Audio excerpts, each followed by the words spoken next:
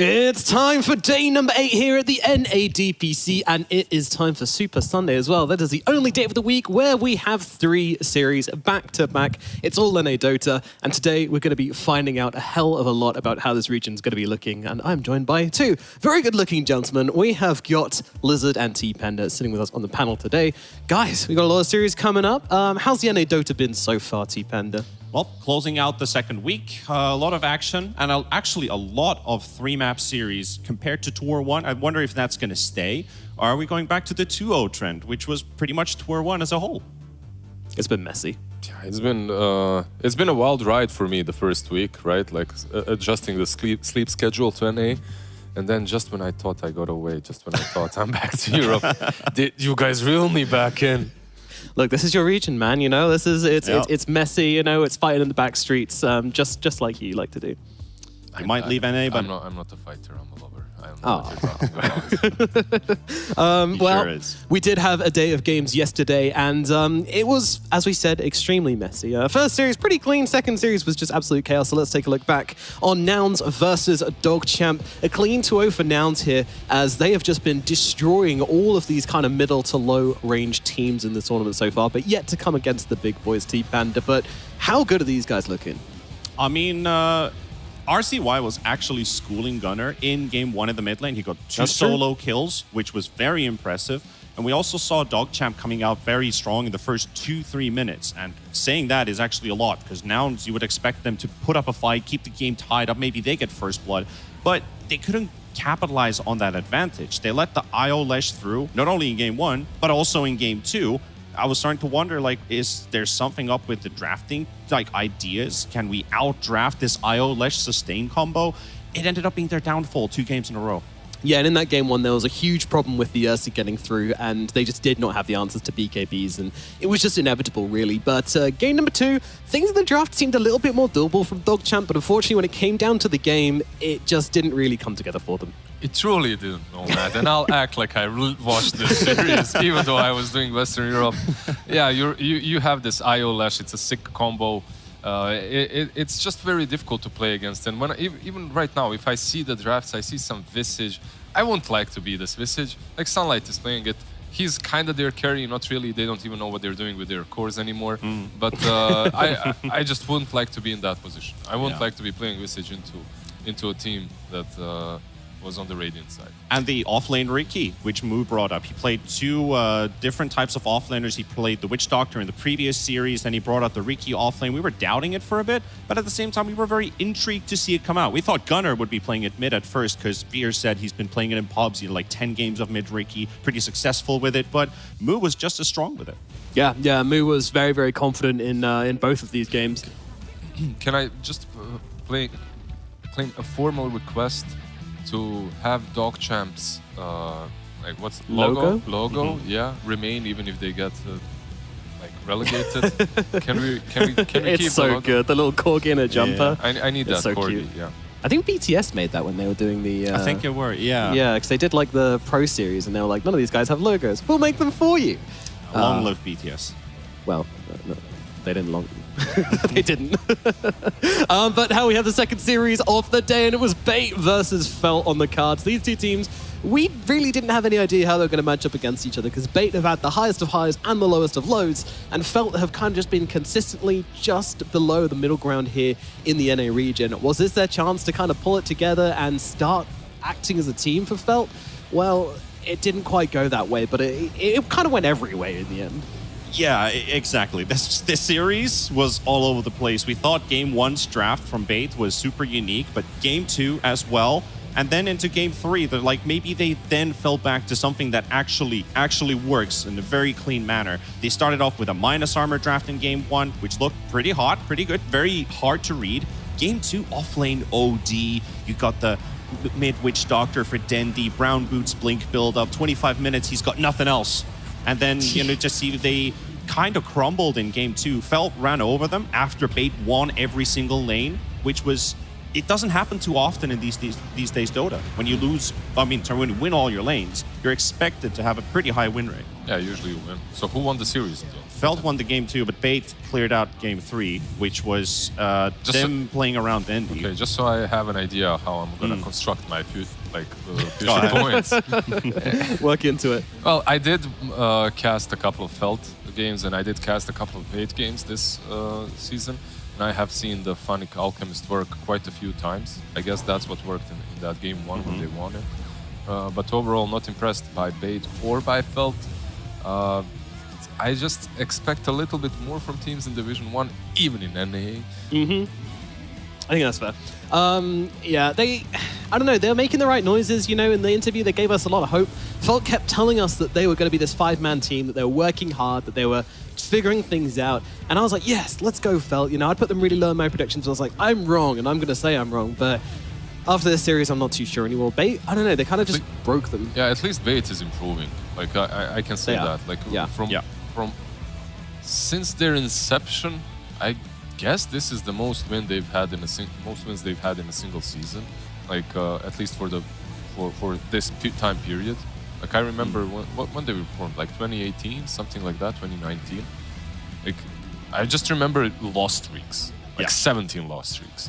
Next iteration of Bait, 18 lost streaks, whatever. It was always like that. But they're improving. This is probably the strongest they've looked. Yep, and the Dendy TA carrying them through this third and final game, which was a nice throwback for a lot of fans and a very nice kind of game to watch just for them to really figure things out, come out fighting, and make a significant point in this third and final game, thus putting them in a not too bad place on the leaderboard, Okay, maybe they're not making that top 3 like they really would have liked, but position 4 definitely looking better than last season. And honestly, like I think they've earned this spot as well, They are feeling like a team that's competitive and ready to kind of try to start to take games off some of these big 3. Out of all of the teams, actually, I feel like these are the biggest chance we have for them to actually kind of start to threaten Nouns, TSM, and Shopify, which is a pretty big statement, to be fair, because those guys have been beasts. It is. I mean, this is the highest standing Bait has had this year. They've been 5th or 6th when they managed to get their first series win in the last tour, and now sitting at 2-2.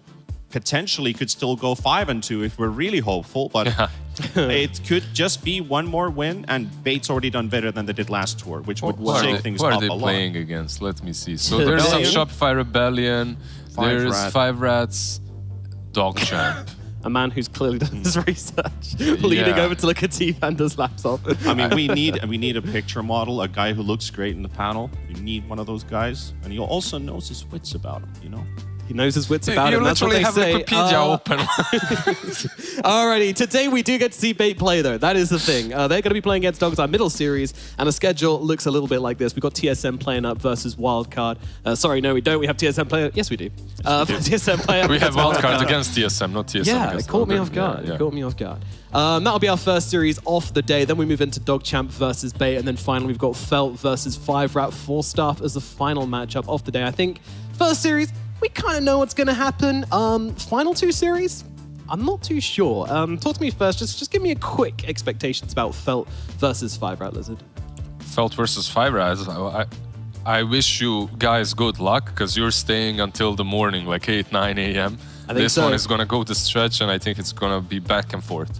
I think you're absolutely right. These two teams look very, very evenly matched. Meanwhile, Dog Champ versus Bait, Panda. Well, I mean, yesterday we saw both teams play. I had a lot of hope for Dog Champ, even if it was a 2-0 versus Nouns. And then Bait was kind of all over the place versus Felt, so anything can actually happen in that series. I'm hopeful for Dog Champ, but you also want to see Bait win, We do. I mean, I like both these teams, Like, very likable teams. What? NA games, NA panel. How are you this biased? Like, I want to see Bait win. No, they have a great story. I don't know. They have a great story. They have Dendy as well. I can understand it, but also Dog Champ. They're not NA as well. Yeah, they're not NA. Dog Champ are NA. They've got this new prodigy on the team. You've got Bloody Nine, who's kind of like, I don't know. He's not like someone who inspires you to kind of like go lift up your sword and go, you just kind of. He's a man who's seen it all. In his interviews, he just sounds. he's a true NA veteran. I can imagine. Yeah. He's beaten, but also still fighting. Looks just being able to still fight after going through the trenches of NA is commendable. Exactly. Yeah. I love Bloody Nine. He's one of my favorite players in here. But let's see what we thought about these games. We've got the predictions on the board here. What did everyone say about these games? Because I personally, I felt that Bait are probably going to beat DogChamp in the second series. What did you put with that one, Panda? Possible. If you really have to say a team wins this one, I mean, you're going to anger the other team's fans a lot. DogChamp's got a lot of support behind them, and as you can see, it's pretty split. It really is, yeah. This is one of the most split ones we've had across the day, actually. MLP, of course, with a brave wildcard prediction to start things off. Mike, please do your predictions, or I'll keep doing them for you, basically. Lizard, what are your thoughts on the final series predictions from everyone? Do you think 5rat actually are the favorite team in this? Slightly, perhaps. I really first and second series you can kinda imagine which way it's gonna go, right? With quite some certainty. Like this last one is a risk. Like you just flip a coin and that's all it, expectancy down the drain. Alrighty, well, let's move into our first series of the day then. Let's talk about TSM versus Wildcard, because that's the series we've got coming up right now. And safe to say that these two teams are not evenly matched, at least not as we'd hoped. You know, you look at the rosters here, maybe like a year, 2 years ago, you might have said like, oh, well, this clearly looks like the Wildcard roster is so much better. This isn't going to be close, but now I'm pretty sure TSM's just going to smash them. I mean, they've been on a completely different level. They are, and I'm not sure what happened to Wildcard. Like overall, they went 0-3 so far. Every game that I watched or casted by them play, they're just making a ton of mistakes. The drafts aren't sound. The carry isn't truly connecting to most of the fights. Not sure. Like they need to work out a couple of small little things that aren't working for them here and there. Yeah, it's like the draft could look good, but the execution is completely different. It's like, what happened? Where's the disconnect happening? Is it happening early in the game, or do they just get like unfazed by their opponent? They're like poked from their standards where they just can't find a footing. Maybe just go back to full comfort zone. That's I mean, they almost tried that though. Like we had you on the first series. We had Yoar playing as Monkey. What's more comfort than comfort zone? I expected a different M hero, but okay, yeah, sure. Which hero did you expect? The water boy. Oh, Morphle. Yeah. I can't remember if he's played that yet or not. Yeah. But Yes. Yeah. Unfortunately, has been a bit of a water boy. He hasn't really had much impact in these games at all, you know. And this is what we saw from him in Quincy, but it worked in Quincy. They were one of the strongest teams in the region back then, whilst he was kind of the quiet but reliable carry. But now that's not really the case. I mean, why isn't it working this time around? Is it just the game's changed? Yawar is sitting on a 3 KDA. That's the third lowest in the division, and also behind the Sunlight Russell duo from DogChamp, where they mix around who's the carry player. And Tomato is at 14.3. Massive difference between the two players. And Tomato's at the top, at the very top. So you start, he's good with his farming patterns, right? You can see that he's got a decent amount of last hits, but he can't carry the game in the end. He's been playing heroes like the Bloodseeker, the Naga, the Monkey King, the Life Stealer, the Drow. Everything. You've basically tried 6 different heroes with really low success. Are you telling me it's not about killing creeps in this game? What I'm kind of building here is you've got the farm, and then you need to convert that gold into damage, and he's not successful in doing so. So is it the lack of his hero having the gold to damage impact? ratio isn't big enough. It's not big enough. Yeah. Needs to be bigger. Yeah. Master on that lizard, getting bigger. How does he do it? How does he convert that gold into damage? Pick Lina? That's actually a really hard one. Like probably one of the hardest things that a player can improve on, because it needs a mentality shift. Like that actually is almost impossible in my opinion. Like something fundamentally needs to change. Because you can be good, like you can hit creeps, you can manage to not die throughout the game as a carry. But if you do not understand when to join the fights, if you don't have that in you, like if you don't feel it, I think maybe you've been hurt by NA pubs a little bit too many times. Because honestly, that's a pub mentality. Like that's the fundamental pub player for me. Like a good carry player, top 50 player on the ranks, right? Like he can kill the creeps, but he can never convert in pro games. Why? Because he's used to just farming until he's the god of the game in pubs. Yeah. And then he just win. Obviously, Avar is not a pub player. He's been around the pro scene for quite some time. He has, yeah. But kind of like Stonebank in Tour 1, where in pubs, like he was rank 118, 110, so pretty high in the NA leaderboards. But when you saw him in the competitive field, just couldn't convert. It happens, and this team, they've been out of action for a little while as well. These players, at least, have been out of action for a little while. So hopefully we see Wildcard bringing their A game today.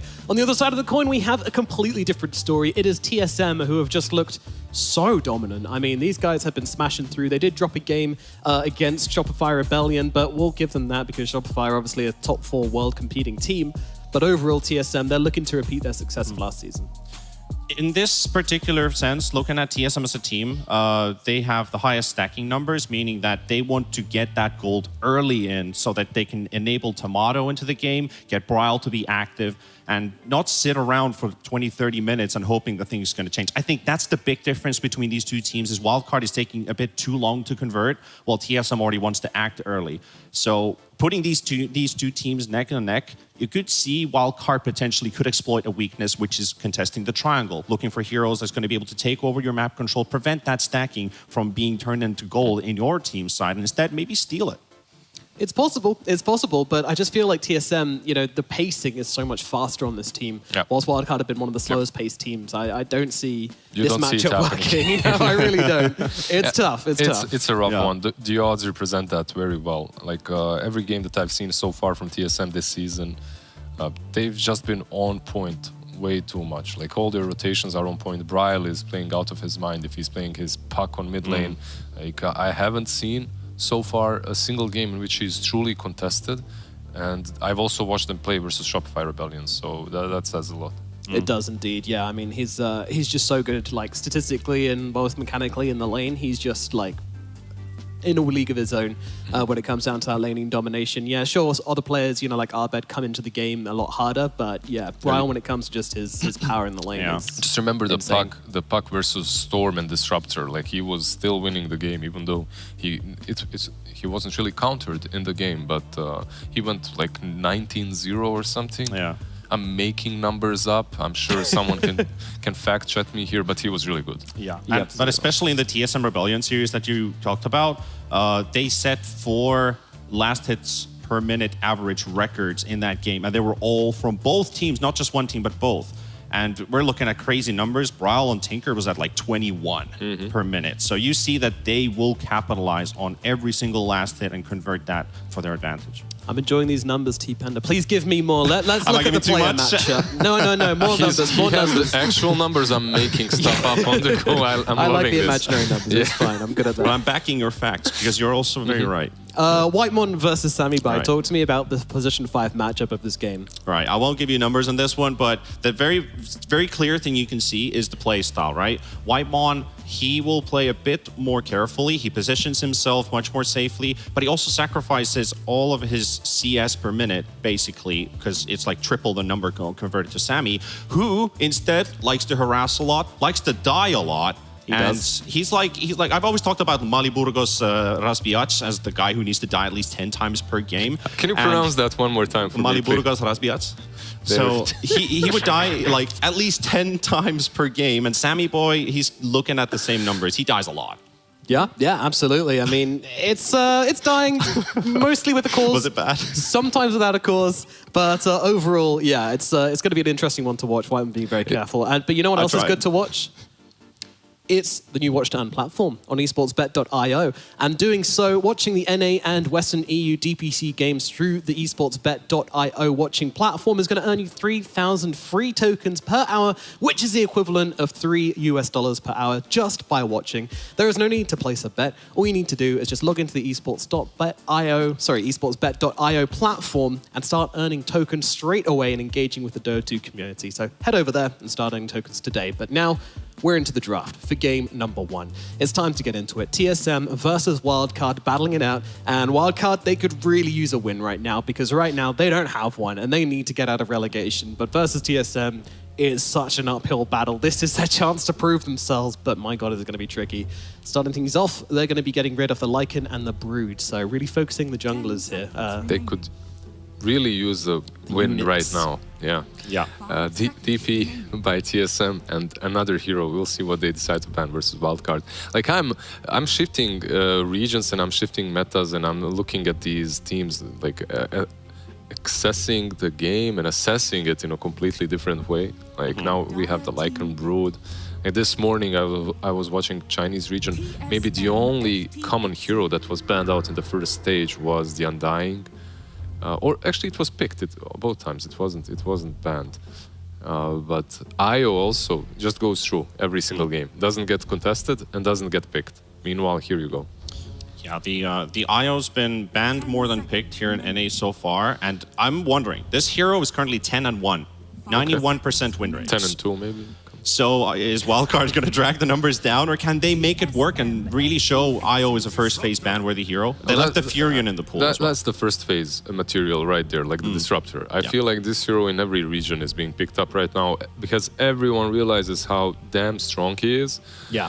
And if you're picking IO into him, you know, you're kind of asking for Disruptor to get picked up. So, TSM. Disruptor's been really good too. Like you see the IO Lash is coming out. Disruptor's pretty good against that. The Storm Spirit first phase picks. Disruptor's pretty good against that as well. He's like a very versatile support hero. Still is. You guys talked about position 5s for a little while. I see Whitemon here, Nomad, and he's not snacking on anything. I know, he stopped. He stopped the snacks. He stopped the snacks during the draft. It's very sad to see. That's why they didn't do that well at the major. Like Maybe. Yeah, we did talk to him about his snacks, but he said that he's currently living with Tomato, and Tomato's mum's cooking him amazing food every day. So he doesn't have to snack. He doesn't have to because his belly's just full all the time. I see. So he's living a happier life at the moment. Maybe. Living the dream. Living the Yeah, dream, yeah. So Leshrac is going to be the option, despite not having the IO TSM. Still feel the strength to go for it. Not really a big surprise either. You know, Briar just absolutely kicks ass on this hero, and Disruptor and Leshrac, it's still a reasonable combo. I think this is the first time IO goes against Lesh in the NA DPC. But we've always seen IO paired it up with, or Lesh has been banned. But in this case, it actually goes against them. So a bit of difference. But TSM's still comfortable with the hero. Doesn't really need the pair up for Brawl to make it work, like you said. It's been very good on the hero. And then, of course, this Shadow Fiend, which has been played by Alone so far. I know Yawar can also play the Shadow Fiend if needed, so you got this flex 1-2. But that's potentially... How do you see the matchup with Leshrac versus SF in the mid lane, Lizard? SF should be dominating here because he has IO. Like, that's why they picked it. That's why this was probably all pre-planned. Leave the Lesh in, pick the IO, get SF after they pick Lesh. Because I've played this exact matchup like, on IO, but I've played it quite a lot of times, and Lesh shouldn't be able to do a lot. Like, Can't reach you. Basically you're converting the SF into a turret very early on. You're feeding him with mana, with HP, so he's able to dish out even more raises constantly.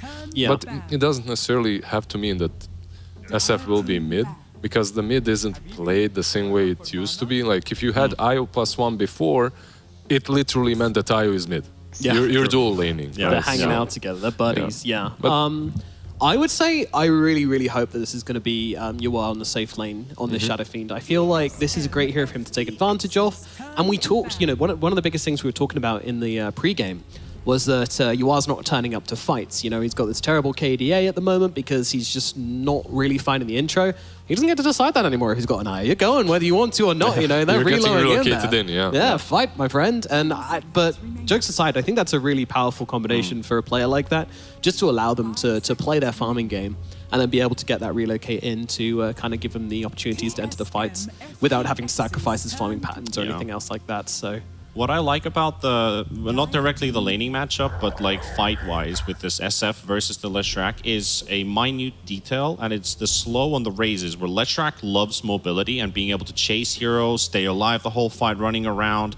The raise slow, the 8-second debuff that was talked about, I don't remember who was casting the game, but brought it up. Was it Cinderin and Mike? But it was actually pretty sick. 8 seconds debuff on a level 1 ability is like, that's crazy. So that hurts Leshrac a lot. For sure. Yeah, but TSM already kind of covered themselves against the SF carry with the Primal Beast pickup. Like this is one of those that can backfire in the lane a little bit if it's an offlane Primal. Like you can still get raised down, But if your dual lane is strong enough, you can also just get on top of SF, eliminate him. And always throughout the game, you have this hero that gets very close and personal to the SF. Yeah, you can't raise fast enough when he's running at you. Exactly. Unless you get an Arcane Blink, and then... And you're, yeah, sure. The perfect plan. It really is. Perfect. Yeah, we can call it that way. Yeah, it is. I mean, so far from TSM, the draft looks pretty solid, well-rounded. Wildcard as well. What IO and SF, they haven't really given us a lot. What do they need? They need some objective taking. They need some control here. I believe that's probably the... Clockwork would make a lot of sense as a Primal Beast counter. But this could just be a support snap by the looks of it. If they do want to play the IO and the SF at the safe lane, you can put snap as a 4. Can still flex this hero around a bit. Not sure if Lil Nick wants to play it off lane, or do they just prefer MSS bringing it up? They both play it. I think 4 snap here is probable, very solid. You can now open up with, you can finish, your second picking phase with an offlaner. Anything that's frontliney, like I see a Beastmaster still left in the pool. I like it.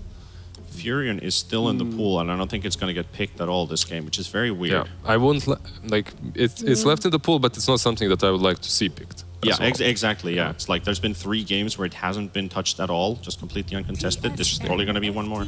Mars is also fine. I like this. I love this. I like this duo. Yeah. We're simple, you know. We see this combo and we're just like, I'm on board. I'm on board. Let's get some arenas. Let's get some globs. Even if it loses, like, I'm happy they picked. It's a good duo. Yeah. Why not? It's pretty solid. It's not only a good duo, it's good with the SF as well. It's good with Relocate. IO and Mars, if you want to lane it that way, is also pretty damn solid. So you can do that too. There are some downsides. Like, there's a lot of AoE damage coming from TSM. There are 3 heroes that don't really care that much about the arena. Primal is obviously getting BKB as his first item, and the other 2 are still doing everything that they can do, even if the arena is planted. Here's the thing. You don't get the BKB. You deliberately get speared, and you move so fast with Trample, you just like insta-kill someone on the way past. I'm a genius today, I'm gonna say it. I'm on something. What's happening to you, Nomad? Like, you're full of amazing ideas. Now that I kind of compiled TSM's draft together with his Faceless Void pick, honestly, I was thinking Ari, who's played 3 heroes so far, he's probably going to bring something new. I think he's now on the Primal Beast with this Faceless Void pickup. He's only played Rubik, Monkey King, CM. That's all. And he's pretty much won all of them. Okay, so you're expecting... I mean, I was expecting it to be the 18th, but then again, it's like there are not too many great 18th pause 4 picks. You know, you can flex it after when you see the final phase come out, but I'm actually happy with the Void. He is against an IO again, so there's always the threat of relocate save from Chrono, but you do so much damage so quickly. So SF's a glass cannon, easy kill. Snapfire is somewhat soft early on, but Void also lacks damage early on, right? So he scales up later on with his talents, and especially non-BKB targets. Mars is a bit difficult, but the lane's okay. He does survive because he has the jump. If he didn't have that, he'd be fucked. Like, Snap Mars is really annoying to play against us with Void. Yep. Yeah, it's an interesting pick. I think it comes down to comfort zone as well. It doesn't strike me like the most amazing Void game just because of the reasons you just mentioned. There's an IO against you. If there's a save and you're relying on the Chrono, the game becomes a little bit more difficult for you, obviously. And you don't have the burst. Like, there's no Chrono plus Skyrat or something similar. And wildcards just pretty much banned out like almost the entire hero pool Kasane has played so far. So one thing, is he a Magnus player? Do they want to play the Empower Void combo? Or is it just too bad these days? It feels like every time I've seen it, and Fear just keeps ranting on about it, that Void Magnus, why you guys do this? And I'll also start thinking the same thing, like 3 Magnus, what does it actually give to your team? Well, he gives you some utility, Empower, like he can start things off, like you'd have 2 big cooldowns instead of 1. You don't have to layer them. I've seen teams pull that exact strat off. By the way, when you were mentioning Prophet, I wouldn't have minded it for TSM. If you I was wondering that as well. If you put Primal on 4, then the Prophet actually works, and it doesn't feel that bad at all for them. But for Wildcard, it was a bit sus. Yeah, and it was again another hero Kasane has played so far in the offlane. So I think the only one he's played so far that's still in the pool is... No, but the DP was first stage banned. Okay, so he's going to have to bring up something new. Tidehunter is there, but Side's not like the one I'm thinking of here. Is it entirely possible that we have Primal Beast on the 3 still and we get the Ari Rubik? It's possible. Wait, Rubik's still there. Okay, interesting. Yeah. Yeah, okay, that's a hero that Could work, in yeah. any other region, I wouldn't see it go through the first picking and banning stage. But Yeah, it's pretty But it could crazy. go through. Yeah, it's all the way through now. And Ari said he absolutely loves playing that hero. He's never going to get bored of it and will play it every opportunity he can. Yeah, so Primal and Rubik also really strong lane into the SF. To win a game with a 24th Rubik, that is spicy. Yep. Strange that it got through, but nevertheless, I mean, it does seem like Wildcard have a different read, though, as they banned out the Visage and the Prophet, so they think it's going to be a 4 Primal. They think it's going to be Ari on They're this also hero. thinking about TSM and what they need, like, as not necessarily a single hero, but as an idea. And you can see Prophet and Visage, they're leaning in the same fashion, like low cooldowns, constant aggression, constant push from the offlane together with the Lash. Right now, the Void is one of those, I'm just going to chill and farm up.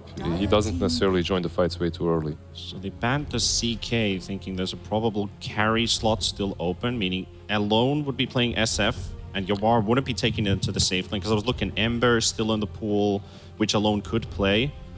Do you think they want a last pick mid here? Because they already see the Lesh is there, but it's still a bit of a flex. This could even be a mid Primal Beast he has to play against. It's still very flexible, I would say. Very open. Yeah, they could go in any direction, and they go with the OD, which is not bad. Like, you have frontline with the Mars. The laning itself might be a little bit difficult, but then you have 2 saves now into the Chrono, not only one. And not only versus Chrono, versus Static Storm too. So this OD pick, it looks so good on paper so many times, and then you see it in the game, and it just gets ran over. And it is wildcard, you know, they make sensible drafts, but what's the execution going to be I like? was just gonna, literally, just get anything that just runs at them. Yeah. Pressures the map, sends all his minions up front. I was looking at like Carry OD, by the way. Yeah. Oh, okay. So I thought SF would go safe, but no. Alone's going to continue with the SF. Wow, I was so excited to see you are playing Shadow Fiend. I was so ready for this, you know, like genuinely. And also, just because it's a throwback, because, you know, back in the day, they used to talk about it. Samael and Yoa used to just play Shadow Fiends 1v1 all day, non-stop. Yeah. And I was ready to use that point, and now I'm just shoehorning it in regardless. So what can you do? It's a heavy damage combo in the safe lane, though. When you got this OD with the Snapfire, I think Wildcard can actually fight pretty well against Kasane's Beastmaster. If this was any other carry that kind of just feels like, I need a support who brawls with me, maybe like an Ursa or something, it's like, maybe we can battle. But this OD gives you a definite setup, at least in the lane. So it could be a good safe lane for them. Just this SF versus Leshrac. How much does Alone actually get out of this lane? Can he snowball? And what's Braille Leshrac? He's just going to run over the game again. All right. Well, based purely on the drafts, Lizard, flex your right bicep if you think that TSM are going to win. Flex your left bicep if you think Wildcard are going to win. Oh, good. The right one is a bit bigger. You're welcome. Nice. I'm not going to ask you the same thing. Yeah, I don't have any biceps. Come on. I'm not going to argue like Flex. that. Alrighty, it's time to get into the game. It's time for game number 1 between TSM and Wildcard, and we've got Lyrical and Kezu on the mic for you guys. Oh, God, we're over here just, getting ready for the game. That's really strong. There's nothing. That was good. A little bit. You guys ready for some Dota? It's going to be happening right now. You ready? Yeah, I am ready. I feel like any region, I cannot escape it. It's the last region I played in. Didn't work out, but now I'm here casting it, so hopefully it will be more fun. That's true. I don't even remember what team you were last. Quincy Crew. Oh, right. Yep, that's me. Oh, my God. That was a long time ago. Y'all were on the team at that point? Yep. Okay, how did that go? Not good. Okay, he's on Wildcard and you're here. As we get ready to go into this game number 1. Wildcard looking for the win and getting out of it with a last pick overall Beastmaster. I think Lizard touched on this a lot, but definitely interesting to be able to get that hero so late in the draft. Yeah, so first of all, Kazane, Beastmaster is some Monka stuff. You don't really want to give it away. When I met this guy in my pub first, I thought it was a 3-3 Smurf account. Wow. And at some point, I heard 3-3 say that he learned a lot of how to play Beastmaster from this guy. And he just got it last pick in this game, in a very good Beastmaster game. So I feel like TSM should be pretty happy with, how their draft turned out.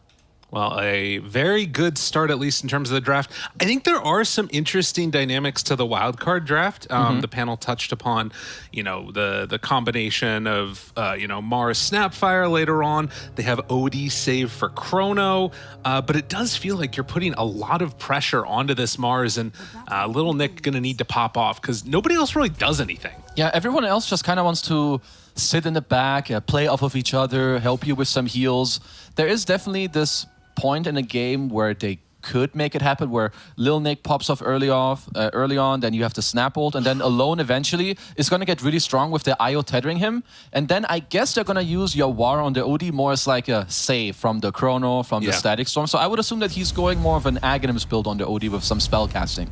Well, that'll be something to watch for, and less of the Meteor Hammer shenanigans that I'm seeing all over my pubs with every hero, to be honest. Yeah. How many Meteor Hammers are we getting at this game? This game, I think we're safe with one. Yeah? Yeah. You think it's going to be Little Nicholas? No, it's going to be Yawar. Oh, Primal? Dude, Ari already has... What? He's not queuing it, right? You're trolling me. Oh, wait, somebody had the It's crown. Yawar. Okay, Yawar. yeah. I mean, I guess OD is unplayable without Hammer, and it got buffed, so no matter what build you want to go, it's just too good to really pass up on. So yeah, I can see it. Kasane chasing around Samson a little bit here, and you saw there the build that he's going for too, the Bassi to start. Kind of an interesting little thing to do on this Beastmaster with taking those axes early on.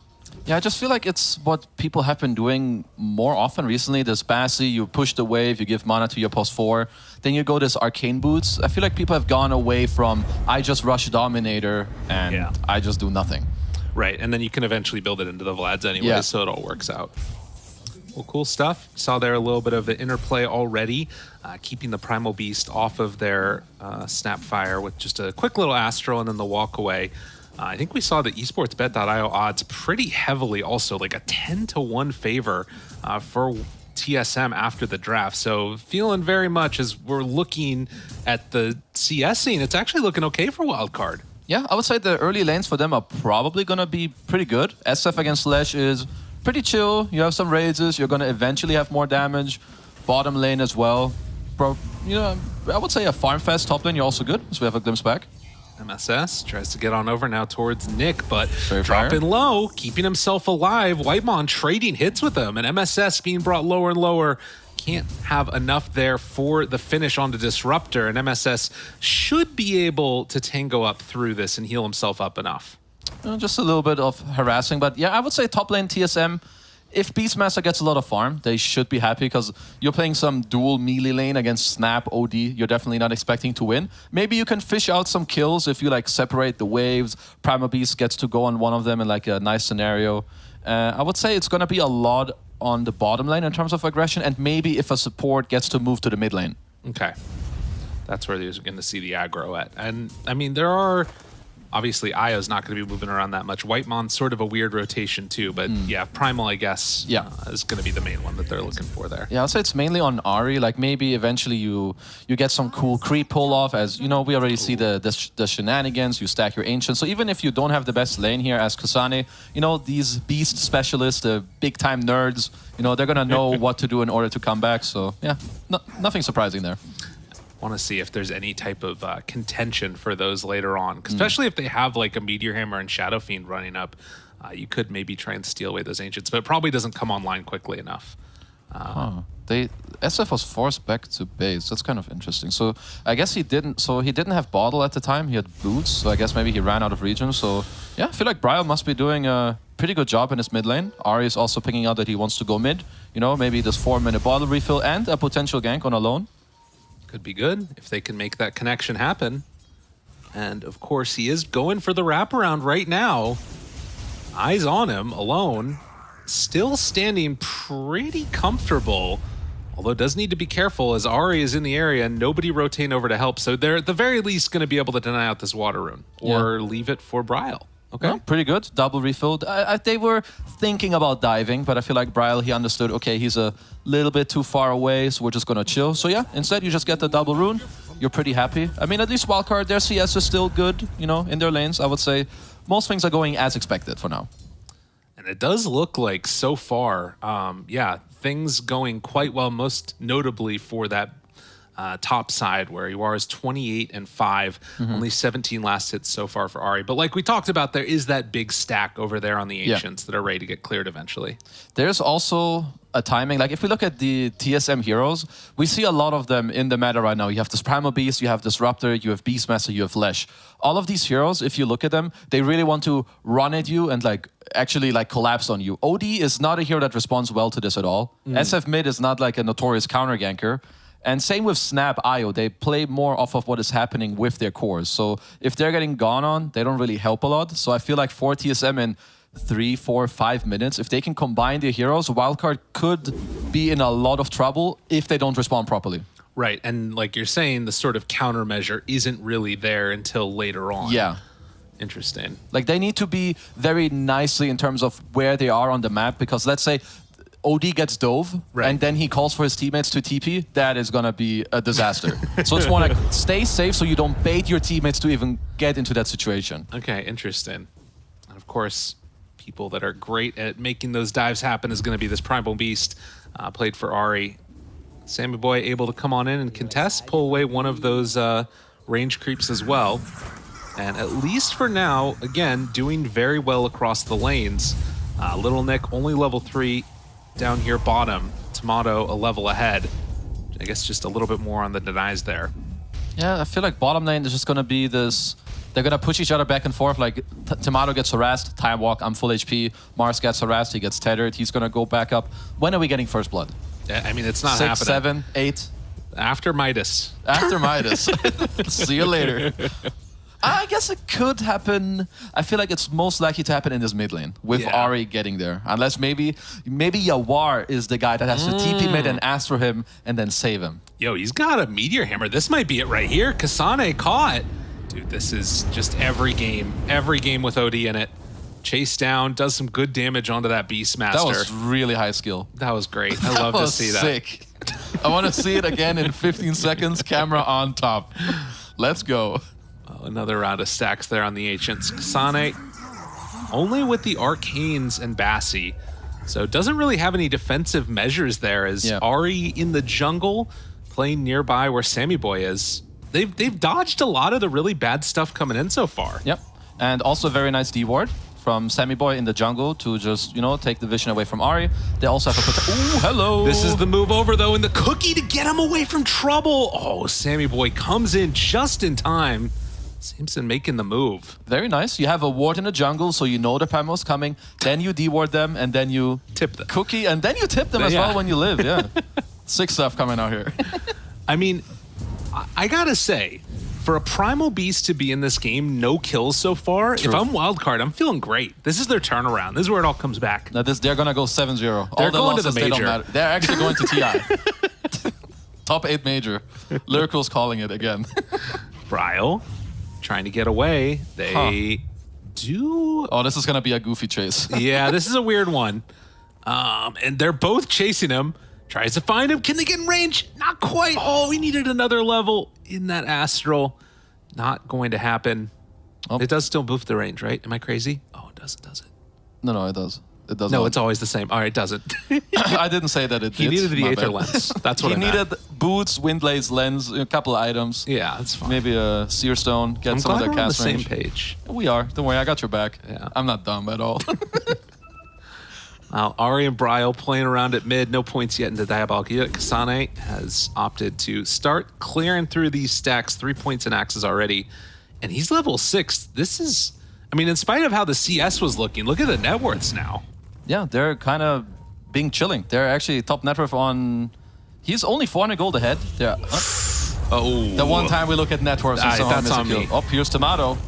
MSS tries to get away. But that is going to be a dead IO. So they bring 4 heroes mid. And immediately, that is going to be a pretty quick blow up.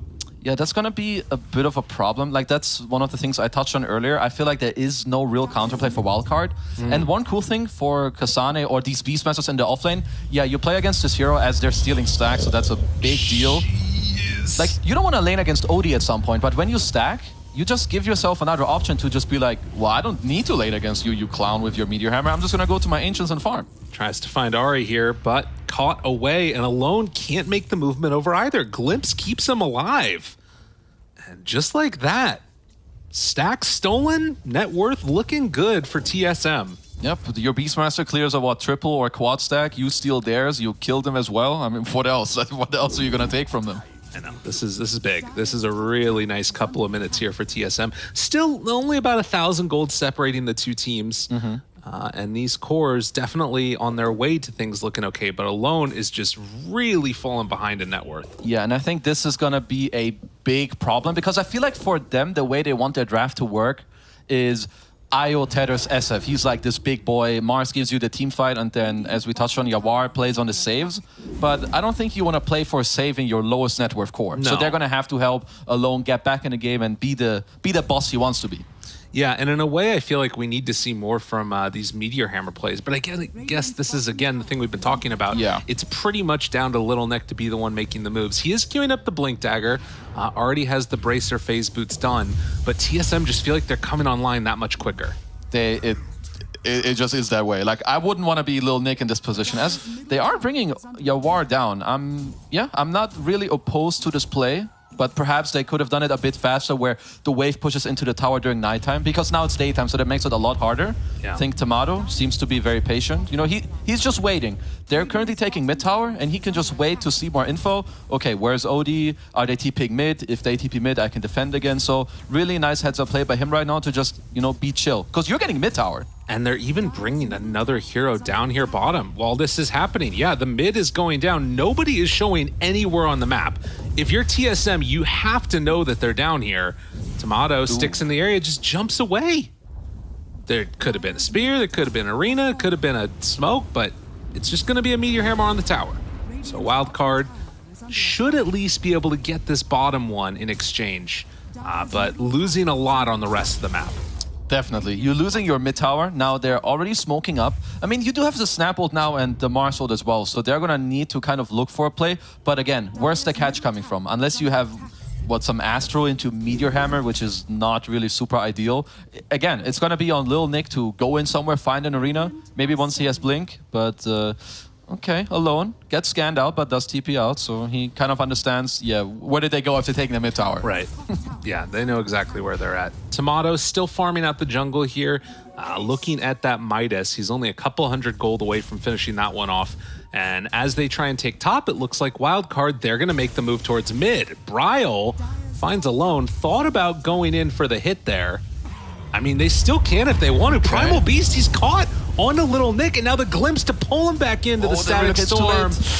And yeah, that relocate was not able to get there in time to keep him alive. So MSS is going to have to give up his life here, as there is just, maybe he can get to Samson. Okay, let's see. Don't move away, brother. Don't move away, bro. Come back. And it's enough range. Okay. He made it. MSS was shaking his head. He's like, these idiots. How did they not kill me? I agree with him. I mean, nice getaway. Sammy staying around. Looked a little weird at the start, moving away. As Tomato, once again, you are very happy in this game. You have your 2 net worth cores that are going to make space for you. You have the Midas. You also have Kasani, who's going to pump you out with all the auras. Bryle about to finish a Bloodstone. As Lil Nick is... They're looking, but you can tell that it's really hard for them to actually just get a play going. They need this Blink so badly. They do. It is everything for this lineup. And just really difficult to play Dota when you don't have that initiation. But when they have it, it does feel like that's going to be a pretty long window where they can make stuff happen, because BKBs are going to be a ways away. Yeah, like if they nail their initiation, which, definitely they can, unless, Whiteman's maybe super quick on his fingers with some static, glimpsing some people back, they should be okay. But when you have the Soul Initiator against Faceless Void, it can be weird. Yeah, there is a glimpse back. Tries to find him, and they will. The stomp is there, so Alone going to get Static Stormed even. Oh, it feels bad. Yeah, you can see the esportsbet.io odds even further now into the favor of TSM. I feel like a lot of that has to do just between the disparity of the teams, more so than the position in the game. Yeah, I mean, I wouldn't want to... I mean, they're down 3K, so obviously I wouldn't want to beat them, but their comeback potential isn't the greatest. It's definitely going to... This Mars Blink with the ults they need to hit something with it because playing the map slowly is not easy for them. As Ari. Oh, well, they're going to find him. So this is a decent one. We'd love to get that Lesh. Still have the arena. Drops it now, and Sammy tries to go for it, but the glimpse is going to be there, killing off Ari. He is going to fall. Bryle able to get away from the damage because of that Astral. Okay. And see if they can run him down now. The slow is there. A couple more hits. Still backing slowed. away. Bryle turns around with the stun. Thinks about going on to both of them. No. And then the Chrono shows up. Axes from downtown. Triple kill. That one hurt. Yeah. Yeah, I mean, when you don't initiate like very clearly, it's like, maybe we're going, maybe we're not. You get the spear back as fight isn't over yet. Oh, you're not killing the face is what I think. Ulti? Ulti? He's thinking about it. Oh, he's dead. Oh, no. Yeah, that one hurt. That's a thinking emoji right there. I wasn't sure, did he save somebody with the Astral? It looked like... He astraled someone It was the Lesh, I aggressively, thought. right? Yeah, but it was as the Yeah. ulti was coming in from the Snapfire. Yeah, I feel like they were not on the same page here. Like, first of all, they missed the follow-up cookie from Sammy. Yeah. So maybe he had to, maybe the angle was too weird. You just have to ult to get the kill.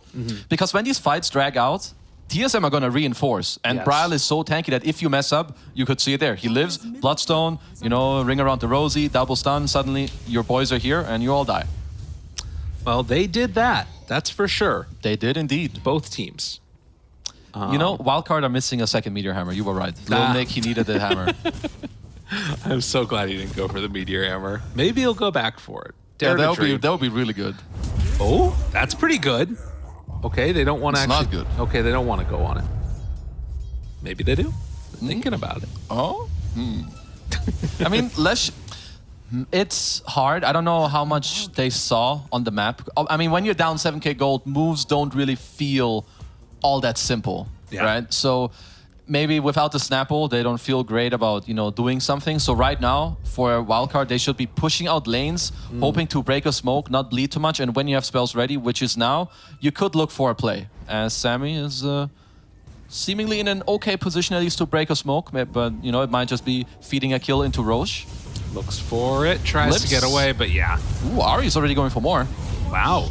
Looking for it, trying to chase, finds him there. Our backs out and Should be aight. breaking the trees. The dinosaur the hawk. cometh. Oh, they find him there. Ari, does he have anything? No, it didn't have it.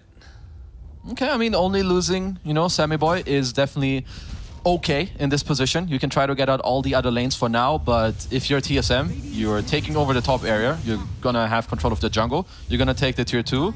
You're gonna take the outpost. You check everything off the list. Then you take Roche, and then they can look for a smoke. So game plan for TSM, very simple right now. And then towards mid, though, Little Nick finds him. The spear is there. Some good damage coming out. Yawar Nice tries static. to do it, but Whitemon in position to break this up. And now the OD is gone. A great Chrono catches onto both of them. They're going to be able to clean these heroes up one by one. MSS hoping to escape, but there is no salvation here. Wait, Little Nick, never mind. Excuse me. The save is coming out in time. Alone finally is going to die.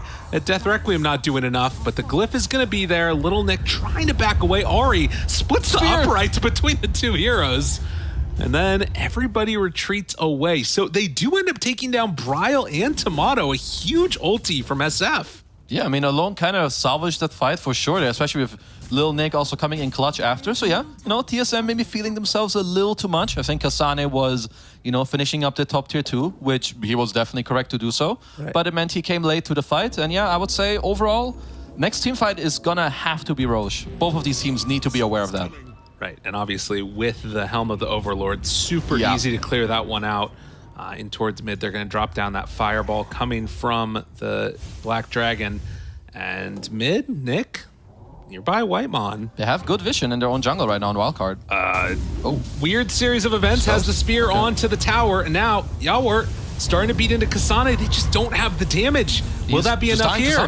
He's dead to him, Kasane! The pack keeps his master alive. Manages to kill off the OD. Dude, when creeps are killing your carry, the game feels rough. And they're going to move forward for Alone, trying to escape, but they have the glimpse, have the catch, and they get 4 dead again.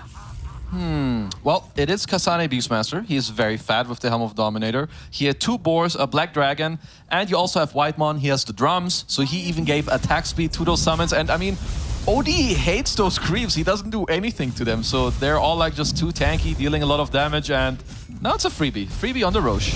Got it. Now Kasane going back for Mech too. He is going to have everything. Guardian Greaves coming up soon. I mean, that is going to be a huge problem. And you can see just like how little damage they're able to do. They need these BKBs. They just need more money. They need a lot. And yeah, for now, all of those things can only come from money. As Sammy, you know, he's not going to get any money. He's trying to get his shard up, which is, I mean, they have too many problems right now. Bryle is a problem. If they don't kill Tomato on the face, it's why he's going to be a problem because he comes in later. Then there's all the summons, and Ari and Whitemon, they're just chilling because all their cores, they have free games. They're just going to make it so easy for them to go in. As they're trying to hunt your war for now. They're like, there's no creeps here. A Midas was used, and they're going to be able to find him. Is it going to be enough after? Whoa, ring around the chrono.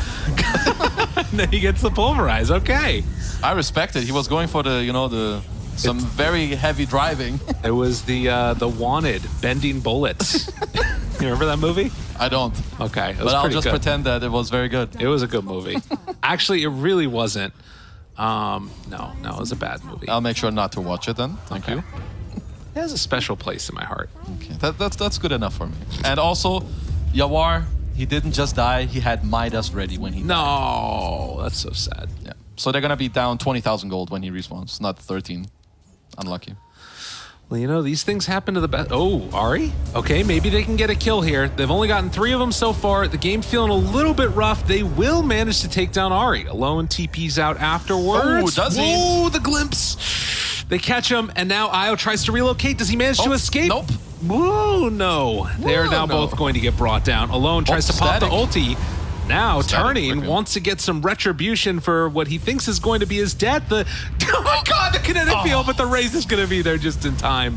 No teammates nearby for Alone, so he will be going down to the combo of Bryle and Tomato. 13k now the lead.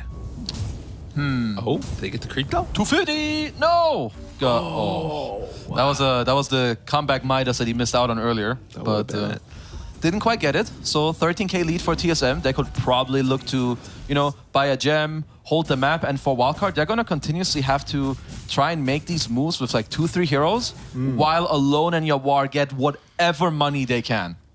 Yeah. And it's hard, but that is their best play on the map right now. I mean, the other thing that's so tough about this too is that you've sort of got like, you know, a hero that when you respawn as Shadow Fiend, you need to be out there getting souls. Yep. And it's really hard to be on the map getting souls and not die. And, well, Yawar now trying to escape, but the trees, they're broken. They find their man. They get him with the pulverize.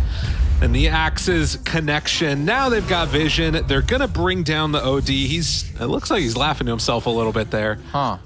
But yeah, it's a rough one. Well, I guess it's the only emotion at some point that you can have when it goes like that. Still laughing. Well, Boots of Baron for the Disruptor. That says a lot. They're very farmed. Yeah, oh, we found him. Dude, what? They just sent the courier through. Oh, little Nick is in trouble. Oh, God, he can't even move. Yeah, is he gonna laugh? I wanna see the cam. Wait, he's living still. He's living. He's fine. He's gonna Dude, this TP is out. Oh, that's a rough death. The little eyebrow raise there. He's not smiling. Yeah. Okay, Insta Smoke going, you know, they want to play fast, up 15k gold. You can pretty much do whatever you want. If you're TSM, you should feel like that wildcard don't deserve anything of the map other than perhaps their own base. So you instantly go back to your own team. Yawar is already getting kind of clapped by these creeps. Glimpse. Yep. Any Astrals? No. Astral after. Jump forward. Tomato finds him. But Yawar going to die. And yeah, that's the pulverized. Nice that is the chrono connection. No save from Io. And this might just be the game, if we're real about it. Honestly, yeah, GG. Yeah, it is. I mean, you have Helm of Overlord, Guardian Greaves. He nearly had a pipe at minute 23 as well. So yeah. Well, one last arena and a TSM victory, looking incredibly good. You can see no sweat off their back. Kasane's like, yeah, I got to play Beastmaster as the last pick. Yeah, you know, Don't worry, guys. I'm chilling. I farm my Ancients at minute 7, get another 1k gold. I have the freest game of my life. Feel like they were all kind of, chilling. I don't know. I think they were enjoying themselves. Yeah, no, it seemed like it. And I think that like you looked at those first couple of minutes. Yep. The sort of CSing things looked pretty okay for Wildcard, but then it like really fell off the rails as soon as a couple of those movements started being made around the map. And I guess the death mid with the Shadow Fiend going down, that one was pretty rough. And then that transitioned into like at the same time taking those Ancients. Their entry into the game is just so hard because, I mean, what are they? So they can't really dodge these devs for like forever. And at the same time, they don't really have any aggressive moves themselves. So I feel like it's gonna kind of happen eventually. Like you can only dodge them so many times. So I feel like, they're gonna need a slightly better draft next game and try to help each other out a bit more. I feel like their draft is a bit all over the place. I mean, they're not doing too hot, but they're gonna have to change up something. Maybe some more playmaking ability out of the mid or something like that. Because it felt like, I think back to like some Alone games, the Kunkka, things like that, where he's been able to like make moves around the map and sort of set them up and stuff. But not the case this time. It was all on Lil Nick's shoulder. And well, TSM is also just really good at Dota. So we're going to head on back to the panel, let them break down the action. That was a game. Sort of. 25-5 was the scoreline there as TSM absolutely dismantle poor old Wildcard once again. Wildcard, they need to come in and make some sort of entrance into this event. And once again, just didn't really happen. You know, we like the draft, but what didn't work about it? What went so wrong in that laning phase, Lizard? I think Lyrical put it the best. TSM is just really good at Dota, and that's it. Like, they're just a little bit better on every position in every lane. It feels like everything you're trying to accomplish and trying to do as Wildcard gets... It's hard to comment on a game where every single move that the team is making is being rebuffed and just countered. Yeah, everything just going better. Like Wildcard, they were in a CS lead with all their cores at 5 minutes, but that's the best part they had this game, when there were no kills going around, everything was calm and chill. And they weren't dying, but they weren't killing either. And then Bryle comes up with a double kill. He gets the first blood and a second to follow. And then basically just mid-game OD, he's bottom net worth. What are you going to do with this core? I mean, it's kind of the same story with an offlane OD. You get to initiate, but then what? Yeah. Then you're kind of just waiting for something to happen. That's the issue, isn't it? It was tricky, but ultimately it just didn't really work out for them. I mean, we saw these cores and we did say, like, might be kind of hard to get out the laning phase, and unfortunately we were right. I don't know, what's the response to Wildcard now? What do they do? How do they recover from this? I don't know. Go out and have a... I think we've gone through every scenario cuddle. now. It's cuddle time. It's cuddle time. Yeah. It's get a therapist, lay on a couch and talk about your problems time. I don't know. Yeah. Maybe pick some cheese. Like I always go, whenever a team is in a really bad position and they're losing all the games, I always kind of refer to the good old, just pick something nasty, you know, pick something perhaps out of the left field, some tinker maybe, you know, something that some teams are successful with.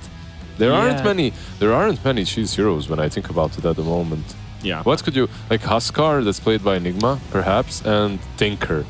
Yeah. I can the cut. Tinker. Yeah. Honestly, Tinker is still cheese always for me. So Always. Yeah.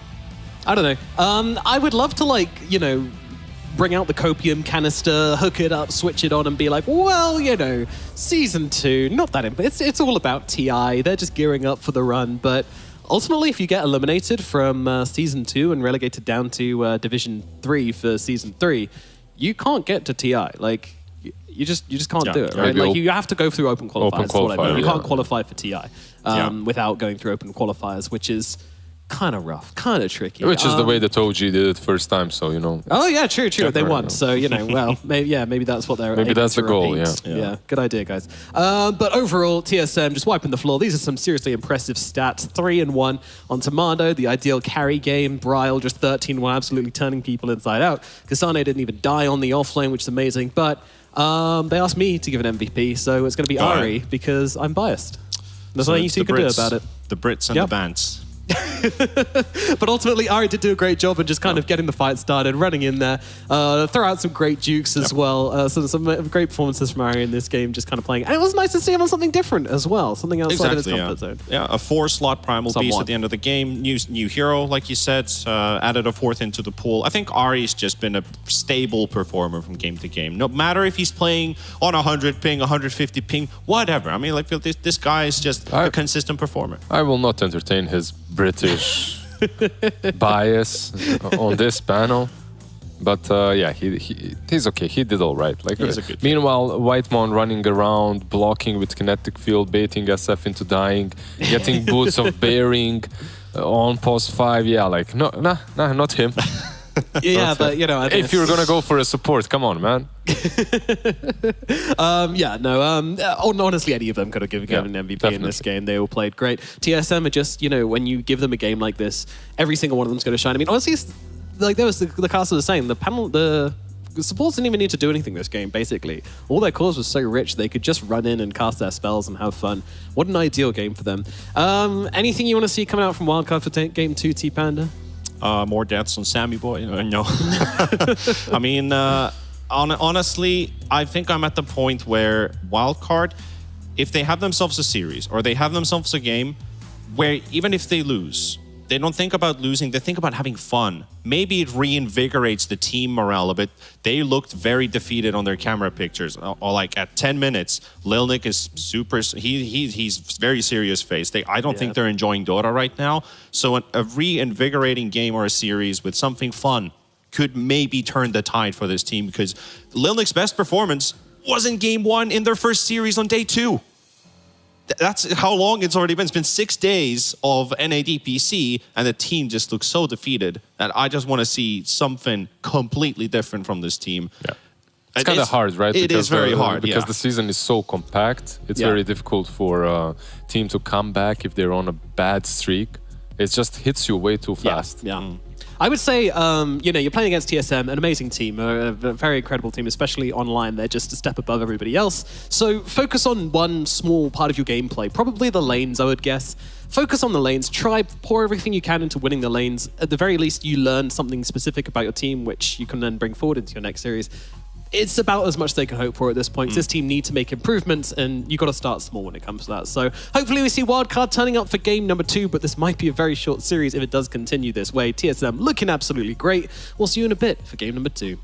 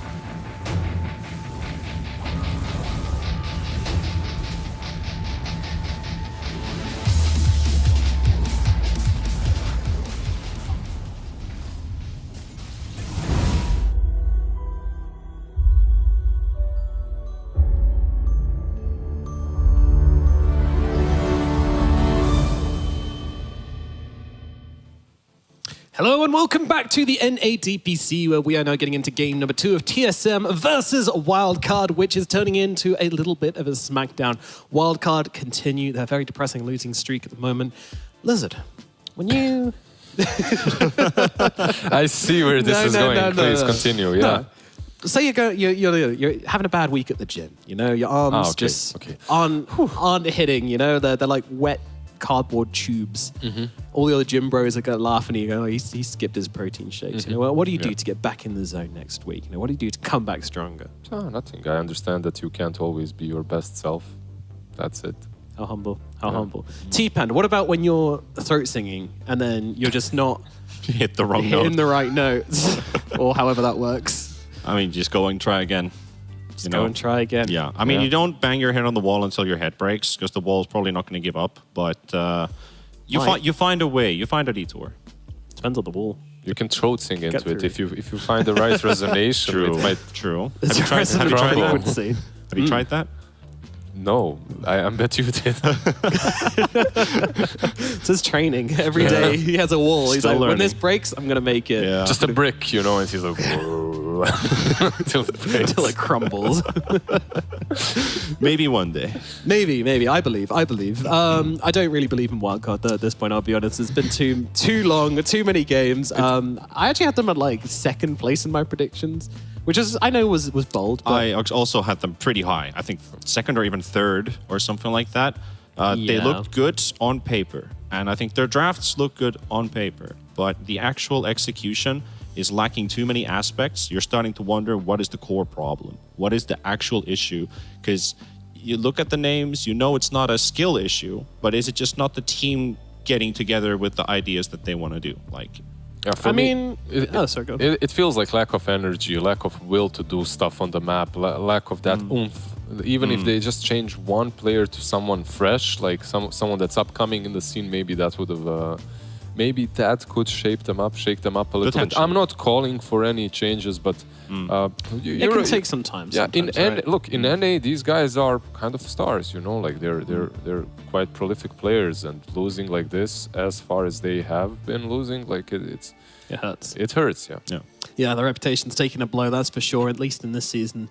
I'm going to need a performance here or in further down the line to gain a little bit of face back. Their next series are Shopify, DogChamp, and 5 Rat 4 Staff. So they've got this series and then the next series, which are going to be pretty brutal. But, you know, again, I hope they just kind of bring just one aspect of their game to really kind of focus on and try and win. Do you like doing the hardest task first or the easiest one? What kind of a person are you two? I like doing the hardest task in the middle. Is that okay? What? What, you do easy, hard, easy? Yeah, it's like a sandwich, you know? You always put the hardest part of the sandwich in the middle, you know? Yeah. I'm down with you. Hard cheese. The gone What off are cheese you? goes in the middle. Toast? Wait, are you saying am I Hard at the toast? start or hard at Yeah. the end? I think I'd have the hard part at the front. I could use Bait as an example here, because what we saw from them in Tour 1 was them getting beaten. Then they win the 2 teams which were the risers from Division 2 to Division 1. And the relief and the sigh of hope and the happy Dandy, like honestly, like relieved Dandy at that point in the winner interview, you could really like feel that atmosphere at that moment. So I think from a player perspective, if you start off strong, like TSM would do, they've been on a roll from the start. I guess you can keep that momentum going, but we always talk about momentums and shifts and streaks. They always end at some point. So when it comes to an end, do you hit a harder wall at the end, which you can't throat sing down?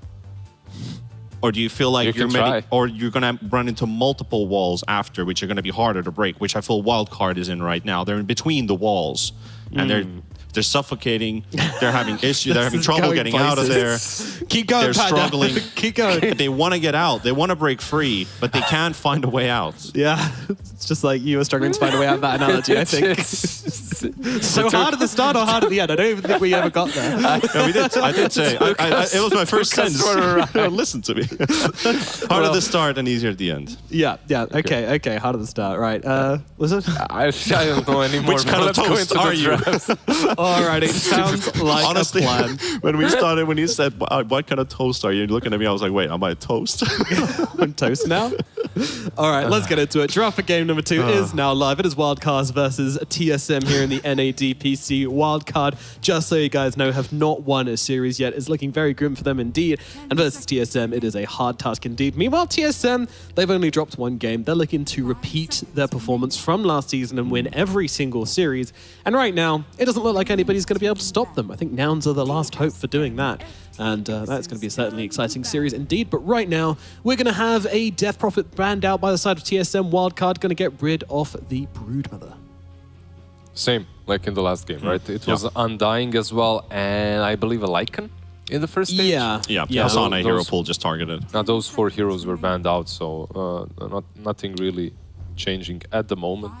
If you're a wildcard, though, you have to change some things up. You need to figure something out. I'm not sure what anymore. Like it's difficult. I've been in the same position. I know a lot of players have been like, when you're on this downward spiral, and then you get to play versus a team that's on a different level than you are. It's just a nail in the coffin, literally. So yeah. So. Oh, both the Undying and the IO banned out this time around. That is interesting because this has been the first pick hero of both. I think TSM and Nouns have both been going for the Undying. I mean, I know Nouns have literally picked IO or Undying. They've only first picked 2 heroes, and it's been those 2 every single time. Yep. So it's interesting how they follow a similar meta. IO banned out because wildcard, they don't want to play against it. They don't want to give TSM the chance to first phase it. So last game they stole it for themselves. This time around, they steer away from it. Yeah, the IO less track is not something you can beat on TSM. Like, international teams were struggling to do that. Actually, now that I think about it, I was talking about the cheese picks. IO on its own, this hero changes the game. And this hero requires your team to practice and scrim a different strategy than what you normally do, because you play the map differently. Everything is a little bit shifted. Wildcard tried that and it didn't work out. So back to basic Dota, I guess. The hard cheese between the toast. Yeah. The hard cheese between the toast, indeed. Why do we call it cheese? What's the etymology behind that, Mr. Analyst? Probably somewhere between. that's I mean, a you're hard probably ball. you're probably reaching for lore questions at this point. Is it from StarCraft or something like that? Because cheese isn't from Dota. It goes way back. Like, people have been cheesing for a long time. Cheese strats. Does it even start? Does it even have its roots in video games? Is it Maybe it has football. He's put his shoes on the wrong way around. That's a cheese strat coming out from David Beckham. I did my country dirty there. That's the only football I could think of. Yeah, I don't think it comes from there. But maybe something similar. Yeah, maybe it's before video games anyway. Yeah. I wonder why we call it that. Reach out to us. Hit us up. We want to know. The only reason I can think about is cheese is usually pretty cheap. So it's like a cheap trick, right? Cheap shot. Not every cheese is cheap, but okay. Yeah. Not every, but in general, cheese in Finland is, maybe. Yeah. No, I think Finnish cheese cheese in general is actually kind of cheap when you think about the history. It is a history reference for sure. But let's not go too deep into that. We got the Primal Beast, and we have the Visage brought up by Wildcard. So Primal Beast, I feel like it fits almost any draft, and you see a potential pause forward. It could be 5. It kind of takes away the idea of the clockwork, right? It would have to mean TSM gets themselves a melee support that kind of struggles as a 5 to initiate, unless you have a core that wants to play aggressive. Very, very aggressive. And Beastmaster is not exactly the type of hero, but maybe like an Ursa-like hero who wants to fight if the support allows you to do so. But it's also a counter to the Primal Beast. So you've got this kind of go-at-you hero, and then Visage, who needs a very good laning stage. Wildcard weren't able to replicate that in Game 1. Can they do it here? Build up auras, get a hero that benefits from the auras, sustain your lineup a little bit through items instead of sustain heroes. I don't know, man. I feel like basically what you're saying is this isn't the strongest laning start which Wildcard could have pulled out, and that's already got me concerned. I feel it's like a strong lane in terms of damage output if you play aggressive. If you can survive. Yes. Yeah, but Which they should be able to, from my opinion. Like when I see Primal and Visage, I don't see a pair of heroes that actually can face that in the lane. Yeah. If you're playing it properly, if this even is a lane duo, is it like some 4 Primal and 3 Visage or vice versa? I'm not sure, but Soul Assumption and Trample and any hero literally is dead. So you Pretty much, yeah. You can't fight that. Meanwhile, TSM also, I believe, are super satisfied. I actually enjoy their opener maybe even a bit better. You have the Rubik and Beast, like the lane itself is strong. Later on, what Rubik and Beast do at the moment, I don't know if you guys have followed any Chinese region, but Beastmaster, my god, it's just running over games. Yeah, I think at the hands of a good Beastmaster, you can pretty much do anything when you approach a fight. You've already got the vision provided. TSM also, I think what helps them a lot with this Beastmaster, talking about vision, they've got like the second lowest warding because they always carry combat wards with them, which is a very big difference to many teams. I look at fights, I've been looking at some of the replays, supports with no wards with them when they're taking and approaching fights. They want to take the fight where they already have warded and kind of hope that they just stumble upon that area. If you have Rubik or your Pause 5 dropping down wards and having the Beast Hawk vision, you can dictate the fight however you want. And having them both in the same draft, you also have 2 stuns. Yeah, and that's something which they've done. It's something which I can't remember if it was Shopify or not, but another team is doing this. And what they're doing is they give the wards to whichever support is going to be deeper in the fight as well, which I really like as well. I think that's a really underestimated strategy. But if you're really focused on getting these fighting wards up, which every team should be really, because it's so integral to winning fights, then giving it to like an IO or something is often kind of scary because he's obviously got other things to do in the fights. Meanwhile, giving it to Rubik can be really good. He's got extra cast range and he can just plonk it on a cliff. Or both of you can carry wards like that. That's also an option. Yeah. So whoever is in a good position, he plants it. You never know where you're going to be in a fight. Like you kind of have a general idea, but not necessarily. But also not super necessary with the Beastmaster on your team as well. Exactly. I like your points though. However, you're always, not always, but you're putting up vision around the areas where you want to have control. Generally, where you want to be fighting anyways. So, which comes first, the wards or the area? It depends. Philosophical now. It comes down to that very game specific, situation specific. An exact answer. I don't like this middle ground nonsense. Usually the wards, and then you take the area. You're wrong. Or you take the area and then you plant the wards. Depends. Depends. But okay, TSM, they're banning out an Ench. That's for protecting your Beastmaster. Even though it's not as great as it used to be, it's still pretty damn good in the lane. Who was it? Baboka. Baboka literally just plays Ench. Nothing else. Like every game that I've seen him play so far, 100% of times it was Enchantress, either right-clicking, going carry, or just being utility. And knowing that you ban the Enchantress gives Kasane already a better lane for the Beastmaster. You know that your boars are not going to get stolen. You don't have to force yourself into the axe build-up. You have to worry about Gravekeeper's Cloak, for example, at some point. When if you go for these early skirmishes, they're not probably going to run into each other in a very long time, these two specific heroes. But always taking that into account, that you don't have max axes when you go into fights. Axes are nice at the same time because you'll probably be getting a lot of stacks around the triangle, so you can always go pick those up, especially if your lane goes poorly. But yeah, okay, wildcard go with the clock. Like they really want to brawl quite a lot. Yeah, just the one I was hoping TSM picks up, but wildcard, I feel like they got a chance to snatch it. Yeah, so the Tusk is still in the pool for the side. TSM have Rubik, that's what Ari will be playing anyway, so they could play a 5 Tusk, but yeah, there you go. I should have doubted myself. Oh, do you want me to take over the hosting and you analyze? Like you're on fire, though. After last draft, I don't think so. But yeah, anyway, Clockwork, I love this hero for a team which is kind of struggling to find their flavor because it's just so easy. It's just such an easy hero, not for you to play, but for your team to play with. You get vision from the flares, you've got that strong initiation, disposable initiation as well, you know? I've been spamming you guys with where I'm and how I'm playing Clockwork, so I completely agree. It's a very easy hero to play. You can even do it on the Steam Deck. You can even do it on the Steam Deck successfully, yeah. Yeah. No, it's fun. Like on Steam Deck, actually, Clockwork is so much fun. It's like a mini game. I just turn on Battery Assault and I walk after people. It's easy games. Yeah, that and Spirit Breaker sounds like it's a good time. Yeah. Spirit Breaker. I didn't try that one out. Spirit Breaker though would be more difficult. Oh, she needs to look around the map. You need to look around the map. You need to select targets to charge, and like you need to select targets to hit, which is probably like So Battery Assault. you'd rather put like skill shotters on the deck. No, just Battery Assault. There's no skill there, man. You turn on Battery Assault and you just run at them. Yeah. All right, we do have a bit of an interesting pickup coming out from TSM, though. They've gone for the Sniper as their 4th pick here, so, something I like to fall back on occasionally. Usually we'll see this in the hands of Tomato, but sometimes it can be in the hands of Bryle if they do so wish, but doesn't seem likely. This is just... Sniper's one of the good heroes against the Visage in the lane.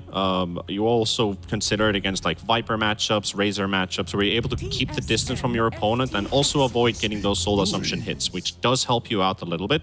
And since there are no silences and no roots, except now with the Furion later on in the game, the Tusk actually excels pretty well this game. So the Tusk Sniper lane is pretty good, and it matches up against what we expect to be either Visage Clock or Visage Primal Beast. And yeah, that's just how I see it. I feel like it's a good sniper pick.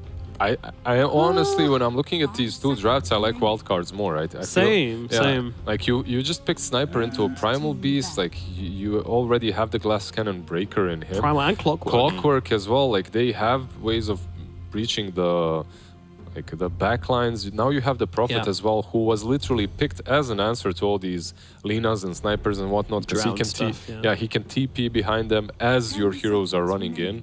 Yeah. Like, overall, I really like Wildcards draft. The only thing that I would like to see from them, if Primal is a 4 and not say let's say mid lane, I would like to see a Spirit from them to round things up, like any sort. Storm, there you go. Like TSM instantly Ember, start. I mean, they could puck if they don't get Ember. Yeah, so Puck, Ember, anything that basically gets in the backlines together with the Prophet, with the Primal. I think you have enough of these tanky boys, enough of objective taking. Just get some burst, get some damage, get some playmaker. Meanwhile, TSM, I mean, they're the next ones to pick, and they really need a lot from this last pick as well. They need a frontliner who's going to be able to like drop in some stuns as well. Like Sniper and Rubik both need an attention seeker in their draft who can kind of be on the front and force people to deal with him and also cause troubles if you don't deal with him. So Pangolier fantastic ban. Again, the drafting has never been an issue for Wildcard. I always like their drafts. Yeah. So what does TSM, all they have right now when it comes to that are Beast and Tusk, but they kind of do a good job when it comes to frontlining, so I don't think it's that bad for them. Okay. I mean, they banned out one hero that I would have liked to see is the Bat Rider on the side of Wildcard. That leaves me hoping for a bit of an Invoker here on the side of TSM. Spicy. I can see it. It kind of gives you that same kind of tempo control, which you were asking about. Gives the Sniper a chance to kind of reposition in the team fights with the Tornado, assuming it's going to be crossworks, which... I mean, TSM also, you have to pay attention that they don't have last pick, so... Actually, yeah, they banned out Puck. Tinker for Bryle? DK. Okay, so we still go there. They banned out the Storm, they picked up the Ember, so... Right now, even putting Primal Beast mid maybe is an option for Wildcard. Could work. It's not bad. Let's see what they opt to go for. Because banning out this Puck when Storm is banned out, was a rough. Okay, so they're switching things up a little bit. Is this like a Prophet off? It's mid-morph. It's mid-morph. Look, like morph into Ember overall isn't really a bad morph matchup. Like, historically, Morph was one of the answers that you want on safe lane when Ember is mid. Or you can even lane into him. Like, it's pretty damn solid. You don't care about Tusk as well. Overall, you feel pretty damn uncontested this game. The only problem is it's on a greedier side. So if your lanes go poorly, like your whole lineup will once again, 25-minute mark, be just destroyed. Yeah, Shadows of last game where Lil Nick basically needs to have a really outstanding game to be able to be that kind of big hero which can control the game until you are alone can come online. T-Panda, closing thoughts? A bit of a similar idea in the situation for Wildcard. I feel like the lineup that they played last game has some similarities to this one, that they need to come strong out of the laning stage and survive a period of time until they are strong to fight back. It's just like game one. They were taking a beating, after the laning stages ended, and then it's like, okay, are you strong enough to fight back? No, it didn't happen. That's why I believe more in TSM. They have more tempo. Yeah, I mean, I think it's a pretty tough game for Wildcard to hold on to, but hey, maybe they make it to the late game. I don't know. All I do know is that it's time for TSM versus Wildcard game number 2, which means it's time for Lyric Kezu. Oh, I love that. That was wonderful right there. Beautiful. You know, I do have a little bit of information for those of you that missed the beginning of the draft. They were asking about the origination of the term cheese. They were hoping to see some cheese stuff. Okay. Just so you know, you guys were right. It is from StarCraft. There was an OGN commentator that said in Korean, they used to like shorten the words down. So it used to be originated from the word cheaters.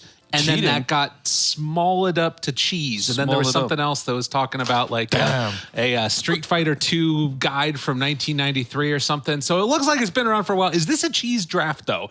What do you think? No. I would say that actually this time around, Wildcard have a draft where they should be able to get to play Dota after the first 10 minutes. Like the game won't just be over. So I do like that.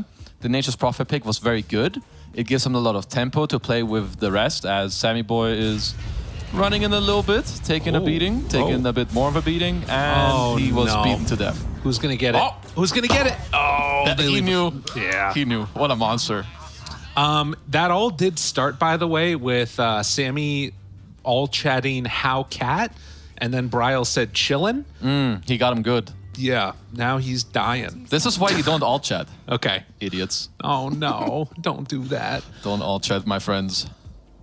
Well, it is going to be a lone play now, that mid-morph lane again, like the panel was talking about. But you think that they have what it takes sort of to play some good old-fashioned regular Dota. They've got some timings that they can try and exploit. I would say it's definitely better than the last game. Okay. I like, in a way, how they responded to the sniper. With the Nature's Prophet, he can like speed up the game, help Lil Nick up top, take some towers. But I still feel like Kasane on this beast hasn't really been addressed. So for Wildcard there, I feel like they're more about the lanes. I need a lone to pop off mid, as MS says. Gonna get sharded off, but should be okay. It's a good chunk of damage there. So you think the lanes then? Yes, like when you last pick Morph in this game, when you already have the Nature's Prophet, I feel like you give up a little bit of draft integrity and like playmaking in order to get this Morph against Ember matchup, because you think, I'm gonna own this lane, I'm gonna turn into Ember, and I'm just gonna pop off. Right. So if that doesn't happen, then you're going to see the draft really crumble. Yeah, I agree with that. That definitely feels like Alone needs to be having a really good time this game around. I would say that in terms of playmaking abilities, I do like what the supports in particular Wildcard are bringing to the table. Primal Beast, Clock, both of them very capable of starting the fight, which is definitely not what they had last game. For sure, as I'm just watching MSS taking quite a beating up top. I think they have Orb of Venom on touch, so he might just be a goner. Yeah, he goes down again. Oh, Tomato, sticks. Should be fine. He'll be able to get out of there. Yeah, and that's the thing that I think I like the point that you made too about the Nature's Prophet against Sniper, because I was thinking like Drow would be kind of cool, maybe, but then I thought about it. It's like, okay, well, there's two different heroes that can get on top of you with the Primal and the Clock, and with Tomato, if he goes Hurricane Pike, if he has Shard, he can kind of keep his distance from those two. But then afterwards, there's that Nature's Prophet TPing in and just trying to take down Tomato. Yeah, like oftentimes as I'm watching a pot 4, pull some creeps at the tier 3, guys. Nothing to see here. Don't worry, Sammy Boy, you know, these guys are not griefing. They're trying to connect the waves at some point. What is happening? Let's see. Ari's like, no, stay away. I don't want to be here. See, this is what I mean. Like nowadays, these guys, you don't lane anymore. You're doing some creep shenanigans because AOI 2000 joins this team. He's like, guys, I have this really nerdy stuff. In my last 3 teams, no one listened to me. But you guys, you will listen to me. And then people figured out, damn, this shit is broken. It's so good. And now, I mean, it's been Dota ever since. Thank you. Thank you very much, Aoi. Appreciate that. Yeah, everyone flame him when you see him. Thank you. Yeah, he probably don't. He's a nice guy. Yeah, don't. He's honestly very nice. Except when he does this. Yeah. And breaks our game we love. Yeah. Flame him again, by the way. Yeah. But yeah, the lanes all over the place. Dude, actually, there's like 6 lanes in this game right now. There's one here. Yep. There's one down in between the tier 1 and tier 2. There's 2 up top. So that's 5 lanes, I think, between it. Yeah, the only ones that are mid. actually playing against humans right now are the mid laners. The other ones, they're just, oh, I pull some creeps and make sure you get the last hit. Damn, some high skill. Maybe that's going to be the new patch. Instead of having 3 lanes, there'll be 5, and then you can just have each person be a 1v1 lane. Well, suddenly you need 5 gods in just like last hitting and harassing. Yeah, okay. Spice up the game, why not? Maybe you'll make a comeback. That'd be cool. Damn, that would be sick. Yeah. I'm back. Let's see it. Samson able to disrupt that pull. There's stacks going on in the Ancients. So Kasane trying to build up that nice little injection of gold for himself later. But he is getting ran down by Samson a little bit. Oh, good job getting that boar in there. They get it. Beautiful. I mean, at least nowadays with the, double damage from battery assault, it makes Clock not as bad against these enchanters as Beastmasters. Vivemon. Onslaught in, finds him for the kill. It's Little Nick actually gets the last touch, and MSS taking a lot of damage, tries to juke to the side, but the right click is going to be there, so another death for MSS early. Tomato, a great start. He's having a really good start. His CS is good. Top lane, Lil Nick definitely struggling in the CS department, so this kill definitely helped him a lot. He gained like 200 net worth. That's basically the equivalent of what the CS has given him in this game so far. Right. So, yeah, important trade for them. But Tomato, happy himself. And Ari, he might just be in trouble. Samson keeping that chase on, still regenning through it, but it's going to be enough. I mean, Lizard was talking about it, right? You pop battery assault, 0 skill, just run him down. Maybe he's playing on a Steam Deck. Who He might knows? be. I mean, I couldn't tell from this play. Use promo code Lyrical to get the lower price on Steam Deck. Damn, that's a sick code. How many have you sold with that code for now? Absolutely nothing. I it's don't okay. actually have a code. I'm just lying. I'm sure you have one. No. Make one. Okay, I'll do it. Get in touch with me, Valve. Take a share of the profits. Don't worry. 18 and 10 on the sniper.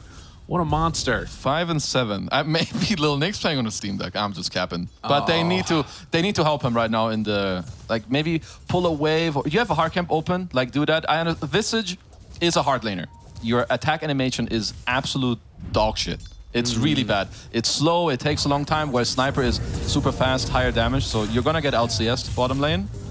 Ari. Some chillin', Steam Deck coming up, all good. A lot of damage there, but yeah, they keep their distance. Rubik obviously really good against it. Another round of stacks. Ancient sex. I mean, I'm seeing this and I'm just thinking about, okay, this Beastmaster, you look at his net worth compared to the Visage, like there's a little bit of a lead there, not that much because of those kills, but just wait. yeah, I mean, those next couple of minutes, if you're wild card, they have to think about a way to try and disrupt those stacks from being taken. That's at least one nice thing with some of the supports they have and the Nature's Prophet is perhaps you cannot contest the Ancients, but perhaps you can try to speed up the game while he's putting himself off the map by like diving the top lane or doing something mid. As Braille is... No, for one moment my brain thought Braille was level 6, which isn't the case. I was about to be like, damn, he's out leveling him. But I'm just stupid, it happens. Alone is doing well mid as he should. Right. And Denies out there, 34 and 13 for the Morph lane, and a little bit ahead in terms of the CS. Tomato's still sitting top of the charts and also has a full wave coming into him. Yeah, I mean, he's doing very well. And also, I love the itemization on him. You have the sticks, you get tangles from your support, you get the raindrop, just to make sure that, this fight against Visage where he uses 2-3 soul assumption, you don't die to it as Bryle. Getting aggressed on. Go for it. Does have the rotation in from Whitemon alone, maybe a bit too far forward, getting punished with the shards. Ari moves in also. MSS, everybody mid, trying to take down Bryo here. He's burning through that flame guard, but it's not going down quickly enough. And yeah, another TP, and everybody's here. Bryo is going to get brought low and finally killed off. Samson also goes down and trying to turn now onto Yawer. They find him there, dies to the shrapnel. Alone's gonna die. In the end, it was Ember, but for 3. Oh, I mean, if you're Tomato, if you're playing Sniper in this scenario, my lord, you're watching mid, you're like, holy base, the triple kill for me? I mean, don't mind if I do. Because the initial play was pretty good from Alone. He's going in, forcing a couple TPs. Like, you can back off at that moment, but you make the wrong choice, you commit for 1-2 seconds too much, bam. Oh, man. And these stacks, they just keep getting built. Tomato got one, too. We're going to see a replay right now of how this could have gone. So much better. Alone just feeling like he had that strength, but I think he didn't have Morph leveled up. And so, obviously, just sitting with his base stats. Yeah, and then, more people are coming in, and then maybe you can get baited here, as the Nature's Prophet. I don't really blame Yawar that much for coming here, because it's like, they really need me to come, but yeah, overplaying, being in between the tier 1 and tier 2 at 630, it's usually not the play. Right, and Tomato just making sure that he shows up and is that last little bit there. So much gold given over to the sniper. He's going to be a problem. I found it. Samson, he's there. Might take another round of axes to the face here in just a moment. Kasane, does he have it? Yes, he does. Barely got him. He did have a couple of sticks, but nice job. He doesn't even have Roar skilled on Kasane. He's just 3-3-0-0. So, you know, chatting it up. He's like, why skill Roar if all I'm going to do is kill some creeps and kill some Clockwork who runs into me for a quick little donation. He's at 3,100 right now before the stacks. Keep an eye on that net worth as he finishes these ones off here, that's most likely. How high is he going to be after the entire triangle? That's what I'm wondering. 4.2. Okay, 4.2. Oh, he After also, Ancients and Hardcamp. dude, he also got the trinket. I mean, he's chilling. Raindrop, Arcane Boots, Bassi. Gotta love watching this one. Jeez, he is going to be enormous. I mean, I'll say that you look at sort of Alone's net worth, and he's been able to have a pretty good time of it here as well. That does look like they're running into the dire triangle. Alone smoked up, wanting to find a kill. And, I mean, Okay. Hold Tomato? up. Yawar's here, Sprout. a chance. No early items yet for Tomato, and he's going to drop. MSS makes the kill happen. There is a snowball in from Whitemon, but I don't think that he can do that much. And in fact, shards. He's not a Tusk player. It's okay. He's a mid player, right? I mean, actually, I guess nowadays mid players should be able to play Tusk too, but you know, either way, they somehow killed Tomato there. Nice deeper from Yawar. They do take the top tower as well. Right. So 4.2. I'm a genius or what? Well done. Very well done. Crazy. That's sick. I didn't even notice that. You know, if that was the old shards, that would have hit. You remember when they changed it? that one, yeah. Yeah, the shards used to like catch you on So the he other hasn't side of played them. Tusk since then. Exactly. Right, it's been right, like right. 2.5 years. Of course. Yeah, he's excused. Don't worry, Alone. You're all good. Easy. Top level in the game. Yeah. But this Beastmaster, what a dumb hero, actually. If you can just do this. But, you know, it's on your enemies as well to maybe put a stop to it. But they did abuse it in a way where, okay, this guy is getting 1,500 net worth over there. Let's, you know, make them bleed on the entire other side of the map. Well, and I think that, like you said, that has set them up for a really strong position. Yeah. Now. They take this mid tower. You're not going to have access to that Ancients as easily going forward. And now, maybe if you're Tomato, you're feeling a little bit restricted in where you can play. Yeah, kind of, right? Because now they're always like eyeing on you a little bit. Lil Nick is pretty much having a good game too. I think Bryle also perhaps felt a bit forced to have 0 levels in chains because you're up against this more. Should be fine, right? They're just kind of toying with each other. At least that's what should be happening. Oh, Samson. 0 remnants. Okay. Does he get into range? Run Trying to faster. get there. He's not going to be quick enough. He doesn't have the AUI windlace. Oh. If Aoi was their coach, he would have told him, bro, you need that windlace. They would have caught him. Close. Close. Close. Dude, He bought it. Coming. It's coming out right now. He knew. He was like, yep, next time I got him. But to go back to the Ember morph, I would assume that because you lane mid against this hero, you don't want to go slide off fist and chains, because then at level 6 he turns into you, he can actually kill you. So Bryle has more of a farm build with the max flame guard, which is absolutely correct in this game.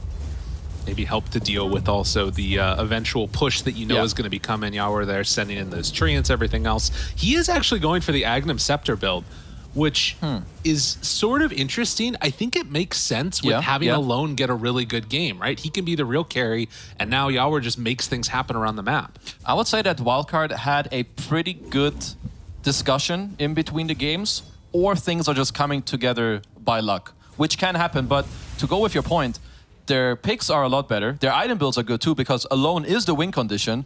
So you have the Visage who's buying auras, and now you have Nature's Prophet, Yawar going to Ags. It's great for their game. Yeah.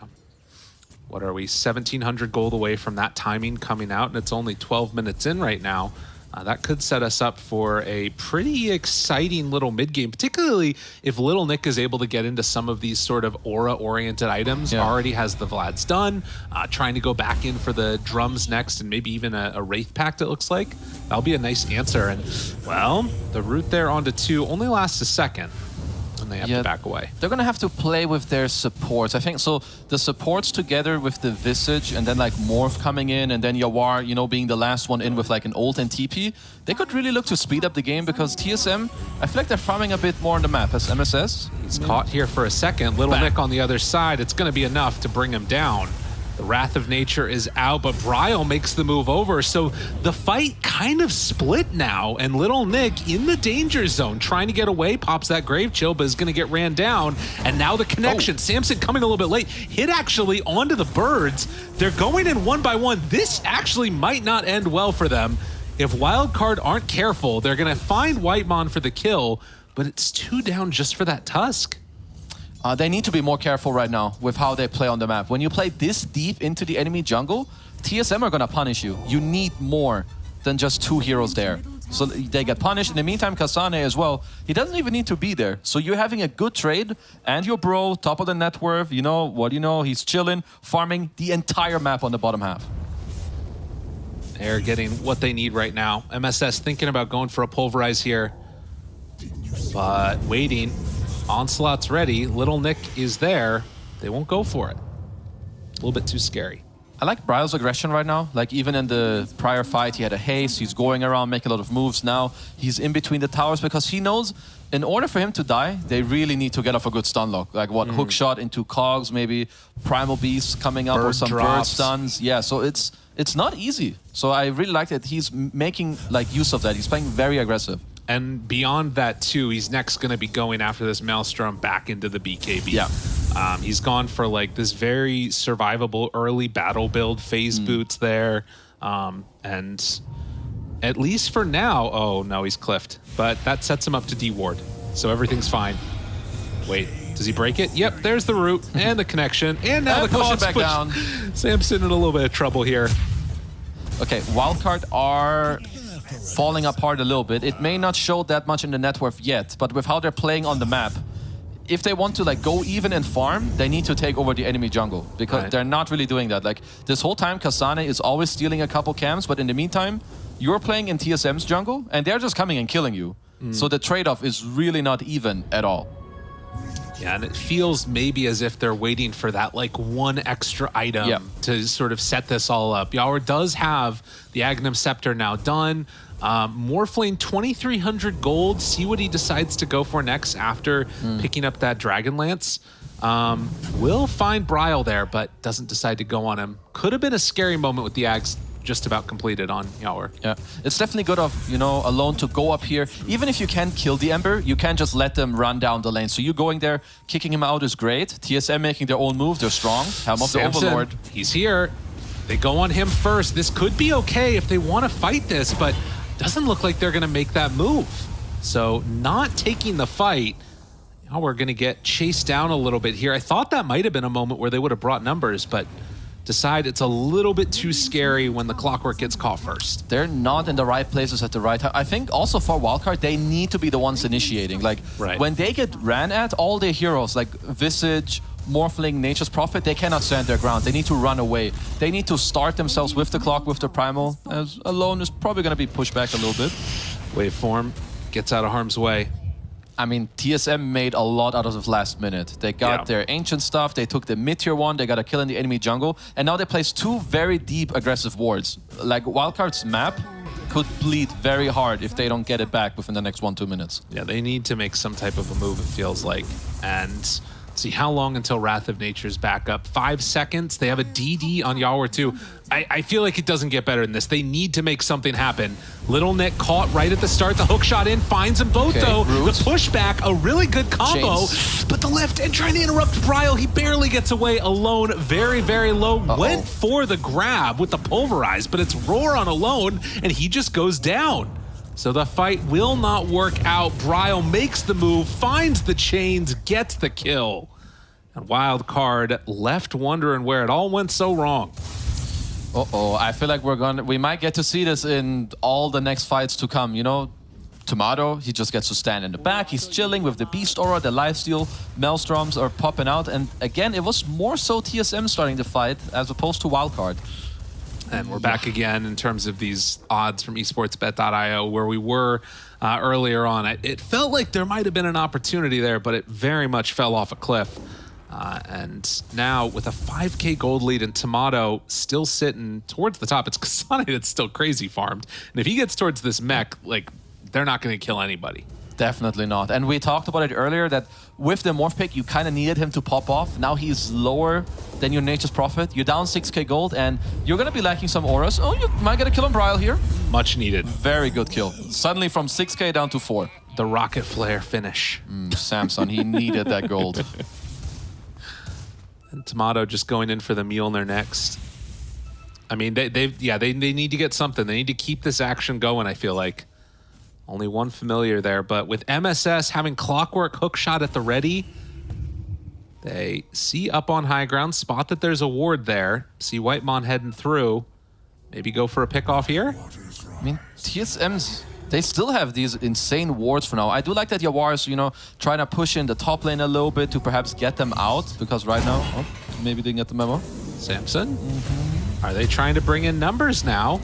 Maybe another round of rat. No, he's just dead.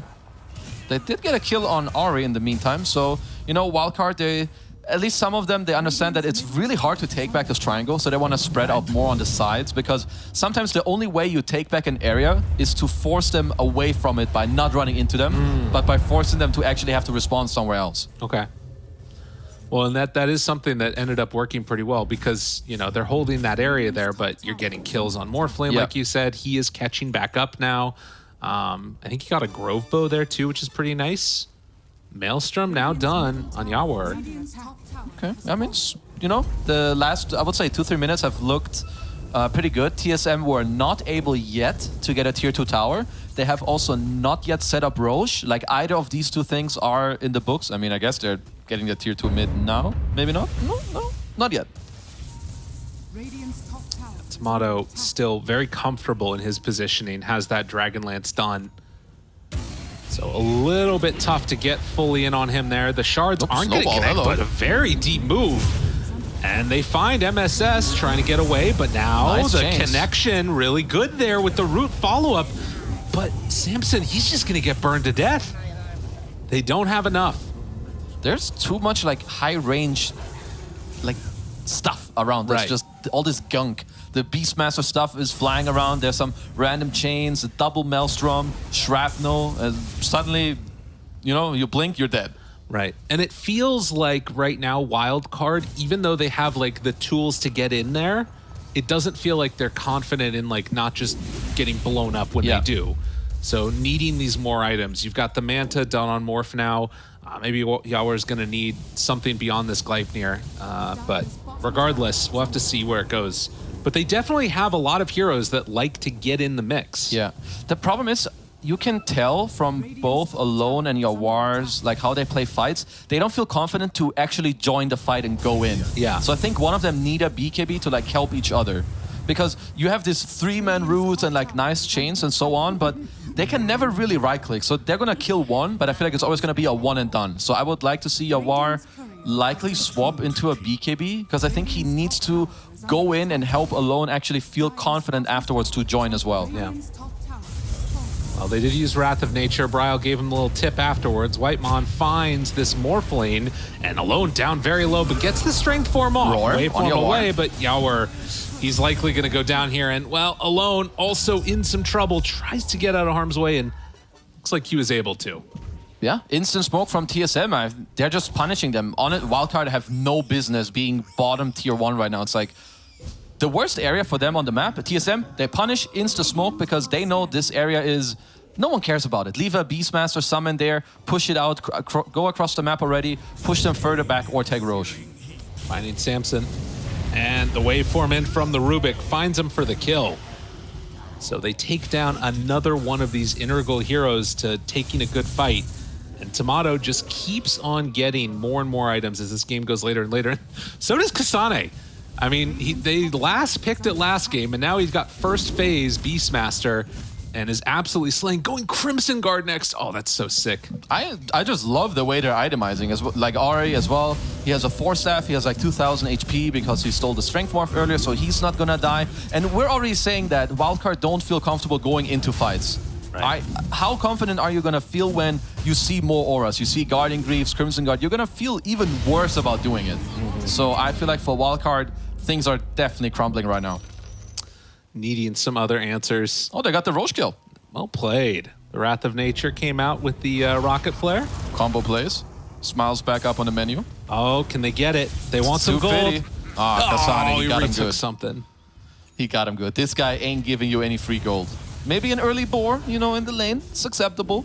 Right. But ain't no big black dragons for you. Well, there is one big addition to the roster of auras, this time on the wildcard side, and that's the Wraith Pact for Little Nick. And they're going to need it because the physical damage is insane coming out of TSM. That is for sure. But the only thing that is, like, if your cores aren't gonna hit, then how good is the Wraith Pact really? So I still hope that, I mean, maybe they know something I don't, but I feel like they're gonna need, like, BKB isn't always a defensive item. If it's the item that allows you to actually hit and deal damage, you should see it as an aggressive one. As Lil Nick, you know, gonna lose some birds here. Bryle doing a good job kicking them out. Alone, punching him? He switched into sniper form. I like that. Oh, that's some cool attack range. Grove bow, pike. Yeah, who's sniper now, bro? I know. Sniper high ground defense. How does it feel, Tomato? Yeah, Freaking eat snipers. I mean, he doesn't, at least the form does run out now, so Tomato just gonna go back to chilling from a range. Get another bird. Uh-oh. Yeah, that's a lot of gold going his direction. There's new ones, at least for now. I mean, what do they do now? Yeah, they're sitting here and just waiting, hoping that something happens, materializes out of this. They need to get a sniper form again. Yalwar's pushing down bottom at the same time, so they are at least getting a tier 2 tower alone. Oh, needs to be careful. Could go for a lift into punch, play. Well, you only really have two options. And I mean, now you don't have any because your racks are down, but you either split push hard and you commit to it, or you need to smoke around. Because if you just sit in your base like this, Tomato is gonna laugh in your face, he's gonna right-click the building and take his hands off the keyboard. Because you can't do anything. You need, if you want this to stop, you need to go around and smoke. Yeah. Or you're losing 2 racks. I think that they're gonna take the latter option. Is what it feels like at least. Hook shot, finds him. Now the Wrath of Nature rooted there. They are not hitting Tomato, and Tomato is very much hitting them. Okay, they lose back. Kasane to start. A decent start to this one. And still waiting if they want to chase for any more. Okay, Lil bird's Nick. done, close. Finds him. Tomato there. But no hook shot, no onslaught. They did get Kasane though. Okay, not too bad. There was, I think, Yawar forced Whitemon to go bottom, and then the moment they saw the TP out, Sammy Boy went in, and Yawar got out at the same time. So, you know, pretty decent stuff there.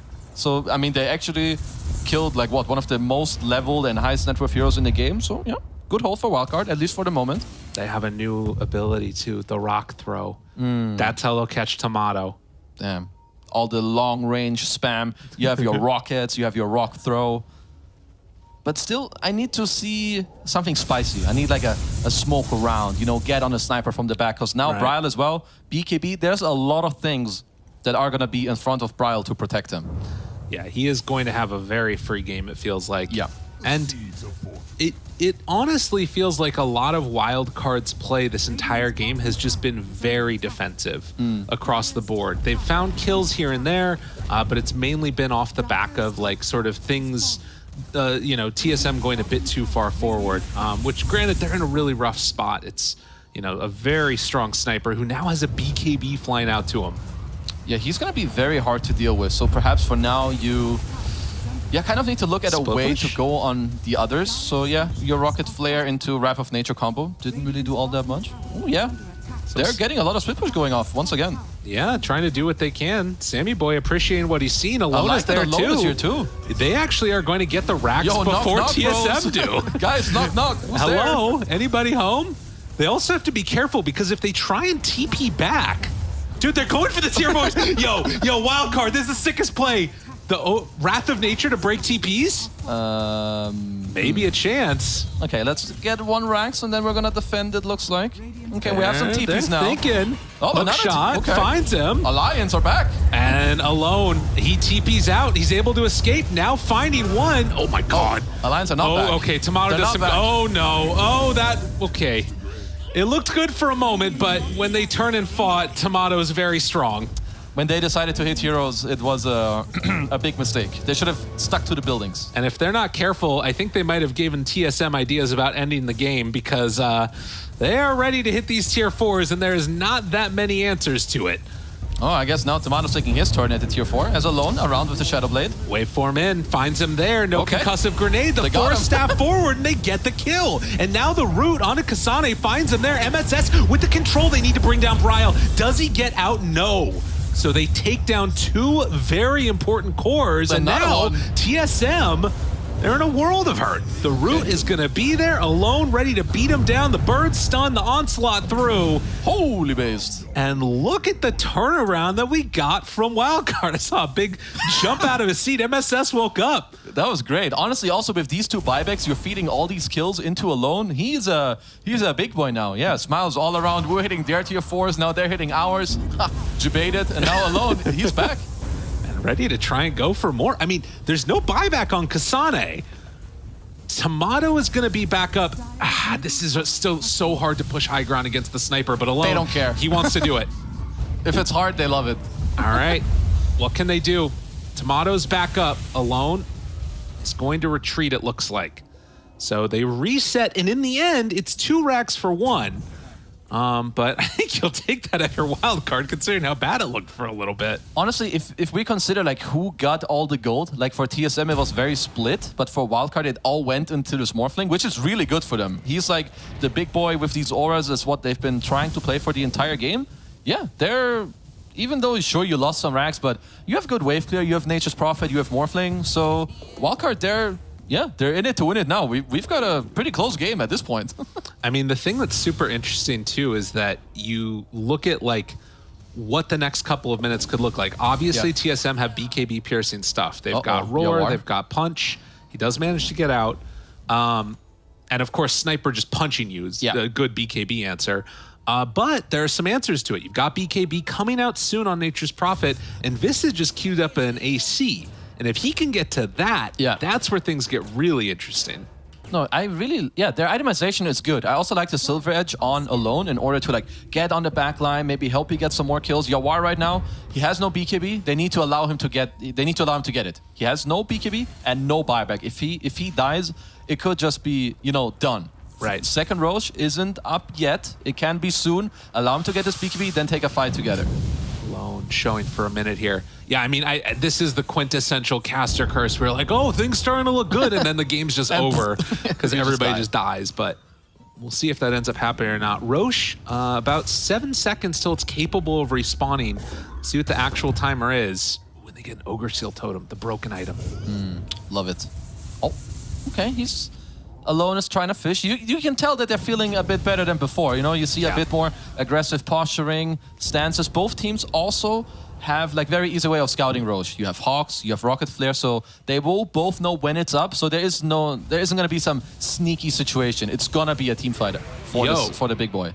Clockwork has 3,000 gold. What, it's the time to buy Aghanims or what? He's got the Force Staff queued up, but also Ags. He's thinking about it. Honestly, I would not mind if he goes Axe. This happens where it's like, oh, I need to help my team, and then all suddenly there's this fight with 8 kills, and you're like, damn, I got bank. Yeah. It's time to buy a big boy item. How much would Aghanims change the dynamic of this game? I would say that the spam is pretty annoying for Sniper, and like giving you all this vision to make it easier for you, and like for Morph and Primal Beast to get into position, it would make a big difference. Okay. Well, Lil Nick Okay, trying to more take slip- down these. Are we doing some Guys, more these are your push? last racks. Yeah, you guys. Knock, knock. They're not going to defend it, actually, it looks like. Maybe Pulverize Creep? Okay, no, they back Okay, away. They're doing it. Oh, they're respecting it. They're like, Yes. they must be defending. Even though they were kind of late. I mean, an enemy team isn't going to give up megas just like that. So it's okay from TSM to back off. Next Roche, alone, hello. Finds him.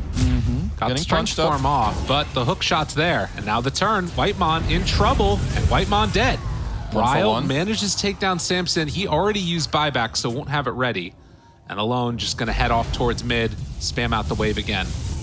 Well, at least, luckily for Wildcard, Roche isn't up yet. Right. Because if it were, TSM had the advantage of potentially having a buyback, whereas Wildcard do not. But in 10 seconds, they're going to know it's up. And they have a better position as they're way closer to the pit compared to Wildcard, because they're obviously stuck in their base for now. They've been just owning this entire side of the map, it Yeah. feels like. And MSS trying to finish off this BKB. Looks like he actually has it fully completed. Yep. And that's going to help. They got the double BKB completed, but TSM are heading into Roche now. And Yeah. you lost your Clock, he's the one that is showing you the vision, so you're probably going to give it up. Yeah. Yep, you're there, too late. So they see that this is going on. Maybe snipe with Wrath of Nature again. Doesn't decide to. So they have a high ground defense capability on Wildcard if they can make it work. They're running back home. Samson caught again. Well, he has buyback for gold. That's one thing for sure. He does have buyback for gold. Yeah. There's a lot At least of gold. this time. But he really wants this axe. Maybe he's going to make the call, guys, give them megas. It's Yeah. all good. I need the 5 times rocket flare. Okay, they're smoking up. They want to go around. I like that. Be proactive. Finds him. Ari? In trouble. Waveform in. Force staff afterwards. Gonna go down, but alone very deep. Is it gonna matter? Okay. MSS finds him. Tomato. He's gonna drop. That's 1 life. Bryle being brought down low in the duration of his BKB. Little Nick right on top of him. Kasane. They force staff. They Okay. unleash. The control is there. Tomato just trying to hook TP shot. out with a hook shot. Samson found him. With the buyback, the clockwork was there. Are they gonna be able to take this fight after? I think so. Snowball? Tomato not Rob is able to back. get away, and Wildcard Oh my God. actually making this work. Bryle's gone. Oh, they're all gone. Okay. What just happened? Oh, okay. Y'all were trying to find Ari here, but to be honest, I think you just run it down mid.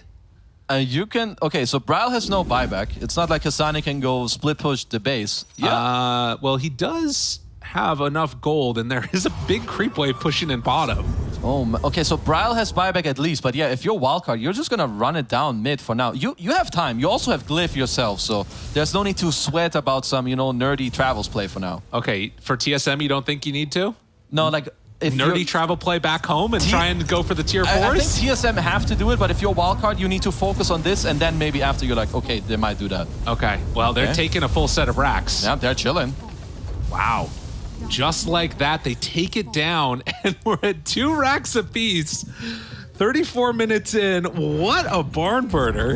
Not bad, not He's got bad. an AC on Lil Nick. I love the fact that they smoked up and went aggressive before TSM had the positioning. And now look at their items. As you said, AC completed on Lil Nick. You have a Lincoln Sphere about to be completed on Alone, so he can't really get roared. Yawar is, debating what do I want? A Hex, a Moon Shard. Sammy finishes the after, staff. after the 3-4 devs and the buyback, he's like, okay, I get it. Yeah. The 4 staff it is.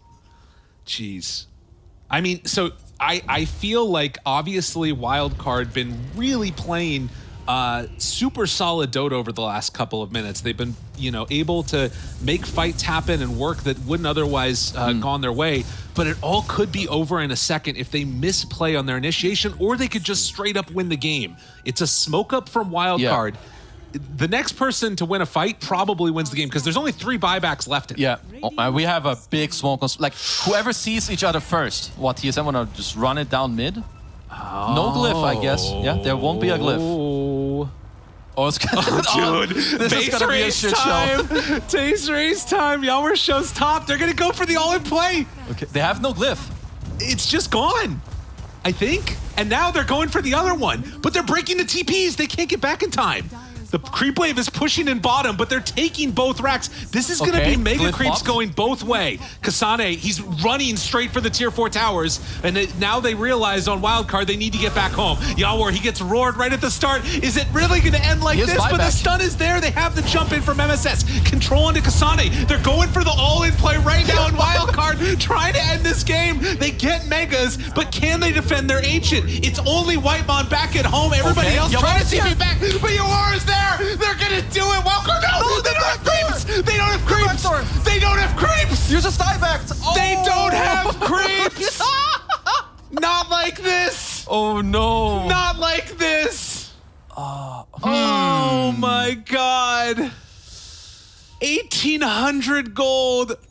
1,800 HP. Someone didn't do the math. Dude. They missed out on a goddamn they melee needed one creep. more wave. Oh, I can't believe that. Well, it's megas against megas. It ain't over yet. Or is it? I mean, I don't know. They don't have Nature's Prophet. alone, I mean, ready to run in, but they're pushing out all the other waves. What's happening? They need to find a pickoff right at the start, and this is what they need to do. Alone catches Linkens, waveform Sammy through, Boy. but can they find him? No. Already starting to drop. Sammy Boy's dead, but now they're on to Tomato, but the Hex is there. They had the answer. He goes down, and no buyback on the Morph. Oh, it's heartbreaking. It is heartbreaking. No more smiles all after the that one. smiles are gone. Yeah, I would be dead inside right now. Oh, they were so close. You have no buybacks. There's And no nothing. glyph. They don't have it. It's over. It's over. TSM. They are going to win this game. They're going to take the series 2-0 as Tomato takes down the buildings. They're just trying to cut waves for all it's worth, but they have the Ice Fire Golem. 9 seconds until Clockwork's back up again, but look at Tomato just beating away at this. Sammy Boy's got this. I cannot believe that it's going to end like this, although they find the stun to control. What? Yes, no Push buyback. out in. Oh my God, Yuvor's about to be back up. There's no way. There's no way. This is not allowed. He's killing Tomato him. He's starting killing to him. drop. They pull back in again. Oh, can they bring him down in time? Yawor's alive. Did I call it too the soon? creeps, the creeps. The creeps, they're going for it. They're Okay. trying to take down the Ancient, but the run in, and there's the pushback. Catching bought on to Tomato. Desolator. He's killing them. He's gone. Oh my There's God. the buyback. How? What How? He can't. He's cracking up right now. The smiles are back. The Desos What on is board. happening in that ADPC? They won, right? Did they win? They won. That's think what they I won said now. earlier. No, I thought they won. I think they won now. Oh my God.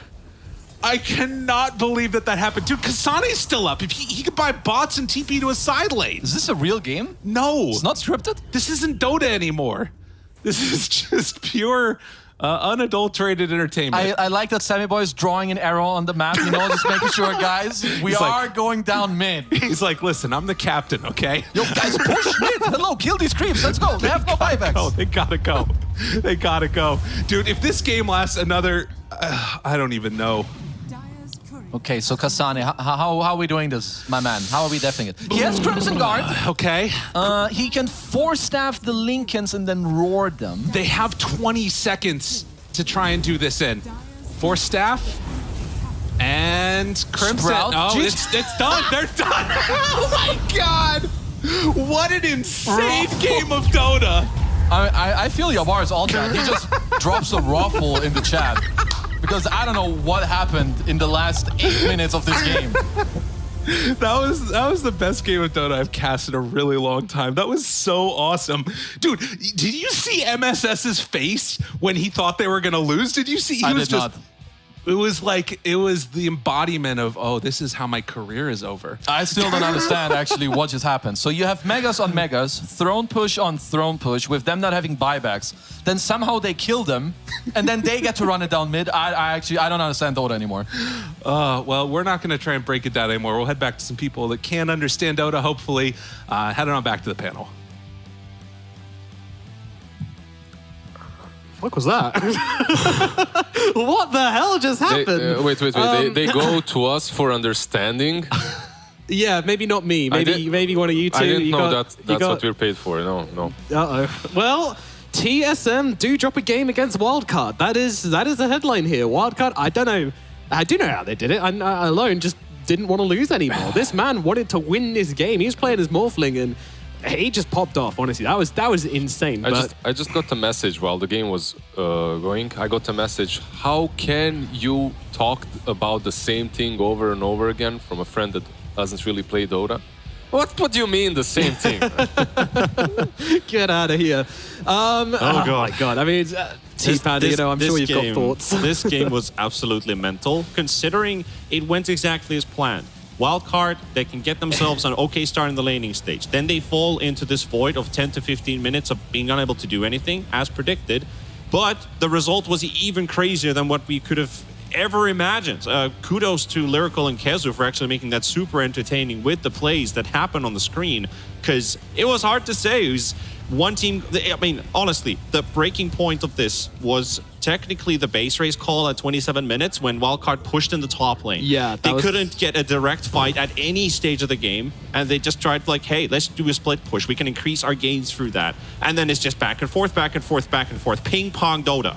I don't know, does the Ancient have like a taunt mechanic I don't know about? Because it's like 3 people died just trying to kill the other's Ancient during this game. It's been buffed a lot lately. Yeah. It's just one of those hectic games, man. Like TSM had it in the bag multiple times. They just relaxed a little bit too much. They got hit by the let's just end this syndrome, and they paid the price for it. Like if they were a little bit more disciplined. This was crazy. I couldn't believe that they bought... How did they... Primal just did a ton of damage here, I feel like. Where did the Ember go? He was like slamming him on the ground, and the Ember was just like, no, I'm big and chilling. And then all of a sudden, it just blasted him apart. I mean, it looked like a Visage. I'm not sure if Clock had an Axe, because that looked like a 3-second hookshot stun combined with Pulverize, and he was just perma-stunned to death, 100-0 and dead. And then, of course, the Desolator pick up here. Like, look at the damage this guy deals on a sniper who has a lot of armor. Yeah. Like, I was literally saying the whole time. I was saying the whole time, Tears like... of joy. We were in the green room, we were like, this is over, this is over, this is over. I'm like, the sniper's dead. Like, sorry, the sniper's gonna win in the game. There's no way they kill the sniper. There is no way the sniper dies. And then, like, Yuai just pops up with the Desolator and is like, oh, never mind, the sniper dies. All right. What happens here? I don't know. MVP for this game is probably going to be Alone, but special shout out to MSS and Yuai as well for 2 big clutch plays. But overall, the game only got to this point because of Alone just playing this Morphling. So absolute standout player for him. Anything else you kind of appreciate about Alone's game this time? Everything. Like I appreciate you Alone. I appreciate you as a person, as a human being, as a man that brings us to game 3. Like, because we all wanted to see a 3-game series here versus TSM, obviously. For wildcard. No, seriously. Look, I have to wake up in like 5 hours, but I'm happy that wildcard are managing to take a game off of a giant, because it's good for them. They've been losing a lot. The time that you spend awake is worth it. Yeah. I was about to be so depressed. When I thought they'd lost, I was like, oh no, I don't want to go on. I don't want to open up and be like, yeah, well, they lost again, because it wasn't a lose again. They almost pulled it off, but then they did pull it off. So we go into a game 3. T-Panda, can they do it again? I hope they can just after do that again. Easy. It was a refreshing wild card. So let's go. All right, okay, well, we're going to throw it over to a break, after which we're going to be back with a 3rd and final game of TSM versus Wildcard Gaming. Will we be able to get a win on Wildcard at last? Maybe this is the game that invigorates them. Maybe this is the turning point. I don't know. TSM don't know, but we're going to find out after this short break.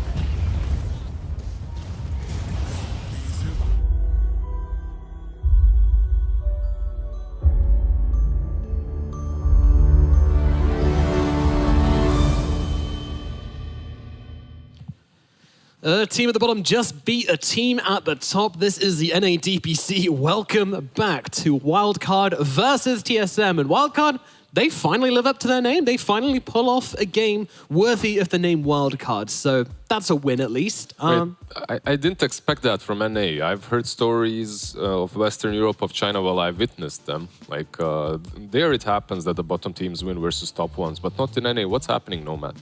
I don't know. Wildcard, they finally managed to find a win here off the back of the Alone Morphling. I don't think that's going to happen twice again because, I don't know, how much was this like a miracle play from Wildcard, or how much was this kind of TSM letting go of the reins a little bit?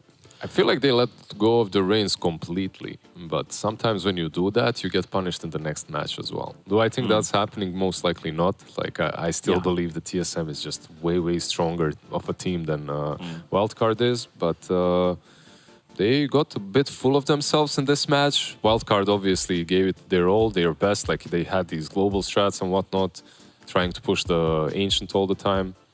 Yeah, sure. Let's go in for a repeat. I want to see that again. Yeah, let's see how it rolls out, because that second game was basically TSM in control of the game, in control of the initiative, in control of all the moves that they want to make around, right? So Wildcard is responding. 27 minutes clicks. They decide, guys, we need to act. What is the play we go for? They go for the most ballsiest play, which is sacrificing your base to maybe take the enemy base, right? So that puts TSM in an awkward position. Guys, I thought we're the ones in charge. What are these guys doing? We have to respond to this for the first time in that game. And since then, that probably broke all of that systematic thinking that they had, that suddenly we have anarchy. You think there was systematic thinking in that game? I think it was. I mean, everything was flowing according to their playbook, right? Okay. So up till that point, all reason and logic was lost, and it was a hectic game. Yeah, I mean, even that point wasn't necessarily bad for TSM, right? Because they TP'd 2 heroes back. They lost the barracks, which ultimately probably didn't need to happen, but they're like, screw it, we'll take a trade a barracks, it is what it is. And then they bring 2 heroes back, but then the sniper, and they still managed to get like 3 kills just right outside. They got a trade-off from the buybacks. It's basically like 2 things. They underestimated the armor that AC is bringing from Visage a little bit. They couldn't that was push definitely through. a factor. They couldn't push through that, and they also underestimated Primal Beast's shard, I feel like. That also really helped with the defense. Yeah. I mean, I just feel like the Primal Beast in general was just like... I don't know where he came from doing nothing in like the early game to suddenly just in the late game, absolutely blasting through the Ember Spirit. And from Meganim's Labyrinth. Thank you. That is indeed where he came from. Yeah, I don't know. That was a crazy game. We'll see if we have a repeat of that in game number 2. But for TSM, like it really did look like it was going to plan. Did anybody in particular drop the ball, or was it just general like team? Generally, as a focus? team, they drop the ball. They all have to step up. Yeah, we dropped the ball together. We picked the ball up together. That's why I stick to my theory. Yeah, what I enjoyed about that game is it's just completely different from what I've seen as of late. Like teams are becoming a little bit too stiff for my liking. Every game is similar. Like the meta has been figured out for a really long time, so nothing's really changing. It's like watching chess openings one after another. This game kind of, it was wild. Freshen things up a bit. Definitely refreshing. Absolutely. All righty, what we do now, have a draft available for game number 3. So let's find out how this one's going to go down. It is TSM versus Wildcard here at the NADPC. And we're about to get into the draft for game number 3. IO and the Broodmother banned out by Wildcard. TSM now having the option now to take out the Undying if they think the Wildcard are going to go for that first, or they might be able to grab it themselves. Nature's Prophet also in the pool as well. Yep, basically following the same drafting first phase from both games. The Undying comes out last. We had the IO opener in game 1 for Wildcard, and we had the Rubik for TSM, and they banned out the Furion, so Undying is actually left open. Do they have an answer to the hero? Do they have it figured out? All right, No. that's a no. Was that an open question? It's an open question. I expected like today, and then we'll follow up. Depends on what TSM really wants the first phase. I guess we know better, because you just look at Undying as, it's just a hero amongst others. It's not like, okay, now they have this crazy hero that's going to do everything in the game and can solo carry. Undying is not that type of hero. You need a bit more flesh around the bones. Yeah. You understood that. He's so Yeah. cheeky, man. I can't. I'm going for Snapfire and... well, Snapfire Lash sounds kind of garbage. How about Beast? Yeah, Rubik? Beast Snapfire. let's Beast do that. Rubik is I'm down for actually that. classic. Beast Rubik's cringe. Oh, it's cringe. It's boring. Stupid. Don't like it. Yeah. It's Ari. It's Ari, actually, on the Rubik. I take it back. Look, it's not only that it's Ari on Rubik, That's all it is. which is my dog's only name, that. by the way, as well. Ari? Yeah, Ari. the Malamute. He's Oh, Ari. really? It's my dog actually playing right now. Right there. Don't call Ari that. Here's No, more than your it's like dog. my dog, you know, like my friend, my dog. Oh, I see. That's Yeah, that's why. okay. You redeemed yourself. Then, Go then on. then it works, yeah. But I love being standing in between. When we got- Wait, is that the dog that tried to kill me every day? no, that's That was- that's Ria. I thought your other dog was called Papan. Well, Is he that has just that's his colloquial nickname. That's his name? nickname. Oh, okay, Yeah, okay. Yeah. Right. Anyways, Beast and Rubik from Hang on on, one no, side. I do think I need to elaborate on that because I mean, my life was threatened every day. There was like a tiny little fence and this like a Yeah. full-on German Shepherd just barking at me every single day I stayed at your house, and he's like, "Oh no, don't worry, I can't jump Yeah, over because that fence." I was you like, were stealing stuff all the time. I wasn't stealing anything. You were. that Every dog time, wanted to eat me, and he was. for a reason. And it was very scary. I was very traumatized. Wildcard do steal the Drow Ranger away. Yes, Hey. they do. What a segue, Lizard! Thank you. Wowie. Yeah. Your job, but it doesn't matter. I can take over for a little bit. Go for and it. with the Drow and Undying, I have a feeling that they positioned themselves for a pretty damn strong laning stage. You're playing versus this Beast and Rubik, like you can probably win the lane, dominate it. Later on, it becomes a little bit more difficult once he gets like Helm of Overlord, Helm of Dominator, or whatever. Hang on. If you're doing my job, then I need to do your job, right? Oh yeah. Yeah, Please yeah. tell me why. Okay. Please tell me why, Nomad. I'm Why is going it to so talk good? about Undying and Drow together. Yeah. Well, he steals your strength, which means that you have less meat on your bones, which means the frost from Drow reaches your bones quicker and leads to heavy onset hypothermia, which can be a very difficult thing to treat. That's why you shouldn't go swimming in the cold. 10 seconds remaining. Thank you for that. All right. Great analysis. What about you, T Panda? Well, if you have meat around, you also have blood and veins and stuff, which are the things that get impacted by As a hypothermia. host, So technically, I'm hijacking this and saying no more. Yeah. No more of this analogy. Tell me, what do these two teams need? I mean, wildcard, you look at Beastmaster Rubik as a lane, you have an answer with the Undying Drow in the laning stage, outside of the laning stage. You gotta find a way to protect the Drow, right? That's what wildcard is looking for. Yawar, who has been very farm heavy, is playing a hero that doesn't get too much in the mid game if you don't have a strong front line to cover your bases. Allow the Drow to stand and fight, shoot on point, and not focus on repositioning. Guys, where are damage? Guys, help me out. I'm just moving around in the fight. Literally, what the Drow needs is a place to stand, to fight back, and the rest of you hold. So they need stuns, first of all, and they need something to control the tempo when TSM want to shut down the Drow. That's what they're looking at. Okay, Nomad, how do they do that? How do they manage to shut down the Drow? Well- What do they need? Depends what position they're looking to pick up. I mean, you could go for another kind of tanky pos 4 initiation like the Tusk or the Clockwork, but I don't know. Is that good? It's good enough. It's good Yeah. enough. Do you think that this opener of theirs is well-rounded already? Like the Beast and the Rubik? Yeah, Beast and Rubik's sick. Yeah. Beast and Rubik is But kinda- a really, really good opener. But it's kind of telling at the same time. You know what their combo 4 and 3 is, right? Like you already. you do know what their combo Yeah, is. yeah, So it's so very telegraphed, if you will. It's telegraphed indeed, yeah. So wildcard wildcard right now are missing something that TSM has an abundance of. That's control. Like Okay. they don't Yeah, have yeah. any control. They don't have any catch. I think they need to sort that out in the second stage, be it by position 4 and 3. They can leave their mid lane obviously for the last pick. Do they have the last pick? Overall, they don't have the. Okay. TSM has, yes. So that's a bit rougher, but it's still fine. So what kind of positioning are we looking to pick here for them? Because it's going to be TSM's pick, then we're going to have 2 picks for wildcard. Do you want them to go like getting their 3 and 4 in, or do you want them to grab a For grab a TSM or mid? wildcard? Sorry. Wildcard. I'm a big 3 and 4 enjoyer in this next part, unless you're picking something on mid that's either broken or unbeatable in the lane, some Lash or something like that, then it's fine, whatever. But if you can't afford to pick that, then I believe 3 and 4 is the safer option. By the way, they don't get Morphling again, and I'm already really worried for wildcard. I have a feeling Morphling is probably their biggest strength. You don't want them to run Potentially, Morphling mid? yeah. You don't want them to run Morphling mid? Morphling and Drow, It's a bit greedy, right? Yeah, so Morphling and Prophet though, and that worked, so, you know. Yeah, but Prophet can actually do stuff on the map. Yeah. Drow can't. One thing I will say is that Drow can fight early. We don't see it like every time. Usually she needs to be powered with like a IO or something, but sometimes, like in the bait series in the game 3, we saw the Drow turning up to a lot of early fights and just kind of blasting in from the sidelines there. So it could be possible that we get a late scaling alone hero again, which worked for them last time. For Wildcard, it has kind of felt like it's been a case of throwing stuff at the wall to see what sticks. And last game stuck somewhat. A bit of an interesting way to get there, but nevertheless, I think you want to double down on that. He's snacking.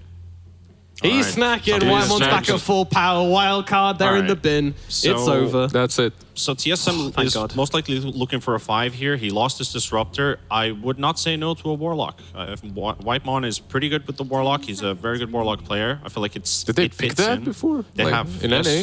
Yes. Is and it they like won, and they won with it. upheaval max thing? Like I The remember porridge that. is awesome, and it is super strong, and it is deadly. You put the porridge down. Yeah, there we go. So, Good call. Up high. So the Down Warlock low. and Down low. Down low. oh, down low as well. Oh, sorry, I forgot. And Wildcard, you know, Forgot. they've got a It's a normal thing. you've got a double pick to respond on a basic 15 position 5 support that provides you team fight and sustain, and also Warlock buffing up the lane as well. So Wildcard, they need to find a lane duo here, which is going to be matching up against Warlock +1, and TSM gets to see what the matchup's going to be and get themselves the carry matchup that they want. Yeah, I feel like you see this Warlock and you're already giving up your hopes on the completely dominating the lane, you know? Like, you know he's gonna do his possible. stuff, he's just gonna heal, so... Yeah, pick whatever fits your lineup, pick whatever you wanted for yourself. Don't count that you will be dominating. Also, be wary of a possible Spectre pick here for TSM. May I offer a post here, Lizard? No. Anyways, please go. I was ready to just go on. I think TSM are making a really smart play with the Warlock, actually, because it does, as you say, you're not going to win your safe lane, but you're probably not going to lose your safe lane either. Your off lane looks really strong with Rubik and Beastmaster, and also, because they're picking their 3 and 4 there, you kind of knew that whatever you threw out was probably going to get at least somewhat answered, at least conceptually, maybe not in the laning phase, and you have final pick overall on TSM. Therefore, you're pretty content just to let this one lane kind of go as kind of well as possible. Because you know you're going to do well in your other 2 lanes. So. You can pick anything here that's decent with the Warlock, anything that's decent against the Drow. Spectre Spectre seems is like it's really well set up Spectre is for in her. the pool, Slark is in the pool. Slark, I like, yeah. What else is there? Any sort of a hero really that gets on top of her easily, like backline catchers. Full-on are fine. team fight combos as well. You can look for the Faceless Void. He's played a lot. You're not really looking for a strength hero. He might pull out the Abaddon if he's not too worried about the Undyings and the Clockworks this game. He brings out the strength hero, which is actually the Alchemist. I was not expecting them to take this route, but it also means TSM, they want to push their advantage, and Warlock is somewhat decent in the laning matchup versus Visage. Of course, Visage hurts, but Alchemist buffs him to a lot of HP, so he doesn't really mind about the soul assumption too much. But they also have the Clockwork, so they can hunt this Alchemist around the map. Yeah. I'm kind of... This Alchemist for me is a bit sus. to be Agreed. honest. It's a bit sus. I don't like it at all. Yeah, you're playing into a Drow Visage. The wildcards draft literally wants to play fast. You're picking something that's also fast, but on like 25, There's a 30 timer, yeah. minute mark. Yeah, meanwhile, wildcard, they're constantly up. As long as the Visage is secure, as long as he has a good laning stage, like he's going to be the one you rally around. Yeah. An Alchemist will be shoved out of the lane very early on, or should be at least shoved out. Yeah. And you're playing a Blink Initiator versus a Undying, which means that you're only going to get one chance to jump into the fight and get that catch going. Which playing against Drow is really scary because she's always going to have ways to get away from you, and you won't get that secondary initiation on your Alchemist. Yeah. So I think this is going to be quite tough. They have a ton of damage though. It's- Like you, yeah. you have Fatal Bonds with Acid Spray versus Visage versus Drow. Follow that up with the Rock. Like, sure, it's solid. It's strong. solid. Yeah. The things I'm looking on both sides, wildcard, especially Visage, like Visage timings are basically from the start of the game to like 5-6 minutes, and then the next timer you hit is pretty much identical to Alchemist. It's plus 20, right? Alchemist is usually 21 to 24, depending how good of a farm you have. It could be even earlier if your opponents are completely letting you free farm. That's probably not going to happen this game. But you talk about Alchemist going alone, you kind of forget the long distance Warlock, and then the Beastmaster, who also gets like different openers, because now you have 2 core heroes you can just throw into the fight. You find more areas to cover. That helps the warding from your supports because you already have different ways of approaching into fights. And TSM, it's not like your lineup is super hard to execute. You just need to get the Alchemist online and hit a timer. Just like, playing a TA power spike lineup. You have a timer you need to hit. Like, game concept, I can see where they're coming from, the Alchemist. They just want to roll them, right? If they roll the lanes, then this game's theirs pretty much on the side of TSM. What happened last game probably can't happen this game again. But if they're on an even playing field, or, if they don't have enough of a net worth on TSM, then I genuinely think that the team fights are going to look very, very hard for them. Yeah. For wildcard, you just got another playmaker from the mid lane, and I think you're really happy with the way the draft went. When it comes to what sort, like you can go for a Storm even, you can go for a Puck here with the Drow. Like Sorry, just you see what TSM's banning out? They're banning out like these big carry heroes from the mid lane because they kind of feel that wildcard are going to do like the same thing as they did last game with kind of carrying from the mid. That's really interesting. He could bust out the Monkey King if that's the idea they're looking for. Just early damage. Monkey King's good against the Alchemist in the matchup. It's like if you miss your timer, the Monkey King feels a lot stronger than the Alch does. You don't see the mid lane though. That's the problem. Yeah. They go with the Storm brawler. instead. Yeah. I mean, Alone played mid Monkey, so that's why I thought. It's fine to pick mid Monkey, but as last pick.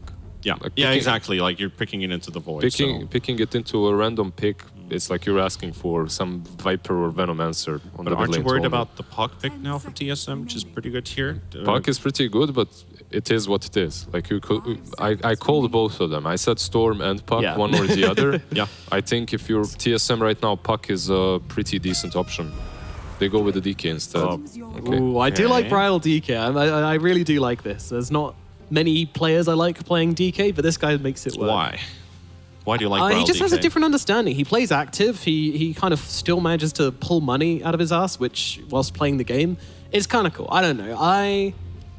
Has a lot of armor as well, right? Like he's a big boy, has armor, works decently well into these heroes. It's a instant stun on the Storm Spirit, another one. Yeah. Like overall, it's solid. Like if I saw these two drafts, I'm not sure. Like I think maybe I'm leaning towards wildcard slightly, not a lot. At the same time, knowing these two teams, obviously I'm going for TSM. But I like what wildcards have drafted once again. I like Wildcard's draft too. I'm not happy with this DK pick because it's played by Brile. I want to see Brile with a playmaker. I wanted to see him have a lot of capability in team fights. I feel like now it's just a Blink initiator. I think you have a challenger here, man. Like, yeah, it does look like it's Street Fighter time. All right. Yeah, we're going. We're throwing down, boy. We're throwing down. I love Brile DK. I won't let you come between us. But no, I actually prefer Wildcard's draft. I agree with you guys. I think it is better. But TSM probably going to look to steamroll them, make a point with this game. Will they be able to do it? Will Wildcard let them do it? Upset Let's of the find season. out. We are going to throw it over to our casters. We've got Lyric Cool and Kez Cute. Damn. Oh, man. Cute and Cute. cool. That was another player for a while, wasn't it? It was me, actually. Wait, what? No, it wasn't me. I was going to say, there's no way I didn't know that. There's no way. But we do have an awesome game number 3. This guy's a gremlin when it gets to too late at night. I played in 3 different teams at the same time, man. Don't worry, it was me and my twin brother. All Love the it. same. Well, we were sort of talking behind the scenes while the panel was chatting about the draft, and you were saying out of the last pick, you really wanted something that could connect with the Visage, and you actually mentioned Stormer Puck also as possibilities. So it's feeling the same way about Lizard was about it. Yeah, I mean, you need, with all these summony offlane heroes, they usually need some help to get into the lane, or like get into the game rather. You know, Visage, he's gonna be chill, but later you need this little bit of help, this little bit of oomph that comes to your lane, speeds up the game, help you take the tower, then get these auras.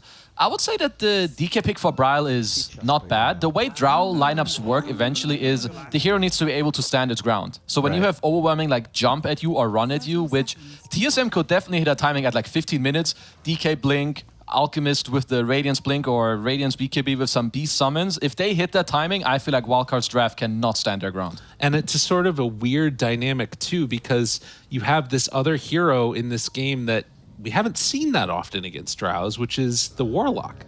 Obviously, you know, DK, we've seen it before, all the rest of it, but this like giant AoE stun that sets up for other stuff. So much of how Drow tends to make these fights work is that Hurricane Pike gain a little bit of separation, throwing a Gust out there. If you just stun from range, she might just die in the duration of a follow-up stun from DK. Warlock's definitely one of the heroes where, at least in the current meta, I don't know as much about. I have seen people play it with, you know, what are they called? The Boots of Bearing. You try to buff up some people. You have the heal. Of course, you have the massive team fight. I get that. And I would say for Wildcard's draft, it's important that they're going to get their timings in the early game where they play through alone. I think he's going to be, you know, he should be able to have a good game. You have the Clockwork who can go with you to get kills because they need to offset the map. If TSM get to just play the map, farm a bit, you know, Tomato gets an easy peasy game with some early radiance and he just farms away, that's not what Wildcard want. They're going to want Alone to step up, play fast, and use his supports. Right. Make those constant moves around the map, find some pickoffs. Samson playing on the Clockwork again is actually going to try and interrupt Ahri doing that pull up there on the top side of the map. But it again finds myself in a situation where there's like these two heroes that can kind of go in this game between the Storm and between the Clock. Sammy Boy gets off to a decent start there. But I also wanted to point out, I was really hoping to see the Kunkka at some point in the game for Wildcard. I feel like Alone's really good on that hero, but Storm is one of his other most common heroes that he goes to, and playing with the Drower, it's sick. Yeah, I think Storm, maybe it feels a bit better for them. I do like Kunkka, but the hero, it just feels hard to make it work sometimes, right? Yeah. Like, even then, sure, you have these two guys jumping in. Maybe you get to throw out the bow, but you don't really pressure BKBs at all. You don't move as nicely to the Visage. So I think the, you know, Storm Puck, as they went out with that, you know, makes a lot of sense. Tomato holding some skill points for now, but I would say most lanes are going to be very chill heavy, where I feel like all cores should get to farm. Right.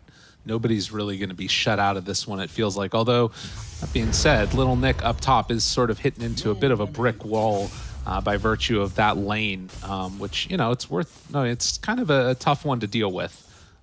That early pressure coming in down bottom there. But likewise, I'm a little bit surprised at how well the Beastmaster's been able to do up top. I feel like, I guess because it's the Undying that's down bottom, right? Of course. Yeah, so I wonder why. So it's because Undying doesn't pressure Warlock at all. It's actually the other way around. You lower the HP pool so the heal is even more effective. Yeah. So I guess they wanted the Undying to like lower the damage from Tomato and like help body a bit more to help Lil Nick in like the early CS, and then the Clock gives the kill threat top. We'll see if it does work out, because I feel like that kind of has to be the idea behind that. Right. There needs to be at some point maybe a chance for an all-in play with a Soul Assumption and then decays going on or something. Yeah.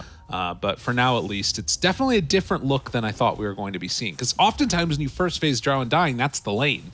But maybe, again, just sort of the comfort level of MSS playing in position 4, wanting it this time. Yeah, it's just when you also see, like, they know these matchups. You know, Kasani, they're gonna do some wave pulling, some creep shenanigans. So Drow Clock, they don't really ever get to play together. Yeah. Which is why you just see a lot of people, everyone's just hitting creeps one way or the other, because they know how to set it up to not really play a 2v2, but rather 1v1 versus the creeps, get that gold, wait for some timings. I haven't seen that build on Alk in a while. He's 102. But I mean, if you're just hitting creeps with a Warlock heal, right, that kind of checks out. Right. Warlock doesn't actually even have heal leveled up yet. He's still waiting on that other point. Does have 1 in the Fatal Bonds. Could go back at level 3 for 2 points in upheaval. That's been sort of one of the builds, but you'd imagine with a carry like Alk, you want to heal him too. Well, he's full HP, so I don't know. Do you need to heal him? Apparently not. 2 levels dude. upheaval. You ready to see this sick gank towards mid? I'm ready. Oh my god, Bryle. Make him not move. Make He's him not try. going to know what's happening. Okay. Some stacks. Yep, we've seen it before 7 times. We'll see it 7 times more. All right, he's not ganking mid. That's sad. I wanted to see White Monkey. Yeah, I want to see Warlock gank mid, get a double kill against 1 hero. Let's go. Top lane. Tower will be brought somewhat low there, but you can see the pressure coming in from those early axes. Really difficult to deal with. This is a very annoying lane for Yawar with how it's going. When you play non-HP region heroes, like, you don't have an Ursa who's going Ring of Hell for Battle Fury. You're a Drow Ranger against this soon-to-be Arcane Boots Beastmaster with max access and a Rubik Fate Bolt. They're gonna keep spamming you, and you're eventually either getting kicked out or you have to use a lot of gold on consumables, whereas Tomato, he doesn't have to use gold on anything other than his own items and chilling. Right, and I mean, they're not even really pressuring him for so far, at least. The Soul Assumption hasn't really come out. There hasn't been that much spam. White Mon completely free reign to stack up the jungle, And that's something that they're going to need to deal with at some point, because Auk with free farm and then also stacks is scary as hell. I think probably Kasane still takes that side of the map, but it's a 2K gold lead at 5 minutes.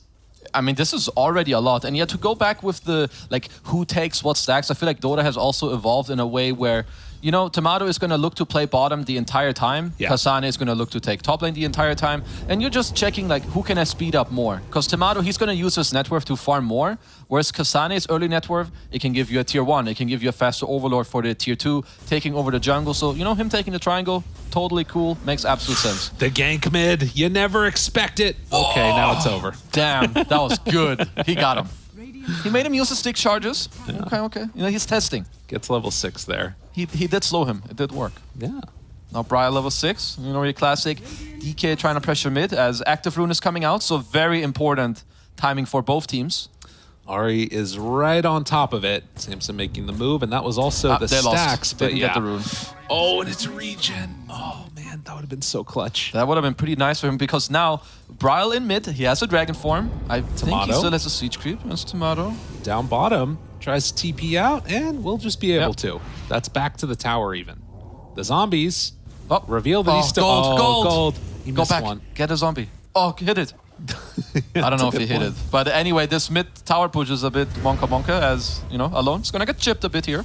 I'm used to seeing the meteor hammer afterwards. Yeah. What's happening? Where's the hammer? No, it doesn't have it. Wrong Although, game. Pulling that one through. And now Kasane going to get ran down with the battery assault.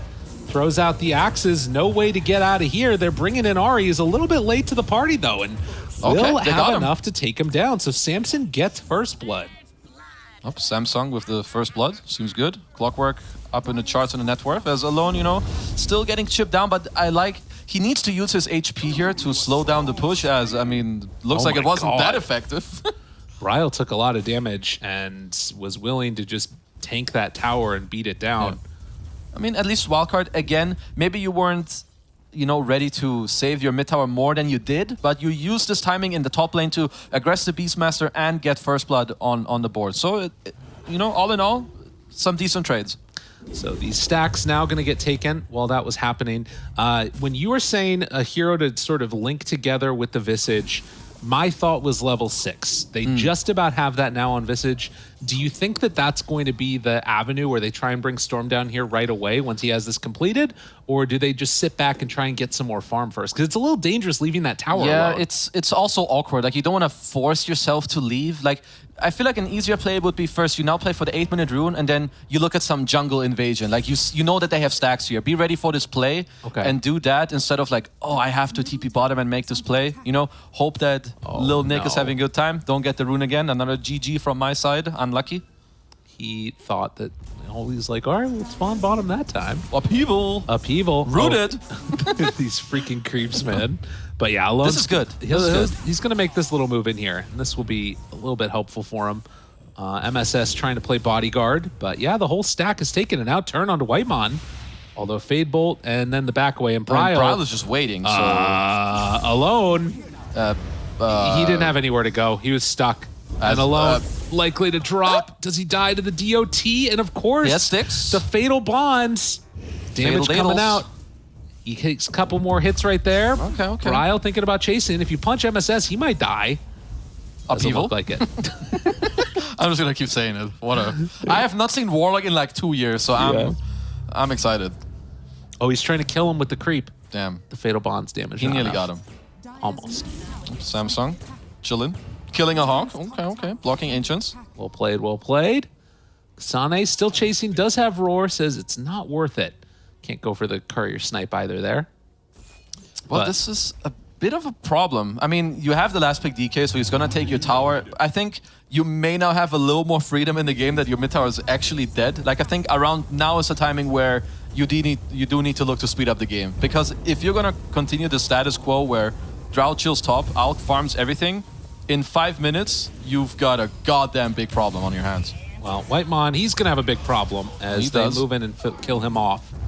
But yeah, dangerous things coming around as Yawar gets lifted. Going to get roared. Gus coming a second too late. Can they bring him down, though, with the summons? Yeah, Yawar accepts his fate. Uh-oh. This is a little Monka territory. Let's see if can they get a counterplay going. As Alone is around, but Tomato, he has his ult. I don't think they have the damage to kill him. And in fact, Nope, he could they definitely don't. maybe High five just- him, bro. Yeah. MSS there. Alone is just going to steal some creeps, but they don't have the HP pools to try and deal with Tomato right now. Yeah. They really need to shut him down, though, if possible. I mean, all 3 of the cores right now coming up on top for TSM. Yeah, I was mentioning like a timing earlier where I feel like this 15 minutes coming up for TSM with Blink, you know, Tomato getting another item after the Radiance is going to be pretty hard to deal with because now for Wildcard, I don't know how much they can really force. I feel like Alone has already done an okay job in the last few minutes. Lil Nick just got the bot tower, so it's going to be a bit of farming, but the next fight is crucial for Wildcard. Right. Need to find a way to take some objectives, shut down the map from these heroes. They will find a stun now into the upheaval. Damn. Waiting for it. Oh God. Ooh, Dodge. no mana. In trouble. Alone. Trying to back away. He's faster. but He's way faster. hiding off to the side. Another hit comes out, and Alone gonna get burned to death with the fire. So a nice little play. And actually, Samson, he's gonna find Whitemon here. Tries to get a deny from the bro. Ancients. Not gonna happen. Close one. Drow But fakes it up. again, sure, you get this 1 kill on the Warlock, but look at the map. Yeah. There's some big boys just farming away at some creeps. You know, Kasane chilling. He's like, don't worry, guys. I'm getting all the auras. Tomato's like, boys, I'm chilling, getting closer to my Radiance. And if you're Wildcard, I feel like your Monka meter inside of you is like really wanting you to... What's happening? Okay, thanks for that. As MSS is gonna, well, be dropping pretty soon here, or is he? No, backs away. Tumbler's toy. Very good Upheaval! play. Gold up! That's Upheaval. the bigger upheaval. There it is. That's a pretty good one. And now Little Nick stuck in the upheaval, wants a TP out. MSS is gonna die. Little Nick cannot escape. The damage was too much. I mean, T-Panda knew it. He called this Warlock before anyone else could. I was like, this guy's a psycho. But apparently, they play it. Yeah. Double kill, make it look easy. Why not? 5k gold lead. Another donation coming their way. Kasane will take that. Or will he? He will not. Not Doesn't a donation. want to chase it. Never mind. They also got the Kuriko. Oh, Ari. Oh, Snipe. He's thinking. oh. Waiting, pull back now. Axes connect onto Samson will be enough for the kill. zip Alone zap. wants to get him, but not going to get it. Instead, Blink Bryle stun. shows up. Zip away, bottle Sunstrike. up, zip away, bottle up. Alone gets out. Sunstrike? Nope, Ah, Sunstrike. sad. No Sunstrike. My bad. Maybe next game. Next game, we'll get it. Oh, upheaval. Look at that. Look at the birds. They're dying. They're dying to the Yeah, upheaval. they're dying. Wow, Wow, sick. Oh, the and golem then is coming. stop. Ah, it's dead. Yeah.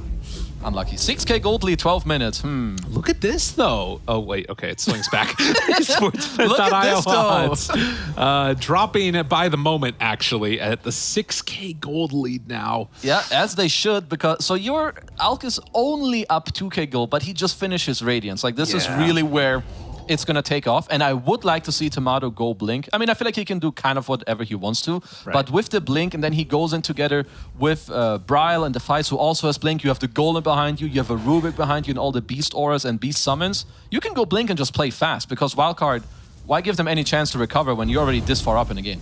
Well, one thing that you did mention to me, though, was that in a certain way, as the game gets later and later, Drow will be able to out-carry Alk to some extent if they're kind of like getting towards even territory. I guess that's not really happening, though. Yeah, I think that's a different game at this point. Okay. Oh, Yawar. If he dodges this gank, win rate goes up by 3%. Okay. So, okay. Plus 3%. It's plus 3% because they're not losing it. So okay, it's staying gotcha. the same. Staying the same. I But like that. I feel like the next 10-15 minutes, if TSM play at a high tempo and Tomato makes some chat calls where he's like, I'm the most fat boy in this game, let's go. Oh, Yawar. Oh, He's on doing a a ward. dance on the ward. Woo, zip zap. Got Upheaval. down, but the hook shot catches onto Up. both of them. Oh, Gus, that was not where it needed to be. Radiance, But now Cogs. chasing the fight. We're actually able to force him away. The Cogs keeping Yawar alive, but now alone. He's right now that attack damage. Pops the Manta with the illusion rune. Gets out of harm's way. Now the jump forward, looking for more. Tomato said, I don't want to be in this fight. And now the Golem just drops down. They got to run away from that thing. It's strong. Dude, it might kill both of them if they stick around. Yeah, got to run away. Yeah, you better run from this boy. Wait, is he Run. alone? Run away. Alone? Yeah, respect this boy. Dude, the upheaval. Again. He wasn't ready for the upheaval. Dude, Alone's gonna die to this. Oh my god, zip away. No, he's fine. never mind. I must Just say checking. about this last, I'm surprised at how early Tomato bailed. Yeah. He could have Radiance burned down Yawar. I feel like they were running all out of damage. 5 seconds into the fight, he's like, bros, you're gonna die and I don't give a damn. Yeah. I'm gonna TP away and get my farm going. I am not a part of this. Really, yeah, he definitely did not want to be a part of that one. MSS still battling with the Golem. Some stuff happening up mid. Samson finds Ari. Little Nick is there. Have some bird drops maybe in just a moment if they want to get some of these stuns, but Samson in trouble. No, both of the birds die. Uh-oh, Tomato has Blink too, and he's coming. And MSS now has to battle 2 giant dragons. Game is looking very difficult because suddenly it's 8,000 gold lead. So if you're a wild card, I'm actually trying to think like what can you do, and it seems hard. You need to like bait them to dive, which okay, they're doing, but is it enough? They need to like go really deep. Yeah. Here comes Tomato. Hello. We'll see if they go really deep or not. Little Nick tries to back away. They go for the zip onto the backline, trying to Instant blow up lift. Ari, but that was a roar. No gust was available from the Drow, and that was not the initiation they were hoping for. Oh, wrong side, Mr. Alone. You need to bait them to dive you, not Right. the other way around. So from 8K, to 10K, from 10 to 11, then in Aegis. Yeah, the snowball is it's getting big real quick. The burning snowball of irradiance. Damn. With the upheaval. All the Yes. fire combo. Brief fire. It's all coming. What is upheaval? Like, I don't let's know. think about that for a second. Let's It see. says Demnock manipulates space-time, impairing entire armies. I love Demnock. Demnock. Is that his name? I don't know what it is. It could be a drink for all I know. Demnock, nutmeg, all sounds the same Well, to me. Demnock's a good situation to be in as Alone jumps into and tries to kill off White Oh, Mod. the clever cave. But the Here save- comes the big boy. Tomato. Big Stun. boy found him. Self-stun. Nope, never mind. Well, and then the stun is there. So Bryle actually might go down, though. So 2 different fights happening simultaneously, and Alone living through it with the bottle in the back way. Alone, what a play. Okay. Keeps him alive, and Tomato might just drop He's now. dying. They've got him. What a huge win. Ooh, and the tip. I like it. Little Nick. Demnock for real. Little Nick getting in there. They got Demnock just like we did. They're like, what is this Demnock? Yeah, it's good. Suddenly everyone's dead. Kasane again. Something similar happened last game. Guys, I want to take this tier 2 top. I would say he's doing the right thing, but his team's like, nah, we can do both at the same time. No, you can't. Yeah, it turns out they could not. Feeling too full of themselves at the moment. Still, 10,000 gold lead. It's not too bad. 10K at 18 minutes. It's a okay lead. It's a little bit dangerous. Yeah, and Storm playing on the edge. Alone getting down to very low HP there. Thankfully, is Clockwork on their team, not the enemy team. And Yawar getting closer to his shard. So that's the other thing that we got to watch for, is this sort of healing reduction. Amazing against Warlock, Dragon Knight, and Auk. No, it's going to be a very big shot. And also, if any of these heroes ever die, there's going to be a lot of damage flying around too. So he's got the pike completed. He's going into the shard. They get 1 or 2 more fights of this, and suddenly we get into a territory of game 2 where it can turn into a 50-minute game with some mega creeps, base raids, and what have you. If there's one thing that I've learned about NA Dota, it's that, you can You never don't be know. sure. It's that you don't know, yeah. Never can be absolutely sure about this. Never can be. Sane trying to take away this ward. They finally just drop a sentry down and going to leave that one for what it's worth. But they have taken over that outpost. 11K gold lead. Still trying to get bigger and bigger on Tomato. I feel like some of the levels I need to check. Yeah, Bryle's game slowed down a little bit. Same with Tomatoes. Like, they're both only level 12, Right. with some of these deaths happening. And when they did die, they gave a lot of XP to Wildcard. Like Yawar, True. level 13 himself. They are getting themselves the Aegis, which, of course, it's really hard for Wildcard to fight this. So I do not blame them at all for giving that up. Yeah. But Oh, a stun, a golem. When the death. See Little you later, Nicholas is mega gone. And his bird, your little bird too. It's like the Wicked Witch of the West, bro. Indeed, indeed. Little Nick, no more birds. Toto's gone. And a tombstone up on the high ground was not able to turn that fight around. They need to be ready What are up they at their waiting base. for? What are they waiting for? They thought they were coming back this way, but no. Knock, knock, once again. I don't know if they can base race this early, if I'm going to be honest, on the side of Wildcard. Not yet. No. Tomato just gonna do a little chill TP down bottom. Ooh, but this could be good. If they're setting up on him, Tomato, if he steps forward for more, there are heroes here. They're not Does going have for it. Aegis, Yeah, they're not going for it. There's no way. and they know Bryle is coming to reinforce. Oh, God. Ooh, Yawor, Gust, TP? Nope, just TP. just TP. Well Easy. played. No, just like, okay, I can get out. Good. Alone looks to be fine here, too. Dire's courier Although, again, fine is sort of a relative turn, considering the state of the game right now. Only would- 4 kill difference, but a lot of net worth. A lot of net worth difference. I love the smoke right now from TSM. So they know that they were just bottom. You kicked out the Drought to go back top. You're up 14k gold. There is no way in the world Wildcard are fighting you. So just go where they're gonna farm. See you later, Yawar. Or Quick are jump, you? save, and the Pike. Hurricane Pike, but the upheaval, it's so strong. The upheaval, it deals so much damage, and now the stun onto getting Alone. pulled. He is gone. Oh, Bryle has but Aegis. Tomato does go down one time. Can they find any more? Kasane starting to beat down MSS. That upheaval did so much work, and MSS is going to free die. tombstone. Now, Little Neck also, well, he's not going to actually get brought down, it looks like, as they did. Oh, wait a minute. here Never comes mind, Ari. never mind, never mind. Ari jumps forward, the Tumbler's toy, the stun is there, and 4 gone. So the snowball is well and truly online as they also find Samson, has to back away from that one. And this is going to be the first set of racks at 21 minutes. Yep, just a nice little punish. You go bottom, you force them back. You know you don't need 5 heroes to hit some worthless tier 1 tower. Into smoke, Samsung. Solon pull. Now, they have buyback on Little Nick and Clockwork and low respawn times on everybody else. Can they punish any of this as they're leaving? The big jump from downtown Alone. Looks for somebody, can't find anybody. You better be careful, Alone, because Ari's had his number. He's instant lifted him like, I don't know, 2 or 3 fights in a row. Yeah. They do take down the big black dragon. So when you hit a Dota game where your net worth lead is about 1k gold per minute, Yes, you know you're in for a hard one. it is a bit of a rough one. And, I mean, tier 3 towers, tier 4 towers, they can only take you so far as Yeah. being able to defend your high ground. Solar Crest on the Beastmaster. Rarely seen, but much appreciated. Yeah, it's great. Just get these auras. Again, you're up so far. You have Tomato in the situation as you had him in the last game. Buff him up. How is Kasane so close to net worth actually to his Alk? It's crazy. This guy just gets this hero. And like he's using this net worth to then make his bro even stronger with this Yeah. crest, with the guarding greaves, and all these auras. So yeah, just very damn good performance from him. And I love his items. Yeah, the Solar Crest is one that's super interesting because like Drow just cutting through all that natural base level of armor. Yeah.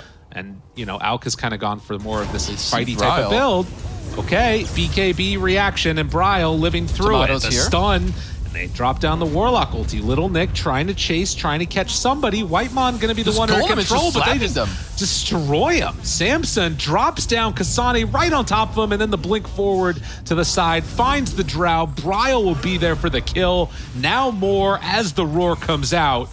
And that is TSM just asserting dominance here. No answer for Tomato, no answer for Bryle. This game is just looking very, very tough for Wildcard. I needed Kasane to get the kill. He was top net worth for like 30 seconds in the fight until Bryle got the last hit. Wildcard have buybacks, but I don't know if TSM are in to throw another game. Yeah, I I mean, think they learned their lesson. they find Alone now, isn't going to be able to get out of there. They have buybacks, like you said, but this game, it's going to be another tier 3 tower. And if you have to buy back at this point, you're never going to catch up in net worth. Yeah, there's even a golem hitting your bottom tower already, so Whitemon, you know, he understands that we're going for 3 racks here. Well, you know, Kezu, I called it too early last game. I don't know if I'm going to be trying to do the same thing again, but Do it's it. looking pretty rough. Do it. Oh my god. Guys, you Very know what difficult. happens now. Wildcard are going to win this game. Careful, sir. I know. It can't affect the outcome that much. We'll see. But they're heading down bottom now. Another round.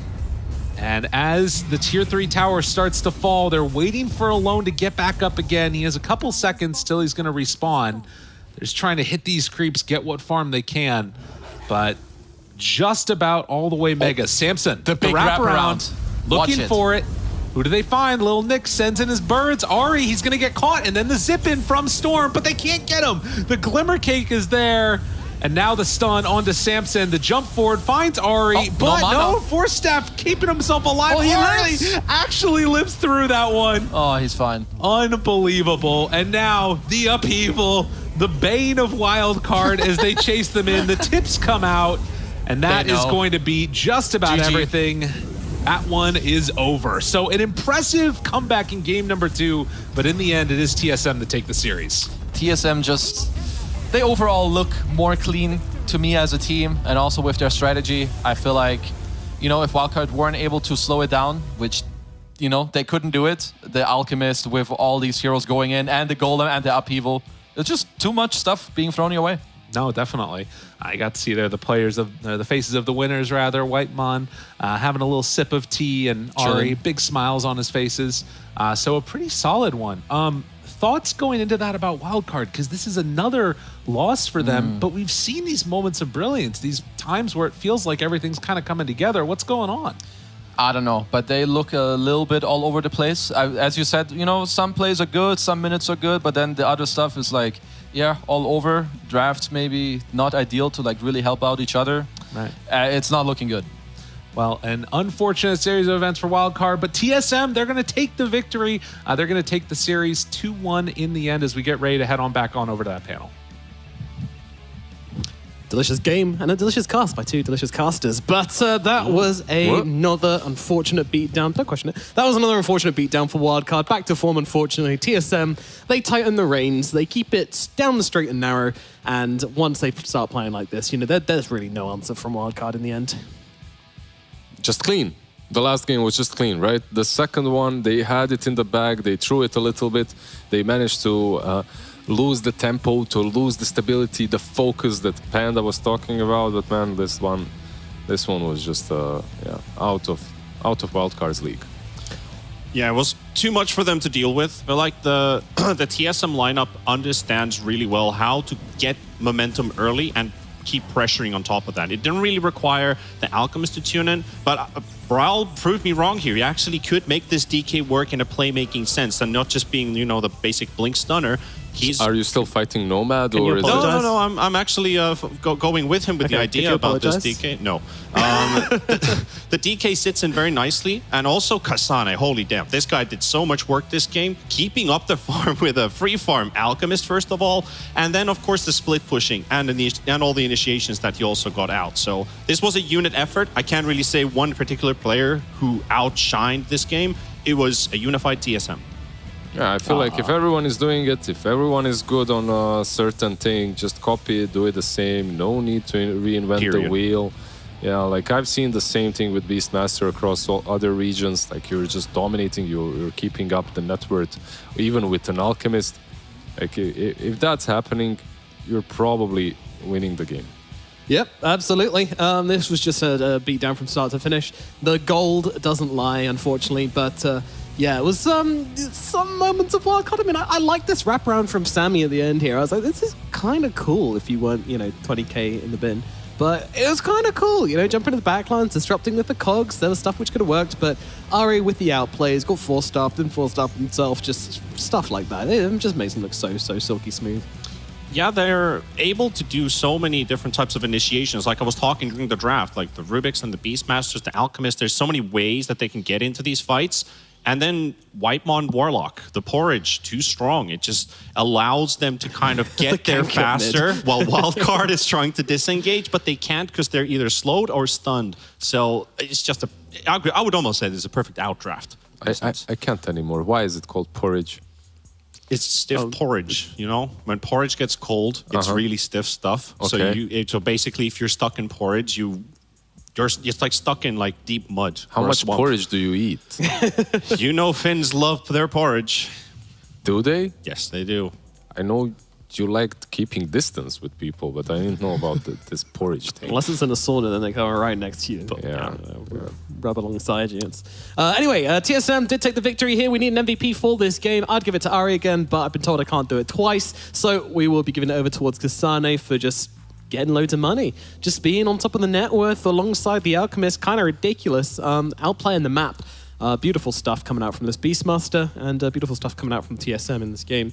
Anything particularly you liked from him, T-Panda? He was a pusher, he was an initiator, he was a farmer, he was a team player, and most of all, he was a friend. Yeah. Yes. Sorry, most of all, he was everything. It's everything that you want from your teammate, and he did exactly that. Was he anything else? Was he a sinner, a grinner? A drifter. Well, he was not an interviewer, but we have someone else for the interview. In fact, we're going to get to speak to Mr. Ryle, the mid laner from TSM. Ryle, congratulations. How was that series for you? Yeah, it was pretty. I think game 1 and game 3 was kind of clean, but we don't talk about game 2, so we don't mention it. Yeah. I kind of want to mention it, dude. I kind of want to know what was going on there, bud. Yeah, the game was really clony, especially during comps too. But I remember like the last 5 minutes of the game, we were trying to push Throne, and I think 2 of their cores are dead. It was like 2v4, and Kasane was like getting Throne, but his hero was dead. So it was really clowny, and everyone's lost focus. When the game finished, was it like a kind of analysis mode where you're trying to break down what was going wrong, or were you just kind of chuckling and going, whatever, go next? I think everyone was having a laugh because what happened was really clowny. I wish you guys could hear the comments, but like give us an example. Kasane yelled. The moment Kasane yelled Throne, Timon just lost it. They were just like, laughing. I was like, "You're dead. Why are you calling Throne?" And then everyone lost focus from that. So, it definitely did look that way. Like it was a load of fun. Yeah, man. Listen, you got a question? Sure, a little bit serious, I guess. Question, not regarding the game. I'm just wondering, like you've been in NA scene for quite some time. How do you feel? Has the scene evolved, devolved? Where do you think you guys are right now in comparison to other regions? I feel like NA has been the same as it was the last couple of years, and I felt like look, especially Quinn. Look where Quinn is right now. I think his team plays really well around him. I felt like he was held back by the region, by the pubs, and like by by the teammates. But I think most of us are actually playing EU pubs and compared to any pubs, and I feel like I mean there's a lot of issues because there's not a lot of player base in NA compared to like Europe, and I feel like that's like a big factor to it. And tell me, like, are you playing EU pubs as well? And like, if you are, the ping, doesn't it bother you, or do you just suffer through it?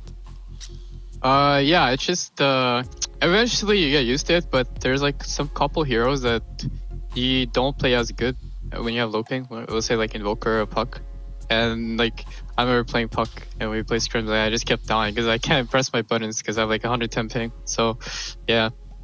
Oh, okay, we welcome you into the European pubs. Like they can be kind of rough as well. So yeah, thank you for the answers. Oh, yeah, there's a lot of toxic people in Europe pubs. So. Tell me about it. Congrats, Ryle. You kind of answered my first question, so I'm going to go onward with Kasane. His Lycan, that has become a hit favorite, but his Beastmaster was keeping up the farm with Tomato Alchemist, almost literally the same amount of net worth. Which one do you prefer? Do you like to see him more on the Beast, or do you feel like his Lycan's still better than his Beastmaster? I think he's good at both. He's really good at minions. We like to see him in the minions, and it's like you guys see a pattern here that he only plays minions, and he's like there's like a stereotype for it. It's like his players are stinky, you know. But like he's not stinky RL, but like you know what I mean. Like he only plays like toxic heroes, like minions. So it takes a certain type of a person, right? Yeah. Need that mentality, and mentality-wise, next up is your basically you could say the biggest series up till now, which is going to be the Noun series. Is there something you want to take from the last series you played against them in Tour 1, which was you lost the first game, and game 2 you got control back thanks to one particular team fight where you felt before that you're going to lose the game? Are you more mentally prepared this time against Nouns, and do you feel like you're much more favorited than they are this time around? I wouldn't say. I think there's a lot of preparation that has to be done, and I feel like it's a team that needs to be respected, and they do have a lot of good ideas. Like the past recent games they have, I think they actually have a really good understanding of this patch, and I think we have to prepare for it. So I don't think the series will be easy. I think it will be long, and it'll come up to preparation and execution of our drafts. So, Well, hope to see you at the best form then. Thank you. thank you. My question would be, you have the ESL leagues coming up, and then hopefully you'll be heading to the major as well. With all that, has there been any discussion about potential burnout that you're worried at all, and anything you're kind of discussing in preparation for that? Personally, myself, I'm expecting it to be really long, and compared to our schedule right now, actually, we don't really scrim as much. Well, we do scrim every single day, but we only scrim like 1 best of 2. But I'm expecting we're probably gonna play a lot more than 1 best of 2 in Dream League, and I'm like preparing myself for it. And right now it's kind of chill, and I think everyone's trying to prepare for it. I think it's gonna be a long month of like a tournament, so it's gonna be fun. All right, well, glad you're looking forward to it, and wish you best of luck with that. And of course, for the rest of the NADPC, we will not keep you any longer. But Bral, thanks so much for coming to talk to us. Yeah, thank you for having me. Thank you. Thank you. Bye. Thank you. Good stuff indeed. A little bit of spice there on the lowdown. You might not have caught it there, but saying that Quinn was kind of slowed down by his old teammates. And who did he just beat? Yeah, a little bit of shade there, just a tiny little bit, making it spicy, making it interesting. At the same time, I wanted to ask him, so what are your plans? What European team are you joining next? But I'm like, probably not the best place to ask him that. Yeah, if he's leaving the team or not anytime soon, but yeah. Well, I mean, TSM is like a kind of amalgamation of players anyways, so halfway there. I think they want to hold on to him like all teeth and claw. They don't want to let that player go. He's doing good. I think our team wants to stay together. I think they've got so much potential. They keep showing it on the online stage. It's just about whether they can get it together. And again, through the ESL events and through the major, hopefully, and again, just more DPC. I'm really excited to see the TSM we're going to get by the end of the year, because I think they're going to be brutally strong. But now the leaderboard is looking something a little bit like this. So we have Noun sitting at the top at 4-0, joined by TSM at 4-0, and after that loss, unfortunately, the side of Wildcard now down at 0-4, joining 5 at 4 staff in that bottom position and sitting so dangerously in relegation. They need to get some wins under their belt, but that is going to be a tough ask, especially because their next series is going to be against Shopify Rebellion. Then they have Dogchamp and 5 at 4 staff, so they can start pulling some wins. Yeah, not easy. And they are now relying on other people to start dropping games. They need Dogchamp to not win, which is makes our next series even more exciting, because we've got Dogchamp coming up versus Bait. So Dogchamp fighting to stay in that middle group. Bait also fighting to stay in the middle group. Also potentially keeping their dreams alive of somehow making it to a major. Crazy things would have to happen for that to happen. But they just want to get as many wins as possible and prove to us that they are finding that consistency. After that, of course, we have Felt versus 5 at 4 staff as well. Another very, very important game when it comes to standings off this region. So stay with us right here for more NADPC action. We are going to throw it over to a break, after which we shall be back with that next series. Lizard, thank you for blessing us with your presence on this panel. Enjoy your sleep for all like 4 or 5 hours you get before China starts. And massive amount of sleep. Yep, enjoy it. It is what it is. Is what it is. Alrighty, folks, we're going to throw it over to a break, after which we shall be back with our second series of the day, so don't go anywhere.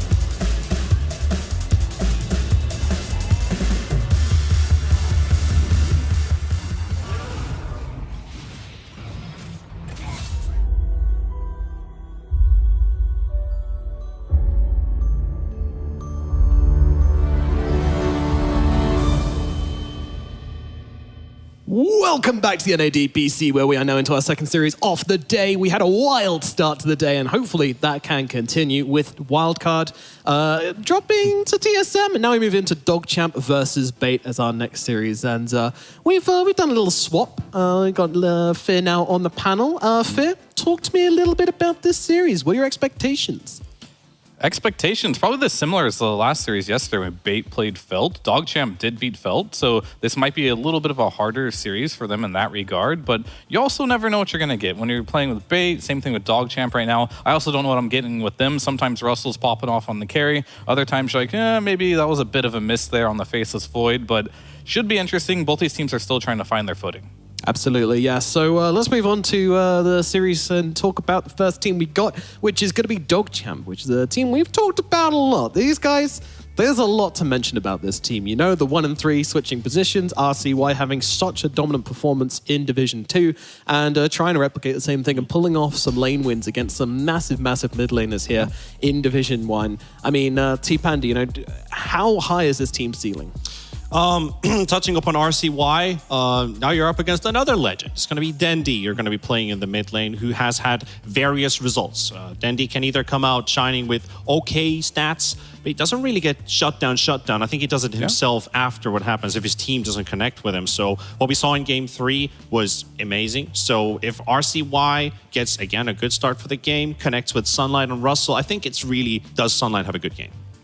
Yeah, I mean, oftentimes for him, it is that what hero is he playing? What lane is he going in? And how good is his game going to be? And if lately it's been the same for Russell as well. He's been pretty stable. I think it was just that one Faceless Void we did see where it's like, maybe that just wasn't the pick. But I think other than that, he's looked pretty great on most of the serials. And I agree with Dendi a lot. Like, this matchup is going to be interesting. I don't think anyone has ever really destroyed Dendi, but Dendi also hasn't really destroyed many other players as well. Like, he's won and came out ahead, where we did see RCY kind of destroy Gunner in one of those games as an Invoker versus Leshrac. But I think Dendi just has like a turtle shell. We don't see him lose lanes really hard.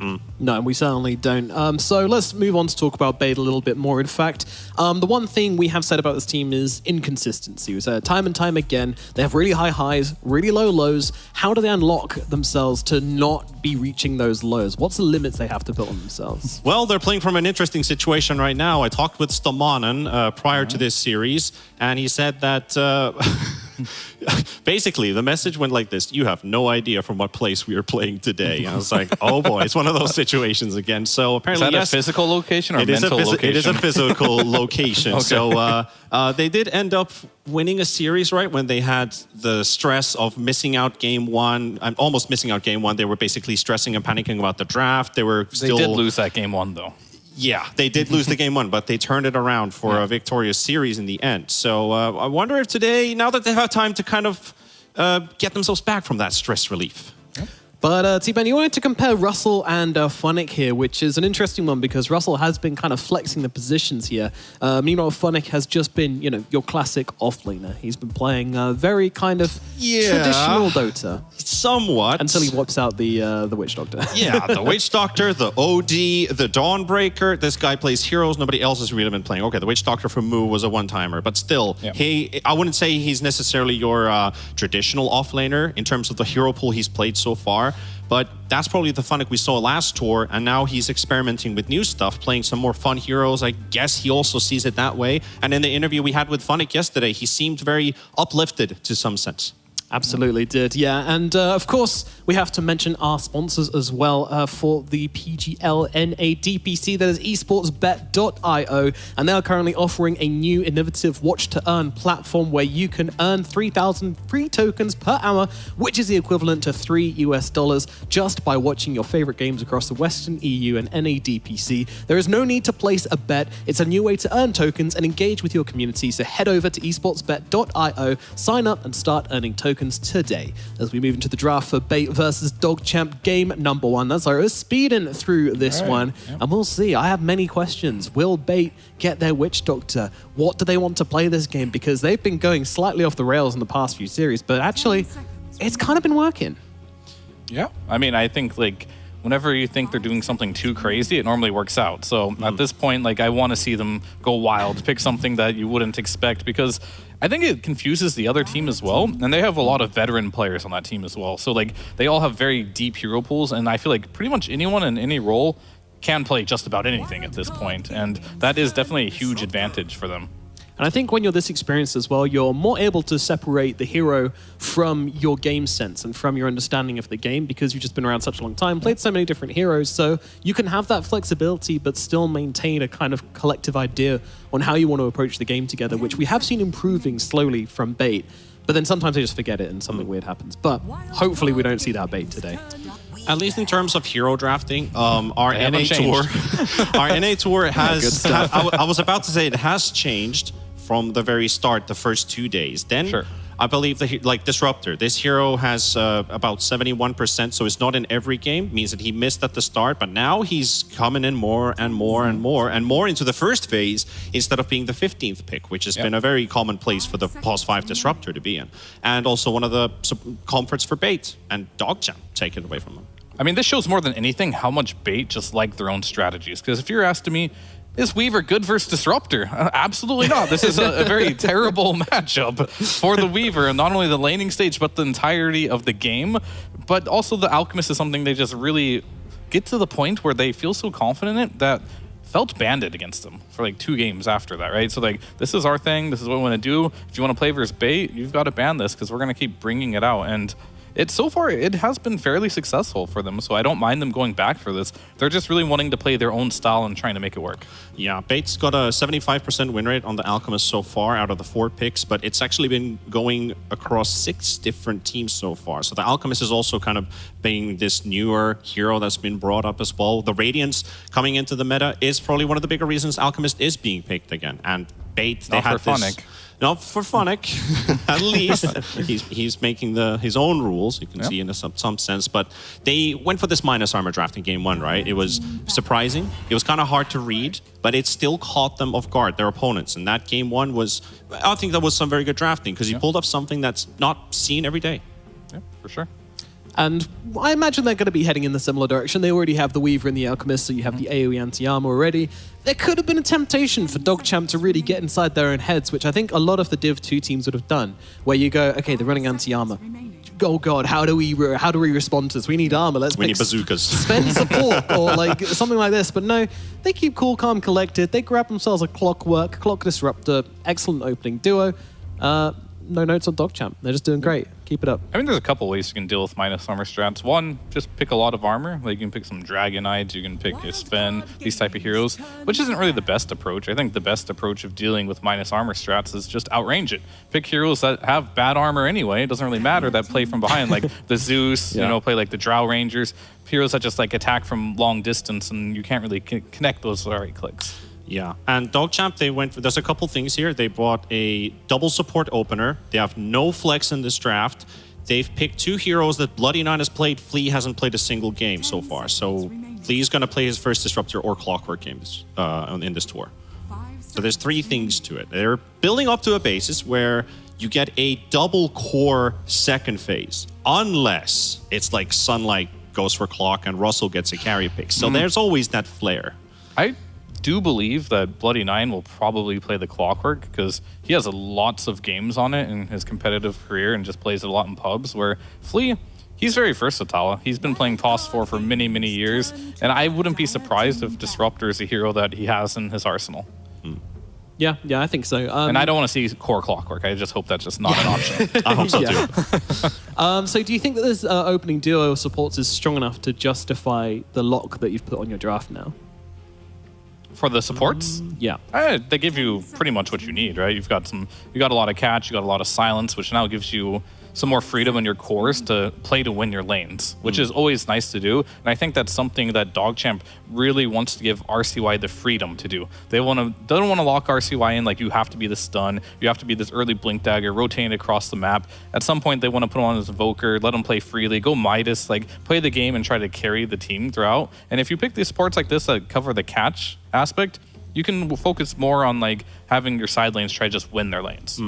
And back to the double core pickup that DogChamp has to do, Bait 100% gets the counter on the 18th. So that could be a super good pick. It could be a direct counter pick either in the lane. It could also impact both heroes if DogChamp puts them in a position where there's similar or alike. You know, maybe you have two different types of playmakers. So you look for a tempo controller hero, for example, where you're able to fight back, but you don't have to full commit. And usually the spirits are that type of heroes, like the Ember Spirit. You can brawl, but you don't have to go full aggression with it. Right. I mean, right now they're probably going to pick a POS 5 route on Bait. That way they can see 2 core picks after that. If I'm DogChamp, I'm countering Alchemist on both side lanes right away. So because Al can go both lanes, I want to make sure either lane he goes to, it's terrible. And you can just shut that down immediately.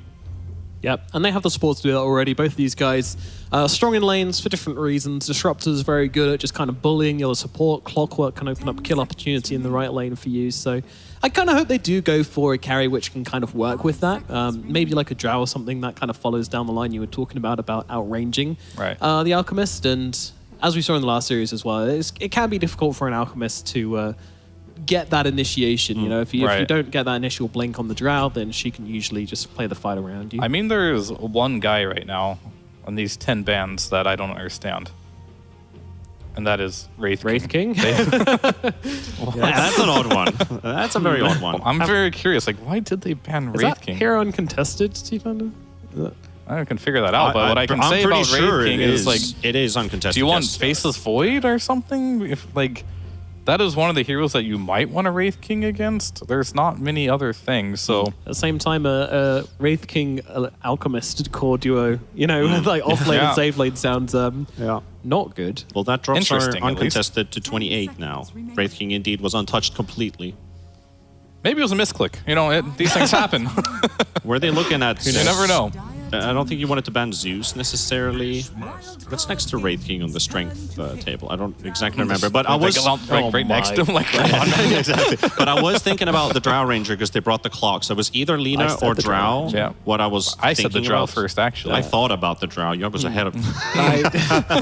When I woke up this morning, I said Drow Ranger. Yeah. So But it's a classic combo in a sense. Clockwork helps you out with the team fight for Drow to deal damage. We saw that in the previous series in the drafting table, basically on paper. That's what enables your Drow. The Clockwork already being brought up in the draft. And then Beast, direct combo with it. And the counter pick I was expecting from Bait, the Sniper. Well, Sniper's been okay against the Beast, but today what we've seen from Beastmaster, we saw Kasane just roll 2 fantastic lanes out for himself. And is the Sniper good enough? It's been pretty good in terms of laning numbers. All right, let's put it this way. Beastmaster's a good Dota hero. A lot of people can play it. They're okay with it. Like, Funny could play Beastmaster too, if he wanted to. But Kasane Beastmaster is just on a different level. Yeah. And I think that's just, like, very, very clear here. And I think when you're laning against a hero like Sniper, compared to a Drow, it's a completely different game. I feel like this is a very difficult laning matchup. I was about to scream for the Tinker, but it was just banned out by Bait because this is DogChamp. Every time they pick Let's just Tinker, shout random heroes here. no. Every time they pick Tinker, they've had the setup of a Clockwork plus a unit hero in the off lane. So they had that set up. So thankfully, Bait read They'll that. probably just ban Invoker too, right? Because I think so. You also have, it's just RCY's hero. Invoker's already banned. Never mind. You take that away. It's done. Easy. All right. But either way, like when it comes to RCWay's pick, I think he's got a lot of flexibility here because I think he's going back. Bats in the pool. That should be a ban for Bait. I think he banned TA because he wants Puck. Yeah, If that makes possibility sense, that right? he bans. Because if you Storm. want Bat Rider, you don't ban TA. It's also the one hero that really united Bait. We saw in that last game of Bait series where the idea is not Dendy looking for kills. Instead, it's us going around Dendy to get the game to work. And that was super successful. The most cleanest Bait game I've seen this entire tour was that game 3 with the TA. So That's why he's not getting it. Yeah, for sure. But also, it could be the case that they want the Bat Rider, and the only way to make sure it doesn't get banned here is by banning the TA. To being like, well, if they want Bat Rider, they wouldn't ban TA. So, Well, here's the Mind thing. games. Like, if they pick Puck, though, even if Dendy takes the bat, it's still good. Now you're playing Puck versus Sniper, Weaver, Tusk. It's actually such a good Puck game right now. Yeah. So I think that's a hero that is what I'm looking at, and I think that TA ban is like screams I want Puck right now because he literally did that last series against Kids. any thoughts with Storm? What For which side? Then Dendy's gonna Either. Puck. I'm thinking about, for some weird reason, I have a Dendi Quap in my head if I see a Bat Rider for Dogchamp. Yeah, I know we're not fans yeah. of it, but I feel a Quap could be a common. It could be. I would just, if that were the case, just to humor that for a minute, is the fact that, like, I want them to play around Dendi this game, right? Make sure that Dendi, it doesn't have to make all the rotations on the Queen of Pain. Make sure this is like a carry quap in a way, not just like this rotating quap. So Yeah. it could be real. Like They last banned the time- bat. So they the banned the instant bat. puck, I mean, this to me was Yeah. really obvious, but Yeah. they have an That's idea, another route. I guess, that how they can deal with this. And that's a good route to do. Like I was thinking about the bat ban as well. Like I did mention that they should probably ban the bat, but if they do let it through, it gives like a whole world of options. But since they're going for the puck, it takes away Dendi, the playmaker hero. Well, but you're he's gonna get still Dendi going. tiny. But he's still going for a snowballer by the looks of it. Yep, Dendi tiny. Yeah. I mean, it's an answer to the puck. It is very good versus the puck. But the problem with this matchup that I've seen time and time again, you own your lane. You're really good. And then the mid game comes around. You die once, you die twice. Puck gets a couple kills, and all of a sudden this matchup is completely reversed once puck no longer dies within that burst combination. And Then the puck Tiny's- snowballs. Yeah, then the late game potential of a puck compared to a tiny, it's way higher. So Dendi's got a snowball. For those of you out there who haven't really seen many of Bait games, by the way, the reason we're not talking about the positions so much is because we kind of know how this one's going to go. It's Stoneman on a Weaver, it's Funnick on the offlane Alchemist, and it's Stonebank on the Sniper. We've seen this all before, but if this is your first Bait game, you might be going, what are these heroes? Why are they doing this? But Bait, they kind of have their own meta. They kind of just play their own heroes, and for the most part, it does seem to be their most successful way of actually standing a chance in these games. So, T-Panda, overall, what's your opinion on these drafts, and who do you think is going to take game one? No jinx involved. I believe in bait. Right. Fair, agreed? I don't want to go on that train again, so I'm going to go ahead and go for Dogchamp. But I will say, Well done. both of these drafts are good enough to win, for sure. Yeah. It just comes down to execution. Yep, you'll love to see it. A nice tight execution. Drafts could go either way. I think it's going to be really, really close. I think we're in for a great game one here. It is Dogchamp versus Bait, and we've got our casters ready for this one. It is MLP and Cinderin. Oh, thank you so much, Nomad. Game number one here between Dogchamp and, of course, the side of Bait. Cinderin, we've got the minus armor strat making a reappearance here for Bait. Are you a believer, sir? I am. I said it yesterday and I'll say it again. I love watching Bait draft. I think it's very refreshing. You know, it's a different take. It's not always great. It doesn't always work, but it's entertaining. And that's what you want to see a lot of the time as the audience, right? It's just cool when teams are not afraid to do different things that other players aren't running. And when they are finding success with it, it's giving them quite an edge in the draft because teams need to start suddenly approaching the games against you very differently with either bans or overall like just approach to the game.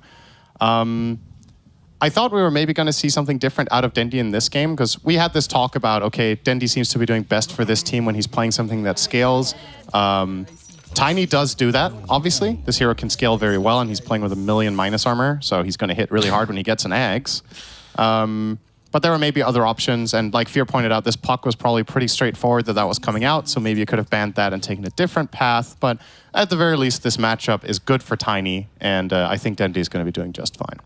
Absolutely, and a nice PSA there from Dendi as well. MMR is indeed just a number for all of you out there. Don't get too upset when you lose games. Just a number. Maybe that's the secret to Bait doing better this season is that they just stopped looking at their MMR and they got more confident. Oh, that might be it. Lodine could block off Flea here if he skills shards. This is... He does. Oh, he did get him there. Yep, Fleet. Don't think it's enough, though. Yeah, he'll run the other way. Russell, going to cop a fair bit of damage as well, but he's going to be just fine, though. He'll go back the other way, so Lodine. Oh, Flea started boots on this Disruptor, so he's going to have to ferry out a pack of tangos, but I think the bigger concern in this bottom lane is I don't really like this item on Disruptor, I think, as the starter, because effectively what your hero does is you either skill Glimpse or Thunderstrike, right? And then you want to trade, but with these boots... I think if you get isolated by Tusk in the shards, sure, it's a way for you to get away. But if you trade like once or twice, you're actually out of stuff and you have to go back. You don't have any way of regaining mana to cast your spells consistently. Maybe it's just a play style for the player that Flea likes playing with boots when he's 4, but I don't think this is like... To me, this isn't a go-to you do on every 4 anymore like it was a while back. Yeah. We see a lot of other 4s in other regions especially... start out with more stats, with Fairy Fire, with Tango, and mangoes so that you can keep trading. Okay, he's going to glimpse here to try to pull the wave with the shards, though. Nice shards. Yeah, cool here from Lodine, but still, it is sticking here on Flea. But he didn't block the big camp. Loading could actually maybe connect this on the range creep. He needs to get shot now by the Satyr. He's trying to. Oh, yep, he got it. Beautiful. That is actually, this is one of the things, like, we're talking about this maybe an unreasonable amount, but it's actually pretty important that this happened. Oh, Flea. Wait, Flea what? lost the whole wave. What? Uh-oh. How did that happen?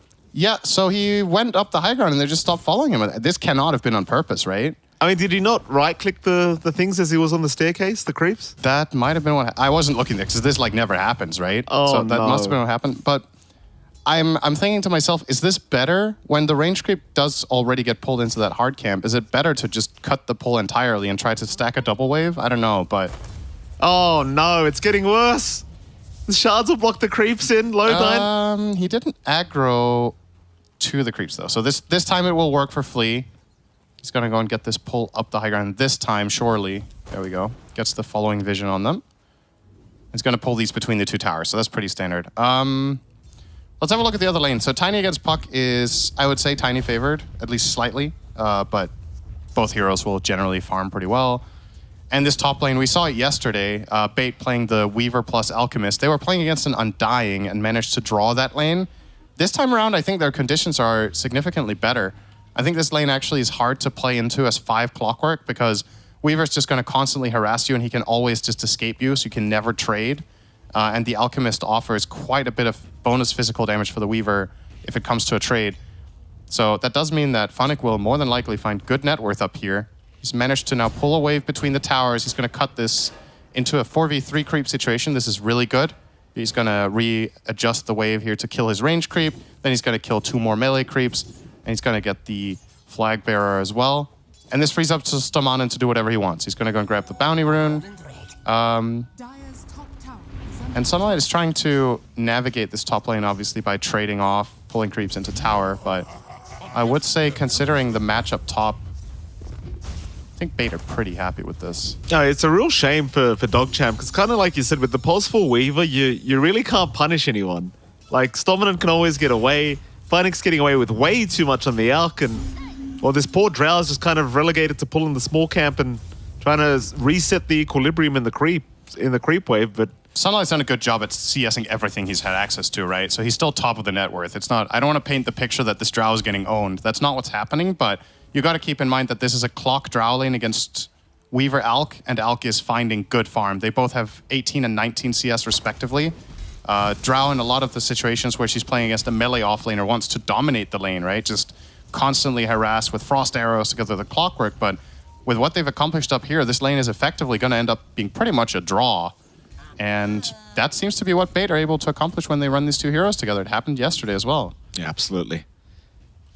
How even Bloody Nine going to lose his courier here to Stominant. Yoink. Not much he can do about it. What about the mid lane? Like, you've got RCY against Dendy here. It seems like both sides are quite even, so I suppose there's not really too much to talk about. As bottom lane, Russell.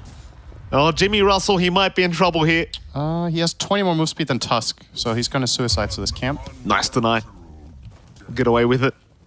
Unfortunately for him, he's dead because this death timer is long when you die to this camp, right? He's going to lose a full wave in the tower. Disruptor is going to go and claim this experience, of course, but this does mean that when Beastmaster shows back up down here, he'll be almost a full level behind the sniper. And when Tusk hits level 3, these two heroes pack a serious punch together. You just shard in the Beastmaster, snowball on him, you pop your tag team and go to town with Sniper just laying into him with shrapnel and attacks. So this is going to become very difficult, I think, for Russell soon enough.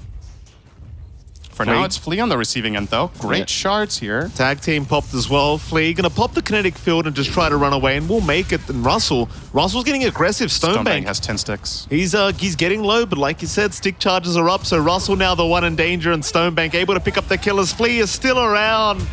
Oh, the Save Your Buddy syndrome. It's not going to pay off. Wait. Hello. What? What? What do you mean? Well, I think he could have shot him again. I don't know.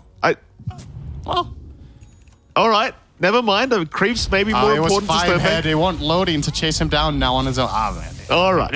Sniper didn't want to bother with this filthy peasant. I mean, he's going to have to spend his entire mana pool on this kill, but, you know, he got him. Yeah, I don't know. I think Stonebank maybe thought he already had the kill, or maybe he ran out of...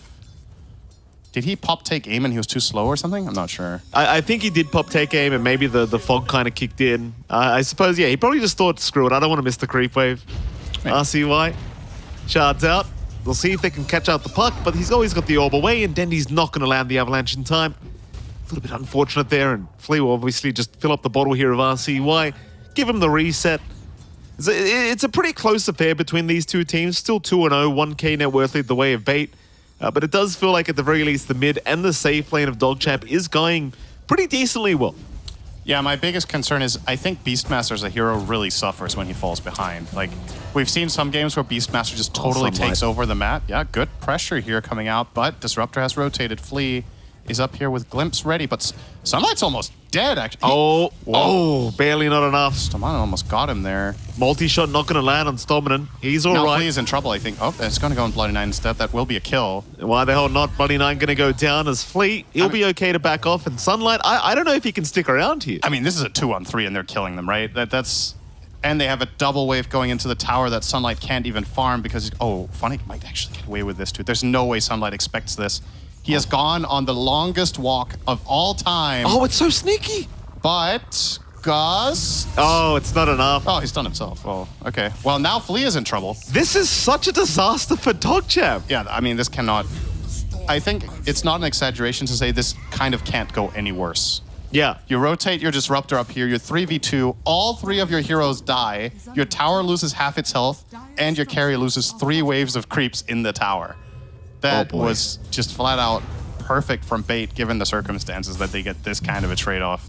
They're over the moon up top for sure. It's just terrible. I mean, I was just saying how well the top lane went here for this trial Ranger, but it doesn't really feel like the case anymore as... Well, Phoenix the one that's really starting to have a good time here on the Alchemist. The Bloody 9, Sunlight, they're going to show up. Funnick just going to run his way out. They do land a Frost Arrow, but Bloody 9 instead tries to go after Stomanen. They'll commit the coil for this, and it should be an easy kill for themselves. That seems like RCY. He'll get away with the killing spree of Stomanen. That's a decent kill when you get that bounty from the streak, right? Goes onto the puck, so he'll make some progress. Oh, but the die triangle. Yeah. They're just farming the large camp here as Low9 will continue trying to farm that up. Seems like the sniper got away with most of the farm from that. Yeah, so this is what Beastmaster usually has to resort to when he loses his lane, right? He's going to be maxing the axes, and then he's going to go and farm stacks, but obviously since this has been meta for quite a while, the teams are very well aware that this is going to happen, and fortunately for Bait, Sniper is incredible at stealing stacks. You shrapnel the stack, you shrapnel the side, and it's hard for Beastmaster to even come in there and contest it whatsoever. You can throw some axes, but you can't necessarily grab all of it, and Puck rotating over even to try to help didn't really yield the best results there. So another win for Bait in my book in this bottom lane. Stonebank now almost has a 9-minute Maelstrom and treads off to a very, very hot start.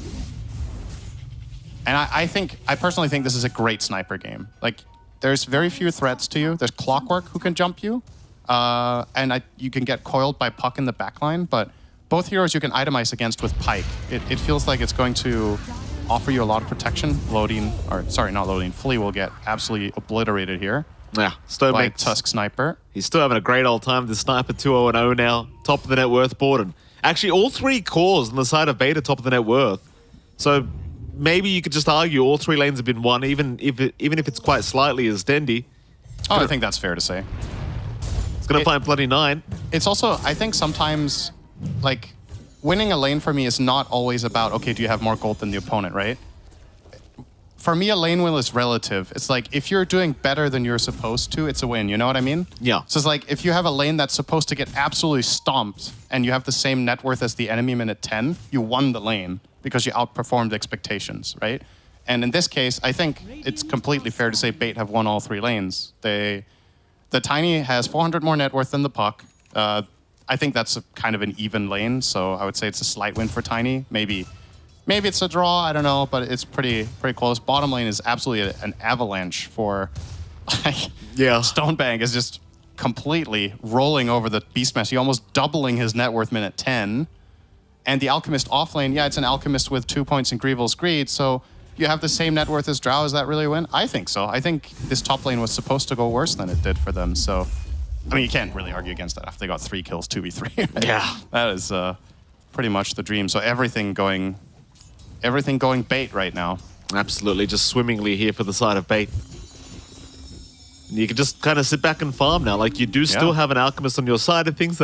I do wonder, like, if Funnick's going back for a Crimson Guard like we saw the other day, because he is building into a Vanguard right now. Yeah, so he went Crest. Hang on, I'm hearing a glimpse. Was that defensive? It was defensive, okay. So he went Crest into Crimson the other day, and that was...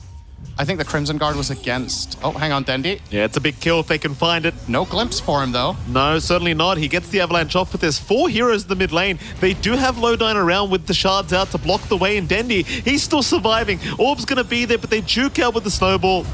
They're going to be all right, as now they look to turn it. Stominant giving the vision over.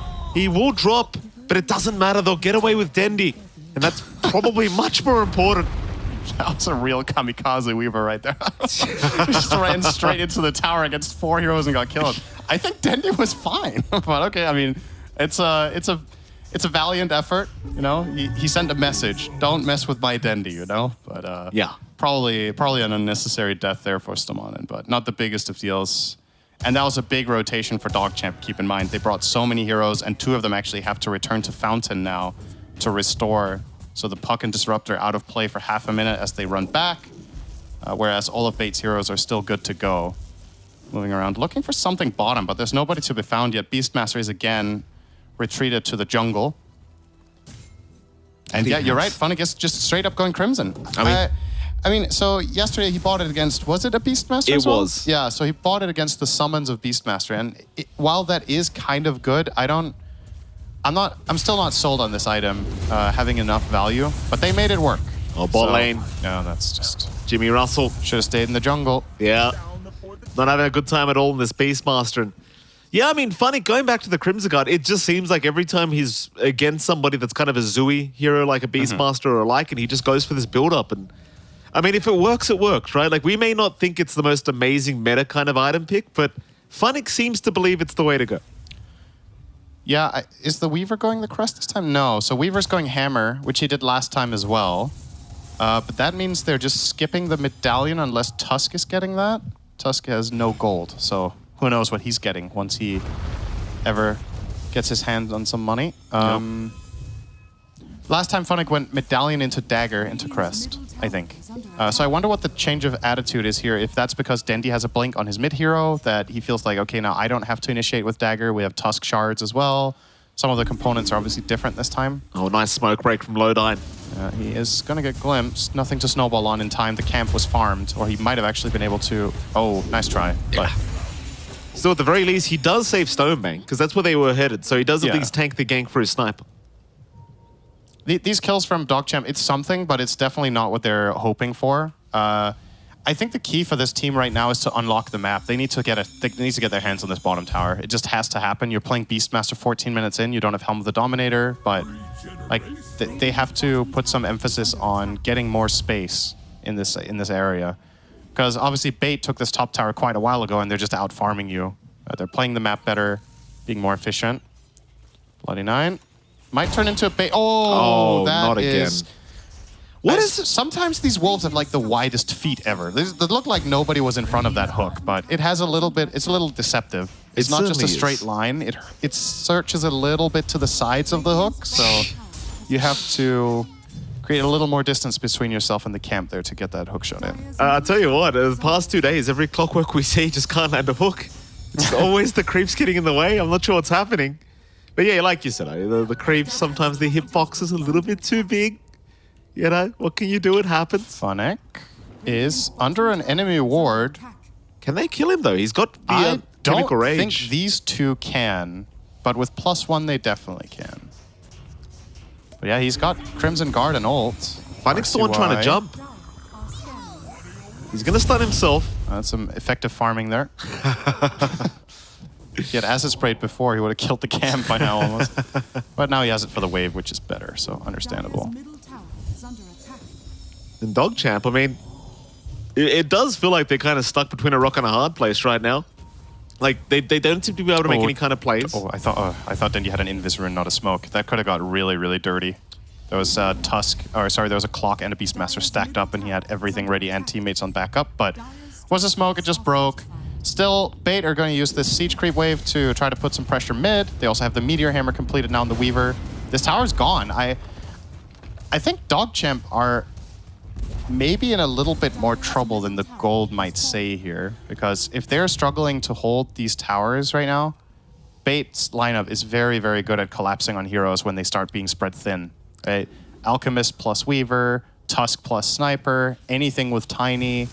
There's just kill potential everywhere. And Bait can also be like, screw it, we'll farm. Because their lineup scales incredibly well. They have so much minus armor and physical damage, and that is something that scales indefinitely, basically, right? Historically speaking, some of these minus armor strategies are some of the strongest you can have in the super late game, because while spells generally fall off to a certain extent, these heroes can just keep getting bigger and bigger. And you're not playing against like one carry where, okay, we're going to shut down this guy with a Hex, and that's the fight under control.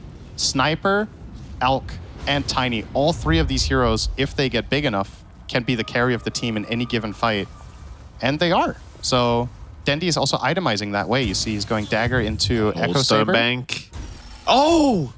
Well, you said it. Oh, the man. hooks aren't hitting. It hurts to watch. The issue was as well, they had Hawks. So like if he waited maybe half a second, he would have been in Hawk vision. Oh, it hurts to watch. Oh, well, we've all done it. Doesn't matter. Moving on. 8-3. I mean, it just feels like nothing's going right for DogChamp. Yeah, I know you do. I mean, you and I, we don't miss. Yeah. Never. I mean, I'm just... Oh, Flea, living up to his name. Oh, wow, he got a mini fog there. It looked like Funnick was mid-animation to throwing the concoction, but just narrowly found himself a little bit of a shade there. Does it go back to the Beastmaster? Like, Russell still trying to farm a Helm of the Overlord. Like, is this why DogChamp just can't really do anything as a unit yet? No, I think the fact that if he has Helm of the Overlord, I don't think it drastically changes the situation. Oh, this is a very, very dead Bloody 9. Yeah. I feel like the biggest problem that they have is that their waves have been pushed in a lot in the top and mid for quite a while, and they keep putting out fires. And then when they finally do make a smoke move, there's just been some good breaking going on from Lodin, like you pointed out, right? Or the Weaver. It's actually one of the biggest strengths of a 4 Weaver is its ability to just be super slippery around the map, pushing waves here and there at minimum risk, and then it's one of the absolute best heroes in Dota to break smokes with, because as soon as it breaks, you can time-lapse and just get away. Whereas other supports will usually expose themselves, put themselves at risk. Weaver has 2 get-out-of-jail-free cards effectively with his spells, and you need to react almost instantly. Even if you see him, you might not have the right heroes, right? Like, yeah. If a Clockwork has to hit a hookshot on you as the initiation, it can miss when you Shukuchi. If the follow-up isn't instant, even if you do hit it, he's going to time-lapse out of the cogs. There's plenty of problems, so... Yeah, Bait. They're going to go straight for the big guy.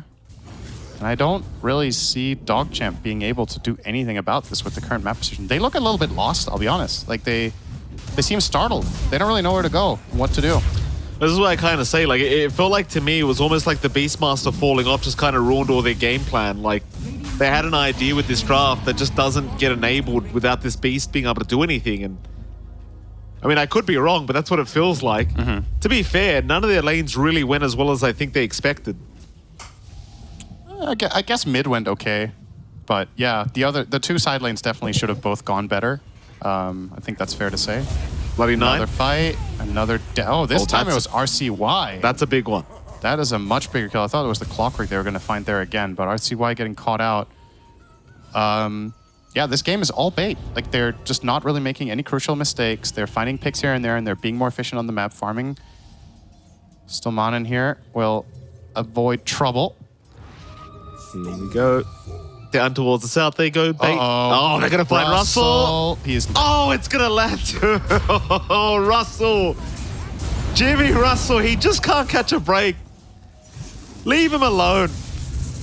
I feel like in this region, we've seen pretty much as polarizing Beastmaster performances as possible, right? We just had a game from TSM where Kasane had ridiculous impact in farm. And then we've had 2 games from other teams with offlane Beastmasters just getting absolutely pounded to dirt, right?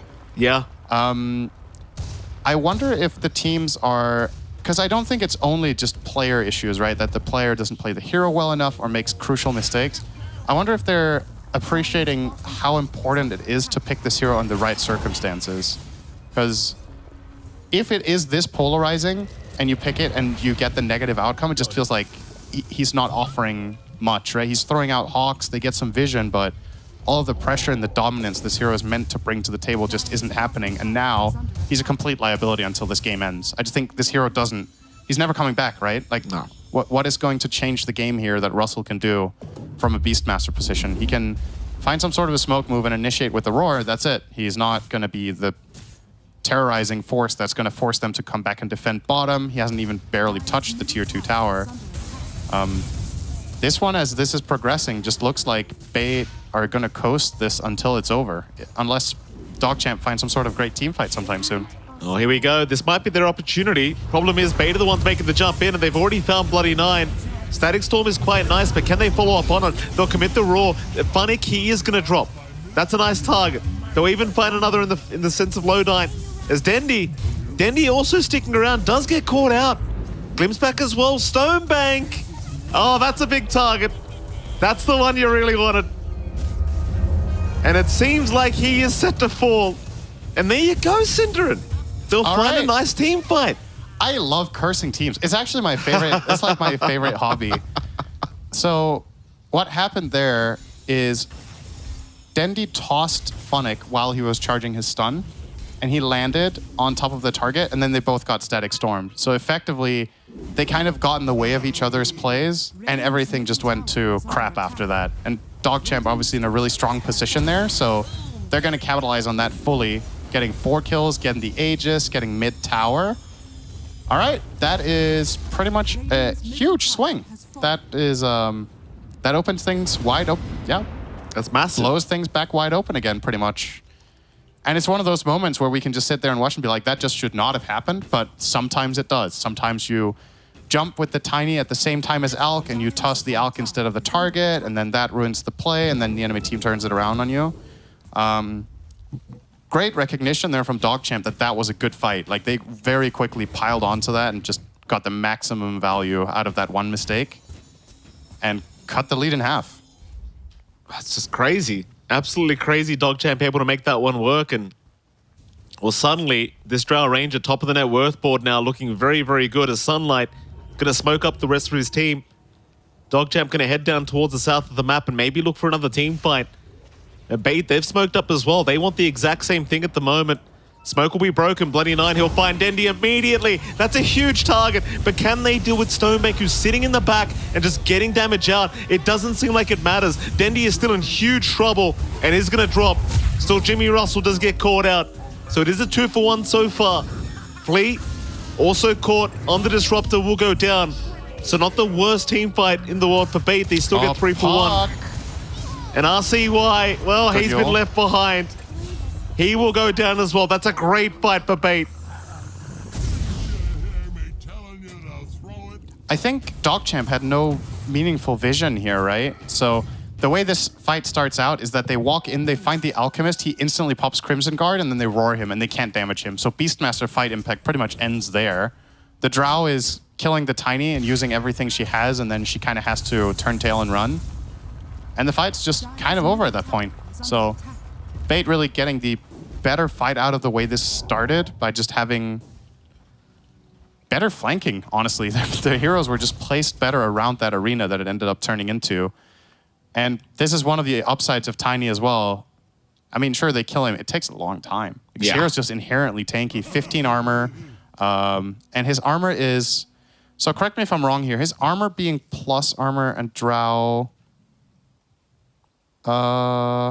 You're referring to the marksmanship, right? Yeah, Like, that only ignores base armor, right? yes, it does. Only base armor. So that means marksmanship does not break Tiny because he has only plus armor. theoretically, you should be correct because it is bonus armor on growth. Yes. Yeah.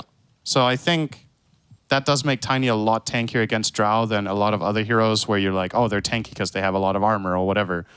even if it isn't the case, even if it does pierce, let's entertain that idea. Tiny still has a lot of health, so at least he's that going for him, where a lot of the heroes that Drow just eats for breakfast have really high armor but low health, and then she kills them in 4 shots. Tiny's always going to be a bit of work to get through. Absolutely. So It just certainly bought them enough time last time around here for Bait to turn it around. And it's kind of the thing, even though they won that nice team fight in the die triangle, it kind of felt like everything just went the way of DogChamp, whereas this time around, oh, my keyboard hit me with electricity. Well, what's happening in Dendy's PC? Electricity. Wrong tournament, Cinder. Oh. Wrong tournament. Well, I'm sorry. I've been conditioned. I think I can't see that word anymore. It's a great song. It really is. DogChamp. Grouping up again. 7K behind may not matter so much. We've seen them take pull team fights their way, even regardless of the gold advantage the Bait does have. And they are going to smoke up again, so they want another team fight. Yeah. I think we need to keep an eye on Stomanen here, because we've been talking about the gold lead, but a huge part of this gold lead actually comes from the fact that Stomanen has the same net worth as the enemy team supports combined. Slowly but steadily on this Weaver, he has got 100 CS. He's building big items here. He has Hex on the way after Yules and Meteor Hammer, so he's going to be like an X factor against this Puck. And I don't know if RCY is going to itemize against this. He doesn't want to buy Lincolns this game because it doesn't really counter anything else. Except Concoction, but if you're good, you're going to dodge that, right? Yeah. He might eventually buy BKB in this game, potentially, but the Hex, I think, is going to have really major value once this comes out, and it's also going to come as a surprise. I think the pace that Stomanen is grabbing items at is something that DogChamp will not be expecting. Top 2-2 is gone.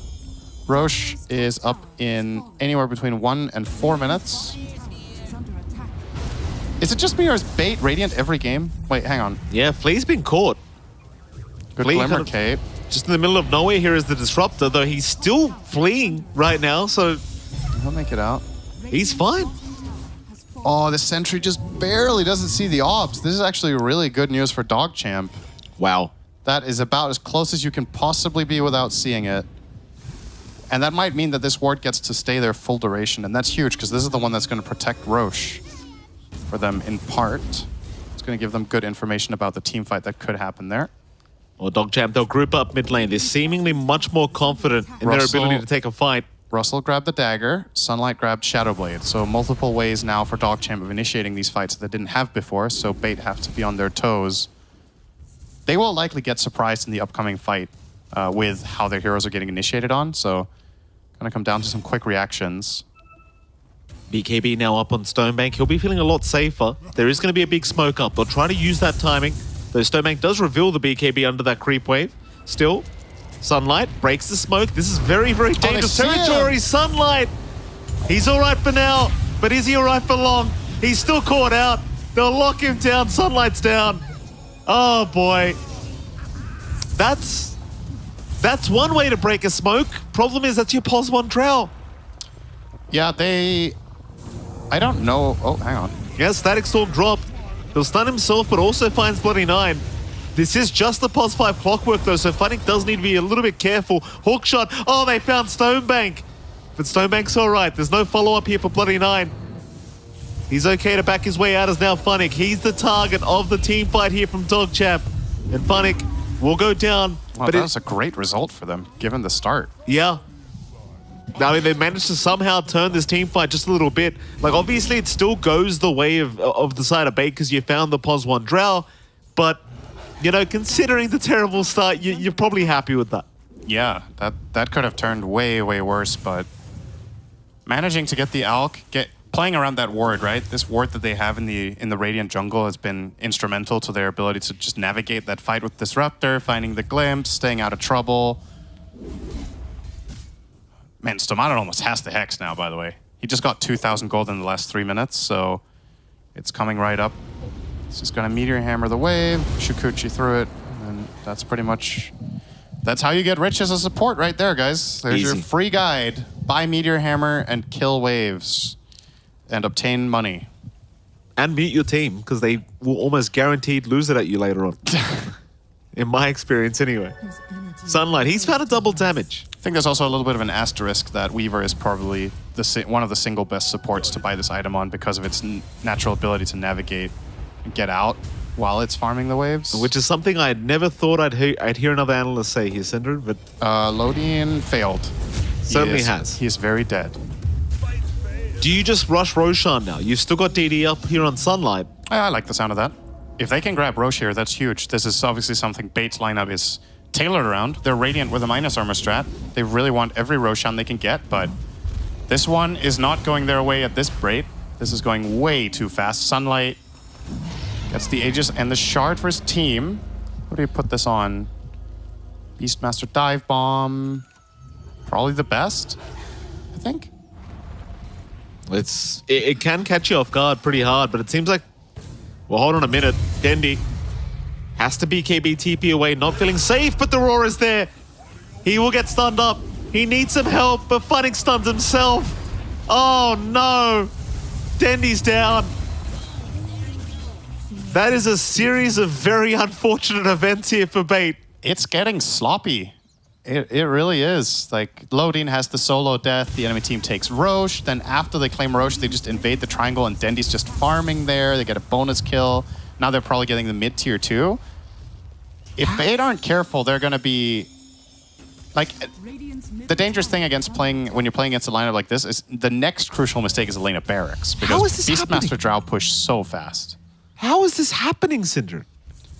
They're losing focus a little bit, it looks like. Just a little bit out of position, not having the right people breaking the smokes. I mean, this is one of the downsides when Weaver is pushing waves all the time, right? Then he's not there scouting ganks. But that means if that is how you're going to play it, you need to double down on doing that with Tusk.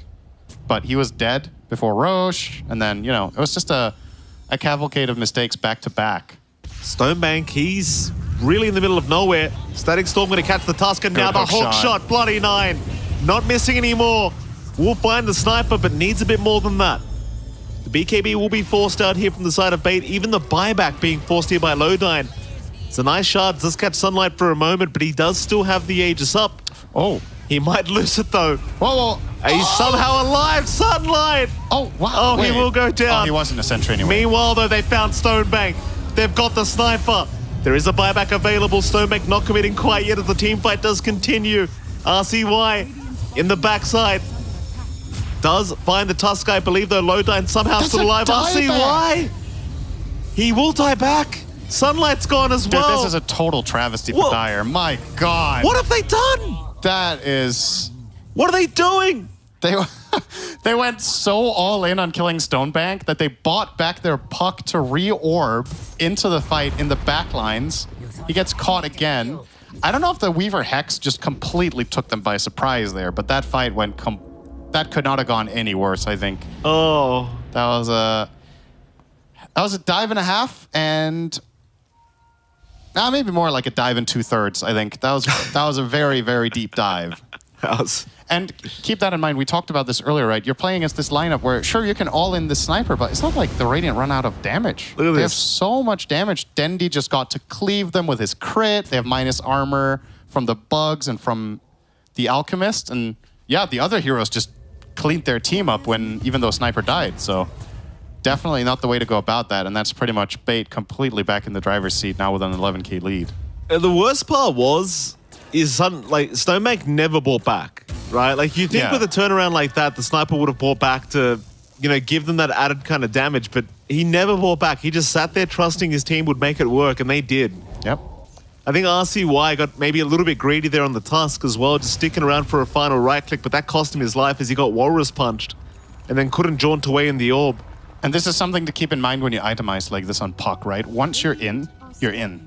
He doesn't have a reset item. He doesn't have Yule so that he can Yules into Blink. He doesn't have a BKB so that he can just kite and get out. Once he's committed into the enemy team, they're going to throw stuns on him, they're going to throw the Hex on him, and he's going to die. And he's recognizing this now by buying up an Eon Disc, but you're a little bit worried it might just be too late once this comes out, and the lead has become too meaningful. Yeah, pretty rough position here now for DogChamp. I mean, they're not out of the game yet by any stretch of the imagination, but that's going to have some mental damage there for the side of DogChamp after a team fight like that. Their faces did not look very impressed, I'll tell you. Can't quite blame them.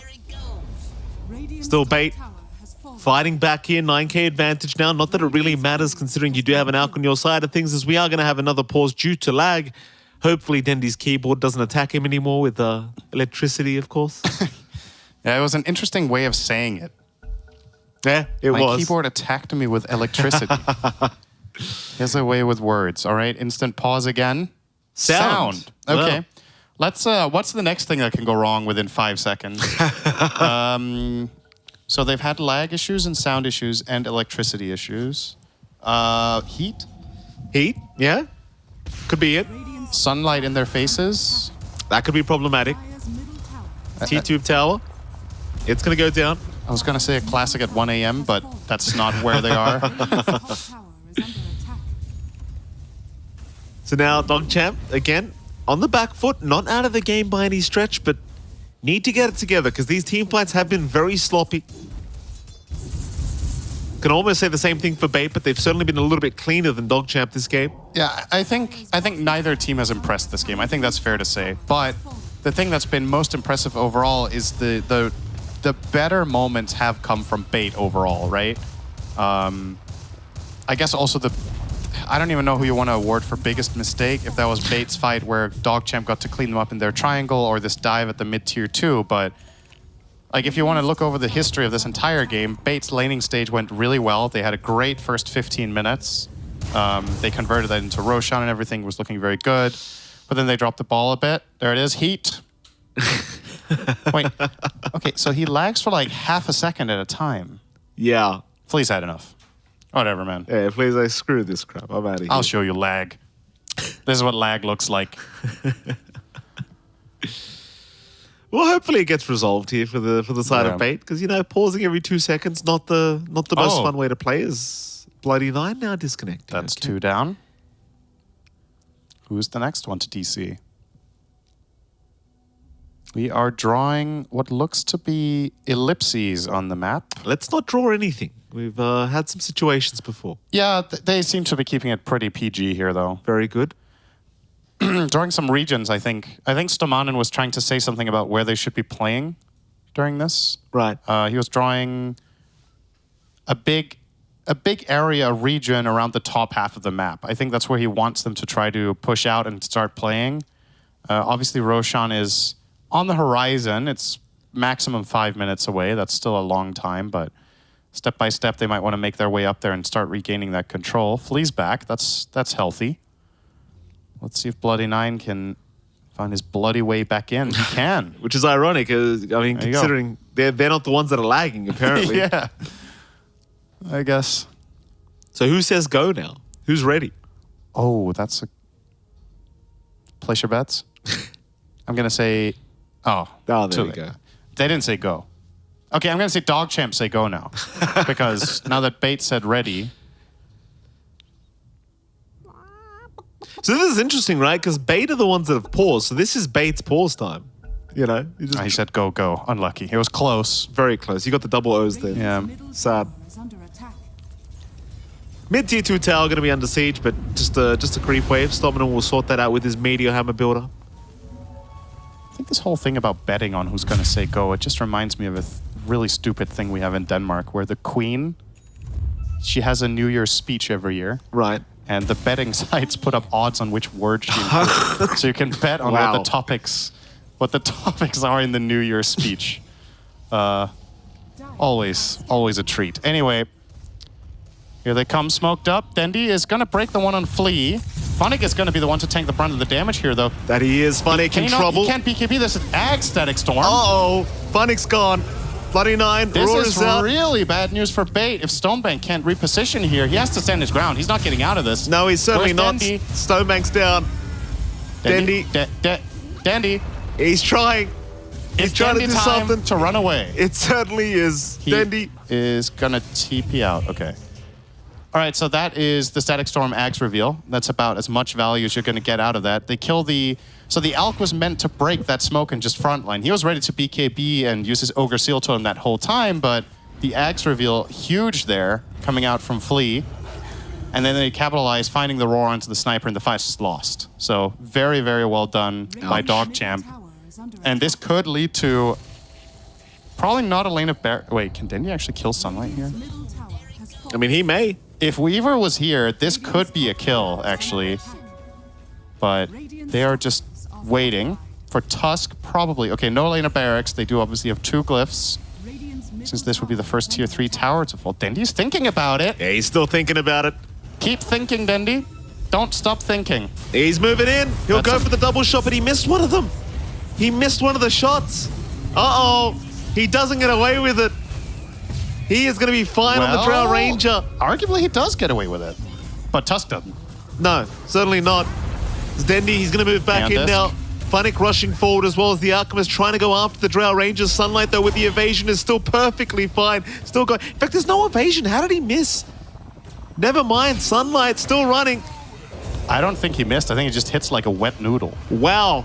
I mean, it looked like a complete whiff to me, but I don't know, man. Holy. Nevertheless, Dendy, he still finds a killing spree as Sunlight. TPing. Oh, he could stun him! Oh, Wait, what's that AoE? that seems It's the level ridiculous. 10 talent. Oh, no. The unstable concoction radius also works on your self-explosions. Actually, that talent just killed Drow. Wow. I don't think I've seen that before. That's some foresight right there. That's why ridiculous. he takes that talent.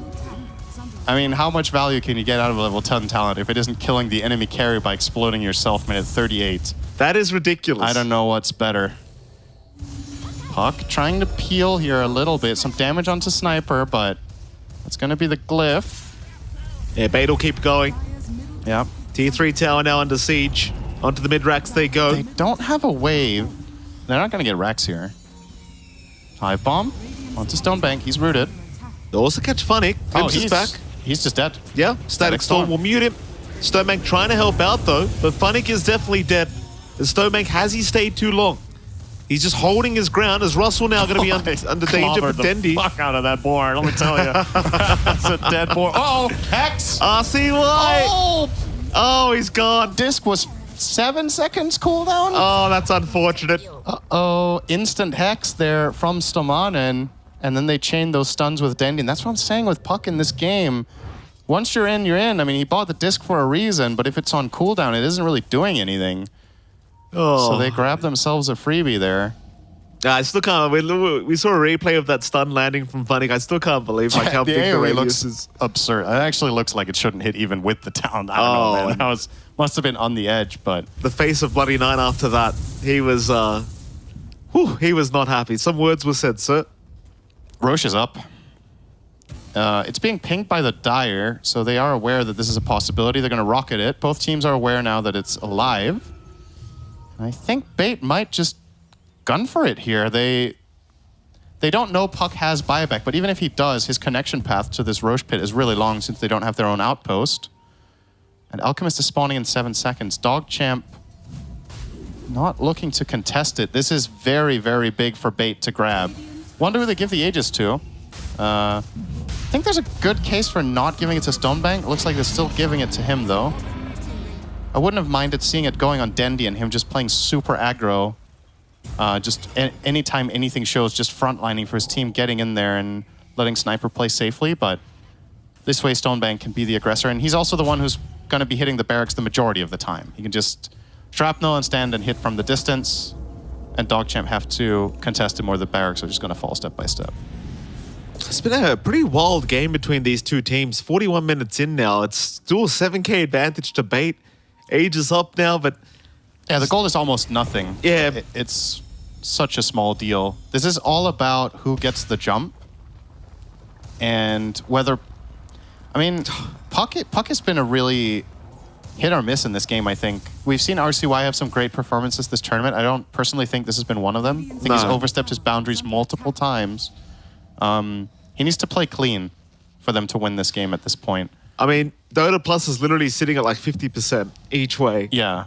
It's closer than you might think. I think Dota Plus in general doesn't like Alchemist very much if he's not very far ahead, because obviously the balancing around this hero is that he is pretty much terrible compared to other heroes at this stage of the game with the same net worth. Yeah. But he gets more gold than anyone in the game if he gets to farm. That's the trade-off that you have. So at this point, Funnick his hero is not particularly powerful.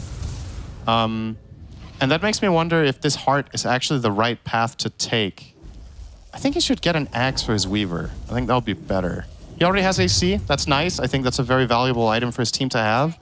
But at this point, you have to either commit for right-clicking style, where you pose a kill threat, which heart doesn't really give you, or a utility build, which is, most of the time for Alchemist, make other heroes utility because your hero is Alchemist. Yeah. So, yeah, Weaver Axe would be cool. Tusk Axe would also be cool, to be fair. If they kick Drow into their team, they kind of just win the fight. But for now, he is eyeing up the Heart of Tarask. And he's sitting on a Refresher Shard. I don't know about that one. If that's particularly valuable for him to have. But I guess who else would you give it to? Maybe the Weaver, honestly. Just double Hex. I mean, why Could be not? nice. Double Eon Disc on him. You shut down RCY every fight, and it's like, there's nothing he can do. All right, here's a smoke from Bait. Might just find a random pick here. Dog are starting to slowly move out to the left. This is actually really good timing from Bait, and they have a huge item reveal. Dendi has the Ags. So Tree Volley can come into play with this massive minus armor strat. Well, they If do he rush gets in. to see targets, he will hurt. Bloody Bloody nine. The one spotted. Stomanen broke his own Shikuchi. Dendi. Oh, they found the Drought, but no, he's in this. Sunlight's all right. My God. They don't see him. I still feel like Tree Volley is conceptually one of the most broken spells in Dota when you think about it. Like, when you do get to do this, That's so stupid. this spell is so crazy. But obviously you can counter-itemize it, you can counter-play it, etc. But once, like, it's just one of those things where, man, come on, you know? The first time I got to see Tree Volley in action in a pro game was Tiny Morphling. Oh, yeah. That yes. was, let me tell you that was an experience. Yeah, Morph Shaker is another one of those where you're just like, really, man? Really, Ice Frog, you know? Is that okay? It was Stonebank is amazing. getting Rex. They're just not doing anything. Okay, free lane. Beastmaster's trying to force someone back bottom, and he will successfully bring the Weaver down to here, so that's something, but Bait got what they came for, and all they had to do to get it was to kill a 5 clock. It's lag time. It's lag time, all right. Lodine, no words even need to be said. He'll just disconnect immediately. I wonder if he's the only one having issues, actually. Like, he's the only one that's complained this whole game. They're all at boot camp, right? Yeah, so you'd expect everyone's lagging, but it seems to only be Lodine. Anyway, moving on. They do get a Rax in the mid lane, so happy days here for Bait. It still seems like this is one of those games that could just go either way at any moment. Like, one bad team fight and suddenly DogChamp are back into it. It's definitely not over, but it's starting to step by step mount more and more of an advantage now for Bait. And it's also about the nature of the fights, right? Where it feels like when DogChamp are winning the fights, it's because Bait are out of position. They're not... It feels like it requires a crucial error before they get the better of them. And Bait are just the ones controlling the map. So if this slows down and just turns into a farm fest, they will farm more, they will get the next Roche, and then we're talking 25k gold lead instead of 11. So, you know, I really feel like the X factor of this game is the Weaver. He is the net worth lead. Yeah. That's him. Like everyone else, the rest of the heroes, aside from the supports, the cores are even across both teams. But loading PC froze. Unlucky. You know what his PC is now? What's that? It's loading. Oh, that's terrible, Syndrome. Yes, it is. That's terrible. And that is why I'm smiling all over my face, because if there's one thing that makes me happy, it's making deliberately bad jokes and forcing thousands of people to listen to them and facepalm all together. Oh, somewhere in the hotel, Lacoste is smiling. Oh yeah, I know that for a fact. Lacoste is slapping his thigh right now. It's like, hell yeah, my man, that's the one. My boy. Nah, let's be real. Lacoste is asleep. Yeah, But that's true. he must have pieced out. Yeah. Oh well, what's the conditions now for DogChamp to make a comeback? Like, what do you want to see from these guys to give them a chance back into this game? So I think their best chance, obviously, Bait is going to go knocking on your high ground, right? And the goal should be to, if Sniper is the only one hitting the tower, I think you're probably looking at a wraparound play. I think going all out on the Sniper when he has the Aegis is too difficult, so you kind of got to connect on his team, kill a couple of the other heroes first. Because usually what I would advise is, okay, when the enemy heroes go and hit your tower, you're going to hook shot, you're going to cog them back in, and then you're going to static storm combo them. But the issue is, if that is the sniper, he's standing really far outside the base. And if you do get him far outside the base and you knock him in a little bit, that's not going to... Whoa, hang on, what's just happened? Yeah, you're having a few issues now as well. Damn, I caught loading. You literally caught loading. You're out of here. Shit. Oh, I might be back. I mean, I don't know, dude. You got kicked out of the lobby. They had enough. They heard my joke. Yeah. Get him out of here. All right, you're back. Happy days. So what was I saying? So if you hookshot a sniper and you try to knock him into the base, he's still going to be pretty far outside. He's going to get assistance, and he has the Aegis. And if you have to static storm him for the kill, that's when you can get in trouble, because you really need that on the second life. So probably wrapping around and trying to find backline is the stronger play with a smoke. I think if you could catch the Tusk instantly and just kill him would be really nice. The Weaver would be probably the single best kill, but also the least likely to succeed, because you have to come out of smoke and he has Eon Disc.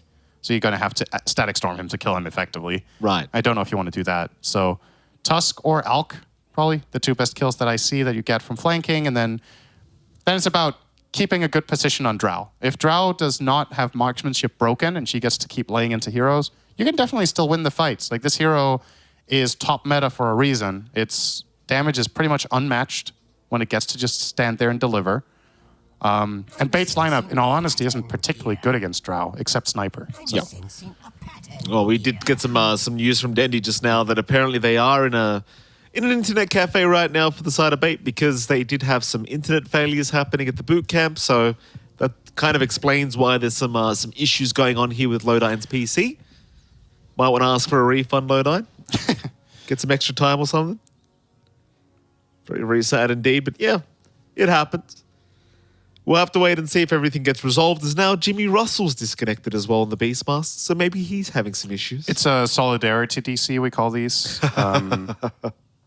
And usually what happens in pubs is that somebody says 4v4 ? And then everybody agrees, and then you just resume, because nobody can be bothered waiting. The gentleman's agreement. Right. In Pro Dota, it's a little bit different. Then we say nothing, and then we start drawing on the map. Yeah. Very professional. Yes. Thing is, though, the question is, what happens when the pause time runs out? We've had this situation before. Oh, yeah. How long is it they have? 15 minutes? I'm pretty sure it's something like 15. And then it's like, well, you're going to unpause the game. Too bad. So the Radiant team's pause timer is ticking. It should be, correct. Okay. By how much, we don't know. But it's probably a second per second, I would think. I mean, obviously. Oh. How long has it been? Their combined pause time in this game has probably been like 5 minutes, right? I think at this point. Every time a game is paused, you always assume it's going way faster than it is. You just... Yeah. Yeah, time flies when you're having fun. Oh, absolutely. This is absolutely thrilling. Yeah, I'm gonna say about 5 minutes has passed total, because they had the earlier pause as well, right? Yeah. Which was, give or take, 2 minutes maybe. So. Well, there's Russell. Yep. Lodine's the issue, though. That's what we need to see. Where's Lodine? I don't know what the internet cafes are like in, I believe it's Mexico that they're in right now. Are they in Mexico? I think so. Oh. Maybe not. I don't know. You don't know, but you just randomly guessed Mexico. That's my assumption, because I was looking at social media. Oh. And I could have sworn. 3 minutes left, says the admin. Are you sure? It's 15 minutes? It could be 10? Who knows? If it's 10, that checks out in my head. But maybe we were having a good time. What do you have an internal clock going on? Maybe we were having a good time and it's been 12 minutes. Oh, he was like, oh, okay, I got 3 minutes. Oh, we'll magically conjure up a functioning PC right away, sir. We're back. All right. Here we go. What did he just say from 1989? Loading PC from 1989. Oh, I'm hearing a BKB. Yeah, that's Russell. Yep. It's the BKB TP out of there. They rustled his jimmies and he was out of there. Oh, that's very funny, Sindra. Thank you. That's another banger. Yes, I'm just a factory at this point. It's funny how, you know, when people say tell a joke, I can never tell a joke. Yeah. But aside from that, I'm really funny, okay? But No, you're hilarious. Yeah, it's unbelievable, isn't it? Just can't be funny on command, though. No. No, what do you know? I can't when you're looking. No, absolutely not. Dogchamp, they've smoked up as 4 now. Wrap around through the bottom lane. I mean, they're quite far away from the side of Bait. It's going to be kind of hard to catch anyone out, but they just want to connect with Sunlight, it feels like. Problem is, Bait are heading right towards the Dire base. Yeah, this push from the Radiant, I mean, both teams push really fast, and the fact that the bottom tier 3 tower is almost gone actually means that Dogchamp might pull this off faster. They are down on a glyph, though, which is the problem. So Bait will actually make the first move. Yeah, and here come the TP rotations. With the glyph unavailable, they're going to grab a tower for free. Yeah. And Dogchamp didn't even deal any damage bottom. So that is a great read from Bait. I don't know how much of a factor it played for them that they do have glyph and the enemy team doesn't, but made the right call. Russell has stayed bottom, though. So he's going to try to make a bit out of this. He has the refresher as well. If it does come down to a fight, we expect a double roar in the upcoming fight. It's pretty expensive for him to use his kit, so... Well, as long as he's rocking full mana, he'll be fine. 2 roars cost how much mana? 750? Yeah, he's okay. This other stuff is pretty cheap. A Dogchamp, still grouped up, still looking for a way back into this game. I mean, it was a nice attempt to try and smoke through the bot lane, but obviously does not pan out in their favor. RCY, pre-volley. It's going to be able to juke it out. There's a lot of damage if you do get caught, though. Speaking of a lot of damage, Dendi does get roared up, but there's no follow-up to it. That's a good concoction, though. It certainly is, and now they've caught out 2 of them. Sunlight, he'll get the forced up to the high ground. Tree volley's ready. It certainly is. Dendi doesn't see anyone, though. They're going to lose Lodine. Sunlight still caught out. Dendi trying to move in, gets a toss up, but gets gusted up, so he's fine. But Funnick's on the chase. Meteor Hammer of all things going to take him out. Oh, it's disgusting. RCY already on the job by trying to cut next wave, but the problem is who's going to kill this one? Drow can't do it. Beastmaster definitely can't do it. And Clockwork, no way. So this is a second lane of barracks if they don't buy back. Maybe even Megas. I think like Snipers and Tiny can claw through this in like 5 seconds. And they're going to try. RCY is actually in danger here. Yeah, he is. No Avalanche will disc. land. Toss up. Dendi trying for the kill, the assassinate. Ah, it's not going to land. And the Hex missing because of the Lincolns, so... All right. Well, it's still going to be the barracks, but at the very least, I think Bait might be dissuaded from staying. Nice 4-staff timing there. And the buyback now coming out, but they've tossed him away. Oh, no. At least they'll catch Dendi on the Second Tiny. roar. Dendi's still just walking out of there. They don't have the detection on Sunlight, so Dendi's fine. Stonebank's the target. Can they actually deal with the sniper? It doesn't seem like it. They'll commit the roar again, but Sunlight's standing his ground. He just doesn't care. Still Sunlight, still trying, but no, Stonebank is fine. That's satanic. He's just out healing everything. RCY's doing his damnedest now, but that's it. Oh, boy. Yes, buyback, but I mean, it's Dendi time. it's Dendi time. GG's call. GG. Well, All right. A nice game here for the side of Bait. Obviously, you know, you can make the argument maybe a little bit messy on both sides of things, but nevertheless, Bait proving to be the better team here for game 1. And Yeah. or rather Dogchamp. I mean, back to the drawing board for them. Yeah, I think it's fair to say, I think Bait overall are probably pretty satisfied with this, but the thing I would love to see from this team is that they have these strategies and they have some of these early games that go really well. You'd love to have this like game where it's just like, okay, everything was just clean this time, right? Yeah. Like that performance where you have this, where you start having this faith that over time this team has a shot at being in the higher positions in the hierarchy in this region, but the cleanliness just isn't quite there yet. There's still these like hiccups along the way. Moments of brilliance, but Yes. not quite enough. Not quite enough. But they won. We're talking like they lost. Yeah. I mean, it was a fun game, and it was a good win. Yeah. What do you think though? Like going into game 2, like Dogchamp, what would you like to see them change up? Like, maybe in terms of draft, anything different? I want them to get off on the right foot. Right. I think this game was just they play from behind the whole time, and playing Dota like that is just difficult. Yeah. They did their best, but they lost towers too early. They lost 2 lanes pretty significantly. So if just focus on that. Start off better, and you might just beat Bait in the mid game by out executing. Okay. Well, with that, let's throw to our panel and see what they thought about game number 1. Bait looked great. There is no debate, but did DogChamp underestimate this team? Wasn't really a That was question. great. I like that. Yeah, you just wanted to say that, right? Yeah, literally. I just did a cold throw to you just to do that, so enjoy. Yeah, I mean, I think Bait did really great in this game, and I think more than anything, like, I was really surprised about how Dindy played in the early game. I thought his rotations were really good here, and one thing I wasn't really happy about for DogChamp was that it was unfortunately the Beastmaster. This, like, we talked about Kasane and how dominating this Beastmaster can be. Every other team that's tried this Beastmaster has had a very, very difficult laning stage. Just look he at the got net worth. dumpstered, yeah. Like, the guy's sitting at 7,700 at this phase of the game. Everybody's surpassing him by a lot. He's still playing from behind here. Weaver's catching up in net worth. Stomanen with this Meteor Hammer. He's been split pushing. He's been farming. It paid off. They get more control item for fights, and it makes it easier for the sniper to deal damage. DogChamp, they never really got to the sniper. They were getting focused on Dendi. That's a good core to kill, but in comparison, I'm on a loss for words. Drow's so easy to get to. Why isn't Sniper so easy to get to? Like, you've got all these heroes that have jumps. Execution. I mean, Execution. Yeah, exactly. Like, you look at the draft, and it does look easier, actually, for DogChamp to be able to find the sniper, but the problem is it just didn't end up working that way because of the way they were approaching these fights. And also, you got some big boys to protect the sniper as well. Often, these fights were revolving around the sniper. Like, they weren't struggling to reach the sniper. They were struggling to kill him. Yeah, and this death from RCY was also, he bought back. I think he teleported somewhere nearby, sent him back in to the enemy backline and gets blown up right away. And it's like, wait, Bait got a pretty rough start to the fight. They lost the sniper this fight. Yeah, well, they committed 5 heroes, all like giving their lives to just try and kill him off. And then in the last fight, they committed like 6 heroes to try and kill him off. Yeah. And don't even manage to do so. The Satanic comes in absolutely massive.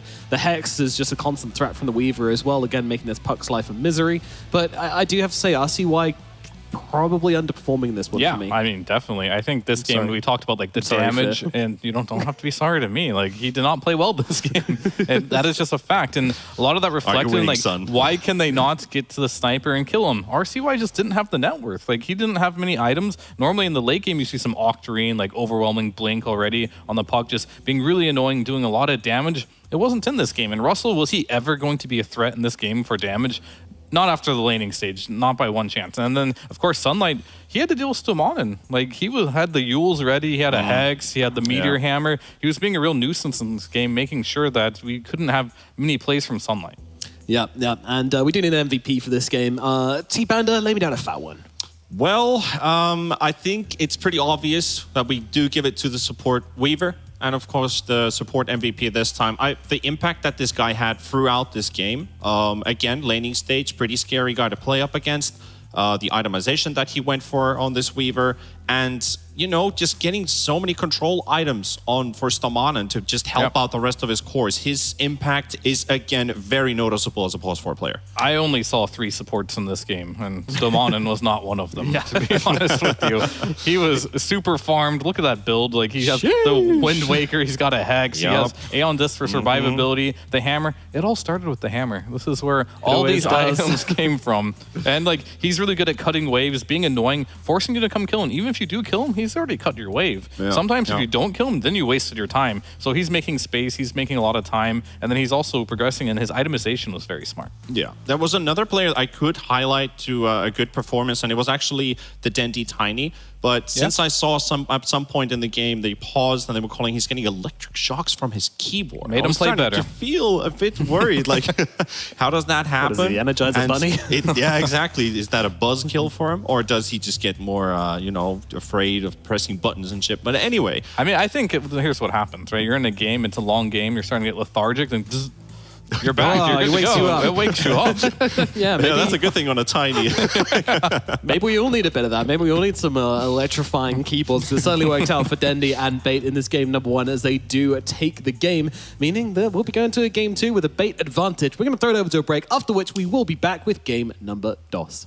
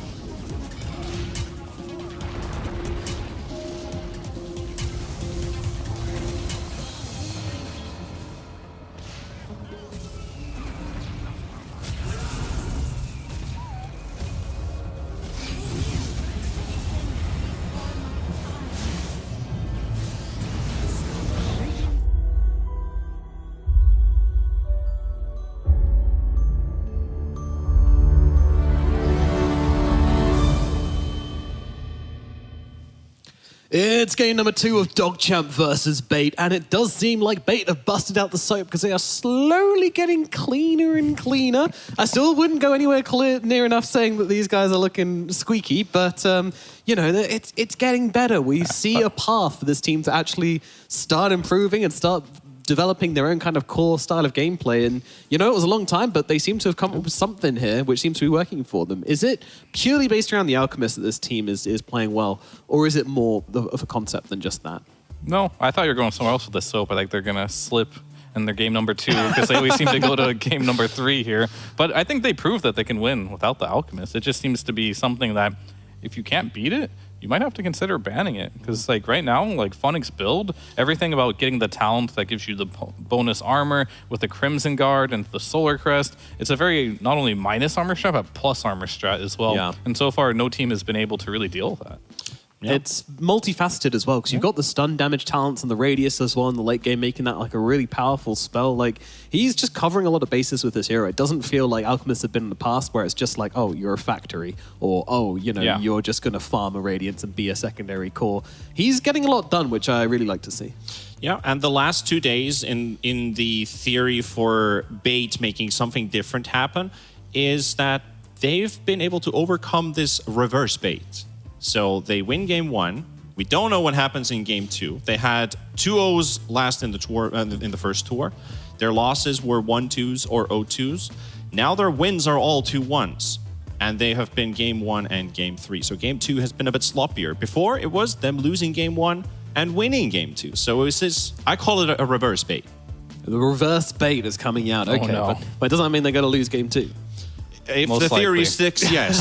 Okay, that's But what we need to see the draft and the execution for that to happen. The But draft it's a doesn't matter. theory. Trust me, boys. It's just a theory. That is true. That is true. There's only one determining factor is whether they do well or not, and that's whether you believe in them. The Yes. moment you start to be like, "There's no way they're losing this one," they're like, "Whoops, here we go." But no, they're been a very entertaining team to watch, and under the circumstances Fun as for well. sure. I mean, how bad is it having to change like to a new location in the middle of like right before playing? Is that something you've ever experienced, Vir? Maybe once or twice, but it's definitely super annoying for sure. And luckily for Bait, though, this is kind of like what they're used to now. So at least that first initial blow of like shock, like, oh my gosh, I have to do that. They've got over it. Now they're like, that's already contingencies already set up and Yeah. they're ready to go. So at least they have experience in it. But it's definitely never pleasant to be in that situation. Dandy with the literal shocks. Yeah. Yeah, that's true. That's true. I've never Hopefully- experienced that yet. Not yet. No. Okay, we might have Yeah. to hook up that keyboard over there and All give you a right. taste of it. But it is when you think about your PC setup where you're playing, you get this kind of comfiness in it. Everything is where they're supposed to be. Everything works. They're supposed to work. You know the quirks. You know the pros and the cons. You know that feeling, right? I've never And then experienced pros. I'm terrible. Okay. I mean, in general, just your own PC space. But I get it. I mean, when that's taken away from you, it puts you in a weird place. But let's see what happens here. Yes, you're right. Let's move into it. We've got the draft available for game number 2, so let's jump into DogChamp versus Bait and find exactly what's going to go down in this one. And the main heroes we are looking at through this opening phase is, of course, going to be those big meta heroes and then the Bait specials, the Weaver, the Alchemist. Did DogChamp want to consider any of these?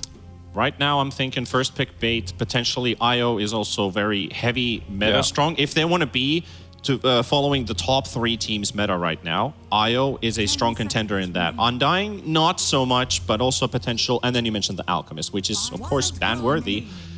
Disruptor gets more value.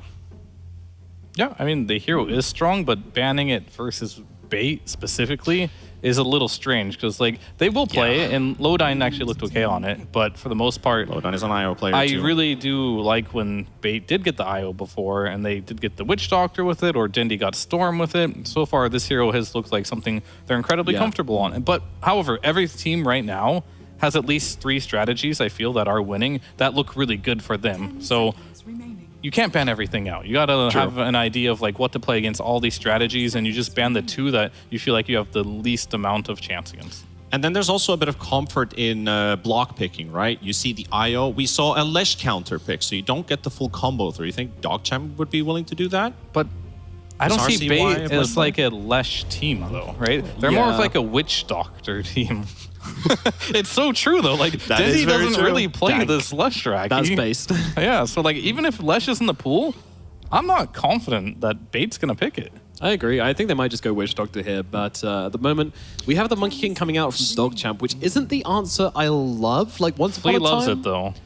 Yeah, that's true. Yeah. That's true. They did play it really nicely on the Pods 4, so I'll let it slide. Yeah, I mean, he is good on it. It is a hero that you can kind of like stalk the IO a little bit in the fights, maybe cancel out the relocate. The Monkey King ult is something that, as a support, isn't as potent, but it is something my that is God. good. But I do love this hero versus IO. Just like, you can never relocate into this because the black hole threat will always be there. And I think Flea really likes, I mean, who would have guessed? You know, Flea, he loves playing this Monkey King as a pos 4, so I think they kind of knew they wanted this 1-2 duo on DogChamp. Yeah, the IO physical damage amp that he provides versus Monkey King providing extra armor and ways to disrupt that. So yeah, I mean, I like the Monkey King answer an IO, especially if it's a support. We know Sunlight plays this too. He's not had great success with the carry Monkey King, and these first phase POS 1 cores haven't really been hot this tour. I mean, here's the At problem least in with NA. Monkey King, right? You can't make many mistakes on this hero. Like, it's just not a hero that you're afforded many mistakes with. And in this matchup, I think you want to give yourself as much room for error as possible For a within moment. your lineup. For a moment, when you said you can't make many mistakes in this hero, I felt like, oh, he's foolproof. Yeah. but that's a Other way around. different Yeah. You're not district. allowed mistakes. Yeah, no, it doesn't feel like either of those teams should be really looking at Monkey King as a call, that's for sure, because it's, again, cleaner, but definitely not clean. Right. Unless it's like Scrappy. unless they make it a very, very easy Monkey King game, right? Like if they That's end up always, throwing yeah, something in a the off caveat. lane that just like Monkey King will just destroy 100 to 0. Like we saw the Beastmaster the other day. If they want to do something like that, and I'm just don't want to see Beastmaster a little bit from any other team, but maybe TSM and Rebellion for a little bit. Maybe, I guess, our Nouns. So far, that hero has been struggling super hard in this region. Yeah, I've struggled to feel the impact of it a lot of the time. You know, like the vision is nice, but when the games are this brawly, I feel like just having only the raw on your offlaner always makes it difficult. Yeah. Maybe that's what it is for me, but there's something which doesn't feel right about it. You just have a better lane. I spy an interesting number on Okay. Russell Enigma.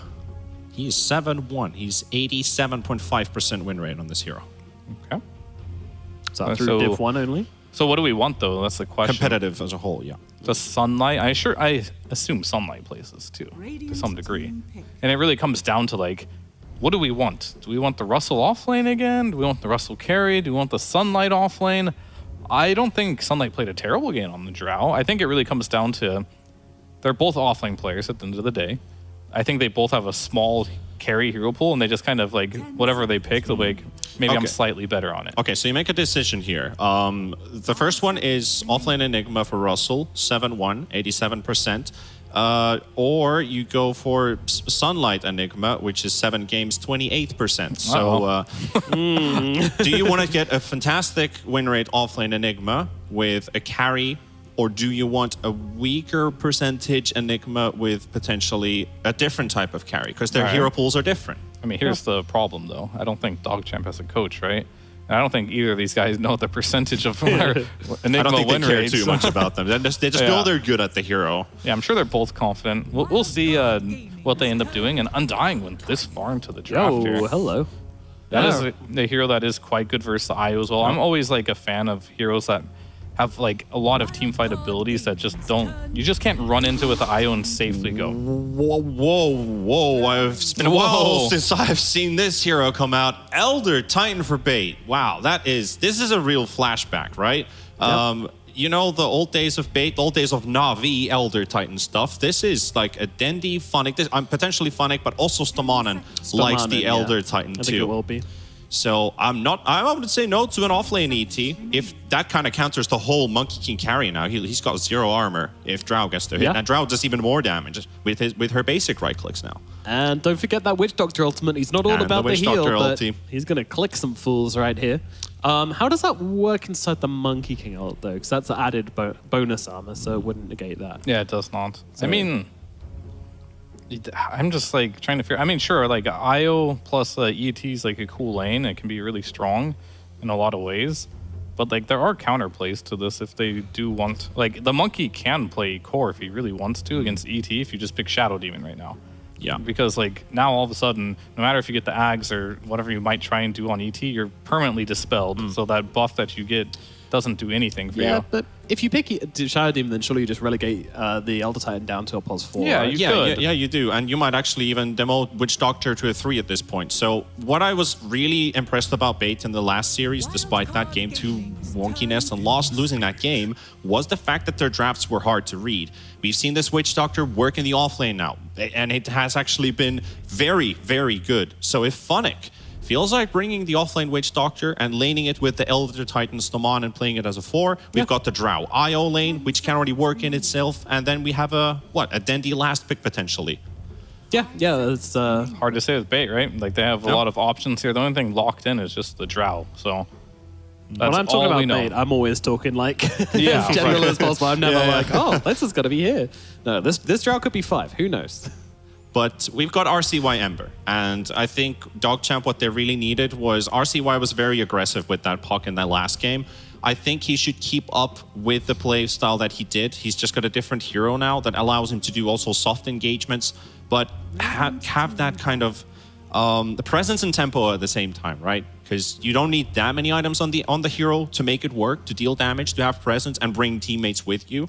You already have Enigma, who's a very long cooldown dependent hero, not just a black hole. All of his abilities are very long cooldown. So you want to have constant sustain going. That's where the Undying kicks in. You have a way to stretch these fights around a bit longer, and Monkey King just disrupts. I think they have a good package here. Yeah, I mean, they also do get the last pick here, so they'll see if That this too. ET is core or not.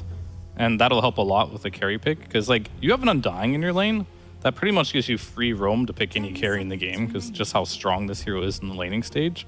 And there's some good options. Of course, like I do look at heroes like Spectre, which are really good against this. And sure, you do have the Aura is ET, which is a bit annoying, but it's very hard to find that real Spectre with how much you're jumping around. Or you can go a more traditional route and pick like a Life Stealer and just be like this strength hero that buys armor, that plus armor. You don't really have much base armor, and you can just man up against these heroes. You do have like the Infest Bomb with the Ember Spirit as well, which could be really good for them. I do like the fact that they did ban out the Sniper, because I feel like even though you can reduce a lot of heroes' armor, their base armor, if their agility, if they outrange you, it's hard to get there. Yeah. It's, I mean, it'd be a similar matchup as last game, right? Yeah, I mean, I just want to see what they're doing with this ET. Because I think ET5, it's pretty good right now. It is strong. Versus Enigma, not maybe the best matchup ever. You can use the Spirit. They did buff the Spirit, where it gives you more damage now if you hit heroes. Yeah. And that can be quite good. And you'll play more instead of like trying to punch other person out of the lane. You can just get like every CS in the laning stage, which is decent. But other than that, like, it doesn't look like the most amazing ET game right now. Yeah, like position 4, position 3, the problem is you're just going to be laning against an Undying. Getting in and punching people isn't really going to be an option, and what does that hero do if he doesn't do that? Phoenix got the most Elder Titan games out of the 3, and the most recent, so it could lead into a 3 ET. The Witch Doctor can either go one place, but Lodi and Stomanen are both IO players. Like everybody in this draft, except for the Drow Ranger, has at least 2 or 3 players. I think this is a Phonic Witch Doctor with the IO, then ET's just going to lane with the Drow, I think, and Tiny Mid. That's how I see this. That's how I'd like it to be, but... Yeah. I mean, even knowing the players and everything, I think that's how it should be, because, like, who else will play this Witch Doctor? And this is a very crazy pick, by the way. Like, you're playing versus Drow, you're playing versus ET now. Yeah, you pick the highest armor hero in the game. No. It's That's a curveball. that one is a lot of confidence coming in from your carry player. Yeah. If ET ever gets on top of you and there's a Drow there, bye-bye. But they have a 7-1. They have a 7-1 Enigma, so they decided to put Russell for the Enigma and Sunlight with the carry. Yep. I mean, I feel like Sunlight could have just picked like a Naix here, and his game would have been very easy. You could have had quite a few mistakes, as we talked about earlier, but this one with the Morphling, I don't think you're allowed that many mistakes in a game like this. Is it a easy Ember game, though? It is quite easy. Quite easy, yes. As long as you don't get owned in the mid lane too hard, you get your items, you're only really dealing with just one Gust and a tiny combo, and shouldn't be that difficult. On the same line. Potential here for RCY to kick off then. T-Panda, final thoughts on this draft? Nice ingenuity in terms of the draft bait again. I feel like they succeeded with this draft. Very hard to read, very interesting heroes. I love the ET pick. Great to see it again. Yep. I'm not sure I love it into this game, but I'm happy to see Bait continuing to innovate here, and we'll see what they pull out for this game number 2. Can they close it out and make this a clean 2-0? Let's find out. We've got a casting duo for MLP and Cinderin. Oh, thank you so much, Nomad. Game number 2 here between Bait and Dogchamp Cinderin. Last game around, it was a close affair. You know, mistakes on both end of things, but nevertheless a close affair between these two teams. Yeah. What do you think about these drafts? Okay, I'll just be bluntly honest. I don't really understand the last pick Morphling, first of all, because you're picking Morphling against 2 of his harder matchups. Drow is amazing against this hero in my experience, and you're picking it into ET as well, so there's 2 heroes that can just destroy your armor. Right. So that's kind of challenging, I think. On Bait's side as well, I wasn't sure about the ET to begin with. I think they primarily picked it against Enigma to just try to play that lane with Astral Spirit, right? And get that buff from the Eidolons and just run around, clobber them, which might be something Stomanen has played and found great success with in his practice. But yeah, I thought Bait's lineup didn't look too hot until that Morph last pick, which I think made their lineup look better in my eyes. So yeah, I'm not really sold. I don't know if this was a hero pool limitation thing, like we've talked about with the panel, like these 2 offlane players, what carries do they have at their disposal? But I would not want to play Morphling in this game. Okay.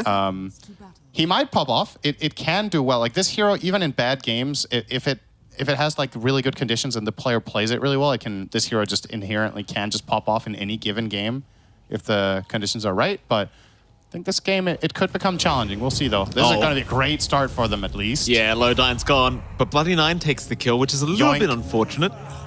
And I guess he's going to have a fantastic start on the Undying now, maybe earlier Brown Boots. But nevertheless, First Blood does go the way of the side of Dogchamp. And yeah, we'll see how this all pans out. As Phoenix in the middle of nowhere right now on the Witch Doctor, He'll take a bit of harassment here by Sunlight, but he has one of the most broken heals in the game right now, so it looks like he's going to be just fine to walk away. Yeah, he's spending a lot of mana, though. This is a third of his pool before the lane even begins, so... Oh, 99. it's a bit of he an actually obvious ward. showed that. Yeah, that's obvious. That's actually pretty important. This is going to be 50 experience going the way of bait in the bottom lane and some nice gold. However, I don't know. IO Witch Doctor will take quite some time to bully on dying out of the lane, so he's just going to keep the king. He got a double there, and he'll lay into them. Sure, they can out-heal his damage, but even this trade, just the fact that it takes them like 10 seconds to send him away, means Morphling gets every CS and every deny. And that's something Witch Doctor can't contest with, right? These two heroes have no burst, so it's very easy for Morphling to just play on max agi in this lane. So that's a very big positive for the hero. I was looking more at the macro perspective when I criticized the pick, but just strictly from laning, this should be pretty good. Okay. Happy days for that. Of course, mid lane, you have Dendi there on the Tiny once again against RCY on the Ember.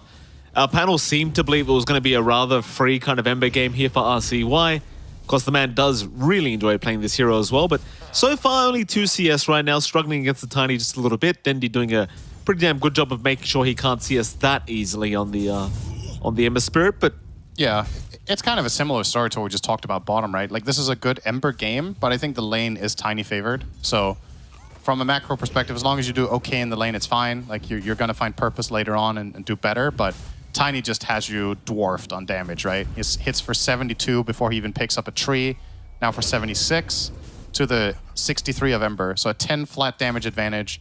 You put that tree grab on top of it, and yeah, you're just going to win. That's pretty much how it's just going to go down. Easy peasy for Dendi. And, oh, low 9. Wow, that is a very quick resume. Stoneback was like, no, we're not doing this. Very quick resume again. Stoneback's like, no, we're not doing this. But what? What? What are you doing? They pause and resume twice, and then they pause to ask if the enemy team wants to go. Oh my god, that's good. I love that. And that is literally what happens in my pub, Syndrome. No, well, in your pubs, the players can't pause twice back to back, right? The same players literally just spam pausing. I don't know why that's that funny to me. It's like pausing twice to ask if the enemy team is ready. My goodness. All right. Yeah, the one lane okay. Here we go again. They were not ready to go. So the one lane we didn't really talk much about is the top lane. We did say Elder Titan wants to play against this Enigma with the Eidolons. You run the Astral Spirit through them, you get a lot of armor and a lot of damage out of it. But I think for now, Enigma and Monkey King are doing just fine. Drow still has good CS, obviously, in this lane, as she should, but they haven't really stopped Enigma from getting a decent foothold, at the very least. With the Buckler, a classic thing to start out with against these kind of heroes. You just want to empower your Eidolons to have that extra bit of tankability, and then he's going to go the way of a Bassi into Mana Boot. So pretty straightforward. Yeah, fun Enigma story, by the way. T-Panda is a level 30 Enigma player. And really? He is. And I had a game with him the other day, and the guy didn't read the patch notes because he did not know that you can't deny range creeps anymore with Eidolons. Oh, that's true, yeah. Yeah. And he was, he was struggling to find any targets to get Eidolons on. Can you deny flag bearers? I don't know. See, T-Panda knows that. I mean, does he? No. No, you should be able to. The answer is probably yes. Yeah, it is level 3. I would think so as well. Yeah. Anyway, that was my little story. We lost that game, by the way, in case it wasn't obvious. Cinder? Yeah, I mean, it wasn't his fault, though. I mean, it really was. I'm not going to lie. Okay. I'm trying to be a good friend here, but I don't know, I'll learn it eventually, I guess. Yeah, one day. All right, Stonebank taking some pretty decent harassment here. Yeah, Stonebank immediately becoming a wall, just forcing away the Eidolons, and now they're turning on Flea a bit. Sadly, they don't have the Jingu Mastery, so they couldn't get the bonus damage out. And Russell, I mean, he comes in for a few more hits, but needs to back his way out, which is fine. And you got to appreciate the fact that Russell and Flea are able to put quite a lot of stress here onto Stonebank this safe lane, because it does feel like a lane where Stonebank should be having a pretty damn good time. And I suppose in terms of CS, he is. But I almost thought they'd be a little bit more dominant. I don't know how many of these CS are Eidolons, right? They only count half, basically. I think they give about 20 gold each, right? And the experience is also less than those of creeps, so it might be a little bit misleading. Like if half of these are Eidolons, then all of a sudden he has 12 CS instead of 16, right? If you think about it that way. Stonebank. Yeah, Flea went for the jump already, so it doesn't have much to offer now in case they are interested in playing aggressively, but both teams just content to do a little bit of farming here. Mid lane, Ember's caught up. So Dendi has some denies. This is something interesting about Dendi. I think in terms of all-time players, he has one of the highest total denies of any player in the world. He's always put a lot of emphasis on that in his mid lane play, being just disruptive in his playstyle, shutting down his opponent as much as possible. And yeah, this game he has 10 denies. It just reminded me of that because obviously Tiny is a great hero for that. Stominant. Stominant's still trying to fight this one out. We'll go down. I believe he was chasing Flea, trying to find the final right click, but... Oh, hang on, Russell. Yeah, this is going to be a lot of gold, and they will both go the way of Stonebank. Oh, no. I mean, it was a beautiful multi-shot, but at the same time, DogChamp were just still there for some reason. That was a gift and a half. Tips out from Funnick. Props to Stonebank for identifying this even to begin with, right? What's Lowdyne doing? Maybe he rebound the pot. Oh, Lowdyne, come on! What's happening? Sorry. Can you stop? Nope. Bloody Nine's not happy. I don't blame him. This is very disruptive. I mean, this is what happens when you play on a PC from 1989. You know, those old keyboards are not as reliable. We just panic. It's just a few seconds of lag. Is there really not a different PC he can use? Apparently not anything past 1989, Syndra. Well, we have our limitations. It is pretty impressive that Dota runs on that architecture. Yeah. What was that? Was it Windows 95 back then? No, famously, Windows 95 is from 95. Don't do that to me, Syndra.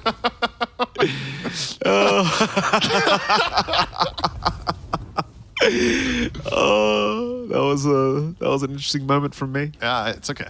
Yeah, it happens. Well, what was it then, genius?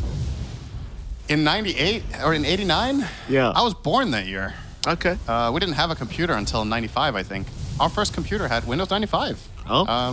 Maybe it was 96 actually. We got it, but Lowdyne. What was before Windows 95? Windows. Was it called Windows 2.0 or something? 3.0? Oh, I don't remember. I'm not that old. No. I'm getting a lot of lag in my game actually right now. Are you? That's fun. Yep. Oh. Dendi. Avalanche is there. They've caught the Undying. Bloody Nine. No mana for Toss just yet. He might actually live. He may or he may not. Oh, just enough. He'll go down. How much damage is the throw does? I actually forgot. It does just the attack damage? Didn't it do bonus? I thought it still did bonus damage when you throw it. But I guess not. It's just the splash. All right. Anyway. Yeah. It was barely enough for the kill, and that's what mattered. Sunlight. Yeah, so again, this bottom lane, like these two heroes don't really do that much to morph, right? You can always just switch into strength, run away, regen up. The thing about Sunlight's build, though, is that I think a lot of Morphling players in his position in this game would just go Brown Boots Perseverance and just keep sustaining his lane that way. When you don't have any source of mana regen on this hero, you can actually, over time, get bullied out because you run out of resources to use your attribute shift. And I think Funnick and Lodine here should just keep running at him and hit him non-stop whenever he goes to look for CS, like Funnick is doing right now. And then over time, maybe whittle him down on the mana enough that he's going to struggle. Nice damage there, top from Flea onto Stonebank. Stonebank is level 6, by the way. That double kill works wonders for you. Yeah. Having a great old time here on the Drow. Now very hard to lane against him. Meanwhile, bottom, Funnick and Lowdyne getting a little bit cheeky here with the creep skipping, but with the level 2 heal from Funnick, he can just kind of clear the creep wave very easily as Bloody Nine. Trying to be as annoying as humanly possible, but can't really do too much. Meanwhile, Flea being chased down top lane. It's going to be all right, though, to just kind of tree dance his way around. This is going to be such a good game for Stonebank. Keep in mind how good his core matchups are as well, right? He's really good against Morphling. He's good against the Monkey King support, I would argue. I think he's also one of the best carries against Enigma because you can constantly play at range, so you're one of the harder carries to Black Hole. And even if Enigma has BKB and Black Hole's your team, you're one of the heroes that can kill him, so... Ooh. Zombies now? Loading. Oh, everyone just wants Oh. Lodine dead and they'll get him. I got him. It took a lot of time, but they got him all right. Yeah, Funnick, he'll still be okay. He'll back his way out. RCY does not have a sentry. He did have an obs, though, seeing Dendy get the rune, so wisely will go and refill here. And that should be the end of this potential play for Dendy. Placing a sentry and just waiting here, but he can still do a decent volley of damage here if he wants to. Obviously, RCY is sniffing this out because Dendy is not hitting creeps, so what else could he be doing? Actually, just effectively getting out-farmed by being invis. Because RCY is farming the creeps from a distance. Now he will go in. Bloody 9, though. In the meantime, bottom lane being chased down here with the Maledict, and RCY also going down on the Ember, but is going to be able to walk away. There goes Bloody 9. He's gone. Sunlight can't really trade as the Morphling. Like, he's just not at that stage where he can actually fight back. Meanwhile, though, Stonebank has been caught out by That Flea. is big. That's a big kill. Yep. Russell is going to unlock level 6 from that. It means there's more threat on the Drow. Because it's actually kind of tricky for Elder Titan to stomp the Black Hole unless he has Astral Spirit ready to throw out. If he's already used it to try to pressure the Eidolons or whatever, and then he starts running in, Enigma can go and Black Hole the Drow, and you have to walk all the way over to stomp. That might just take the duration of the Black Hole to do. At that point, Drow might have already been killed off by Eidolons plus Monkey King, so... I think with that in mind, Stonebank should probably just not go back to this top lane. I think plant someone else here, take care of it, just farm the jungle. Maybe if you're feeling spicy, look toward some pressure on bottom tower. Stominant. He also shows up. Flea was in perfect position to just jump him from the back. Stominant is gone. Dendy, in the meantime, really can't do much. He'll just try to clear out the Eidolons, but I believe they just expired anyway. Yeah, and he TP'd for that. So this is a great win for Dogchamp. RCY is going to get the Arcane Rune because Dendy rotated right before minute 10. And now he's going to put that to use bottom, so Lodine is going to die now. Yeah, Funnick. Will he go down? Lodine trying to run. The hills are still going, though. Lodine actually walking away, but the Sleight of Fist is going to be there as now Funnick. Surely no way out of this one. Does have the help of Stominant coming in, but it's nowhere near enough as now RCY wants a bit more, but he messes up. He was not expecting that amount of Oh, Hilly, here comes that briefcase. Oh, boy. Oh, they didn't do the math. He has level 3 Astral Spirit, and he hits for 250. So 250 is a lot. He just flat out wasn't expecting the damage, right? He chose to chase. He Yeah. got eager. He's like, okay, we just killed the one guy. Let's get another. Like, Maybe- what's this Elder Titan doing? But Was he trying to juke by remnanting, like the melody tick? I don't think so. I think he wasn't even in kill range anyway, but he just threw himself into danger, right? I think Right. it looked like he just wanted to keep chasing and play aggressively, but just easily got overpowered there by ET, who's now level 7.5 from that. I think he didn't even take the book, right? So maybe that could go on IO, or did he take it? Take it, Stominant. You're the real carry now. Nah, he probably did take it already, actually. Earlier on. So, I mean, massive kills coming here for the side of Fate. 7-7 now. Bit of a mixed bag of team fights going on here from both ends of things. As sometimes they're good, sometimes not so good. Still, seems like Bait, they'll start setting up maybe for the bottom tier 1 tower, though Flea has shown up on the Monkey King. Maybe in another setup attempt here onto the Witch Doctor and Io. Oh, Here we go. Tombstone has dropped. They want the Witch Doctor this time around. Funnick, though, he still has Lodine right behind him. oh, the stun doesn't connect. No, it doesn't. Funnick's still alive. Can they take him out? The Death Ward is there. Funnick! He'll find Flea probably before he dies.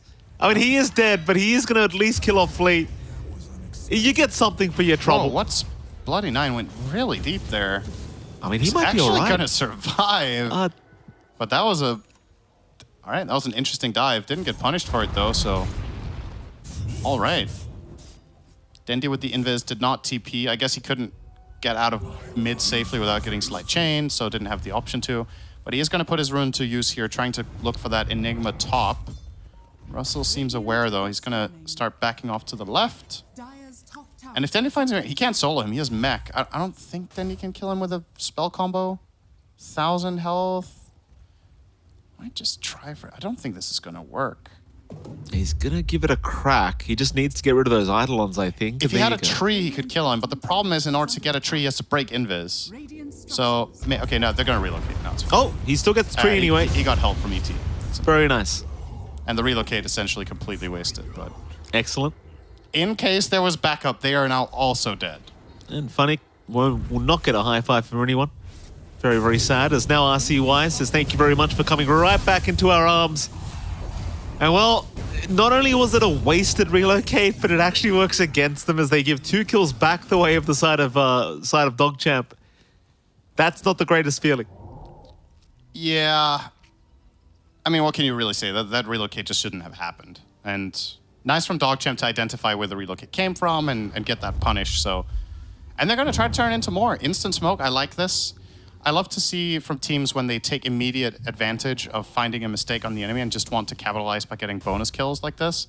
Unfortunately, they're only going to find Stomanen. It's something, but it would have been really nice for them to find the Drow here. But unfortunately for them, Stonebank is playing in the top half rather than the Ancient area. They will steal the Ancients, which is something. They won't respawn for another minute. Yeah, a bit of a bonus for themselves as Dendy's going to show up. Bloody 9, the target on the Undying, but is surviving with the Flesh Golem and just moves right back in as, well, they've got the Witch Doctor, they've got a Black Hole. Dendy is down on that mid-tiny as Funnick. Funnick and Lodine trying to run. Still, here comes the Drow Ranger. Sunlight dropping a little bit low in terms of HP, but is going to strength morph and will be just fine. And yeah, they get away with everything practically. Like, only Blood 9 really goes down. Not too big of a deal. I think it's really important for Bait at this point to activate their Tiny. They have so many ways of playing around it. He plays amazingly together with Witch Doctor. He plays very well together with ET, and they do have Relocate. But it's important that they don't just fall into this trap of, oh, the move we made top turned into a mistake. Let's just chill. Like, I think your lineup is meant to put pressure right now. I think it's very strong. You want to find some sort of move in the bottom half of the map and get that tier 1 tower and open the map up for yourself, because if you don't, DogChamp are just super eager. Like, they keep making moves with their active heroes as they should. This Ember plus Monkey King combo is hungry. Looking all over the map, they might find Lodine bottom right now. He doesn't really have anyone to tether to for a bit.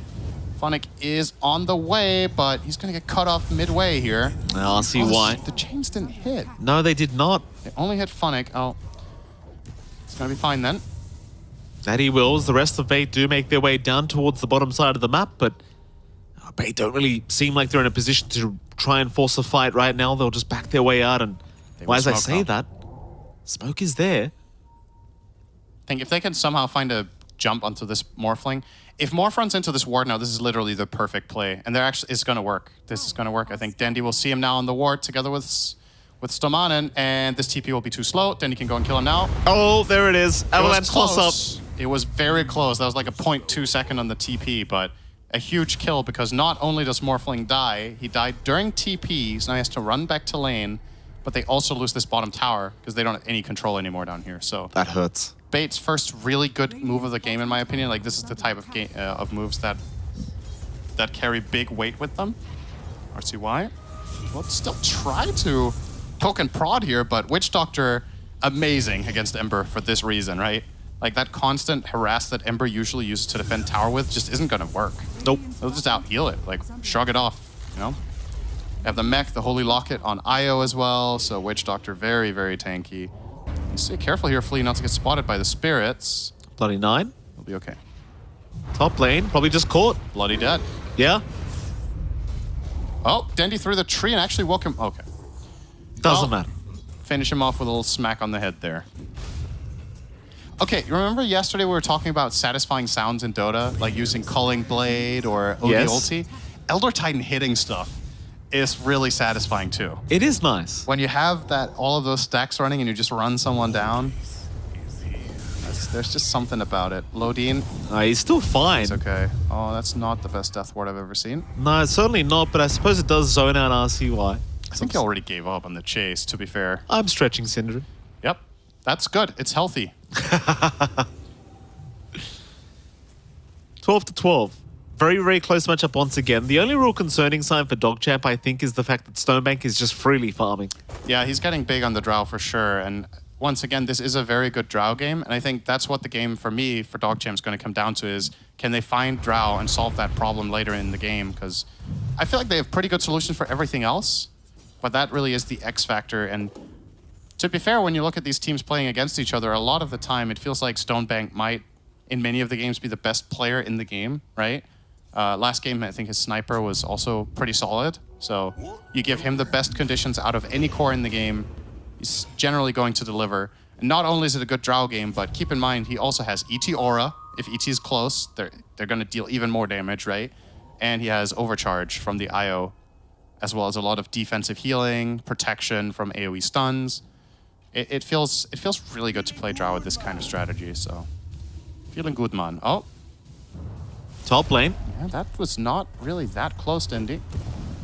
Dendi, maybe in a bit of Lee danger. is thinking about this together with Russell, but yeah, help is too far. RCY is coming in now, but it feels like it's a bit too little too late now. Okay, just gonna run the Eidolons into Mount Doom here. Meanwhile, Stonebank is going Yeah. to spot them out. Gust completely whiffed. Nevertheless, Bloody Nine still going to get caught and is going to go down on the Undying. That's This one. is a really good tombstone, though. Certainly is. Dendi on being chased down, but no, the turnaround. Sunlight. Oh, now the Earth Splitter. Oh, RCUI's like, get me the hell out. I don't want anything to do with this. All right, let me tell you what happened. So Morphling wave formed in.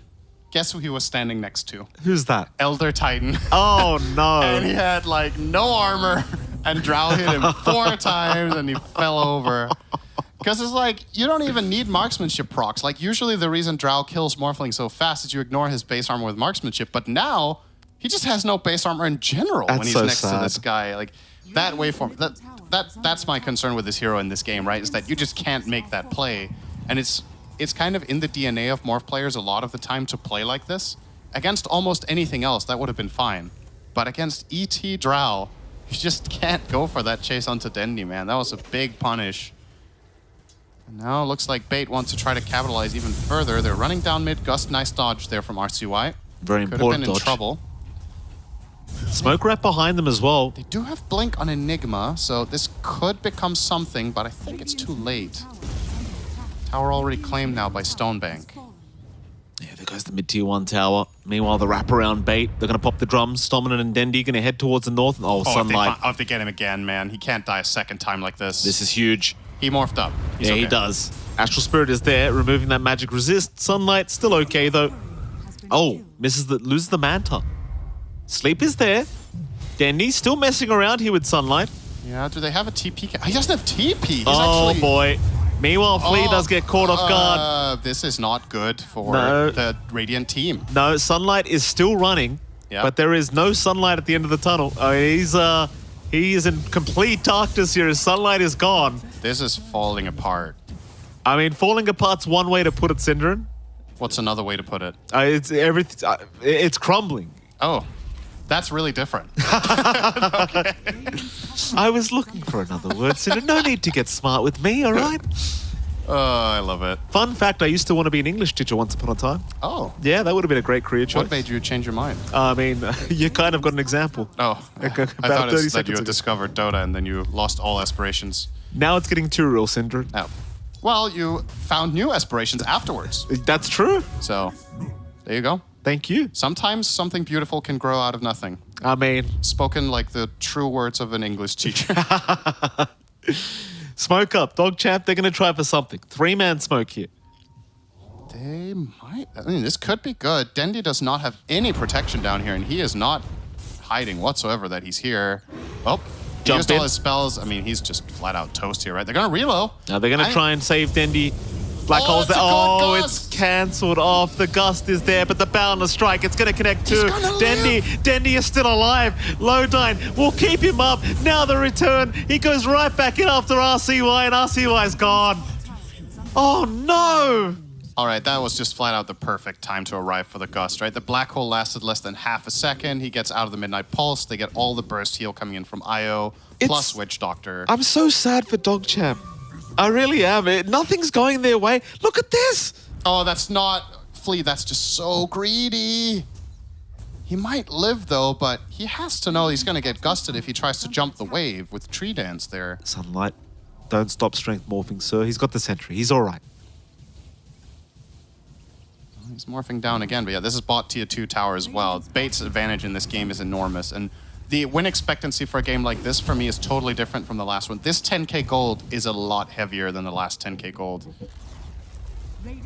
You know what they say, a kilo of gold weighs a lot more than a kilo of feathers.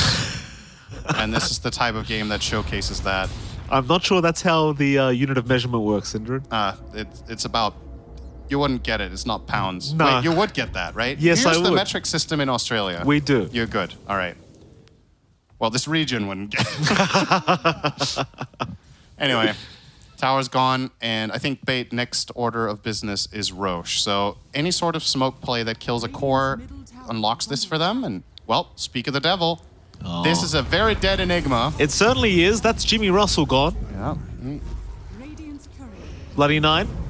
He's going to find Storminen. Storminen He actually... might just kill him. Yeah, I mean, he's going to turn around. Honestly, Hold on a minute. This isn't fair. Don't mess with a businessman. This is not fair. Don't. Yeah. It's nothing personal. It's just business. He's done a lot of business recently. That's a heavy briefcase. That was nasty.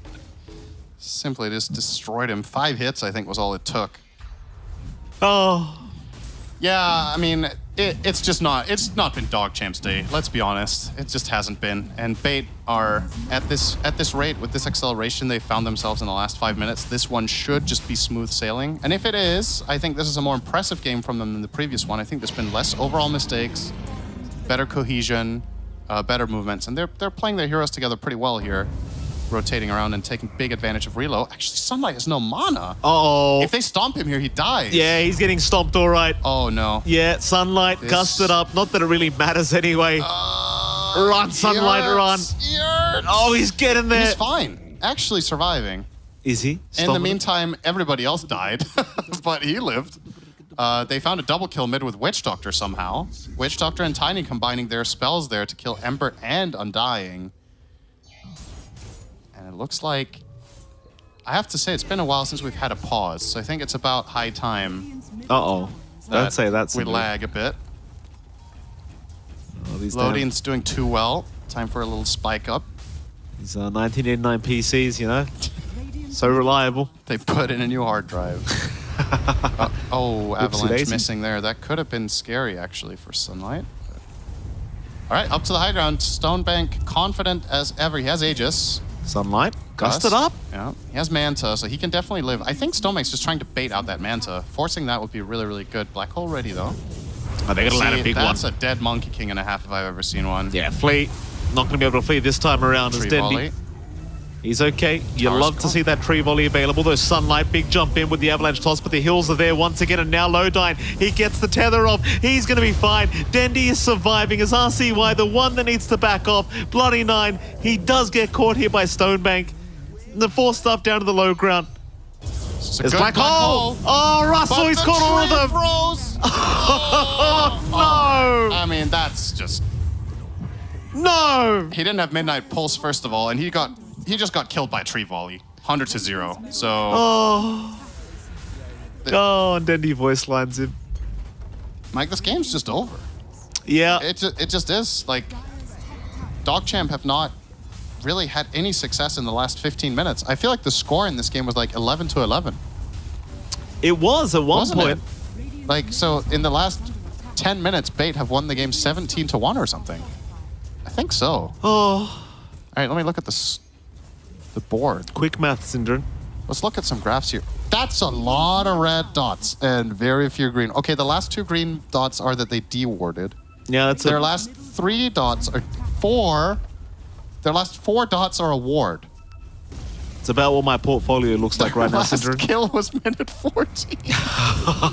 Oh, man. It's been a dry quarter. Yeah, tell me about it. Jump in. Russell's gone. Here we go again. They're going to try one last time. Sunlight trying his best. The tree volley's just rushing right towards him. Sunlight, run. It's not safe, Sunlight. He's gone. I think the only escape comes in the it's G over. keys, and they have called it. And Bait, they do it again. Another 2-0 victory here, this time around against DogChamp, and That was a shellacking, this game. Like, sure, the first 10 minutes are pretty close, but after that, that is about as one-sided as Dota gets in a mid-game situation. Bait just crushed them everywhere. yep. They didn't find a kill for 15 minutes on the side of DogChamp. Bait got like 6 towers, Roche, 2 lanes of barracks. What can you say? I mean, this is what I wanted to see from them, to be honest. I wanted to see a game where they get ahead and then they don't drop the ball and they just keep it rolling and keep it clean. That was nice. That was a good game for Bait. It was a good game for Bait, and it seems like they're slowly kind of divulging into their own meta now. Yeah, they're warming up. It's nice. It's nice to see.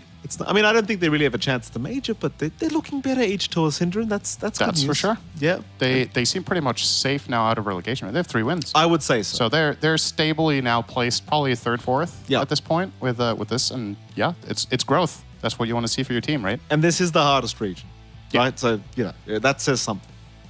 I mean, if this was Western Europe, it'd be a different story. I'd be like, oh, it's pretty easy to stay in the middle somewhere. Yeah. Anyway, next series coming up very, very soon as well. Should be exciting. Another great night of NA DPC, Syndra. How have you been enjoying it, by the way, while you've been here? I mean, you haven't been here for long. I mean, for me, the highlight overall has been Bait. I think these are my favorite games because I love the way these guys draft. Yeah. That's for me. It's when you watch these teams play, and maybe it's not the S tier levels that the 2 or 3 top teams in this region can provide, but you can cover a lot of ground with making the game interesting by playing other strategies. All right. Well, with that, let's see what our panel had to say about this game number 2. Bait finally did it. They finally won a game cleanly. Woo! There was no big mistakes. There was no massive throws. Bait just looking clean, crisp, and securing themselves a well-earned 2-0 against DogChamp. Of course, it's a shame DogChamp obviously didn't manage to bring much to this series. Yeah. I think, again, we do have to point out RCY a little bit, but mostly Sunlight. This Morphling draft just did not make any sense. We were like, okay, we'll see what happens in the game. I mean, how happened? I don't know. I mean, I think here, I'll give him credit on why he wanted the hero. You're playing versus Witch Doctor, right? He can maledict you, and traditionally speaking, Morphling is a hero that Witch Doctor hates playing against because the maledict doesn't do anything because you can always shift your stats up and heal yourself, and therefore it is good in that regard. But he forgot he's playing versus ET, he's playing versus a Drow Ranger, and more importantly, Witch Doctor doesn't max maledict anymore. He just sits there with the heal open, and needless to say, Sunlight's game was absolutely impossible. Yeah.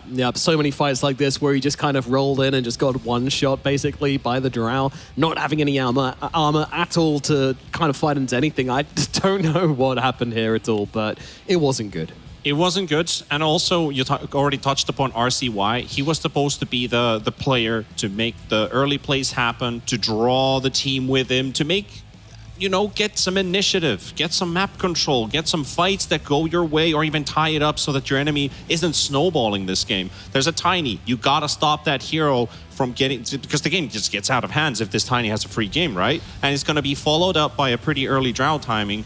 He made some pretty crucial mistakes. It didn't say they cost him the game, but they were one impactor to it, which made Sunlight's game much more harder because this Morphling game, like we said, was not good to start things off. I mean, with. I don't know. Like, maybe he made some mistakes here, but he also did as much as he could as well. He First did of that. all, He like, did that. you have a bad lane matchup in the mid lane. He still won the lane, which is good. This is kind of what he does. Then he shut down this IO and this Funnick Witch Doctor multiple times. He went down there time and time again, stopping Funnick from having a good game, killing him, trying to get some pressure off of Sunlight here. But at the end of the day, he couldn't really do it. And I feel like both this game, RCY, his job was pretty much impossible. Yeah, it was very difficult. It was a hard position for him to be in, and I think Russell as well as the last point for DogChamp just feeding on Enigma, unfortunately. Yeah. It's one of those heroes where when it starts to go wrong, it goes really, really wrong. No access into the fights, and when he did land a black hole finally, and he just got treat after tree to the face.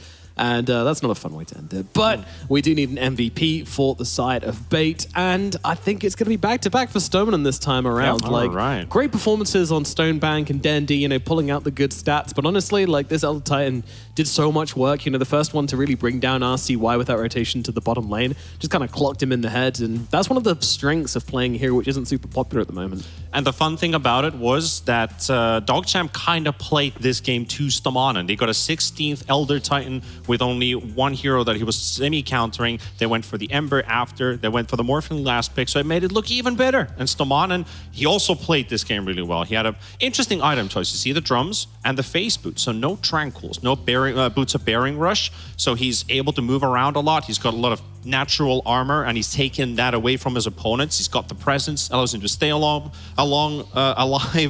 longer in those fights. So yeah, great job from Stamana, double MVP.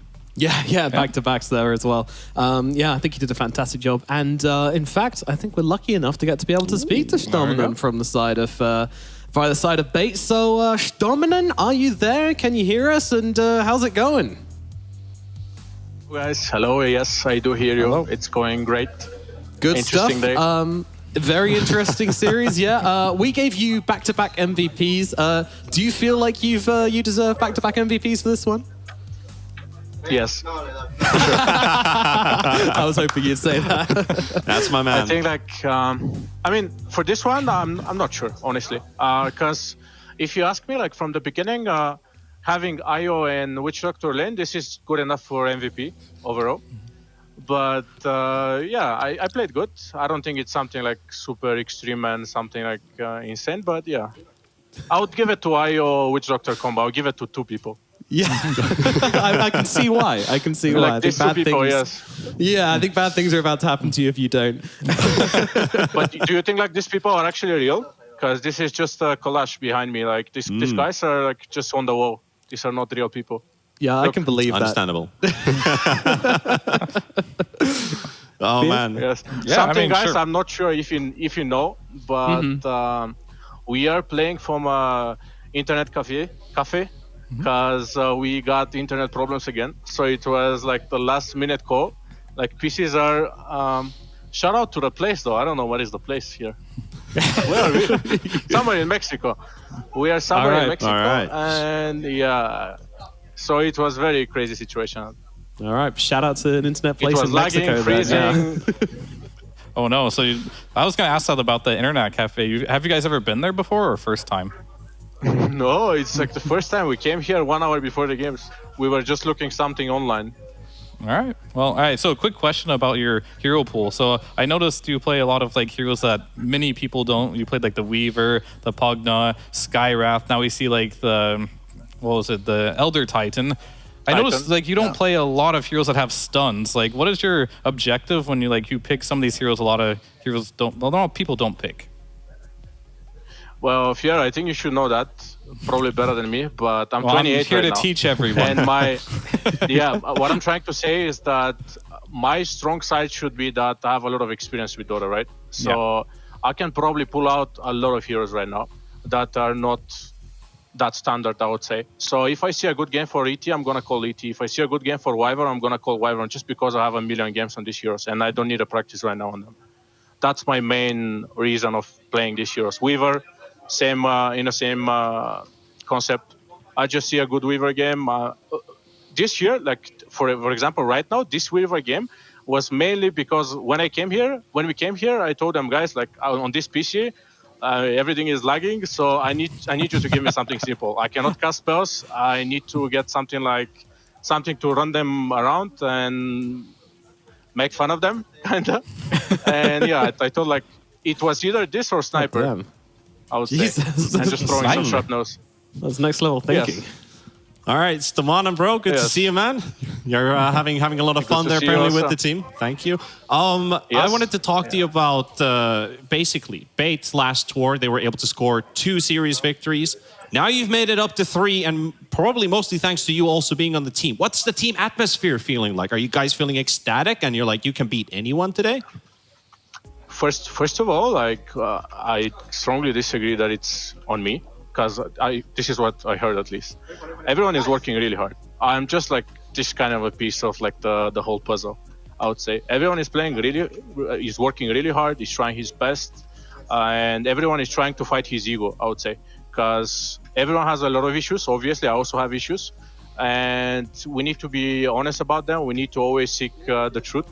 And when we look for the truth, it's just getting better all the time. But I would say like, everyone is giving his heart, and atmosphere is really good, I would say.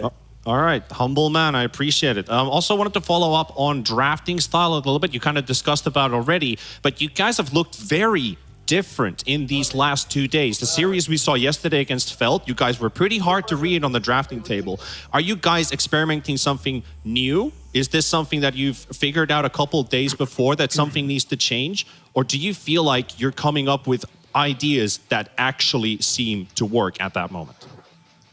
Well, guys, honestly, like in Alliance, I was drafter, post 5 drafter, and this was like the worst stuff for me. I don't even want to like be in the drafts. I don't want to talk about drafts. I don't want to think about drafts. Like I don't want to be bothered with this ever. So it's mainly loading and Dandy, I would say, that thinking about the drafts. And I'm just coming here to play my hero. All right, thank you so much. Yes, to the second part of your question, we played that. It's not like something completely new. We just found out that the concept Weaver Auk is really broken, at least in my head. Just stacking a lot of physical like armor stuff in the lane, and obviously I have other heroes to replace Weaver. So everyone that is listening right now, it's not only Weaver. Actually, I want to ask one more question about drafting. Like, how much time do you guys spend like thinking about drafts, like, and like concocting like a new strategy compared to just like getting in scrims and trying it out on the spot?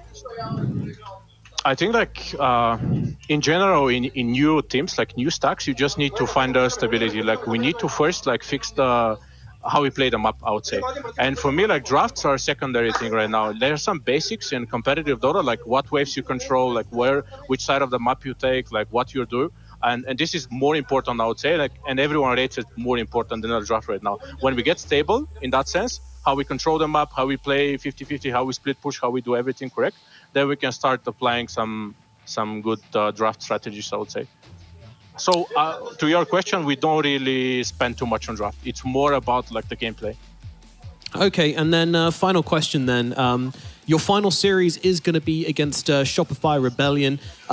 Big match. You don't have to tell me what, but do you have something special in mind for how to deal with this team, or are you just going to approach it like every other game? Yes. Man, a few words. Well, yeah. You said you didn't know what to say. That's it, guys. Yep. I know that Artesia and Fly are watching right now, so I have nothing more to say. Yes, we have something special for you, guys. I love it. That's exactly what I wanted. All right. Thank you so much, Stomlin, for coming to talk to us, and best of luck in your 2 remaining series. Thank you, guys. Hey, take care, brother. Thank you. Cheers. Bye-bye. All right. Ooh, a little stylish exit there as well. Stylish interview, stylish exit. Love to see it. Yeah, I mean, gosh, another team which is just kind of making the right noises, you know, like the way he talks about Dota, you know, does this strike you as a team which is getting it figured out? Yeah, I mean, I really liked his answer because, like, their drafts have been everywhere, and then I'm just kind of hearing, like, yeah, they just kind of, like, freestyle the draft at this point. They focus more on their end game, and I definitely agree that is more important. So, like, the fact that once they feel that's good, they can improve their draft as well, but hopefully they can still do fun and interesting things, because I think that's part of the appeal of this team. Yeah, I agree. Like, I think that is experience that is talking. You can see we've talked about the team having a lot of that from the past few years, so they understand the patch, and they talk about execution improvement. I think that's a very mature answer and a very realistic way to look at the game of that the drafts are secondary. The execution is way more important. Yeah, and that was something you guys were flagging up a lot last season, and this season, you know, it's been messy at times, but overall, we've seen that core concept from them coming into play, and there is clearly a driving force behind Bait, which we haven't seen before, and this is really, really interesting to watch this team develop. So, yeah, definitely a strong middle runner team, perhaps even looking towards the top. I mean, he's certainly looking towards the top, has an idea in mind already, looking forward to their Shopify series, which I think is a great sign as well. So, honestly, they're looking at their first DPC points currently with if this run keeps like this. Like, they have 5 Rat Force staff, and then they have Rebellion to close out the season. So if they get 1 more win under their belts, go up to 4, that's guaranteed DPC points. I'm not sure if it's going to lead into TI, but hell, man, that's the start of something. It's improvement, right? Like, you always want to go in with each season, you make one simple change, right? And then if you're already doing better off that, you have hope for the future seasons. The moment, like, you start plateauing and you don't have, like, better results, that's when you start to get a little bit sad and make more changes. But I think improvement is just good enough for this team right now in their eyes. Good vibes, good play are going to put Bait in a pretty good spot here. The leaderboard is now starting to hot up as Bait take their 4th place at the moment after this big, big win 3 and 2 is where they now stand. They will knock DogChamp down below them to 2 and 3. And this really does put them in the top 4, which is exactly, I think, where they wanted to be. In fact, they might even want to be higher. They're eyeing up that top 3. Now, of course, they have already played against Nouns and TSM, so no going back and changing those results. But Shopify is still on the menu for them, and I'm just hoping they give a really good show for that series. It's a huge run considering they were 6th place. They got no points. They got to stay in the division, and now they're aiming even higher than what the expectations were probably looking like after Tourman, that they can only beat the bottom 2 teams. Now they can. It seems like they can beat anyone. At least it feels like it. I mean, Bait, we always knew they had high highs, and as they start to approach this, you never know what's going to happen from this team. They are subverting expectations. That I mean, is if for they sure. beat Rebellion and then Nouns end up losing to TSM and Rebellion, they could have a chance, for the major. That's true. Who knows? That's true. I'm There's stretching here a dreams. little bit. Theoretically possible. There is a possibility. There is. There is a dream. There is a dream, and I'm sure Bait know about that as well because they'll be keeping that hope alive every 4-way step of the tie. way. Oh. Alrighty, let's have a look at the schedule and see what series we've got coming up for the last one today, because it is going to be Team Felt versus 5-Rat 4 Staff battling it off in a very, very important position here. Both of these teams really need to keep their heads above the water. 5-Rat fighting it out of relegation, and Felt just making sure they don't drop into relegation. 5-Rat really need a win. Felt would really like a win. Who's going to get it? You're going to have to find out a little bit later on. But guys, what are your quick predictions for that series? What did you put? Oh, what did I put? I think I put 5-Rat. I also think I had 5-Rat.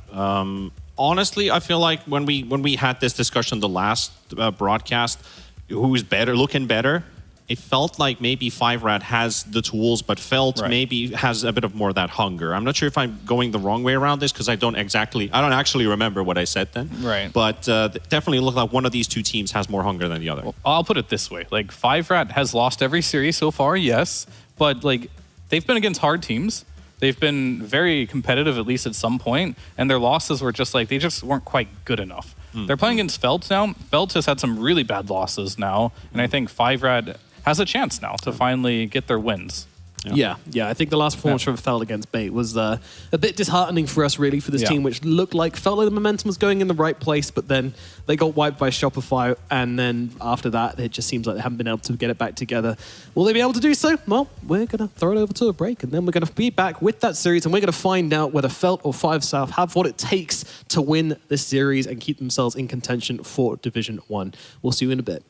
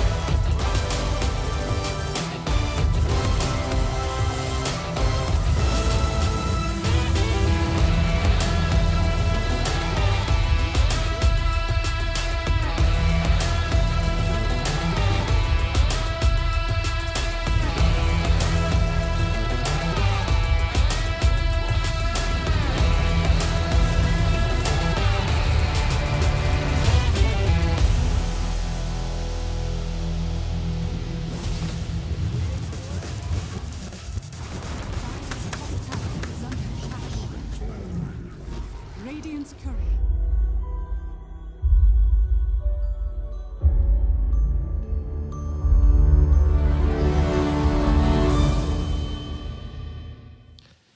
Hello and welcome back to the NA DPC, and it's time for the final series of the day, and it's time to get a little bit cheeky, or should I say, a little bit squeaky, as we've got 5-Rat 4 staff playing up against Team Felt. Both of these teams have had a pretty turbulent season, neither of them really finding their flow, despite some promising performances here and there, but overall the consistency has not come in for these teams.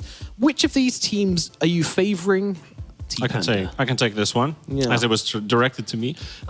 Felt in, at least with every number I can look up, is higher than 5-Rat. They're averaging higher as a team. They also have played a bit of longer games, but their median is the same with 5-Rat. Felt kills more wards than they lose. 5-Rat complete opposite. They lose a lot of control of their map. They don't see a lot half the time.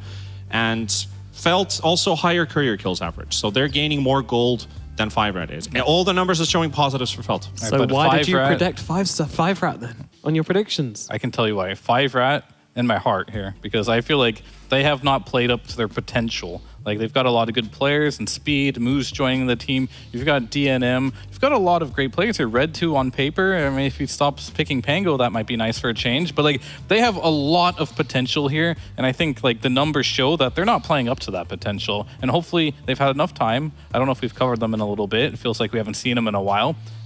They had a lot of time to grow and fix things. And I'm a believer. You're a believer. I'm a believer. Well, they need it. They absolutely need it. But let's talk about Felt first here, as they are kind of the slightly favored teams, at least when it comes to statistics. And, you know, this team, they made this interesting swap at the start of the season. They got rid of their position 4 and their position 5, got rid of Shu and Chen, and brought in Kits and Albino Zebra. And now, I don't know, things looked good at the start, but they hit this brick wall called Shopify Rebellion, and it seems like they haven't been able to recover after that loss. I mean, what's looked wrong with this team in the past two series, Vir? What's looked wrong with him? Mainly, I have to say Fade, unfortunately. Like, he has... His bread and butter is the zoo. He loves playing it, but every time he gets his hand on the zoo, he has an astronomically bad laning stage to the point where, like, he's becoming a support. And the one game they did win recently they looked good on, he played the Centaur. So I think maybe you need to take a step back away from the zoo and go more into things that just make more sense for the game you're playing at hand. Yeah, and it might not be him. It might be, you know, the team and how they play around him. Maybe they need that playmaker in a core position that can't be the 1-on-2. It's hard to know without really being in the team and knowing exactly what's going on. But overall, something needs to change for Felt. Meanwhile, on the other side, we have 5-Rat 4 stuff. Which of these players is kind of needing to step up for UT Panda? I think maybe Moose has been a little bit in the darkness at the moment. Speed has been showing. Moose has been playing maybe a bit under his level. And Red 2, of course, struggling, wants to get that Pango for himself, hasn't really found success with it, has seen some good moments in a game, but just not converted into the dub. And then, of course, DNM. I think DNM has also underperformed a little bit. Yeah, and I think it's really important when we're comparing these two teams, at least when it comes down to their scores, we should look at what matches they played and what matchups they've got to come, because Felt, this is basically their last doable series. After this, they've got TSM and then Nouns, which is a very tough road. 5-Rat 4 staff, meanwhile, they've got Bait and Wildcard coming up. So potentially, there's a good chance if Felt drop this series that 5-Rat can win those series and come back and overtake Felt and secure their spot in Division 1 whilst knocking down Felt. So if you're wondering if this is a do or die series, it really is. It really is, especially for 5-Rat. But Felt, you know, the danger is very real. In fact, you could say almost certain. Yeah, it talks volumes. Mentality-wise, the preparation coming into this series has had to be on point. 5-Rat, they've played only one series this week, which was the Rebellion loss. So I think you just quickly scrub that out of the way and focus on what are the things we had before, what were going well, the 2-1 series against DogChamp, for example. The things that they had going for themselves. And with a bit of a rest, get themselves in that ultimate form. I think, you know, we're on the last day of week 2, but this is where it has to happen. This is where the magic needs to happen. Yeah, now the time for experimentation is over. Fair, talk me through these two mid laners. Compare them for me. We've got Red 2 and we got Kits. Where do they come from? Where are they going?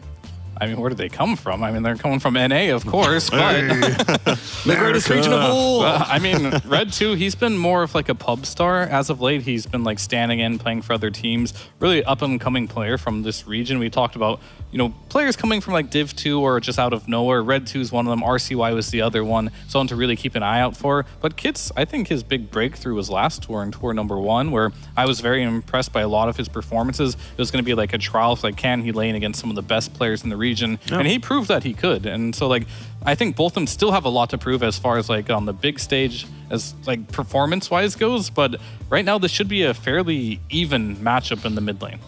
And T-Panda, are these numbers kind of relatively good for teams which have so many losses? In terms of, the CS numbers as a mid player, all right, that looks pretty solid. I think in general, the amount of impact you get from these mid laners, the difference out of these two players, it has to be Kits, He's getting more active in fights. He has heroes that are not just the Pango. I mean, the hero pool already says a lot. Kits has played double the heroes Red 2 has played. So he's showing some versatility, but he's also showing what Fear just mentioned that he did in Tour 1, stability. I feel like Kits, he hasn't performed as well as he did last tour, but those numbers are showing that he's a very capable mid player just waiting to just pop off. Yeah. And what heroes are you especially noting for that? The Pango obviously is going to be a very heavily contested hero. That's like two spammers, basically. Both Red 2 and Kits love to play it. But we can take our sights away from the Leshraks that they also like to play. And Kits maybe likes to build damage dealers with a bit of control added into the mix. Zeus, Ember Spirit, maybe even the Storm Spirit likes the Spirit heroes. Red 2, he played Kunkka, Void Spirit. These are... You don't get to see them in the mid lane too often, and they obviously also didn't work. Yeah. I mean, I wanted to say real quick that a strategy I want to see 5-Rat really play is the IO Lesh. Red 2, like his best hero from my book by far is this Leshrak. It's just they're not picking the IO with it. They're not running these drafts. They're trying to do these late picks, and they're just not working out for him. Hopefully we'll see that happen, but it's time to shout out our sponsor, esportsbet.io, with their new Watch to Earn platform. This is an innovative new way that you can earn 3,000 free tokens per hour, which you can then use to bet on games across the Western, EU, and NA regions. That is up to $3 per hour just by watching the game. No need to place a bet initially, and it's a new way where you can earn tokens and engage with the community. Head over to esportsbet.io and start earning tokens just by watching your favorite teams today.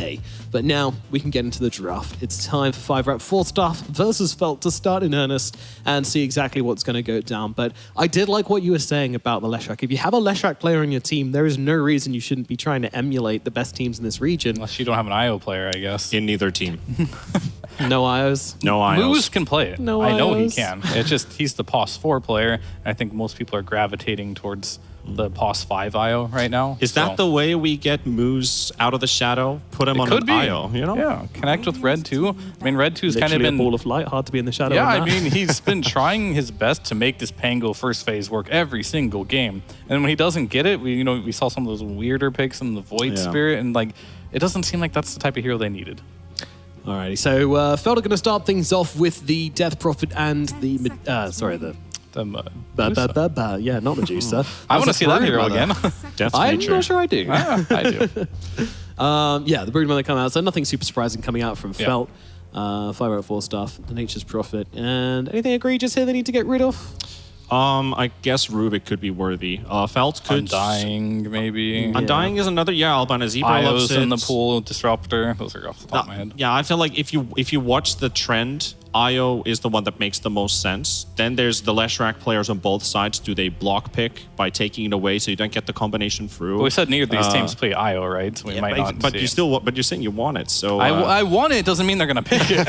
There's a big difference there. True. So Solji's played 3 heroes. That's the Mirana, the Rubik, and the Tiny. Do they want his hero to start off? Rubik first pick would totally makes sense. Ember Spirit is not the band we were probably expecting to see. So that also talks about preparation between these two teams, and the whole meta thing just goes down the drain. It'll be inter-team meta instead of global meta. So maybe there's something they know here Series that we don't meta, from like scrims perhaps, or just like I don't think we've seen a lot of Red 2 playing this. Ember has he hasn't even got his hands on this once. Nope. He's just played so much Pango. He's played 4 heroes. Yeah, it's just Pango, Lesh, Void on the Kunkka. That's all. But Kits did play Ember. However, it's like, does he? Okay, well, Jesus. Escalated to another level here. That was the #1 contested hero. You know what hero I've seen a ton of that is really good versus Pango every single time? Storm Spirit. Storm Spirit has been dominating the mid matchup, at some point solo killing him. Not saying you want to pick it here right now, but perhaps you do. But Speed And does the play Shadow this. Fiend. Yeah, Speed does actually play this Pango, so maybe you have to be a little bit careful, just like taking that right away, then getting pucked or something in the mid lane and feeling pretty sad there. So they have decisions to make here, and I think Felt has done preparation for this and feels like this is going to be good for them. Yeah. This is their read, and it's always nice to have a hero you're comfortable playing with, especially when it's such an active hero. It's just going to make the way you play the map much more straightforward. Oh, yeah. Sorry, I had my teams mixed up. That's all right. But I understood your point. He's not going to play Pango. He understands the matchup, though, because he's played it himself. But Kits with Pango, very likely. Pick Storm. Unless what you talked about Fate, he needs something different. I don't think Fade plays this. I thought I had it mixed up. I think you pick your mid matchup, you pick your Storm right away. You know Fade is not going to play this. As like Speed would have played this potentially, but knowing when you have a player like Fade, he's very one-dimensional and he wants to pick. And I think people are starting to exploit that, starting to understand what his hero pool is, and he needs to bring out some new heroes to the table here. And maybe it is this Pango. Maybe he's been secretly been practicing it. It would be a huge tool if they could change this matchup just a little bit. It really would. Yeah, that's a great call. It would be interesting to know if he's been grinding something under the table. We will find out. But So Solji hero? No. Albana Zebra Disrupt could also be 4, but Good for Storm. Zebra's the one who's played it, and good against a Storm. I mean, I think when you play for Storm, the one thing you're looking for right away is like, he's not having a free game. You lock him down. He doesn't really want to buy this BKB. But when you do play against Disruptor, you got 2 choices. You got to buy the BKB or you got to kill him first in the fight. And if you have good positioning as a Disruptor player, it shouldn't be an issue. You just sit back, you wait, you get the glimpse, you get the static storm down. There's nothing you can do to stop that other than buy a BKB. So I like the pick. And that depends on 2 things as well. The first one is vision. If you have a vision going into the fight, then you can probably get the drop on the Storm Spirit. And the other one is being ahead, obviously. If you're ahead, then you have the tools to be able to make more aggressive plays, which means you're more likely to be able to catch the Storm off guard. So I'd love to see Felt secure their lanes next. That's the direction I want them to head in with this draft. Yeah, and that is also shifting up the draft a little bit in the eyes of 5-Rat, because we're used to seeing Speed in the first phase, but because of the Pango, and it's going to be mid, you lock in your mid matchup, Speed might just go 18th and get to see his lane potentially, unless that's going to be Felt with the last pick, and then 5-Rat gets themselves a last pick offlaner for Speed, or maybe the carry for DNM could be like, oh, can we get an 18th Terrorblade for DNM, for example? Is that going to be useful? Can we look for the Shadow Fiend route, which is also good against the Pango? Right. I was just thinking real quick in my head, and it was like kind of funny. It's like the problem that 5-Rat has had is Red 2's just been picking up this Pango way too much, way too early, and then Felt goes into the series. We're just going to take it first. Don't worry, friends. Even though you don't win any games on it, we're just going to make sure we're the ones to win with this hero way too early in the draft. So ease it up a bit. I said Drow ban. I should suspect a TB ban as well from Felt. They don't want to let DNM have that. I mean, there's always the Bloodseeker too, right? For Felt, a lot of Pango players don't want to play into that. So that's always available and an option in the pool. So Drow, Bloodseeker, TB bans from Felt, very likely, I mean, it depends. Like the TB is a hero you can still itemize against as a Pango. You can still pick more heroes later on in the draft here. I would be more worried about... What would I be more worried about here? I think you already are pretty worried because you have a bad lane matchup. You definitely need to ban the Bloodseeker. Outside of that, like for carry picks, I'm not sure if there's anything he cares that much about at this point that will just like completely shut him down. The Pango? Yeah, the Pango. But there are some good picks, like, DNM, he does play a good SF, and these ranged carries are super good at like right-clicking down the Pango. So like whatever they do end up banning, they can't ban them all. That's going to be like the issue. So sometimes you might want to ban somewhere else then. And also one weakness we did kind of see was the Abaddon versus the Abaddon versus the Disruptor. So Disruptor, you could get the silence out, and all you just need is a break or a Silver Hex Edge carrier, or a Silver Edge carrier. And still that's like Shadow Fiend. You're just begging for that hero to come out. So you don't really want the Abaddon on the side of 5-Rat, but Felt maybe could pick it up. Is there anything you're particularly worried about as a Storm Spirit which you want to get rid of here in these bans? Versus Storm Spirit, I mean, I think for the most part, I've seen some people ban... Yeah, I mean, there's not a lot of carry heroes that have interactions with Storm Spirit, other than Anti-Mage, of course, but like, you're generally like not super worried about that. I think if you're 5-Rat here, you just ban out Fade the best you can, because he's shown his hero pool is going to be, it is what it is, and you just kind of work off of that and just like weaken Felt as a whole. Maybe Night Stalker ban. It could be. It's good versus Storm Spirit. The only issue we've seen with Night Stalker is, can he get out of the laning stage? If he can, I think the hero's amazing. But as of late, he's very much struggled getting out of the laning stage without seeing his matchup. Yeah, like this is, in particularly, I'm thinking about it in this series because it feels like you can get away with it. This is not the hardest opponent that you're playing against, so you could get away with a Night Stalker here on the side of Felt. Yeah, it is possible. They do the Bloodseeker ban, and maybe they'll do the SF here. I think SF would be a better ban than the Terrorblade here, because I think you really do have some potential here as the game goes late as a Pango to like really annoy a Terrorblade. This is kind of crazy. Both teams have gone sub 40 seconds on reserve time just in the ban phase alone. Thinking about it, yeah, they don't care about the carry matchup at all. They're just going to ban something else. Yeah. That makes sense. They banned their Solji's Rubik away themselves. I mean, Rubik's they knew they couldn't get it, right? So Disruptor Marana, support duo for Felt right now. Perhaps, but 5-Rat has to pick first, right? And that kind of goes to why they banned the Rubik, because like they thought 5-Rat needs a position 4 too, right? So there's like, we just don't want anyone to have Rubik in this game, which means 5-Rat could ban one of the two you mentioned and take the other and really just limit the pool. Or they can continue to be like, all right, we'd want Fade to have like a Beastmaster or something and ban it out here. Give me Moose with Hoodwink then, and then we have Solji to, okay. It's a bit different. It is rather. What do we think? Is this a Moo-inspired Ricky where he's going to be rocking in the off lane? Is it going to be past 4, old school? Or even was it Gunner they said who was practicing at mid? Gunner Everyone did. Yeah. Everyone's playing it. Yeah. Oh, okay. All right. Playing it mid, playing it off lane. Oh, cool. Just not carry, I think. Yeah. Unlucky. And not too much 4. Yeah, not anymore after the nerfs to the shard, right? They're like, it's a good 3. It's like, hey, this hero can ward pretty deep, and one of the weaknesses that this team had was their warding. So now they have an offlaner who can also be around when fights are about to happen while providing vision and getting information where your opponent is moving, because you kind of got to see where a disruptor is going to be about because of the threat of the glimpse, right? Yeah, we talked already about the vision, how important that's going to be in these particular matchups. There's the Marana. Yeah, I mean, when you have a 4 position who's not really a 4 position. Yeah, I mean, it's like, happen. This hero is just comfort, right?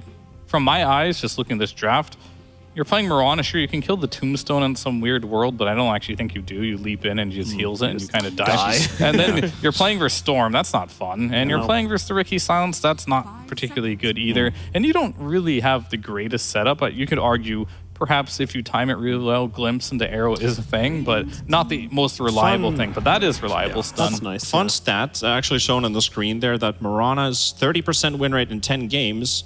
Solji has played 3 out of those and only won 1. All right. So, interesting. Sticking with the statistic almost. Almost, yeah.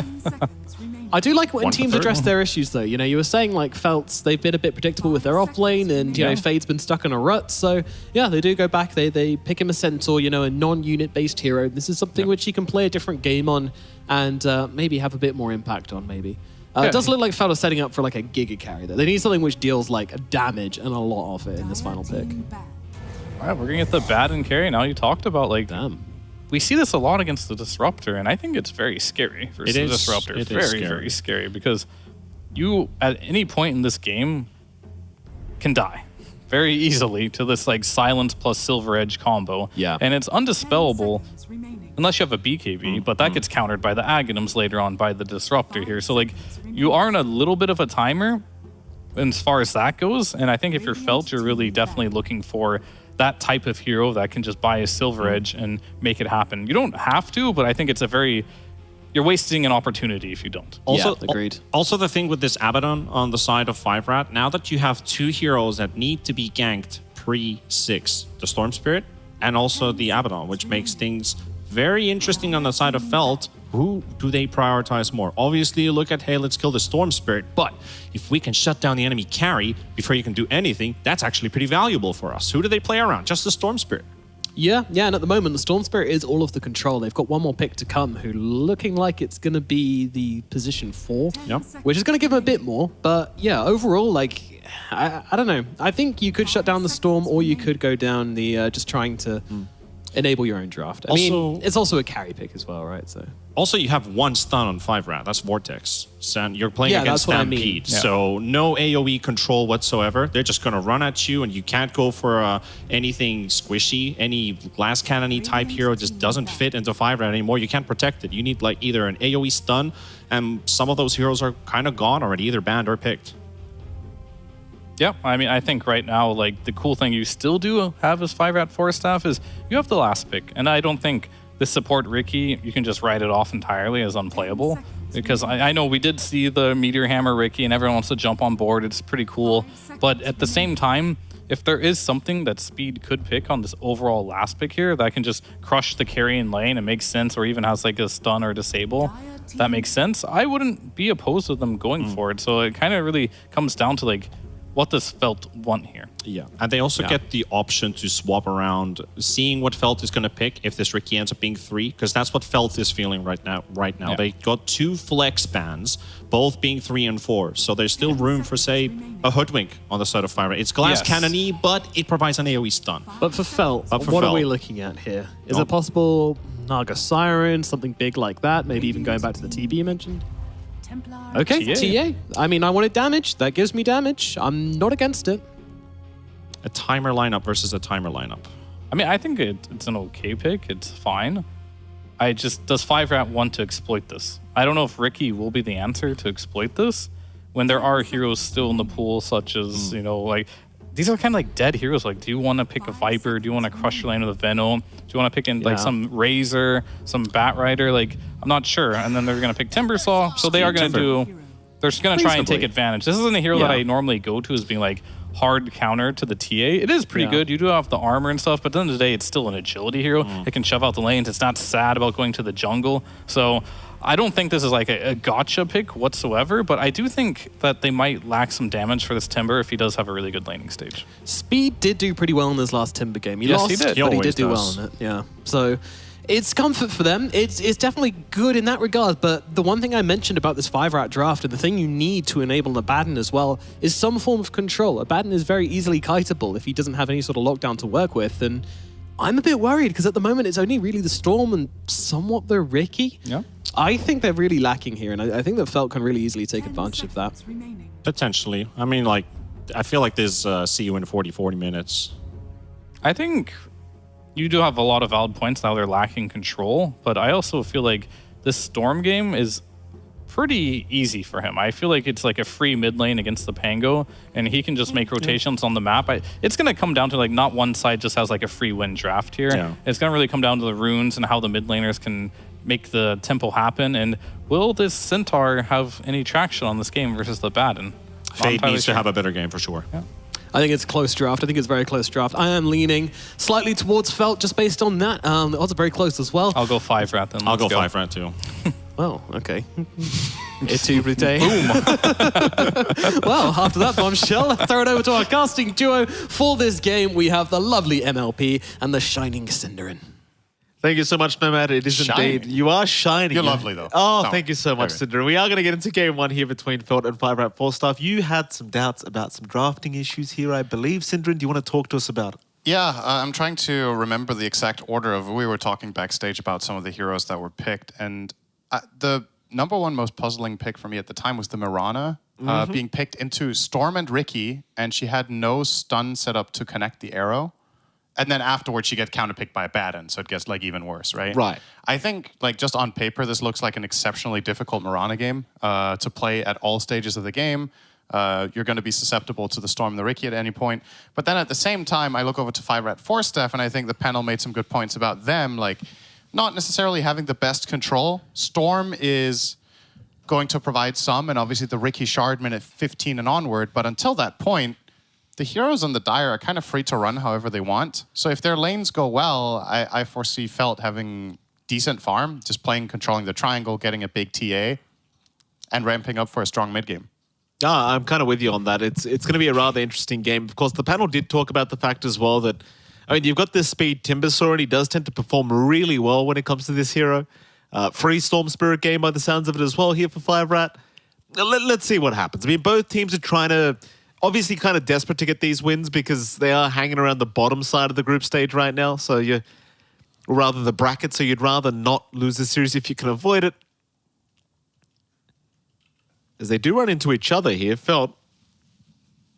Yeah, they're going to find Giant. All right, clutch D-ward there. Both of them hitting at the same time. So Kits with a bit of a head start. I think he did share that experience 4 ways, though. So this is something to keep in mind here. When you're 4 heroes sharing that D-ward experience, you lose 2 experience. Did you know? Oh, well, there you go. Because the ward gives 50, and whenever you share experience, it rounds down. So they each got 12. It wasn't 2 got 12 and 2 got 13. Because like the Steam Marketplace, there is a cut. We can't give them the full value. When it's shared, there's a loss. Life, death, and taxes is, I believe, what you're trying to say here. And oh, that's All right. rough. Decent damage from Moose here. Good. I thought for a second we were watching a new series, but here we are. Welcome back to Lodin, playing the Pango in mid. He's a mid for player Felt. now. Yeah, he's standing in. He wanted some extra games today. Yep. And he's playing on his good old PC. So, yeah. Curious to see how this top lane plays out. I think this dual lane from 5 Red 4 Steph is really weird on paper. Timber plus Ricky don't have any inherent obvious synergies. Ricky has a bit of a slow on his Blink Strike that Timber can do damage in, but against TA, she just doesn't care because she can activate Refraction when Timber's about to chain in, and then she doesn't take damage. So, yeah. I think this should be, on paper, a really good lane for TA. And then at the same time, Timber should also be able to farm. So both heroes are probably going to do okay. Mid lane is Storm favored. Not by an absolute landslide, but he should win. And in the bottom lane, Abaddon Undying against Mirana Centaur. Yes. That's a 5 red lane, I think. Undying is just going to keep decay spamming the Centaur, and Abaddon will win on CS. And if Mirana ever poses a threat to Giant somehow, just throw an Aphotic Shield on him when he gets arrowed, and it's whatever. It is practically whatever.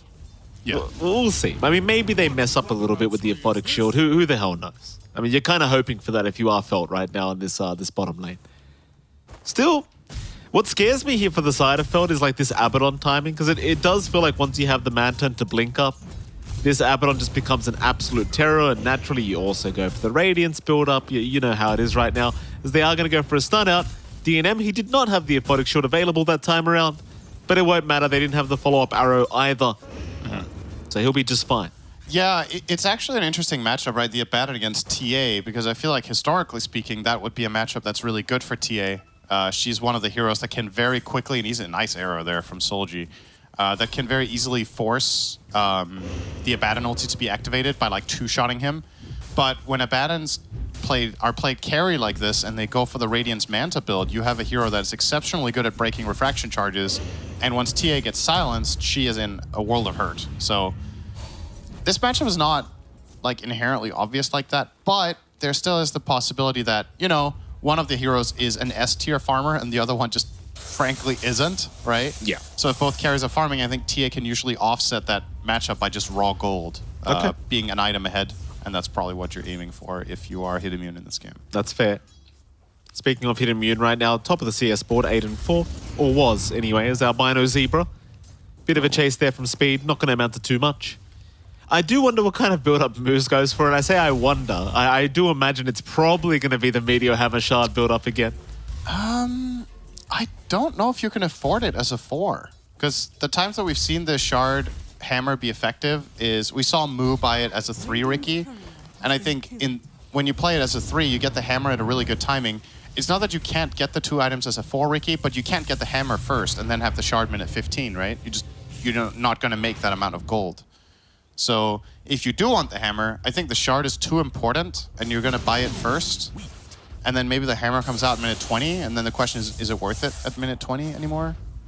That's a fair point. Because it is a very timing-based item, right? It has its value on certain heroes because you use it as a pseudo-Midas almost on supports, right? Yeah. I don't know. I think 4 Ricky is not quite what it was a few weeks ago. No.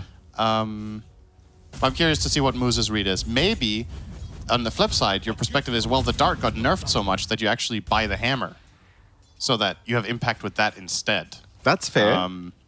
Don't know. The way I thought about it was you get Hammer and then later on the Shard because at least you have a bit of a farming tool for Moose, but... Yeah, but then you're just... I don't know, man. Like, is your hero even good? You know, Well, if you get the Shards, let's say minute 20 or minute 22, the reason Shard was so incredibly good is that you get that minute 15, and at the time you get the Shard, a lot of enemy heroes don't have the tools to deal with it yet. But if you push that timing by like 5 to 10 minutes, all of a sudden, multiple heroes will have like BKB or Manta or Lotus Orbs or whatever, and a big part of your hero is lost. And that is obviously on top of the fact that the item itself has been nerfed significantly, right? It has way shorter cast range, so you're way more likely to get found and dealt with when you try to use it. yeah, Good damage here from Speed onto Albino Zebra. certainly so. Moose had a bit of a rough time, by the way, at that top lane. He got caught by Albino Zebra just trying to chase a courier, lost his own courier in the meantime, and then had to TP back to the fountain and make a walk of shame back up top. So it was a pretty rough affair for the Ricky, nevertheless. Other lanes seem to be going fairly evenly. Mid lane currently slightly favoring Red 2, but nothing to really write home about as Kits is only like 3 CS behind him. I suppose the Theo, I believe, did mention as well, it should be a very free kind of Storm lane as well. Yeah. Storm just farms in this lane, and if you're making a little bit too aggressive movements on the Pango, you can get punished. But I think Kits is well in the know about how this matchup works, and he's just playing it very nice and safe, getting his farm without overexposing himself too much to getting pulled into Remnants, and he's poking and prodding wherever he can. I think, just as a theoretical matchup, Pango's goal in this lane is to farm. I don't think his goal is to deny. I don't think his goal is to pressure the Storm. All of those are like extra luxuries, especially if you get rotations from your supports, but as long as you get your own, it's fine. You know, the enemy team did counterpick you after all. Absolutely. So, and he's doing just fine on the Pango. 27 CS minute 5 is great on this hero. Fade dropping very low down at bottom lane now, the Centaur. To be somewhat cautious. Like, these decays are being extremely annoying towards the Centaur, of course. He is closing in on Vanguard, though, and you just have this feeling that when this item comes out, I honestly think he can play alone. Moose? He's hanging around. Nice stomp D ward there from Fade. Certainly so, and seems like Fade's just going to get away, and so will Solji. At least for now, though Moose is still wrapping around trying to find this Mirana. What's happening? I'm not sure, because he can't really kill him, can he? No. And you've got Smokescreen, but I don't know. The Mirana has 2 Fairy Fires. I mean, obviously they can't use them immediately back to back, but maybe with this bait set up from Giant trying to... No, it's still not going to happen. Maybe. Oh. No, they didn't time it with the Aphotic Shield timing out. Maybe. Oh, no. He's all right. Yeah, so here's the good news for Felt in this lane. Centaur has Vanguard, and I think Abaddon Undying can't do anything to him with this. Abaddon's damage is predominantly physical, just attacks building up over time. Your Vanguard is going to negate more than half of that. You have amazing regen at this point. So what this does is it frees up Solji to do whatever he wants now, and you actually see this communication coming out just through their plays, right? The moment the Vanguard is picked up, Solji's out of there. And I think he should just stop playing the bottom lane entirely. Let Centaur get solo experience. He's going to farm just fine on his own. Go stack camps, go roam, get runes, try to find a cheeky arrow mid that gives a kill to your Pango. Whatever it is. And Kits. Oh, he's going to go for the roll. Oh, nice smoke screen. Moose just in time. Red 2 able to secure the kill, and that's a nice impact from Moose. Like, sure, you mess up the bottom kill, but who the hell cares? You get the mid lane. Meanwhile, Speed, copped a meld strike, literally took 0 damage. Yeah, this is a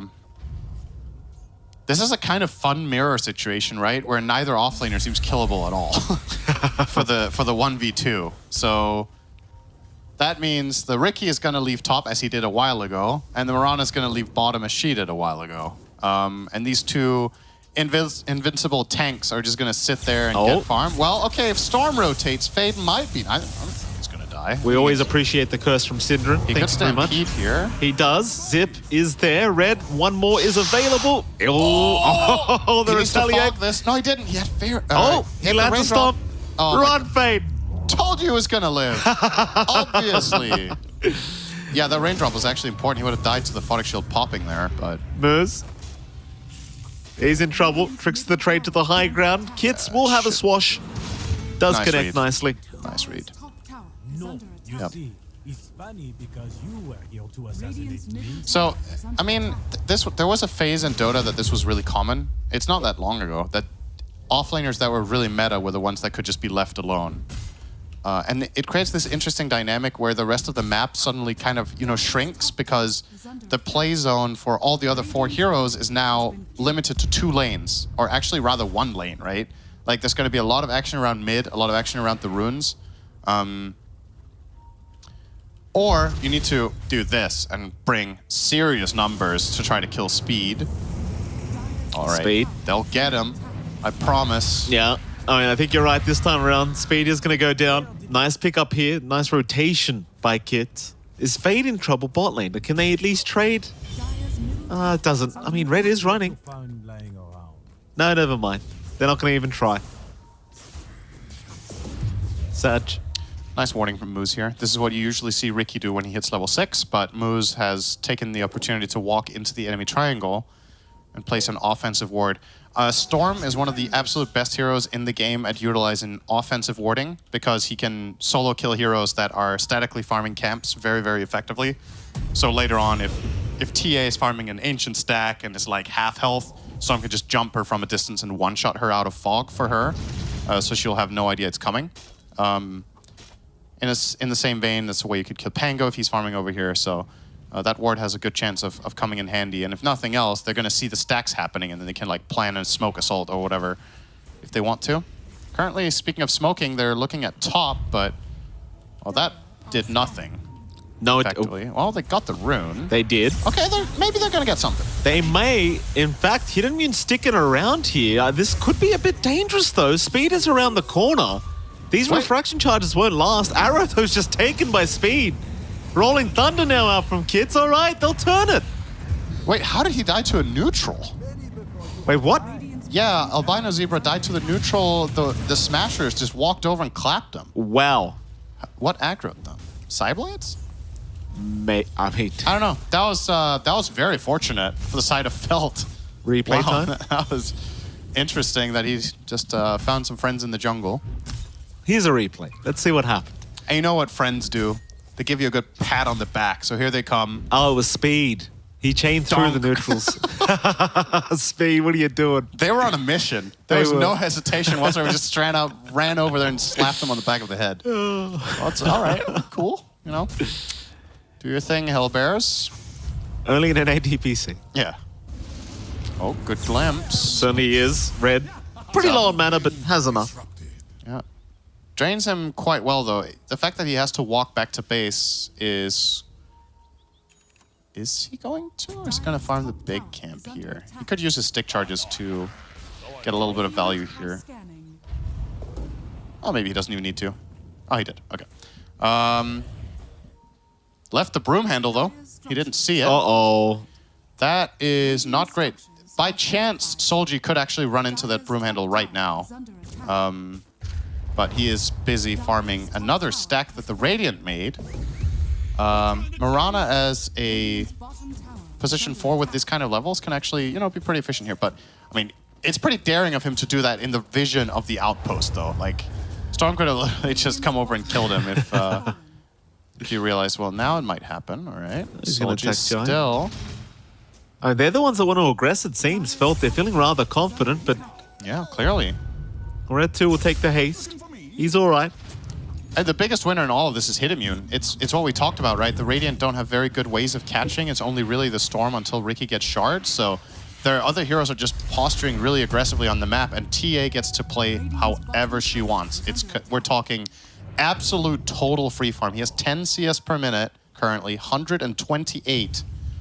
And the second highest in the game is 90 on the Storm. So that's rough. That is the TA versus Abaddon, right? Like, Abaddon just can't do this.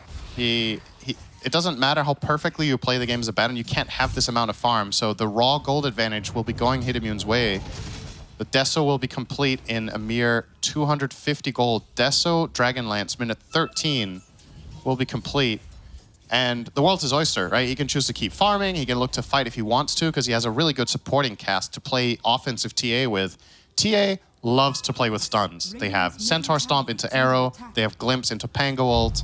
As long as the things connect, and they don't fight into Abaddon and Aphotic Shield, it's a very high probability the kills are just going to work out. Moose is going to walk up. There is a sentry. Whoopsie daisies. He's dead. 1, 2, 3. Ah, okay. Albino takes. I mean, why not? It was his sentry ward. Yeah, that's true. I think this is fair. As a support, unbiased support player, I think that was a support kill. Tell my carries that, Sindrick. Yes. Now, go farm the stacks I made you in the jungle. So I get more gold. 1 to 5 now, 3k advantage. I mean, you kind of put it out. Like, props to DNM. Like, he's not too far behind when you compare him against the TA. Yeah, he's farming pretty effectively for an Abaddon. 100 CS minute 14 is not too shabby. Hey, we'll speed up Solid. as well soon. Radiance is coming out rather soon, as we are going to see Giant tank the gank here. So you get the Radiance up, then your farm escalates a little bit. Like, probably still not as fast as a TA, but you're getting there. You're giving yourself a chance. This item just picked up by Pango is actually extra important in this game than usual, I think. There's a couple of reasons why Diffusal is really good here. When you're playing against Ricky, this hero's mana pool is atrocious, and everything he does is extremely mana intensive relative to his total mana. So if you hit a Swashbuckle on Ricky, he's running out of mana. Oh. He has 339, right? And his spells combined cost like 200 to cast. It's also a really good tool against Abaddon. This hero hates running out of mana. It's very important that you can keep casting your spell. And you are always going to be... That's the biggest thing for Abaddon, is that you're frontlining the whole game. So you're always just going to be in swashbuckle range, right? Every time you kill a creep wave, Pango can just swashbuckle you and laugh all the way to the bank, right? Right. He just does it for free all the time, and you run out of mana, and then you're annoyed. And there's a little bit of an extra added benefit against the Storm, but that's a little bit more niche, whether that becomes a kill or not because he runs out of mana or something. Moves. Oh, Glimpse, yep. You might just be running out of life. Got tricks. But Tricks of the Trade is there. Yep. Just fine. It's just a very quiet game from 5rat. It feels like they're not doing anything, you know? Yeah. And I think a lot of it, to be honest, is just dictated by draft, and that's what I didn't really like too much about their lineup, is that it feels very much like it's a less fair strat, okay? You guys do whatever you want. We're off farming, but the problem is you're not better than them at farming, so they don't care. They're just like, okay, you know? I guess so. You guys want to farm? We'll farm better. So that is honestly a little bit concerning for them, is when do they flick the switch? When can they do something that puts pressure? Is it the Ricky Shard that has now been picked up by Moose? Is that going to be the turning point here? You're just conceding your mid tower for nothing. What are you going to do if Felt goes Roche? Are you going to try then? Or are you going to give that up as well? Because I think if I'm Felt here, I just go Roche. Like, what are you going to do? You put sentries against the Ricky. If the Radiant try to run in there and fight you, you can stampede out and place a Static Storm and win, right? So there we go. Pango with the disarm and double damage. TA with the Deso and Melt Strike.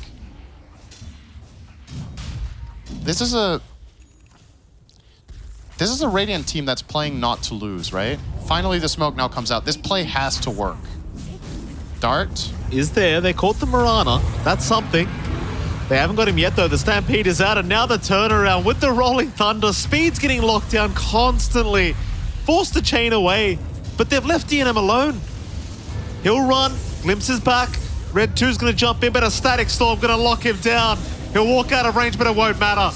Hoof Stop is there. Speed is still trying to chain away, but he is not making it. Oh, completely outplayed is the side of 5rat. That's a rough team fight. Yeah, it's hard. It's hard to execute it as Red 2, right? Because as we've talked about, you have Ricky Dart as your only other catch. He throws out the Mirana mid-leap, so she gets away. And a Storm, you're always second-guessing yourself. You're like, should I jump now or not? If I jump, I can get Static Stormed. If I get Thunderstruck and Glimpse, that's a problem. And most importantly, who do you jump on? Because your teammates, Timber can only connect if there's trees. Abaddon is inherently slow and needs time to get there. It's just, I think, strategically really difficult to play this Radiant lineup in fights. Maybe you have to farm more, get the Storm the BKB so he can reliably stick. Just get on Disruptor, kill him, maybe chase down Mirana. But the advantage is mounting at this point. TA is closing in on her next item, and look at that, Hit Immune just going full-on greed. Straight into MKB next is the plan, unless he switches it. He has 2 items Quick Bite, to be fair, so could be the BKB if he wants that instead. But Bino, at least they do find a disruptor. Stampede was popped. Looks like Fade was trying to turn that fight around, but couldn't. Oh, hold on a minute. Red's out of mana. he's out of mana, yeah. They're not going to chase, though. So annoying with this Diffusal Blade on the Pango. Like, he hits it once and the Storm misses, like, just loses half his mana. Not very fun to play against. And suddenly felt, I mean, there's still 6k advantage. This TA is really starting to get out of control. Aegis is up for another 3.5 minutes, so they've got plenty of time to try and make some use out of this. I think the most important thing for Felt to keep in mind is if they don't ever use Static Storm in the fight, I think that's the best play. You hold it until Storm jumps. That's your #1 priority as Albino Zebra. Because your teammates don't need your Static Storm for anything else. They're going to inherently just win by attacking targets and casting their spells. There's nothing special that needs to happen. There's no like crazy condition where your teammates need the Hoof Stomp to be followed up with a Static Storm. Whatever, just chill. Wait for the Storm, that's your job. If you handle him, you win the game. Until he has BKB. Oh, nice Stast! That was very quick from Fade. Spidey was senses. not ready for that. Spidey senses were tingling. All right, high ground. Bit of damage here. He's going to lose the vision now, though. And screw it, he's back to mid. Okay. Well, Speed just Timber Chained offensively here, but it's Giant who's going to be on the receiving end, unless... He gets away. Instead, it's Speed now perched up, rolling Thunder. An A driver. All right, there we go. It does land. Speed. Oh, that's good. That's really good timing. And the third. And yeah. Bye-bye, Speed. All right, that's a way bigger kill. I let Giant run. I thought Speed was going to be okay, but Kits with a connection there. Oh, well, DNM now in trouble. Albino Zebra just needs a bit of vision for the glimpse back and does barely get it with the kinetic field setup, so Fade can try to burn through and get that borrowed time procced, though DNM barely getting away with the Aphotic Shield for now, but there's your Stampede popped. That'll be the borrowed time. Surely they keep going. Though no, they missed the arrow. Nice play from DNM there. That's a really good TP. It's very hard to predict that he's going to stand in that little nook there and TP from there, so the arrow doesn't get vision and they couldn't glimpse because it was on cooldown. It's a nice escape there from him, but again, finding the bright spots for 5-Rat 4-Staff is down to something like nice, you didn't die, is a problem. You know, we want to see some sort of, all right, well-executed kill, or you made progress on the map, or you got the mid-tower, but everything is just coming up. Moose? Oh, that is not a good Static Storm. This is actually an avenue potentially for the Radiant, but yeah, Storm wasn't nearby, unfortunately, for 5-Rat. That could have been something, because I don't think you can drop the Static Storm like this. Just hold it. Got eager to try to kill the Ricky, but it's not important to get that kill in this way. That it is not. But, yep. They weren't ready anyway, 5-Rat, so no punish. The Tombstone has been expended as well, so I think 5-Rat 4-Star are probably just going to chill once again, hit some creeps. Oh, you say that. Felt. They may not allow it. Tier 2 mid tower is going to go down. Hit Immune takes care of it. It's just looking too easy for them, isn't it? Like, if your TA can go MKB here while her Aegis is expiring, she feels invincible. I mean, she practically is, though, isn't she? This is just very, like, okay, this is what happens in your pub games when TAs feel invincible and then they aren't, and then it sucks. Red. He's stacking for the other side. They're trying to take them. The Ancient stack, it's absolutely huge. They might at least find the Mirana, but the Rolling Thunder kits right through all of them. Speed's caught out. They've got Hitemu there for the damage. DNM needs to get to the low ground, but he's trapped. He has to TP, but the glimpse is out. Oh, and they've left all the Ancients just waiting for Hitemu to take. Oh, look at it. All that gold. All that XP. Yeah, Albino's paying. He's like, look, it's ready for you. And Hitemu is like, yeah, but I'll get it in a second after I get all of this gold. And this is the right approach, to be honest. This is what, I think there's something to be learned here for a lot of players, that the #1 priority in this situation for TA is not to farm that fat stack, it's to push out the wave, because you're going to get the stack on your way back anyways. This is just a more natural, more efficient rotation where you not only do you get more gold, but you also put more map pressure in the same move, right? Now this bottom wave, instead of being at the corner of the map, is right outside the Radiant base, so now they're on trash duty handling this. And TA, sure, she's gonna go. I mean, yeah, okay, I'll take the stack. And now Albino Zebra puts a laugh voice line. It's like, okay, thanks, dude. I need the 100 gold I might get from the stack that I made for you earlier. So that's something. Actually, I don't know who stacked this. It might have been TA herself. I don't think anyone benefit from that, but One of the stacks was Red himself.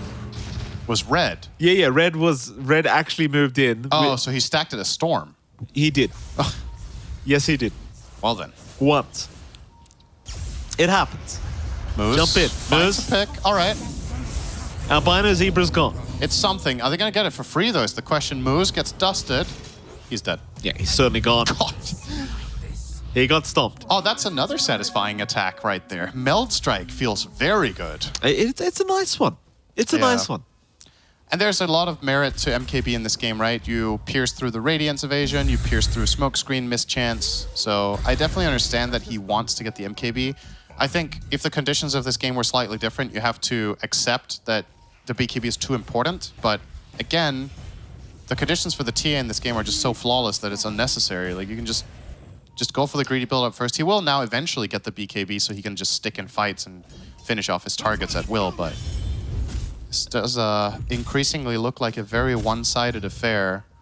You imagine the next Aegis will be the potential nail in the coffin, right? Where you get that Aegis, you get the shard for TA, and you push high ground. That damn voice line. They're trying to kill me? Yeah, it's one of the best ones. I feel like the voice actor had a bit too much fun with that one. Just knowing how silly it was going to sound. Anyway, Manta is up now on your Abaddon, but it all feels way too late. Like, this TA is well and truly online, and he's picking up a BKB now as well. So that's going to be a 9-second BKB charge on the way very, very soon. And there it is. Speaking of the devil. Yeah. And this counters the Abaddon Manta, right? So it doesn't... She's that one item ahead that we talked about. Arguably two, right? She's 7,000 net worth ahead minute 25. Yeah. So... Yep, the Manta is an issue, but it comes too late, so it doesn't really matter, and Hit Immune can effectively just blink into 5 heroes. Pop BKB and start killing them if she wants. Get out of there, sir. Big damage. That's Do a they lot get of any damage. Glimpse vision? I mean, they've got other targets. Red 2's going to try and jump in. BKB is popped. Red, he cannot sustain the damage output. Just get out of here. Like, he gets hit twice by TA and his fight's over. He loses his entire health pool in 2 swings, so... DNM barely avoiding. And that's the Roche. Can't do anything about it. Storm had to pop BKB and run away because we haven't really talked too much about this, but Storm actually in the fights has to dodge TA attacks. He can't just stick on targets as he wants because TA does so much damage that if she hits him 3 times, he dies from full. So in that case, Red did 2 attacks in the team fight and it was just instantly over. The supports were just dead. With 3 handsome rows. Oh boy. 4-17, 15k advantage. Well, this is one of those games where I feel like the net worth really does mean something. It very much does. Yeah. 5-Rat, I'm struggling to find an answer for this side as Speed misses a chains there in the mid lane. Luckily, he will not be punished for that. I'm just struggling to find the answer to this TA problem now. Like, what do you do? She's just basically 6-slot at this point. Yeah, I'm with you. I think killing her once is a challenge. How about twice? Impossible. I think you have to try to find some sort of angle where you need to kill the Disruptor first somehow. Like, if you go on TA in the front, it's just not going to work. So you have to play on angles, kill supports with your dart into full-on Chakram Burst combo with Storm jumping on top. Place a good tombstone so you get vision of the fight so you can make your educated decisions about who to go on. Arrow. All right, Speed reacted to that one. I mean, they smoked up, but a lot of hesitation from the side of 5-Rat as drums are popped. Hidden Immune just going to move back in for the T3. I mean, they're too late, right? Like, if they want to make this move, it needs to be before this tower falls. Now, TA can get an even better position. And then it's also increasingly obvious this is happening now. They're going to catch them in the back. Moose is gone. Oh, He's boy. caught out. Red trying to do something, but gets Lotus. He vortexes himself into the Rolling Thunder. Oh, it couldn't be much worse. He'll He barely actually get lives. out. But everyone else is dying. DNM's gone. No buyback. Not that it would have made a difference anyway. Onto the top racks they go. In the words of a famous English teacher, I don't know, John, I think it's over. Oh.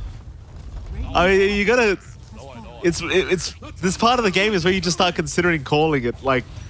It's just like, imagine playing in this game, right? If you're on the Radiant team. It's just, you felt like you've played 30 minutes and it's like nothing has happened, right?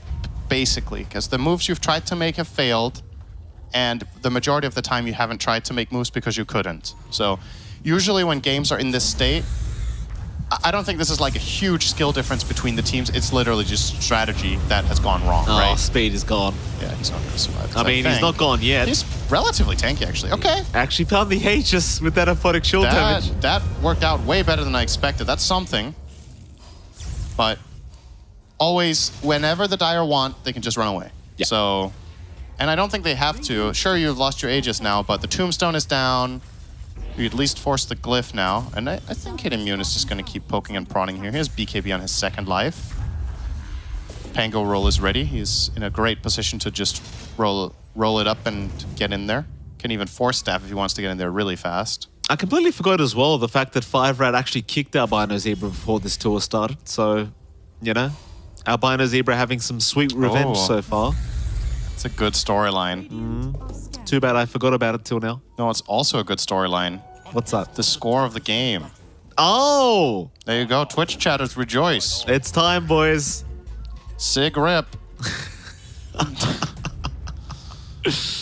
Oh, how long is this going to stay on for? I feel like the players just came to a gentleman's agreement.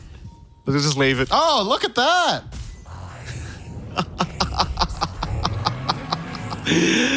A fellow connoisseur of the Twitch chat. Good on you, Solji. There it is. Oh, that's hilarious. They actually did that. It feels like they actually left on purpose. That's amazing. Be a real shame if they lost the game, though. That'd be hilarious. I'm with you. If they lost this game, that would just be flat out shameful. At this point, that is. Oh my God, he's got a heart on Centaur. I mean, kind of funny. Wait, never mind. Okay, it's a display bug again. I don't know why. I just don't see a lot of stats sometimes. I was like, wow, he has heart, but 4 armor. Well, he doesn't have 4 armor. No. I can tell you that much, but it's showing as 4 armor for me. It shows that for me as well. He's got 14. That's a big boy. Yep. Very big indeed. I mean, you could chill here and wait for Aegis, but it's kind of... That's just the story of the game, right? Felt can just choose. And if there's anything that makes a game of Dota really easy to play, it's that you have every choice all the time. And they're currently choosing to farm, and they have the choice of, all right, Fade. He's like, whatever, man. This game's over. Let's go finish it. He wants to sig rip. Absolutely, it's time. And, well, he will take a double Chakram, so Speed has bought the Ag. So a lot of damage upgrades coming the way of 5-Rat from that, but unfortunately, they are running out of structures. They certainly are. Hit Immune will poke and prod once again. He's close to Daedalus, by the way. His next item is coming up. There's a little bit of a dart. It will load his Force Staff, so counters are in place. So many traps as well just set up here by our TA, so it's kind of hard to move in. Like, he's just going to be constantly slowed up here by Hit Immune. Sleeping Dart for him. Vortex, no. BKB wasted. And Tombstone. All right, I mean, they just used everything, and they didn't start the fight. So that was perfect. They Lotused him, and he insta-blinked away on the opener, and Storm popped BKB to protect himself when jumping in. So now there's no BKB, and there's no Tombstone. So 5-Rat can effectively not really fight now, and Felt should just get Megas, I think. Just one lane at a time. If they recognize what happened there, mid lane is free, and then you clean up the range tracks in the end, bottom and top. Oh, they're just waiting, mid lane. Nobody going to show onto the low ground. Fade's going to front line here.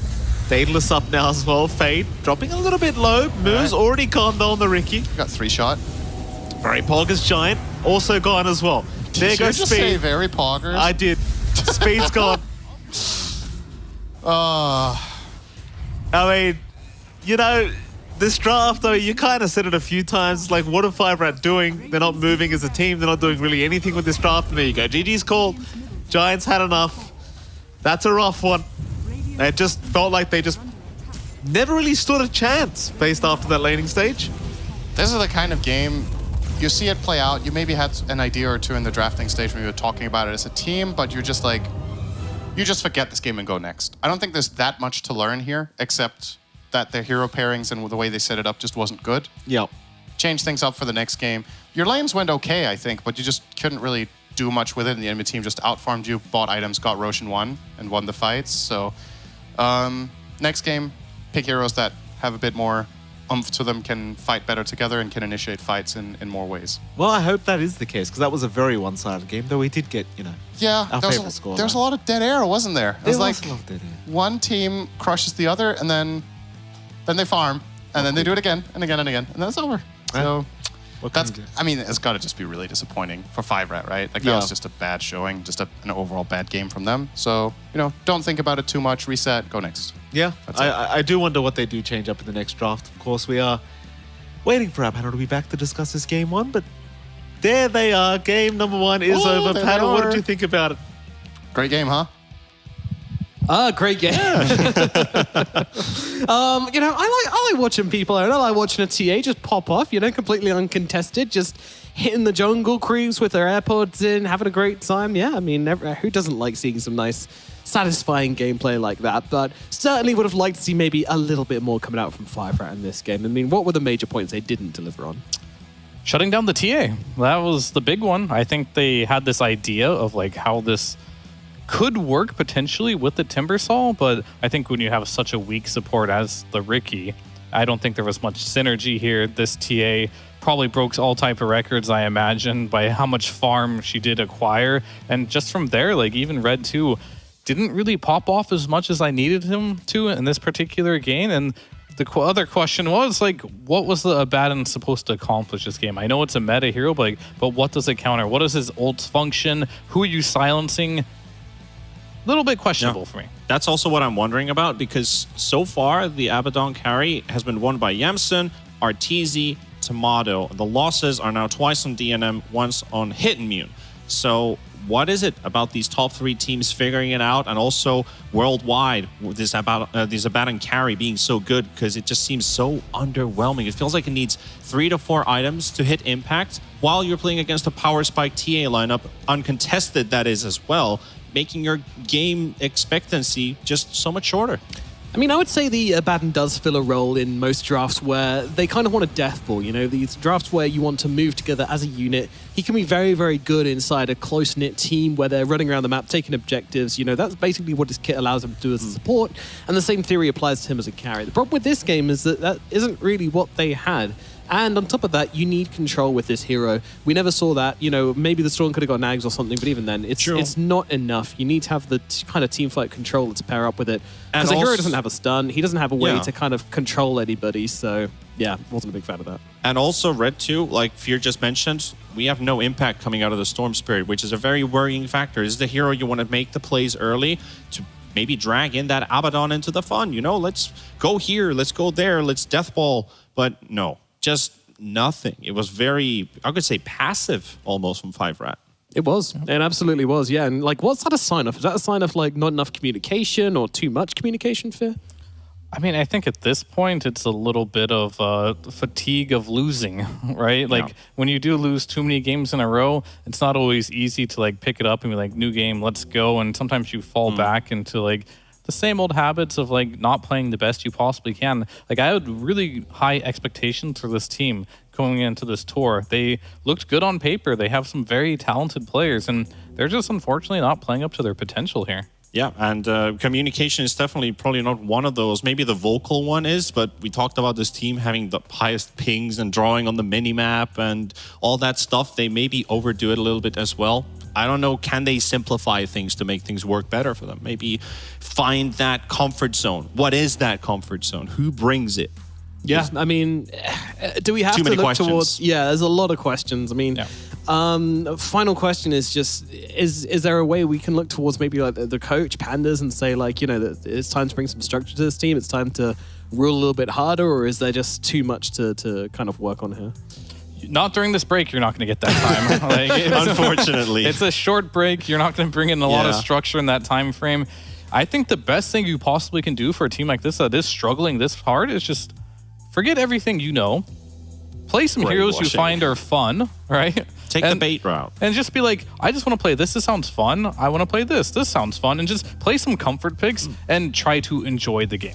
Yeah, take the bait route, for example. They won their first series against Wildcard. They lost against 2 series and looked completely lost. They had another where they struggled a bit, and then they're looking really hot, really good, coming up with a W. So maybe that's something. Yeah, Stromanen in the interview just saying, I'm going to play what I want to play. If I think it's good, I'm going to play it. You know, maybe it's time to wipe the slate clean and come in with a fresh idea. Who knows what really needs to happen, but we do know that 5rat need to step it up if we're going to have a competitive game number 2. Otherwise, it's going to be Felt wiping the board. So we're going to throw it over to a break, and then we're going to be back with Felt versus 5rat game number 2.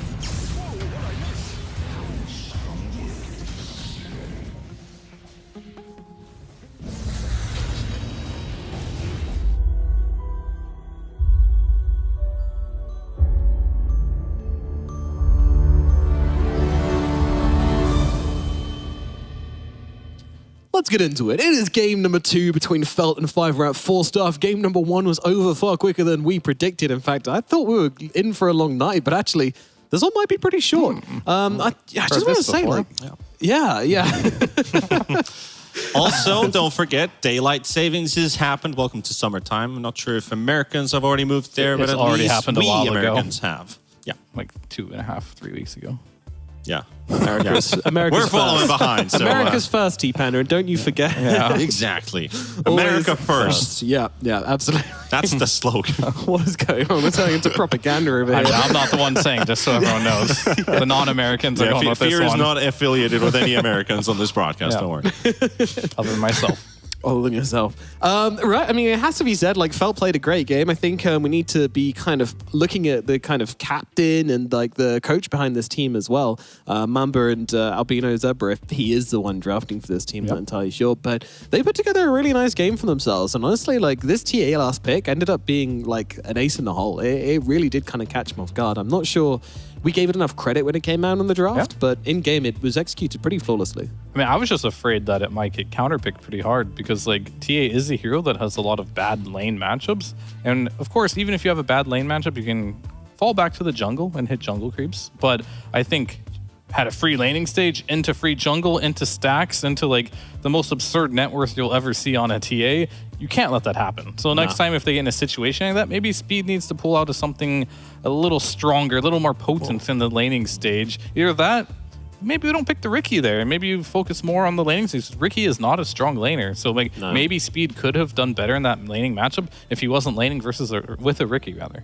Yeah, and Speed likes to execute, and Riki is not a hero which can help him make plays, and I think that's a major problem for this team. You want to give Speed a good support for him to kind of go and make that. It's Moose as well, you know? Like, I sometimes even forget Moose is on this team because we just don't see much from him. He's just not really doing a whole lot. Still in the shadows. What we talked about in the pre-game talk of this matchup still didn't show up. So should we get him a hero that has a lot more impact? I still want to see that Hoodwink. It was something I was almost dying for in that last game draft. That just give us this playmaking pause 4 hero, right?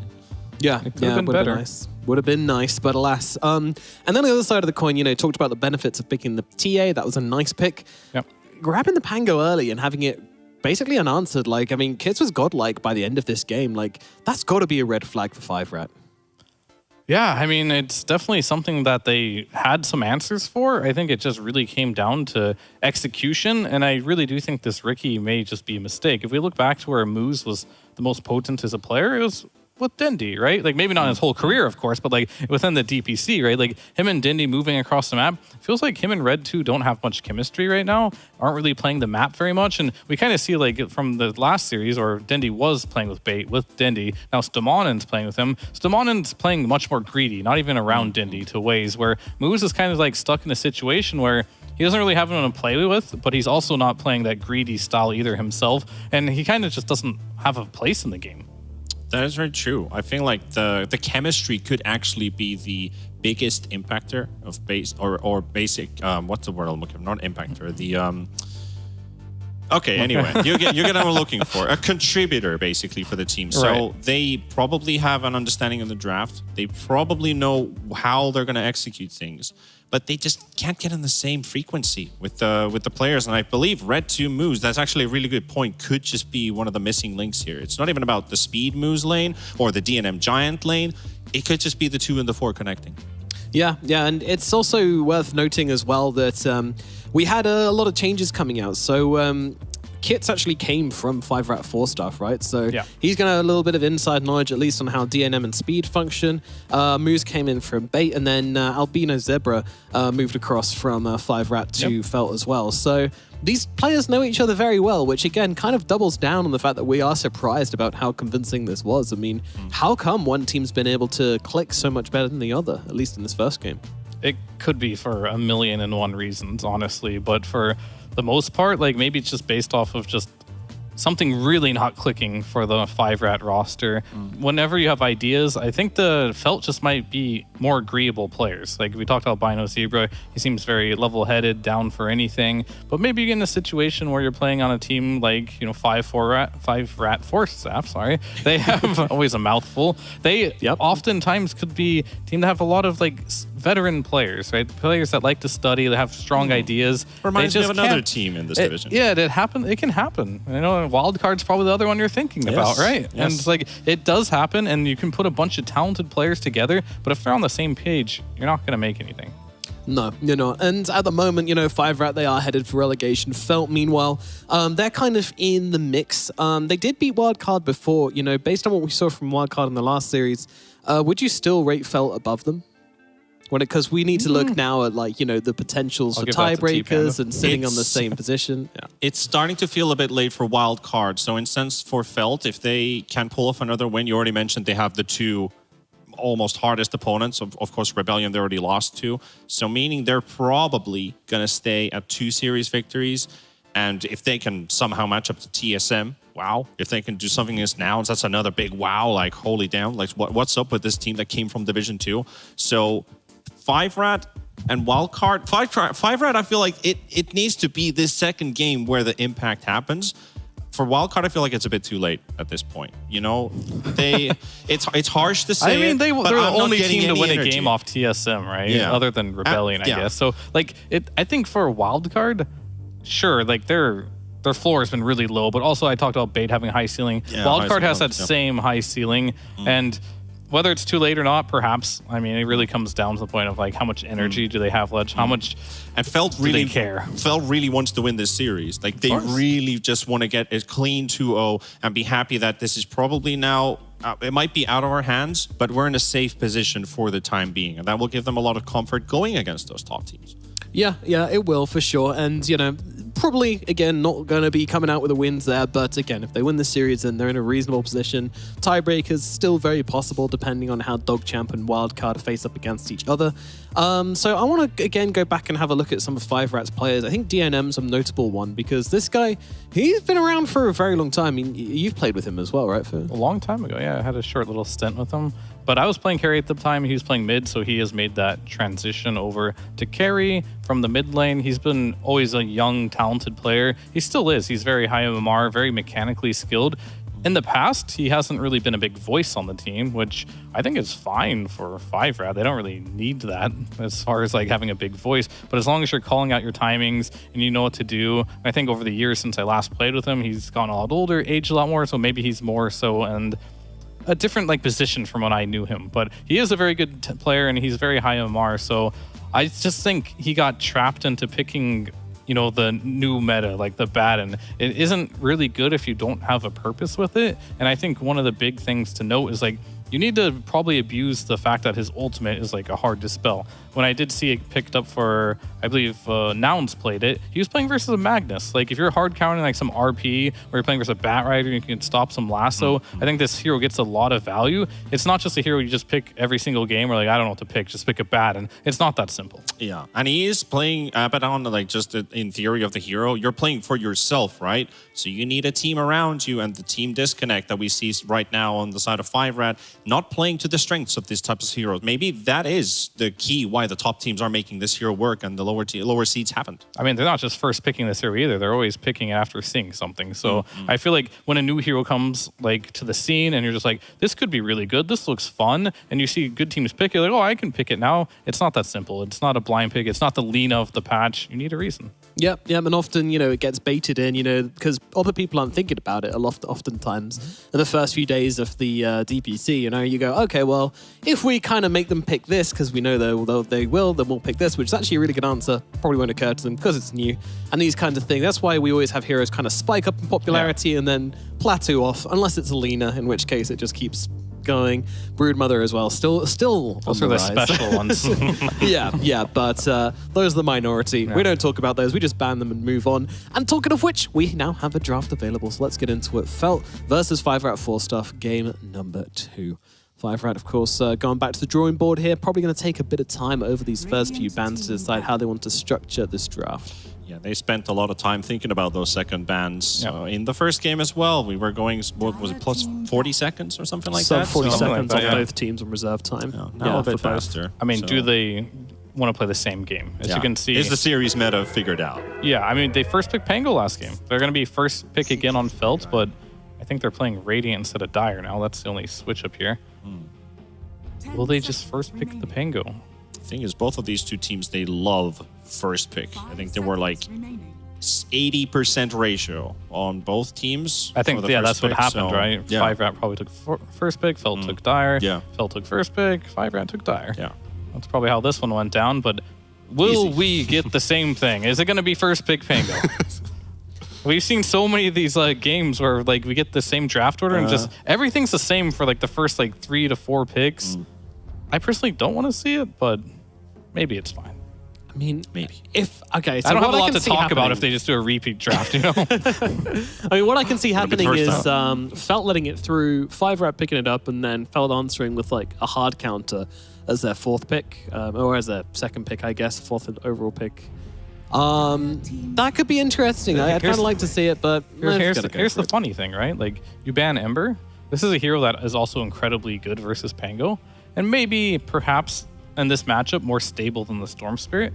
And 5-Rat ban it themselves, and I think if 5-Rat don't ban that, then it gets to a situation where Felt don't first pick the Pango here. But alas, it is what it is. Do you want to go back for the other hero that is known to be good versus Pango in the Storm after just losing with it? They spent 37 seconds banning the same heroes that they did. It was also the Ember in the first game. Trying something new. This hero is also good versus Pango, but less successful. Let's put it that way. But I also said that about Dender earlier today, playing the Tiny versus Puck matchup. He made it work. Anything can happen. So, but the ground line is it's still a counter to the Pango. Pango, pretty squishy hero.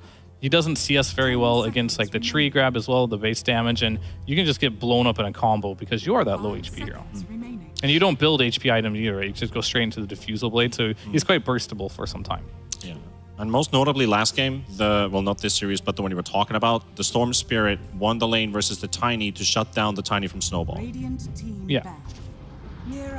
So what I do think about this Tiny, which is nice, which 5-Rat didn't give themselves last game, is that it does give them some flex. So at the very least, they can come into this middle phase being able to pick from a wider variety of heroes and not have their draft so shoehorned in. I hope it's a flex anyway. I hope it's not just a one hero. I just one player hope type of deal. I just hope that Red plays something else than Pango and what was the hero? Wait, no, Red is on 5-Rat, so he doesn't even have Pango.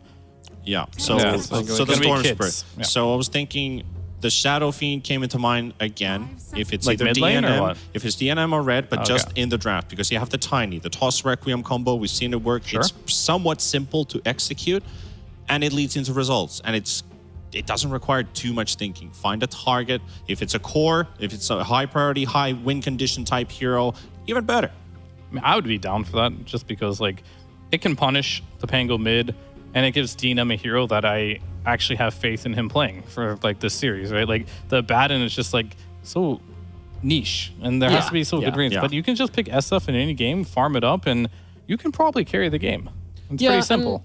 And, it's a hero with like a lot of uses as well, Yeah. right? Like he can give you magic damage, physical damage, and a little bit of team fight control with the ultimate.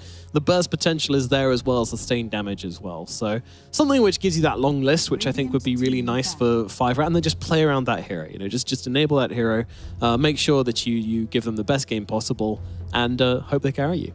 Yeah. Simple as that. So the Centaur does get banned out by 5-Rat. They really want to return Fade to his old tricks. And I think they might succeed. And I'm not sure I hate it anymore because he's kind of hopefully regained that confidence from that last game. We know he can play a top standard Enigma if he's in the right game for it. So I'm kind of down for them to just kind of let him go back to what he wants to pick. He's had his rehabilitation game. He's clean now. Wow. Good to go back in the world here. Yeah. I mean, I'm okay with it as long as it's a good game for it. Like this Centaur pick came pretty late in the draft. The issue I did have with when he's playing these zoo heroes, just too many carry heroes are in the pool that exploited his laning stage. And if they can somehow make it so there's not that many, or they can figure out how to do their laning just a bit better, perhaps, I'm totally fine with it. It's just, he's had too many bad performances in a row now on those heroes and too many good performances on like the Centaur, which I don't blame 5-Rat for banning whatsoever. But you'll also notice 5-Rat they don't care about the zoo anymore. Like, we're not afraid of the strategy. They're banning out just the heroes that can lane with the Mirana. And maybe this is also slightly a Solji problem too. Like, you don't want to play a lot of these like zoo heroes with the Mirana, and it just doesn't fit their play style. And I do like the fact that they banned Storm out again, because like, they know this Tiny can be POS 4, and if they don't equip themselves in the second phase, and you get a later pick Storm instead of just a first phase Storm, it could have a lot more impact.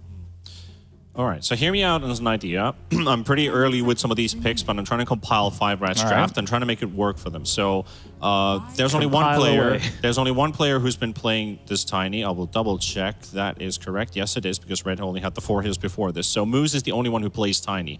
Red 2, no Tiny games in the recent past, in the last month. So suspect this is a double support opener. I still want that Shadow Fiend to go through. So the mid player... You really the want that Shadow Fiend. They better pick it. I really do, because it feels like it's so easy to execute in a sense. It's a hero that even if you shut it down, he flash farms and he doesn't get hurt too much. You add in the Puck. Puck against the Pango, all right, pretty decent idea here. You're not necessarily countering him directly, but you will prevent him from ulting. You will let the Shadow Fiend get a bit more rain at the start of the fight, for example. You can get a load of damage. What do you think about that? I'm fine. I've been fine with the Shadow Fiend. If they want to pick the Shadow But the Puck, Fiend, for example. Puck is banned. Okay. Well, oh yeah, Puck Also, is banned, there's- so yeah. the last track is the one I was There's no thinking. stats, there's no notes on here, by the way, Yeah. Fear. It's literally just pictures of Shadow Fiend. Somewhat questionable Just ones one as big well. picture of Shadow Fiend. And a big heart. in lingerie. Leshrac comes out as the next Okay, pick let's for not do 5 that. Rat 4 stuff. That's going to be a nice control hero for them. Give them that damage they want. Somewhat similar. You know, you can still get your toss-back combo in there. You can. That's the second most played hero for Red 2 in his pubs at least. So the Leshrac combined. What's his number 1 then? What was that again? That is the Pango. Oh, okay. Is that like all time? Or is that just recent? The recent. Oh, past, yeah. okay. Because like I have a long history playing pubs with this guy, and I just feel like every pub I'm in with him, he's playing this Leshrac every single game. Yeah. So I'd be surprised if this isn't his overall all-time most played hero. He's got 26 Pangos and 13 Lesh, 11 Yeah. Storm. So I mean, he's probably been branching out a bit, not just a one-trick Not just pony. the See what I Lesh. did there? Oh, that's very good, very good. It might be late in the day, but Fear's still sharp as a knife. Yes. And I'm crashing. Oh no! It's a long day. You're not supposed to say these things. Hence the Shadow Fiends. Just get it. Shadow, just get Shadow Fiend for either team at Give this me point. peace of mind. Any position, any team. Felt with the corridor here to go through 2 picks in a row. They need to answer this Leshrac a little bit here, and that draft, you know, it needs some roles to be filled. Overall, though, they've got good options with the Pangolin Marauder Undying. opening. Is Pick that still in the Undying. pool? They banned the silencer, Yeah. so this would make Enigma pretty decent. It is albino zebra. That's how we call it in America. Can you please pick Undying? Albino So Zebra Undying Albino Enigma. with the Zebra. Undying. Undying Enigma, anyone? I think 5 Rat's trying to bait him to get that Enigma pick with definitely the could silencer be. ban. Could be. They're like, just pick it, bro. I mean, I'm okay with it. I don't see an issue. I'm okay with it. Yeah. It's gonna have a rough time pre-BKB, but it's It's not still really the- uncountered for Right. the majority of the duration of the game the Enigma would like to play. So they're going back. So stubborn. I'm not having PTSD here, but like let's see what it can do correctly. Not at Like all. so, like you do have the Marana, you do want to enable it, so you do have the Roar, which is good, and you actually do have more of a purpose this game if you do want to play. I hate to say it, the bad and carry. I don't know if we want to see it again, but when you're There's- playing versus like a Primal Roar, you get the Radiance, you versus the Marana, this Chain Stun combo. This is where I think it becomes a much better game for this carry Abaddon. But we'll see if they do that. Last game they were missing that guy who is confident enough of jumping in. And there we go. All right, that was Who saw that coming? 1, 2, 3. And Can you count our viewers too? They probably All right. And the 1, cool 2, thing 3, 4, is, 5, 6, 7. the cool thing is that they have the Pango and the Beast, and then you could almost even say the Marana is somewhat frontline presence. Solji loves to play aggressive positioning. He might die, but he will get information. Like that's probably his role with this Marana most of the time. Is Game 3. Game 3? Yeah. You believe in the sniper and DNM? I have not seen a single sniper lose to a Beastmaster this entire tour. And it is Fate Every Beastmaster. single game. It's just like Beastmaster has no game. And I don't like it when Fade has no game. The Sniper is a hero that I like DNM on. He sits in the back, peeps away. Pretty simple, straightforward carry. I don't think he plays like the other heroes poorly. I just think they're just not good games for them. Where this already is a pretty good game for the Sniper. You can just stay really far back. I always like ranged carries playing against the Pango. You can hit the Tombstone as well. And then Beastmaster should have a really bad laning stage. We've seen the glimpse into Shrapnel combo. It's, even if you do manage to run away from the Shrapnel, you're going back right in it with 2 ranged heroes clicking you. So not what I want to see for Fade. That's a pretty good sales speech. Yeah. I buy in. You're sold? Yep, yep. buying up the 5 rat stonks right now. I mean, What at the do you same want, Nomad? time, no, I'm just looking at the sniper. You know, you've got one more pick to deal with it. It is likely going to be your carry, and there's PTSD. Spectre's banned. What else do we got? Some PA. Do you want to play PA? Can I interest you in some PA? Can you play Slark versus Sniper? Is that a Yeah, no-go? you can. Of course you can. But you don't like Slark versus Leshrac that much. It got a little bit better with like the Mage Slayer item being added to the game. Disrupt is a risk as well. Yeah, but it's not free. Yeah, and sometimes with a disrupt, you know, he gets the Aghanims, you just jump into that ultimate. Can't Oh, we've resist. seen that. It's We unlucky. have. Yeah. The last, We have. the pub game Mike was talking about apparently on the cast. We did have a Slark versus the Disruptor, and the Disruptor was solo killing him because the Slark was inside the ult and just kept dying and feeding. So sad as it is, Shout out to that guy. MVP. Timber ban. All right, we're picking And the PA. Drow. Let's go. The Drow ban actually is smart because the Leshrac was picked up and Feld didn't grasp the opportunity. Yeah. I'm gonna go back to the PA. So anyway, PA. I saw. Anyway. So Sumel actually won with PA recently, and it was against, I believe, Sniper. And if you really need that type of hero that can get on top of Sniper as your carry, Spectre's obviously great, but that's not one that's not in the game. You don't have a lot of options. It might morph. Morphling, Dire team pick. it's not terrible. We'll go back for the TA. Okay. All right, Speed, it's your moment. Let's see a better hero than Timbersaw now. Timbersaw. Let's see it. Which is let's banned, go. So Thank- no all right, let's Timber. Oh no. Oh no. The Speed Oh, DK. bother. Speed, the it's banned. Speed DK. It's banned. Thank God. That is also gone. It was good, but So any Zoo available that's decent here? Is No. Lycan in the pool? Lycan's not too great here either. What do you want? You're with a tiny Darkseer? that's good. God, I like it. God, Yeah, there you go. God. That's good. I'll give you that. I don't know if Thank you you. said it before or after, or it's like it was so close. It's- That was a buzzer shot. I'll give it to you. All right, yeah. Darkseer versus I'll take TA it. in the safe lane though. Not sure if I'm a fan. Should be fine. Yeah, I keep him think tiny. And I then feel like worst, Speed worst doesn't case, get much out of this. I mean, undying factor maybe. Like whenever you're laying versus Yeah, undying, yeah. that's always the risk you take. But if worst case scenario as a Darkseer, you just start putting ion shells on your tiny, you start cutting waves, you make the lane crazy. And this hero is good at making lanes crazy versus very difficult lanes. Because I was going to mention, like, yeah, maybe you need to pick a Razor or something. You want to pick the Viper. I really hate picking those heroes in this patch. So, like, going this route instead, where potentially you just make the lane chaotic, and then if the Undying ever leaves, you can kill this TA. You break through a fraction in, like, 0.5 seconds flat if you have a double ion shell and you chase her down. So you have some options here. And maybe crazy is the thing that 5 red needs. Moves Yeah. on the tiny, speed, crazy on Darkseer. Just a crazy draft in a crazy place in a crazy series. But In a crazy world. But can they go to game 3? You said game 3. Okay, three. yeah, I'll say game 3 as Yeah. well. Let's go game 3. Let's just go. Just weighing the drafts. I feel like 5 red has a chance. I'm sorry, here. I lost faith in Fade. Like it's all gone in matchups where I think it's just this obnoxiously impossible, and you can't come back from a Beastmaster that has a bad laning stage. I refuse to believe it in this Yeah, region. it looks good, doesn't it? It looks very good for 5 rat stuff. That's- I'm digging, but yeah, mostly Felt could roll the lanes. I think that's a real possibility, and if that happens, then obviously this draft is going to absolutely take over the map, and they won't stand much of a chance. And I know Mike can't say no to speed. He's a speed fan. Yeah. Okay, all right, well, let's get into it. Game number 2, Felt versus 5 rat 4 stuff. We've got our casting Joe, it is MLP, and it is Cinderin.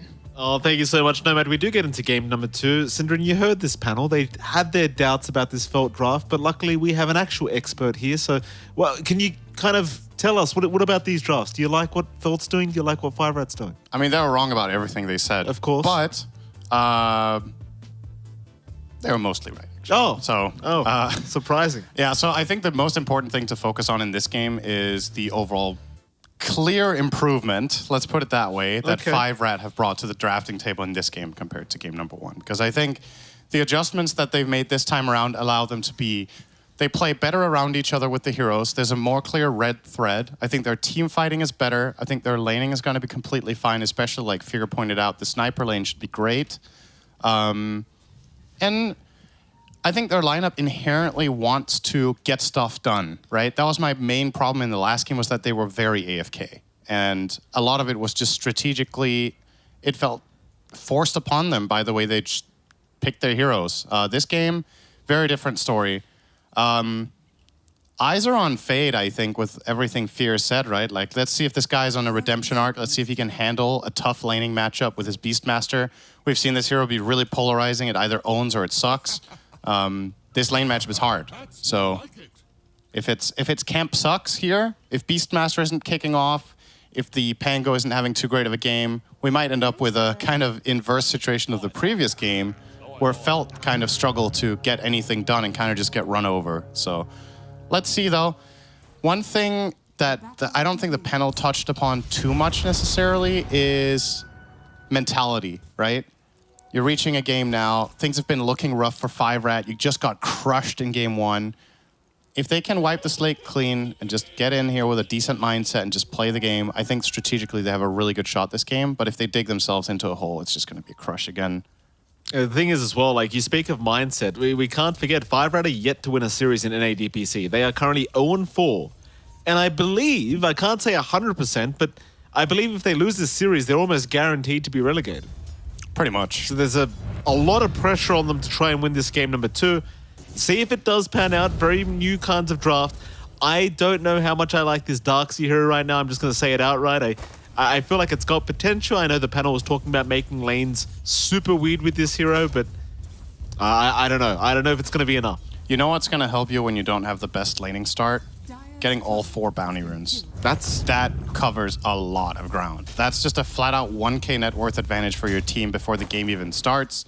And 5rat 4-Staff just managed to accomplish that with the way they place their heroes. I feel like that should just, unless the lineups are like really polar opposites somehow, like one team has the greediest and most awful lineup for taking runes and the other one has a godly one. Aside from that, 4-0 for runes should just never happen. And that is a huge advantage that 5rat start this game with that I think they had no business getting these conditions actually with the picks they have. They aren't even that threatening on level 1 on the runes. Like, look at their lineup. It's not like you can't go and contest a rune or 2 with Undying or the Beastmaster, so they just outplayed them. They placed their heroes smarter. They clicked faster. Well, top lane. Yep. Soldier's okay. Be able to leap away. It's going to be just fine. Of course, the panel also discussed the fact that this top lane's rather difficult for Fade, right? Like against Sniper Disruptor, not the most fun you'd have as a Beastmaster during the laning phase. And so far, he's doing okay. Yeah. It's all right. Soldier's going to fish there with the arrow. Not going to connect, though. And so the mid matchup as well, right? We haven't really talked about this just yet, but so last game, the Storm against Pango was pretty much a draw. This time around, Red 2 is putting a lot more pressure on Kits from the get-go, just really abusing Leshrak's range and overall spell harass. And on top of that, with the 4 bounties, he's already starting to build himself a sizable advantage in the mid lane. 300 gold up currently, with a full wave and a half coming into his tower. He's going to miss a couple here, though. And he will. The Red are still doing just fine. Kits back his way out. He'll be all right as well. First blood yet to be drawn between these two teams, of course. So, yeah, lanes are still looking rather good for 5rat. I don't know. I guess this is, again, the strength of this kind of draft, is they should be winning out the laning stage. Though, I say that, Hidden Immune at the bottom lane is having a fantastic time in terms of CS. Yeah, Darkseid is just not a good laner. That's pretty much the short version of this. This hero just generally doesn't win lanes like it used to do, and TA exploits the fact that she can outrange Ion Shells with Psy Blades, and she can just like cleave them down. And on top of that, the fact that Darkseid isn't able to really put any pressure on her in terms of denying because he has to respect Undying. Yeah, that was close. Means that Hidden Immune will be the big breadwinner here. Just full-on free farming on the TA. Saw what that amounted to in the last game, but I don't think this is an equally good TA game later down the line. I think there's certain problems in this game for TA. Ion Shell is going to break your refraction really easy. There's Shrapnel, there's Leshrak with 1 billion instances of damage. There's repositioning from Toss, from Vacuum, from Glimpse, you know? Like this Dire lineup just has a lot of tools that I really like in Dota to have. I feel like it just gives you options. Speaking of which, Fade might actually be in trouble here if he gets glimpsed back now. Yeah, absolutely. They were trying to go mid lane as well, though. Looks like there's going to be a toss back on Soldier. He was rotating to try and help out, and Well, across 2 lanes, Felt lose 2 heroes, and they were both from the off lane. Solji and Fade both going down. Rather unfortunate event as Moose had rotated on the Tiny to make sure Solji does get caught off guard. And that's a pretty massive win for the side of Five-Rat. It is. They're getting very far ahead, actually, as a matter of fact, right now. There's one hero here that truly has a good game, and that's TA. And TA can never do it alone. Like, if TA is having a great game, but the other cores aren't, TA is one of those heroes that you can just shut down with this type of strategy and just handle it. You can itemize against her. You can focus her in fights when your cores are doing great against their counterparts. So something has to start working out for Felt relatively soon in the other lanes. Like, either Pango needs to get poppin' and find a kill on Lesh together with someone in level 6, or you need to help your Beastmaster. Fade is jungling minute 5 on this level 3 Beast, and they're trying to give Solji the lane, and he's just gonna end up probably dying. Yeah. That is... Oh, okay, good fairy. He'll live. Barely. But he can't get back to the lane. And the Dire also aren't pushing, so even with him not dying, there's no benefit to be reaped here. Beastmaster can't go up and be like, hell yeah, I get a full wave because Mirana kited them off or whatever. He's just full on sticking to the jungle, farming the stack. He will complete it, but this is not where you want to be as Beastmaster. Yeah, very desperate times right now for the side of Feld, at least during this laning stages. Bottom lane, looks like they've also caught out Hidden on the TA. These refraction charges are melting, but Moose is gone. Speed, he will chase down Hidden, but he's dropping rather low himself. There's going to be a trade here, yeah. It will be. Albino finds a double. Meanwhile, top lane, well, Solji's gone down again on the Mirana. Giant just completely destroying him on this disruptor. And I suppose in regards to the bot fight, like, at least you find Hidden Immune, right? Like, you're shutting down the carry of the side of Felt. Yeah, it's something. I still think overall Felt will be pretty happy with this trade, right? Because at least something is going well somewhere right now. I think Hidden Immune basically played that situation completely perfectly. He got all the damage out he could. He delayed his death as long as possible so that Speed's surge ran out. Giant. And then the Undying could clean him up. Yep. It's an extra kill here. Fade will get that with his 1 boar. He has a huge Ancient stack coming his way soon. They need to protect this one, and this one has to go to Beastmaster. They can't farm it with TA for now, first off. And secondly, she needs to... The Beastmaster needs it. He has to progress further. Yeah, I don't know about that smoke. Yeah, Solji messed them up.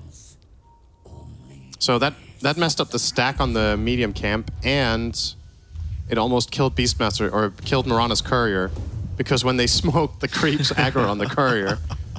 But fortunately, that didn't happen. I believe the Dire still get gold if the courier is killed by neutrals. I think the other team just gets credit. Okay. If I'm not mistaken, the gold is just hard-coded that the enemy team gets gold when a courier dies, I want to say. But it's a bit of an edge case. It doesn't happen very often. No. Bit of a shame, though. Like, considering your Beastmaster's having this rough of a game. Bottom lane. Every stack matters as bottom lane. Speed's in trouble here. He certainly is. Rolling Thunder is going to reach as the Surge does connect onto Speed. Okay. Yeah, he's gone. No chance, surely, as he does go for a cheeky little vacuum, but it's not going to matter. Moose also dropping, so a very... No, sorry, Moose Courier also dropping. I was like, what? How did he die? They do find the Darks here. Nice little rotation here from our Pango, and I felt they are slowly chipping their way back into this game.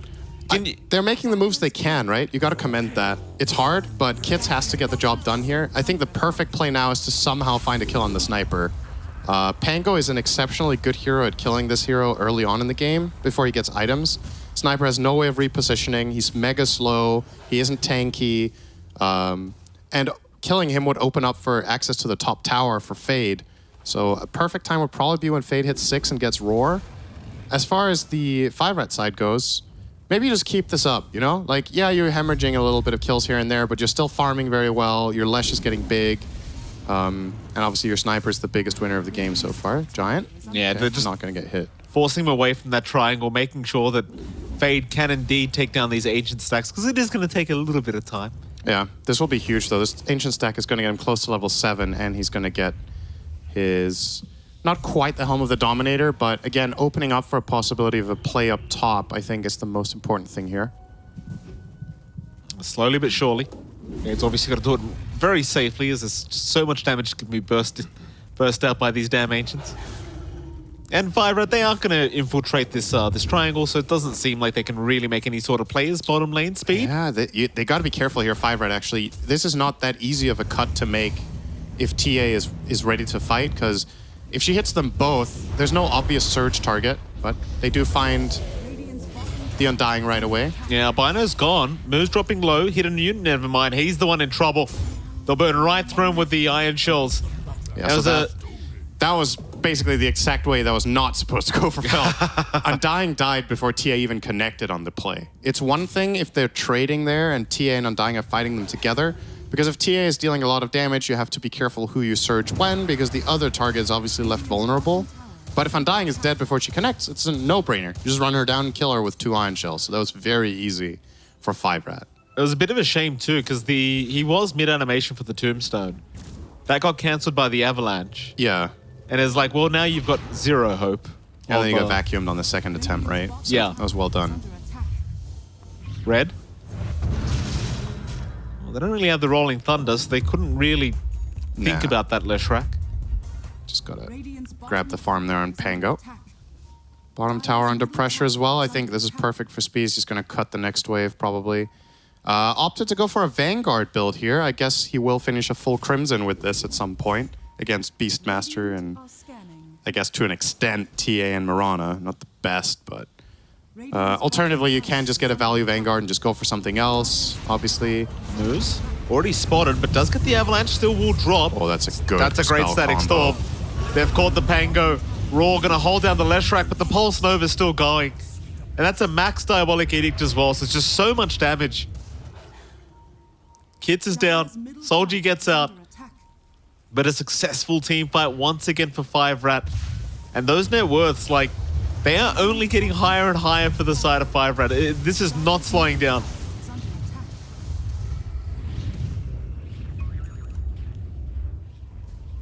Yeah, they tried to get a little bit of a trade there mid with the TA, but just Glyph pop defending against the siege creep, and TA has to retreat and just go and farm the jungle. So this game is a totally different beast than the last game, because in this game, even though Felt have heroes that can make moves, this time around 5-Rat have so much going their way in terms of just defending any objective and just fighting back. I think it's going to be really difficult to even get this top tier 1. DNM can just sit there and put level 4 shrapnels on the creep waves, and it's very hard for you to dive him because the TP rotations are so strong that they can bring in. Nice leap there from Solji, will be fine, but the rune will go the way of red too. Are they actually thinking about diving DNM here? I mean, I wouldn't mind it if they drop the Tombstone and get the info, but, oh, all right. They are not interested in defending this. I genuinely think the Dire could have defended this tower with the game state that they're in. So this is a little bit of something, at least for Felt. Now Beastmaster gets unlocked, right? Enemy top tier 1 is gone. You get to start playing the area with your summons, with the Hawk, with your Helm of the Dominator. You keep pushing that in to put some pressure on the map.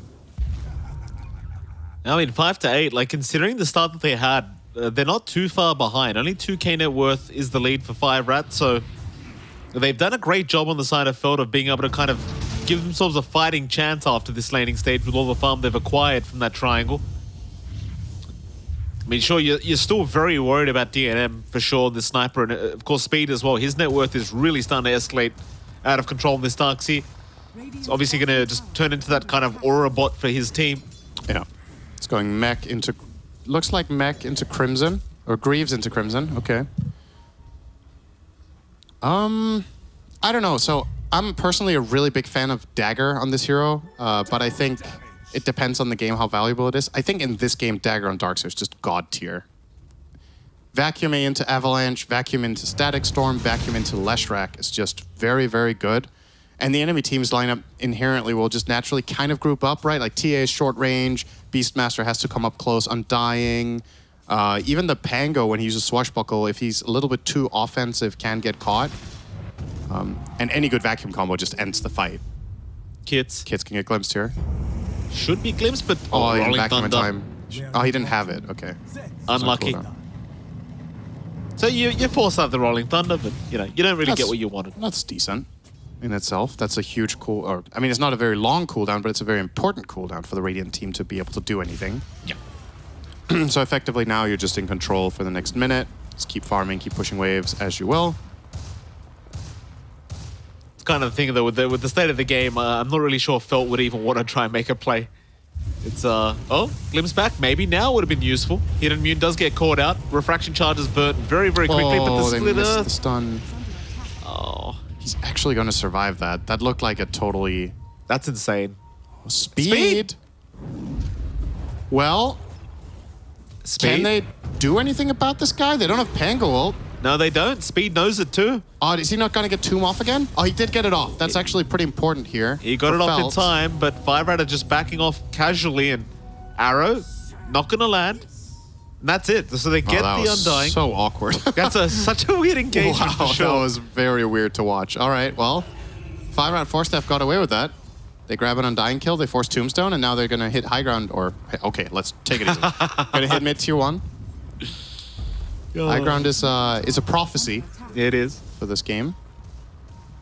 But that'll I be do the think it's a seal of it. prophecy that's more and more likely to come true as this game is progressing right now. Yeah. 3k advantage, mid tier 1 tower does end up going down to DNM. And again, the net worth is still well and truly the way of Five Rat. Like, these cores are just farming so effectively. But again, like, you look back at this TA. He is still finding farm. In fact, now he's top of the net worth. Is Fade is faded. He's faded, all right. There goes your Beastmaster. Do you remember that song when that played all the time on the radio? Oh, don't even get me started. It's terrible. I mean, Oh, it's a you good hate song. that song. No, Oh, it's a okay. good song, but just, you know, any good song gets just played to death. This Giant. Still running. He'll die. Yeah. I think that's the first kill in quite a while that the Radiant managed to acquire in this game. Let me see. Yeah, that is their first kill since 11 minutes in. So 5 minutes of drought. You're playing Beastmaster, you're playing Mirana, you're playing Pango. 1 kill every 5 minutes. It's generally not a recipe for a victory unless you're getting really good farm across the map, and can't say that has been the case either. Fear's concern about Fade's Beastmaster against the Sniper has come true so far. Yeah. And he is... I wonder if, like, in games like this, when you're having a hard time on Beastmaster, is there just no other build? Like, do you have to buy this item every game? Do you have to buy Helm of the Overlord? So that's the thing, because sometimes we see players... Maybe you do. Like, sometimes we see players have very rough games, and they'll just be like, screw this, I'll go Blink Rush, you know? And it's like, you are against the Sniper after all. Like, it doesn't seem like it would have been the worst choice to just say, screw it, I just want Blink. I just want to just jump in and roar, and then I'll just die. Don't even show me the Aghanim Scepter, Mr. Observer. I don't want to see that Drums of Slob. I think if you go Dagger, the TA has to also go Dagger. Because, like, there's no point in Blink roaring anyone if your team isn't killing them, because you're not doing it. Yeah. So you have to have reliable follow-through that kills a key hero, and that key kill needs to be so important that it's worth sacrificing your own damage output for. And that's the problem that most Beastmasters have, right? Is there really a single kill that is that valuable that you can do that? Right, this is pretty Hail Mary territory, honestly, from Radiant, but it is big if they get it off. I mean, they're getting away with it. Yep, they kill it fast. All right.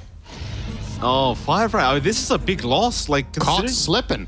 They were literally caught slipping here. And, well, Five Rat, They forgot about Drosh. that they Stop it, Cinder. Zebra all right. goes down. Well, That was actually terrible, by the way. Yeah, I know. That wasn't even close to funny. I know, but you laughed. So it was funny. It's so bad. That's why it's so funny. Top There lane, it is, the secret to life. Giant. Okay. He's caught out. I mean, I don't know if he All right. dies. Kids is just going to TP away. That was my most played song, by the way, in 2022. Forgot about Dre. Absolutely. Oh, really? It's a great song. It It's is. a classic. It is a classic. What's also a classic is getting Aegis on TA and immediately losing it. And there we are. Get immune. I mean, there's no rule. Trying to trade, but... Oh, in the meantime, Mirana gets killed in the middle of nowhere by Lesh. Now Soldier's gone. Now with DNM around, I mean, Moose might still die, but no. Got the toss-off in time. And now Albino Zebra tried to help. Beautiful. Save a friend syndrome. Love to see it. -3. And Aegis. So all the value that Felt just got out of that was just out the window. in 30 seconds. And again, that just puts 5rat back in the driver's seat. They're in a really good control of the game. They can just keep playing it like this, keep pushing out bottom, keep pushing out mid, have someone take care of the Beastmaster garbage top once in a while, and just keep escalating, keep scaling. And eventually, bottom tier 2 is going to fall. You're going to get the outpost, and then the map is just going to open up very well for you. So would like to see the sniper just really try to put some pressure on this tier 2. DNM is heading over there just now, and they're going to bring the numbers. They recognize that this is the next big objective in the game, and I really agree with this choice. I think ideally Lesh should actually bots for this, so it gets done in time. Oh, jump in. Toss back, vacuum. Whoopsie daisies. Static Storm a little bit whiffed, but if it dealt damage to the tower, I mean, that would have been amazing. Sadly, it doesn't. Amazing.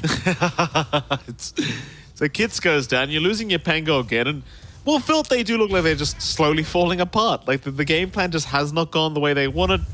I think their lineup is just very one-dimensional, and if that one thing their lineup is meant to do isn't happening early, it's not a very good lineup at playing from behind and playing recovery, right? Oh, Tombstone. this is a very interesting fight. Like, Soldier's dead. he certainly is. They've dropped the Tombstone, but the Glimpse back is there as well. Albino's invisible. No detection. Okay. Dust. That's fortunate. Does not connect. Tips up. I made the voice louder. It does make sense. Well, with that, 6-16 now, Cinderin. Yep. 6k net worth advantage. Something to keep in mind about this game as well, from a Pango's perspective, is that he's forced to buy Shard to deal with Disruptor, right? Because he needs to have something against Glimpse. So when you play this matchup, it's kind of it's an interesting dynamic because it feels really good to buy it against Disruptor, but then you remember, man, I usually don't have to. So it's just 1,400 gold that is being forced out by the enemy team just having a hero in the game. And it means Kit's item progression is really slow. So he has Diffusal, he has Orb of Corrosion, but he's very far away from a Blink Dagger. And we're 21.5 minutes in, so his ability to really lead the charge for his team with this Blink that I think could make a big difference is just very far off. Now the one piece of good news is that Hit Immune is finally getting his BKB on TA, so he can stand his ground now. Only thing really threatening him is Diabolic Edict breaking his Refraction and then getting mauled by the Sniper. So if they can somehow handle those two heroes, could turn it into something, but he might just get jumped and burst here. Oh no. Oh, they missed the toss. They did miss the toss. Moose needs to get the hell out of there. Rolling Thunder. Eventually going to reach Moose, surely. It's a high-level surge. Oh, nice from Red. He gets knocked up on the high ground. That's exactly what you want to do there, is position yourself so that if you get hit, brings you Now up. the turnaround. Big vacuum. Speed caught 4. And now the Static Storm to lock him down. But hold on a minute. Hit Immune's still going. Problem is his whole team's dead. Oh, his BKB's out. Oh, they didn't have anything? Avalanche and Toss were on 1 second cooldown. Both spells. So he does get out, but another easy win for 5rat. That's a lot of damage. Yeah, what a great vacuum. And again, you just get to see, and I love the fact that he bought the dagger there, speed, right? It's just showcasing what I was mentioning, that this is just such a good game for Darkseer to initiate for his team. And the moment that Vacuum 3-man Static Storm came out, I just felt like this fight's just immediately over. Even if TA gets to hit some targets, even if they have a Tombstone down, doesn't matter. Like, combo's just way too powerful. They don't have any BKBs except hers, so the other heroes that got caught just get killed off immediately. And Oh, toss up. Oh, they caught Hit Immune. That's the target. That's the guy you want. Vac Albino back with him. It's getting into that territory. Here we go, Solji. He'll die with his team. in the wise words of an English teacher, this one looks over, John. It certainly does, John. Yeah. 5rat. Time to go to the John. If there's anything I'm gonna Oh boy. Here we go. There it is. Loading has joined the game. Well, what do you do? What do you really do as Radiant in this situation? I feel like there are games where this is the game state, like you're 12k down minute 24, and I see some sort of crazy path to victory. I'll be honest, I'm struggling to see it here. I think their lineup just doesn't have the best tools. Well, they're gonna probably find a pick here on the Tiny to maybe stall things out a little bit. Or mean, are they? Yeah, Moose. they are. Dagger? Oof, that was kind of close, actually. Close call indeed. They do hold high ground, so that you have that going for you. Yep. I just don't. Like, what's the light at the end of the tunnel here for Felt? Like, they're so far behind. The TA is nowhere near at the level she needs to be to just be able to one-shot people. Yeah, so the thing that I would hope for them is if they had like some sort of displacement, right? So that, okay, the enemy team is pushing, we can get a hero out of position, and we can get a kill, and then we can build on that. But the only thing they have to keep the enemy heroes, like, to put pressure on them is a roar. But he doesn't have a dagger, and if he roars, you have to run into them, right? So the nature of the fight is that you will group up. Guess who loves that? Oh. Everyone on Dire. Literally all 5 heroes want that to happen. So it's tough. The thing that this Dire lineup doesn't like is when Sniper gets pulled out of position, or you toss in a Leshrac, or whatever you can imagine, right? But the Radiant have none of that. They have weaker team fight, and arguably weaker scaling as well. So I just think all the boxes are just checked for the Dire now, and it's just a kind of a formality. Keep pushing out the waves, get the next Roche, and go high ground. And the Dire will really have a hard time dying twice on a Sniper with Aegis, right? He even has Satanic. Like, he just went for pretty survivable build here on DNM. It's going to be tough to deal with him. TPing multiple heroes top here, looking for Fade. I mean, Fade already He's having Dade. He's had such a tough game already in Fade. Oh, he's going to commit the roll while he's at it. You know, sometimes when you're having a bad day, you just scream afterwards. And Yeah. And then you save your dragon. does he, though? Yeah. All right. He's going to save his dragon. That's what's nice about playing. Maybe that's why people love playing Beastmaster. I'm like, why do people like this hero so much? It's like when you're dead, you can still play I Am a Hero simulator by having an ancient black dragon. That's true. Just throwing fireballs all the time. That's kind of neat. Zolgi. He's okay, he'll leap away, but Speed's still kind of watching him as Albino Zebra gets caught out here by Moose. Won't have the damage, obviously. Tombstone's going to be dropped preemptively. Rest of 5 Red are just casually moving in, though. But they are very, very slow as Solji goes down. DNM picks him off. Moose, he just casually TPs out, but they've left Red 2 behind. Well, hold on a minute. You don't want to lose your Leshrac like this, Red. He's fighting back. The Bloodstone's going to heal him up. Never mind what I said. Leave Red alone. He'll do it himself. Kids has been left behind. He's gone.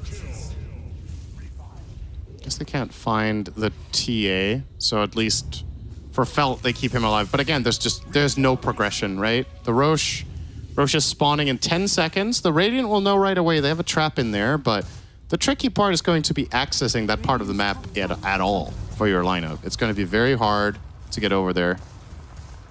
Speed on that Dark Seer has so much utility for his team. He's just gonna, whenever the fight breaks out, he's gonna pop his Crimson Guard immediately. He's gonna pop Greaves, vacuum into any one of his teammates, and it's gonna be wonderful. So, tough times.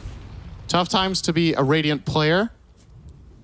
That it is. And extra tough times potentially to be Soldier. Okay, he actually juked him there around his own ward, but that is going to be the end of the bottom tier 2 tower. And you would imagine 5 Rat 4 staff are eager to go and grab themselves an Aegis for DNM, along with his soon-to-be Butterfly. Hit immune?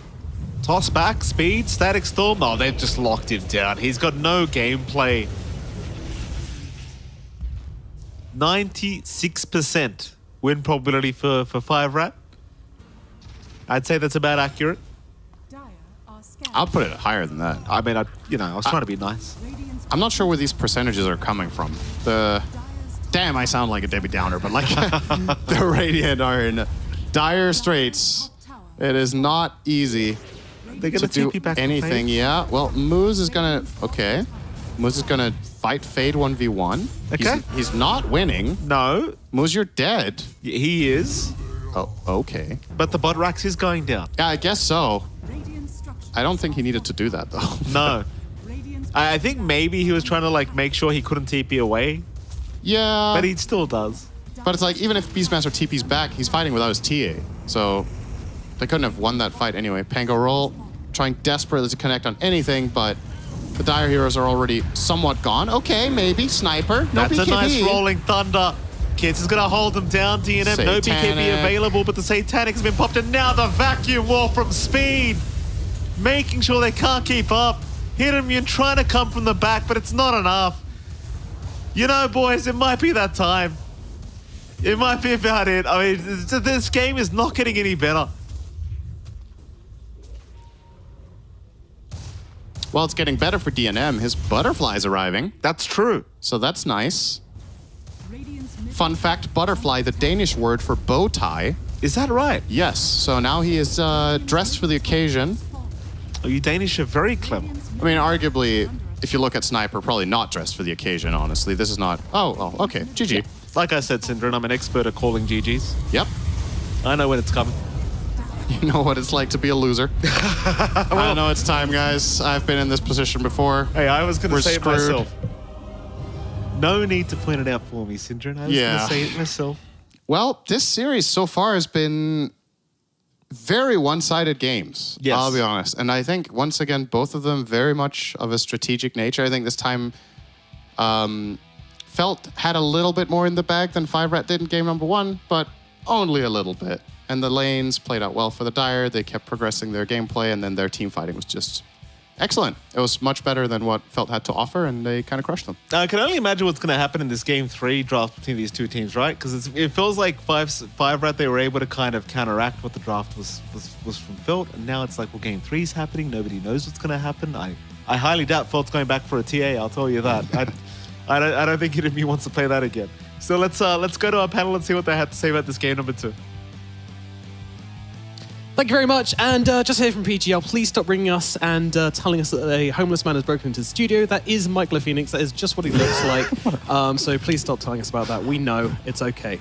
But yeah, about this game, 5rat 4 staff, they pull it back together. They make this draft work, and very nicely done, honestly. That was also clean. So we had Felt delivering, and now we have 5rat delivering. Now, maybe in Game 3 we can have both teams delivering. Of course. I mean, this was the theme for 5rat. Now's the time to do it. Now's the magic when it had to happen, and they pushed through, making this still a series. I got everything I wanted in this game. Go on. All right, so I did have, the red 2 Leshrac. I wanted that. You wanted I got it, you said. Right? I mean, I got something I didn't want, but I still... Either way, we got the Fate Beastmaster, right? It didn't do well. It lost. Yet again, had a terrible laning stage. Playing versus Sniper, how does this Beast-Sniper matchup keep happening? It looks so bad every single time. And then, of course, I saw the early TA pick, and Speed delivered with a much better hero this time at countering the TA. Surely it wasn't the best hero for the early laning stage, but the moment that Undying left, they really put on the pain for this TA this game. Different game entirely. Absolutely, yeah. Just really turning it up and playing a different style. Obviously, it helps, you get all those bounty runes. That kind of catapults you through into a laning phase, which they did very, very well upon. But they capitalized upon it. They absolutely did. And running over all 3 lanes like that always puts you in such a good position to then just take hold of the game. And yeah, DNM on a Sniper just absolutely going to work. Just A-clicking. Really. Yeah. There was some shrapnels in there as well. That's exactly what you want, right? He's just doing damage. He's a stable carry, building items that makes him hard to kill. He didn't realize he didn't really need to go for the BKB build, because every time they hard committed on him, Speed was there with amazing vacuums, right? And then he popped the Satanic and turned the fights here. And this is exactly what 5rat was looking for. This is exactly what I want to see more from them. Like, maybe it wasn't the best Lesh game ever, potentially. Like, some say the Pango's good versus Lesh, but when you have Red 2, he's just so good on this hero. I just want him to see... I'd rather him spam this hero than Pango, let's put it that way. Yeah, I mean, he's had more success on this hero so far compared to all the Pango games he's had in total. So something is definitely on the move. What I liked about 5rat as well, most importantly, where is the click between Lesh and the Tiny? And the thing that I hoped to see and wanted, I got it. So I'm also happy. We all got what we wanted. This is a very wholesome game. Lovely. I got a lot of things I wanted. Yeah, aren't we all very happy right Christmas now? over here. DNM absolutely owning 11-0 on the Sniper, Red 2 as well, 9-0. Moves I thought had an outstanding game on the Tiny, just making all these opportunities happen. But our MVP for game number 2 is going to be Speed on the Darkseer. Okay. Hey. You got to say something after that. Do you know how the legal proceedings work? Yeah, I was a bit doubtful of the Darkseer pick into the draft, and I'm happy I was proven wrong, and I bowed down to Speed for this one, because he made the lane matchup look pretty good. He came out solid, good results from there, and also most importantly, slowing down the Templar Assassin by a little bit. But I mean, I think he played incredibly well. The other one I'd maybe mention is Red 2 on the Leshrac. Didn't die a single time, played really well. But I think Speed also had a lot of like clutch vacuums, saving Red 2 multiple times with this Greaves Crimson Guard build. So I'm not sad. He's one of the MVPs this game, that's for sure. Of the mini. I mean, you look at TNM as well. He also had 0 deaths. Mr. West Virginia with 0 deaths. So yeah. Yeah, why can't we all be MVPs? That's a question. In We don't Fear's have the ideal technology. world. We don't. If it was Fear's world, they'd all be holding hands on the MVP screen and building daisy chains and having cuddles and kisses. But alas, a bit we too can only much. give it to one. Oh, okay. Yeah, so moving into game number 3, Felt, step 1, don't lose all the lanes. Always important. Step 2, get yourself something comfortable for Fade, which isn't maybe this Beastmaster, which the middle teams have I mean, really, it is really comfortable. struggled That's the with. problem. It's just like it's just not working. What do you do in a situation where your best isn't good enough anymore, right? And you got to find something new. And that's just sadly the reality. Like, they're losing on everything except for the Centaur right now. But do you first face a Centaur? Probably not. I mean, maybe it's Solji effect. He's just playing Miran every game, and Fade just has to complement that a little bit better. Like, this Beastmaster Miran lane isn't really that strong. We see other teams do this, the Arcane Boots Rush, but normally you have like a Rubik in your lane, so you're just spamming over and over, and Mirana doesn't have that same potential, so back to the drawing board. All right, get him on something completely uncomfortable for Fade then, maybe like an Oracle off lane and... Or Solji. Yeah, but maybe we can see some magic happen for Felt. But either way, something needs to change, and hopefully we get both teams bringing their A game to this game number 3, because if they do, I think it's going to be very close, but consistency is the issue here. Who's going to win game 3? We're going to find out after this short break.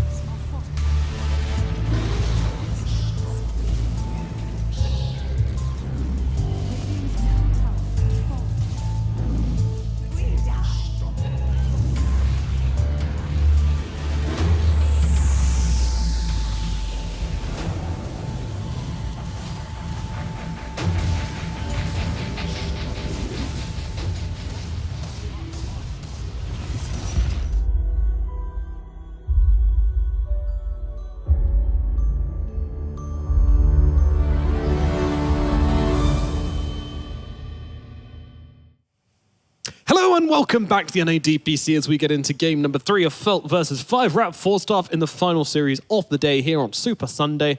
It's been a ride, and I thought we were doing a really good job. But apparently someone in the green room, said that we missed out on talking about the mentality. So, guys, try to do better this time, okay? Thank you. Let's have a mentality talk. Well, I mean, in all seriousness, so I think it was, Cinder, this is a letter for you. Mentality. Game 3 could be a defensive game in terms of if the players see this matchup highly important, you get a bit of a LAN vibe built up and the threat of the elimination looming in the air. You need to find tools to avoid that particular mindset, but also find encouragement to be brave. Flamboyancy is out of the question. Wow. Mentality needs to be built strong, on strong foundations. Oh, we're not done. And this game 3 will decide a lot for both of these teams. Felt is in front of a must-win. 5-Rat is only building wins from here, but they just got themselves a W on the board. Now they just need to close the deal. All right, wise words indeed. Yes, indeed. I mean, yeah, it's usually the team which wins second who we're given the odds to, but honestly, this really does feel like a 50-50. Oh, that's for me to chime in. Yes, I mean, I think like in this making the particular eyes. game, I don't know. I feel like a broken record at the point where, I think you know what I'm gonna say. Can you guess? Is it a good album? No. Is it? Is it a good album? Is it an I album? don't know. All right. Anyway, Fade needs to have a better Fade game. needs to have a better If he game. has a bad game, they're not gonna win. It's sure there's potentially more to that, but that's where it starts. And so far, it has been proven. If he has a horrific game, you don't win games if you're Felt, and it can be as simple as that. So make sure he has a good game. Don't give him a Beastmaster if Sniper is in the pool. If we don't do those couple things, I think we can have a much more competitive game. If we do those things again, then I think D&M is going to take the show away. You're not going to have an off-laner, and the game is going to be hard again. So really just have to focus on that. I don't want to. I can't stress it anymore. It's so important. I believe somewhere where you can strike is the second phase bans, because we saw heroes like the Silencer come out. I feel like 5-Rat was baiting them a little bit, pick your Enigma, just that kind of ideas that they had in mind. They went for the Leshrac as 15th. And you saw the Beastmaster, which could have been solid, but the Undying kind of locked in that, hey, we can go for this lane counter right here. We're not having an Undying in this lane. We see the Mirana's going to be there. Henceforth, the Sniper looked like such a good pick. So you got to be really careful with your ideas in the second phase with the bans and what you want to pick and what you're expecting them to go for. Don't leave too many gaps. I mean, I like both these teams, and if you really want me to, I can be a cheerleader for either side. Just let me know Okay, what you want the hype for. I'll call you up a little later. Yeah, we'll keep that one in reserve. The one thing I want to ask before we get into this draft is, with the Enigma, would that have fed better against the Sniper, or was this just their plan from basically that banning phase onwards? No, not really. I don't think so. feel like the lane would have still been rough. Yeah. The Sniper has a lot of good time against the Enigma. You need a very aggressive position 4 to actually punish. And then I come back to the Hoodwink once again for the third game in a row, that would be the hero to make it pay off, right? Because Mirana feels like you're trading a bit, but Sniper trades back and he just hits harder. All right, well, let's get into it. We got the draft available for game number 3. It is Felt versus 5-Rap 4-Staff, and so far, It's got to change. good. No We've got to change, Disruptor. yeah. Disruptor Disruptor's is not gonna out, be in the so game. something different is happening here. But the question is, Zipangolier, is he going to be picked or banned? I mean, 5-Rat 4-Staff finally get a first pick game here, and they will, or will they not, take the first pick Pango. To pick or not to pick?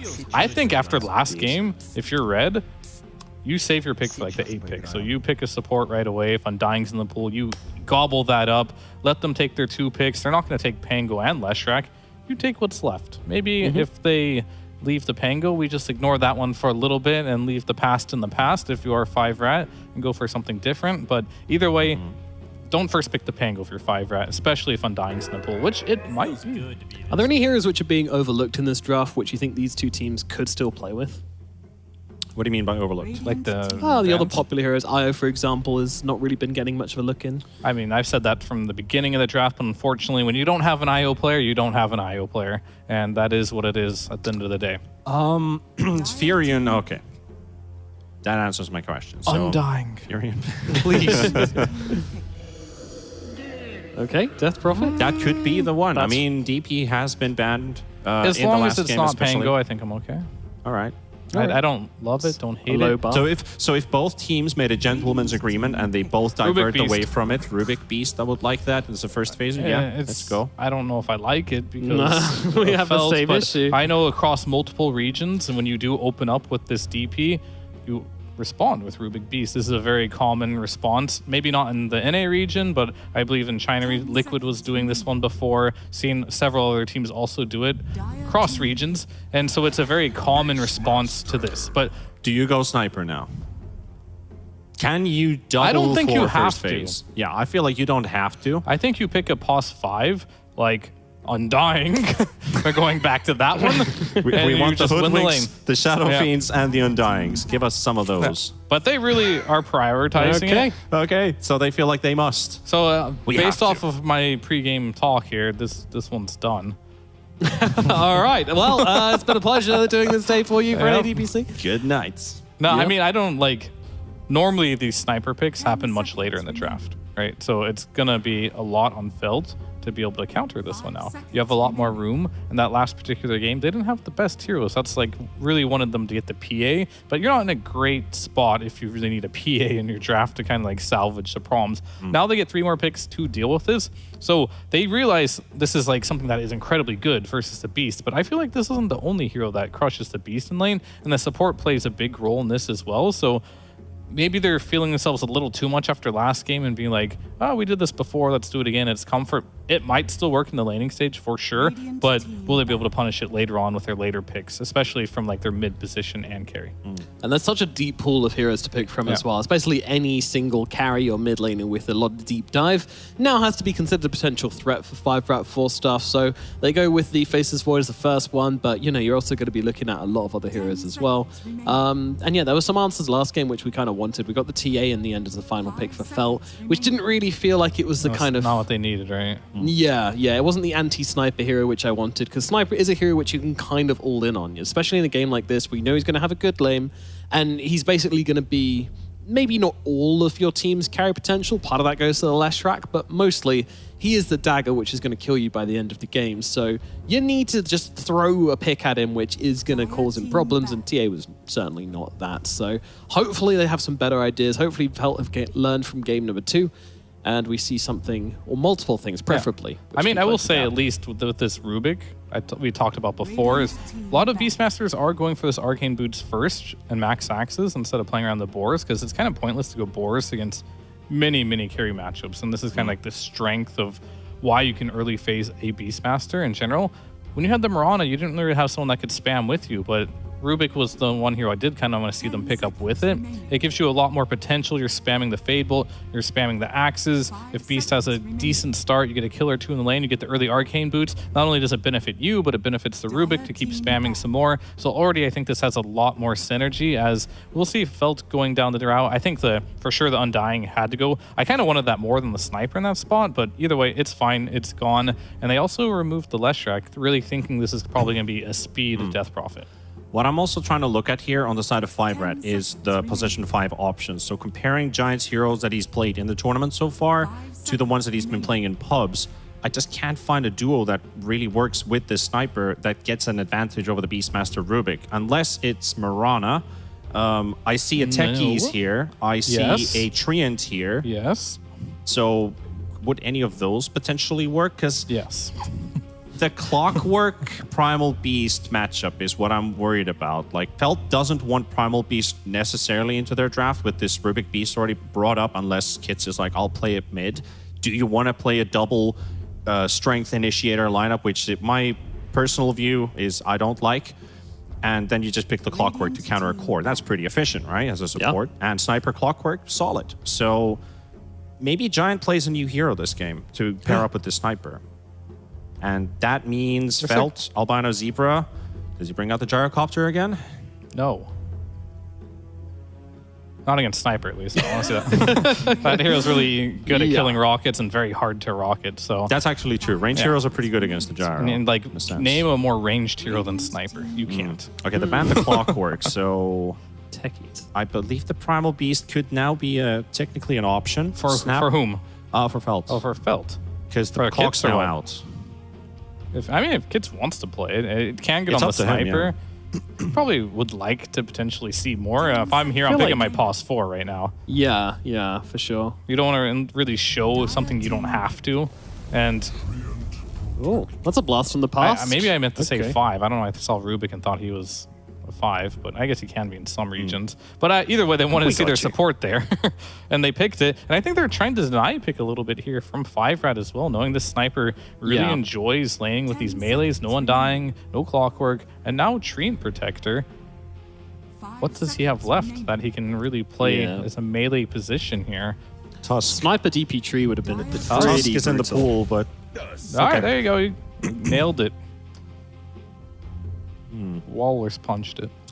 so I mean, the does he Tusk, play it? That also That's a real Yeah, question. he has played Oh, it before. okay. He just hasn't played in pubs, but he has played in competitive. He has like 2 different like hero pools in Giant. I mean, the thing is, like, both DP and Sniper kind of want to play a Tusk.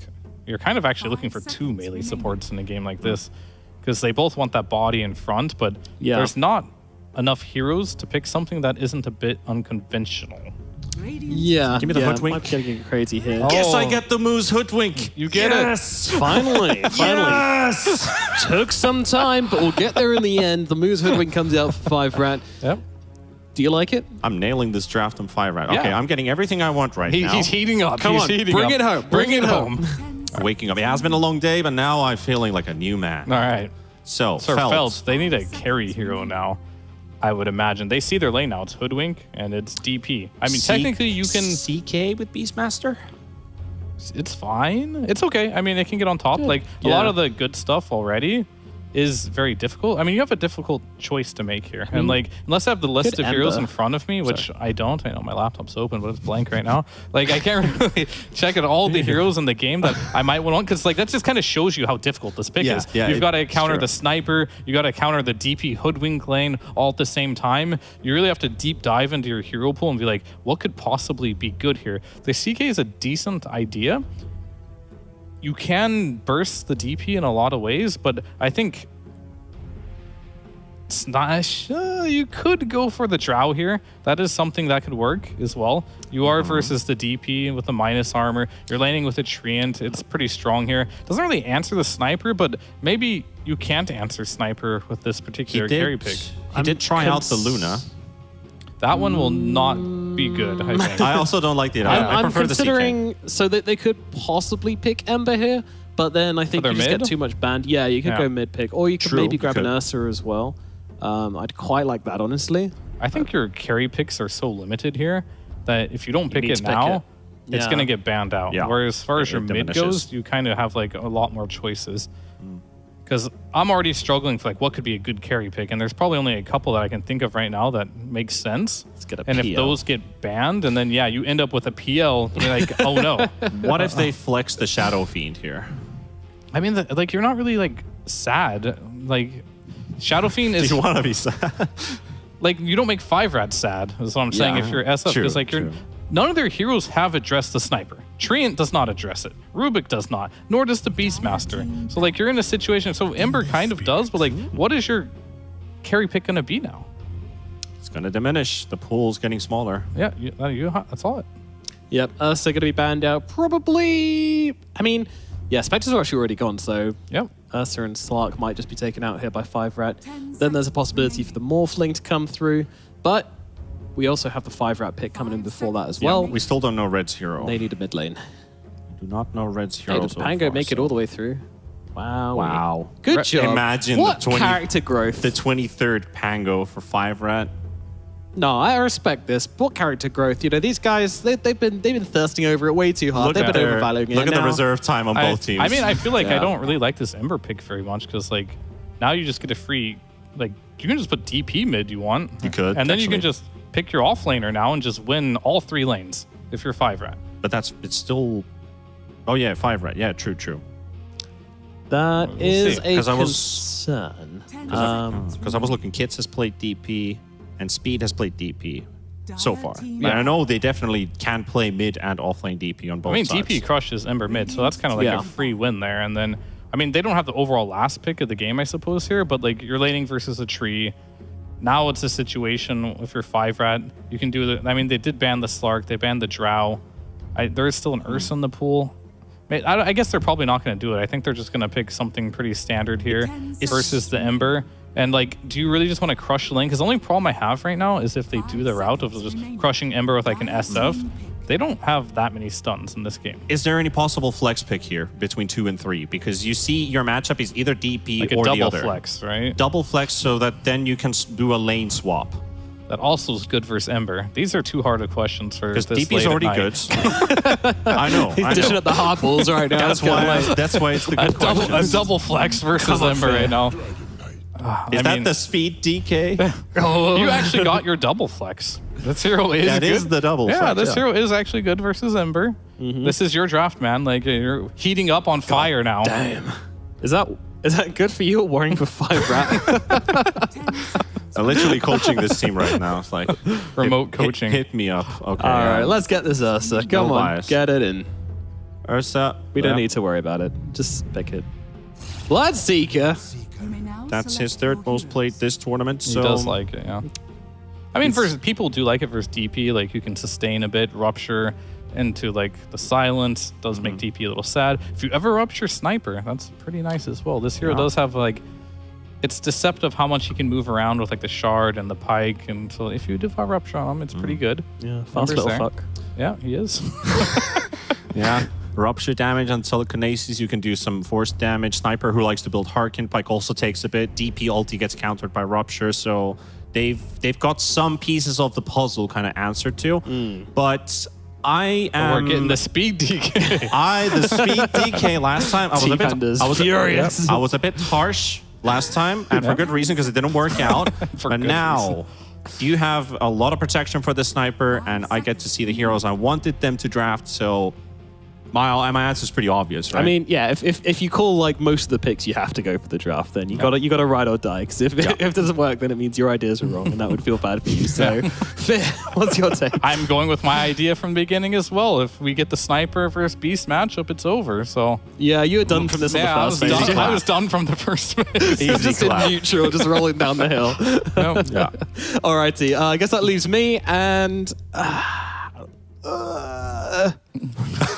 Constipated or what's going on here? Breaks up over here. I think screw it. I reckon this Bloodseeker could work. There's a chance. I reckon Felt pull it together. Fade has a big redemption arc. We get to see him coming out big on this final game here, and Fear is proven wrong. That's what I'm predicting for game number 3. Let's find out what our casters think. We've got MLP and Cinder in for game number 3. Thank you so much, Nomad. Cinder in our panel had 0 to no faith in the... 0 to no faith. 0 to no. That's how bad it is right now. That's quite the scale. For Felt's draft. What do you think? Have you got any hopium for me? I mean, I just want to say it's really cool to see how 5-Rat 4-Steph really leveled up in this series, right? They had a really bad start and things are just looking so much better. I love their draft this game. I think it's really, really good with what they're up against. I'm a big personal believer in offlane Dragon Knight. I think this hero is really underpicked. And I think these conditions that he has in this game are good enough. The Bloodseeker lane's a little bit tricky. You're not really exactly the most pressuring offlaner. You know, you can't really stop him from farming. But at the same time, you're a really good hero at getting ruptured because you can just stand there. That's and true. be like, come at me, you know? And the thing that I criticized 5-Rat for in the game that they lost, this game they have plenty of it once again. They have great ways of starting fights. They have good lanes. They have stuns. A great backline sniper game. They have ways of taking objectives with Dragon Knight and DP. Their heroes play great in pairs. They play great in 5-man. On the other side of the coin, you've got Felt, who are once again going to be running a Beastmaster into a sniper lane, which I think is going to be hard. I guess the support matchup this time is a little bit better because you have the Rubik against Tusk for that lane, so perhaps that will change the matchup a decent amount.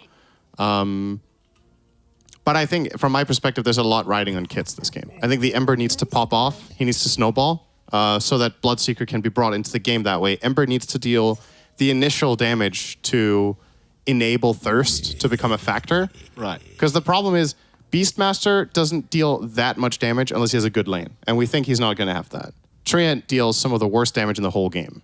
So he's not going to enable Thirst. And Rubik is very contingent on stealing a good spell to deal a lot of damage, where there's a couple here. There's Shrapnel, which is really good on Rubik. Hoodwink's Kit is decent. But nothing that like really stands out where you're like, boom, when Rubik gets this, that's when Thirst starts rolling. So yeah, we'll see. I'll give very good odds to Firat in this game personally, especially also coming in with the momentum from that last game, right? So Okay. I'm a believer. It's kind of like Fear just gave up automatically when he saw Beastmaster versus Sniper. He was just like, yeah, this is done. I'm very curious about that support dynamic, how much it changes it. Yeah. We'll see very, very soon. So, well, Fade obviously had a good game 1, had a terrible game 2, and well, game 3 is still a question mark, but we're going to find out. I think ironically, so from what I understand, Fade is mainly known for the summon heroes.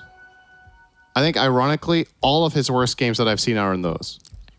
I didn't want to say that. All the games that he's played, the other heroes have been his best performances since I got here, right? I can't speak from every series. I haven't seen every series that Felt has played this season and how much they played in Div 2, etc. I haven't seen all their games, but I found him to be more impressive on the other heroes, and I think part of it is that those other heroes are quote-unquote safer in terms of laning for how they've played, right? Right. Is that he hasn't had to play from a massive deficit when he's played these other heroes. The lanes have actually just gone fine, and he's been able to showcase what he can do. To be fair, it's very hard to look bad on Beastmaster if you lose your lane. Like, this hero, you can't really shine on it if you fall massively behind, so if they're not drafting it knowing how to ensure that it has a good game, I think they're better off just shelving it for a bit and running other stuff, right? But we'll see. We'll see if this time around if the lane's going to go better for him than it did last time. It's necessary. Well, we're going to have another pause. Low9 still, having Settings? issues. Oh, that's new. What settings could you possibly need to change on a Train Protector is my Oh, it was question. Bloodseeker pausing, right? Is it? He needs a new hotkey so that he can click Thirst, which is his only skilled ability. I mean, he must be planning to get the new the Ags, right? The Blood Myth. Oh, yes. I cannot think of a worse reason to pause than I don't have a hotkey for an item I will never buy in this game. I wonder what the pickup rate of that item is on Bloodseeker. It's got to Literally 0. It's got to be sub 1% in Pro Dota for sure. In Pro Dota, it has to be 0. It's been picked before. Really? Yeah. Who did that? Maybe they got it from Roche. I mean, even if Roshan gave me the X, I'd just delete it. I'd just be like, yeah, no, thank you. Bloodseeker might try to find a way to sell it. You know? You can sell cheese for 500. What do you think you should be able to sell Aghanim Synth for? It's just ridiculous. Like, it drains 7% of your HP. Like, I mean, it got changed, right? It went from like doing self-pure damage to self-magic damage, so you could good. itemize around it. top lane. Okay, that is not the start that the Beastmaster lane needs. Is not that his support dies minute 1. Yeah. Great head start once again now for 5-Rat in this safe lane. And I do think, so correct me if I'm wrong, but I think in the pick order, the Beastmaster was picked before Sniper, and then they were probably planning on banning Sniper second phase, but 5-Rat just recognized that this is such a big counter for them that they were willing to first phase Sniper into banning Sniper solutions. Oh, bottom lane. Acorn shot moves. He'll be able to secure the kill onto Albino Zebra. Giant immediately handing the tip over. I'll be honest with you, I just don't think this lane is good. I don't think Treant Bloodseeker is a strong lane, because what Treant likes to play with, in my experience in the safe lane, is heroes that can connect with his aggression and do damage, right? And sure, Bloodseeker can offer a bit of a blood rate, but he can't really go and connect and hit the target compared to, say, any sort of range carry like Drow or a melee carry with a gap closer, like, whatever you kind of name it, right? With Bloodseeker, every time Albino Zebra tries to play offensive, they're just going to kill him. Run, Giant. You just tipped. You can't die now. Oh, no. Oh, he's dead. All right. That's very important for Fade. It certainly is. That almost unlocks his Helm of Iron Will if he wants to grab that first here. But he might go for the Mana Boots before that, I would imagine. But yeah, Albino Zebra, just short version is he has to be very careful bottom, because every time he shows in the trees, he can get bushwhacked into Dragon Tail, into Acorn Shot. And even if he doesn't die, that's still like a good 500 damage, and then they can just do it again. I just love how much these Pos 5s hate each other. Like, reminder that, Albino was kicked for Giant for the side of 5-Rat, so, bit of bad blood here between these Pos 5s. They could also just be joking around, but for the sake of hyping the game up. Hit Immune is actually in trouble here, potentially. Nice sidestep. That very nice sidestep indeed. All right. Misses the bushwhack. Good play. The thing is, though, like, if you're this Bloodseeker, chances are you're not going to get any farm. Like, this is a pretty hard lane. I mean, so far, definitely. How much CS? He has got 12. His net worth is atrocious. So Speed has got 18 and 1 assist. Why is Bloodseeker's net worth this bad? What happened on the bounty runes? He bought a salve, at least. Okay, so that's minus 100. The bounty runes were like 2 for 2, right? No, that was 3 for 1 as well. Okay. Okay, yeah. Top lane. They're going to lose Solji again here on the Rubik, so DNM, that's his second kill of the game already on this sniper, and it's not like he wasn't already farming pretty well on the sniper as it was, so 2 kills the way of him, Solji. Fade's actually got to be careful here. Well, they have tag team up now. Giant. They have a creep wave to tank, but it doesn't seem like they're going to go for the dive in. Thing is, though, Kits is rotated now, dragging a creep wave of his own. Oh, yeah, this happens all the time. Yeah. Random Ember just showing up with the way. I mean, Giant would have seen that coming the whole way because the wave was following him. I just think he was just mentally checked out. Like, what the hell just happened? You know? Just a random Ember showing up with a creep wave in his back. That's a weird one. That one was very strange. All right. I mean, he gets the kill. He farms the creep wave while he's at it. I mean, that's efficiency. It worked out. And Kits is having a really good time, but so is Red too. The thing is with the DP as well, like you hit these timings and you just start snowballing out of control. Especially like just these tier 1 towers, once you hit those level 6, they're just not going to last with the draft. In fact, bottom lane, Hidden Immune is going to get caught out in the Bloodseeker. Oh, he missed the trick. Oh, I think that, didn't that miss? It was raindrop. Okay. I thought he missed the breathe fire. Yeah. Point blank, but yeah, that was a raindrop there. Yeah, this laning stage is looking very 5 ready so far, you gotta say. I mean, all 3 lanes are doing very well. Mid lane probably the one that had the most potential to do better, but still solid. Red 2, obviously 36-4 to the 30-4 of Ember, and this is a DP favorite matchup, so I don't know, I would probably call this relative to potential, maybe a slight loss for Red, but overall with how the game is going, this is completely fine. Probably not too worried. Illusion Rune will be grabbed here by Kits. No, Red. Close call, but he will get it. We'll be able to run it away, though. Giant is waiting. Problem is now Giant's in trouble. Kits gonna stick around, though, but has remnants available, so can always get out surely, though. Moose is now waiting for the high ground. Kits still trying for the kill. Will go the remnant the other way, realizing Moose was waiting. Finds a courier of Giant, and he's all right. That was cute. That was a cool play. First of all, he gets away, but then it gets a little bit of a snack on the way out. DNM is just abusing Fade up here, just non-stop, relentlessly hitting him. He has the Morbid Mask, so can take the harassment from the boars and just trade it straight back. And Fade did go for the Arcane Boots first, which means he has no sustainability in the lane except the Living Armor. And here we go. But that's not going to cut it against this. No, it certainly won't. Again. Bye-bye, Fade. DNM, 3rd kill of the game here on the sniper. Though Solji, nice little rotation, will pick off the sniper. But I mean, you've just got to... I mean, I don't know about that tip. I don't know what that does for you. I mean, I think DNM's more than happy right now.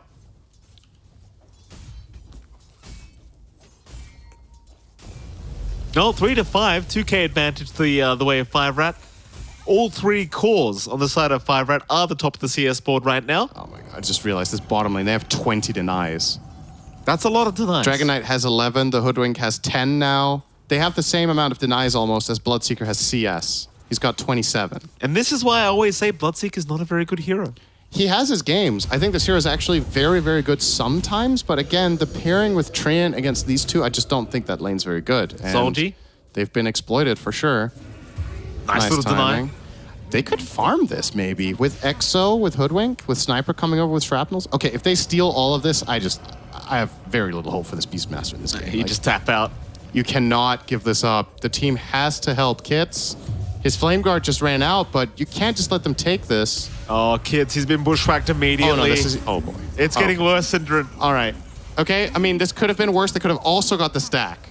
Now they only got Kits and one of the 2 stacks. Look, there's a troll summoner left. There you go. Oh, level 6. Hey! And like you said, the Ancients are still there. Fade, he'll just farm them immediately. I mean, the thing is, I think Fade now just won't stack them again. He's just like, chances are they're just going to come steal these. I'll take them now and just leave it be. Yeah. There's nothing better to do right now anyway, so it's fine. Moves with a haste, being annoying.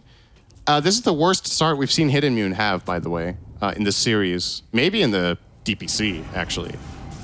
And he's a pretty integral part of when this team is winning its games. I think he's been probably on average the standout player for me for this team in their games. Probably together with Kits. And, well, neither of them is having a particularly great start right now. And the issue is this map is going to shrink relatively fast. The bottom tower is going to fall to Dragon Knight pretty quickly. The Death Prophet ulti should make quick work of mid afterwards if they just combine their heroes. And then the question becomes, how do Felt activate their lineup, right? Like, who do you play around? Do you play around the Ember? Do you play around the Beastmaster? DNM? That's a big one. He has Mask of Madness. He's running. Sniper is known to be exceptionally fast. I mean, Kits doesn't have chains anyway. Yeah, you couldn't have got him. There's no way. You're relying on Soldier to just close the gap with the lift. It's just not going to happen. This bot tower is gone. Living armor will be used again, but it cannot sustain against the damage Dragon Knight brings. And obviously the damage component, I think Corrosive Breath's damage is not physical type, right? You know this. But do I? I think it's magical. Yeah, it should count as magical against tower. All right, nice deny at least, but yeah, they don't give him a high five. Give him a tip, though. Why not? All right, well, it looks like Hidden Immune will actually trade for the top tier 1, so that's something, but once again, the disadvantage is just severe. 4K gold minute 10. With this type of lineup, it's a hill to climb, let's put it that way. And I love this from 5-Rat. Just go next tower, like, keep the pressure up, use the DP exorcism, use the advantage that you have. I think Dragon Knight needs to rotate over for this to become a true success, though. Does he have a dagger? No, he went Meteor Hammer. Yeah, he did. Yeah, I don't know about that, though, but yeah. Whatever. I feel like that's a little bit overkill on DK. I'd rather have a fast blink so you can just set up your team for success. But you know what? I feel like at this point, the advantage is significant enough. Nice catch there. It certainly was. He is dead. He certainly is. You know what, Cinderin? If you watched Game Leap, you'd know DK Meteor Hammer is a thing. But you don't. That's correct. I don't watch Game Leap. How embarrassing. Speed? I don't know if that's embarrassing. Speed. T1 mid tower. We like to give a few shout-outs for Speed's sake, you know? Yeah, I'm cool with that. I just don't want to be called embarrassing. Mid lane. Well, should have watched Game Leap because you lost your tower and your Rubik. And there's a guide on how to deal with Dragon Knight Meteor Hammer. Should have watched it. Well, this you hate to say it, but this might actually be turning in even stompier than the previous two games. Yeah. Like this series has not had any competitive games, and if this continues, that trend will just be the end of the day. Like, absolutely nothing is going the way of Felt right now. They have to find some sort of a team-organized move. Sounds going to be dodged by Kits very nicely. He might get a kill onto Moose for that. He's trying with the snowballs chasing him down. Remnant forward. Oh boy, he's actually used everything and he didn't get him. Kits, it's just a hoodwink. He's dead now. There's no escape now. Kits looks a little bit tilted. Oh boy. That's yeah. Okay. Hand the tip over. It's deserved. I think Kits is a little bit upset. Yeah. All right, he said good game in team chat. Oh, it's over. That's not an official GG. I bet it's over. Yeah, his net worth is quite pitiful right now. I'm trying to look at silver linings for the Radiant lineup, but the issue is the one silver lining they had was if Ember has a good game, they can play around him, but he doesn't. So there's nobody thriving. Usually under these circumstances, if the Ember was having a good time, they could make like smoke moves with Ember Rubik. They could bring the Beastmaster into them to enable him. Bloodseeker could maybe snowball a little bit with some thirst damage coming in from all of those moves they were making together. But as it stands right now, it's kind of like you're trying to make a cake, but you're lacking the flour. You know, like there's like some key ingredient that's missing, and you just can't even get off the ground with your recipe, right? Like it's just. I mean, they could be gluten-free. They could. It was a metaphor. You get it, okay? Mike, you understand what I'm going with this. I knew you were going to say something stupid like that. Okay, it's like you're trying to make eggs in the pan, but you don't have any heat, okay? There you go. Okay. Hey, you could just eat the eggs raw. Yeah, you could, but then they're not cooked. I was gonna say you could be vegan. Sure. All right, let me spell it out if you want. No, I'm not going there. I'm not going to give you another example. You have not earned that. You don't deserve it. Thank you for that, Syndra. Yeah, you're very welcome.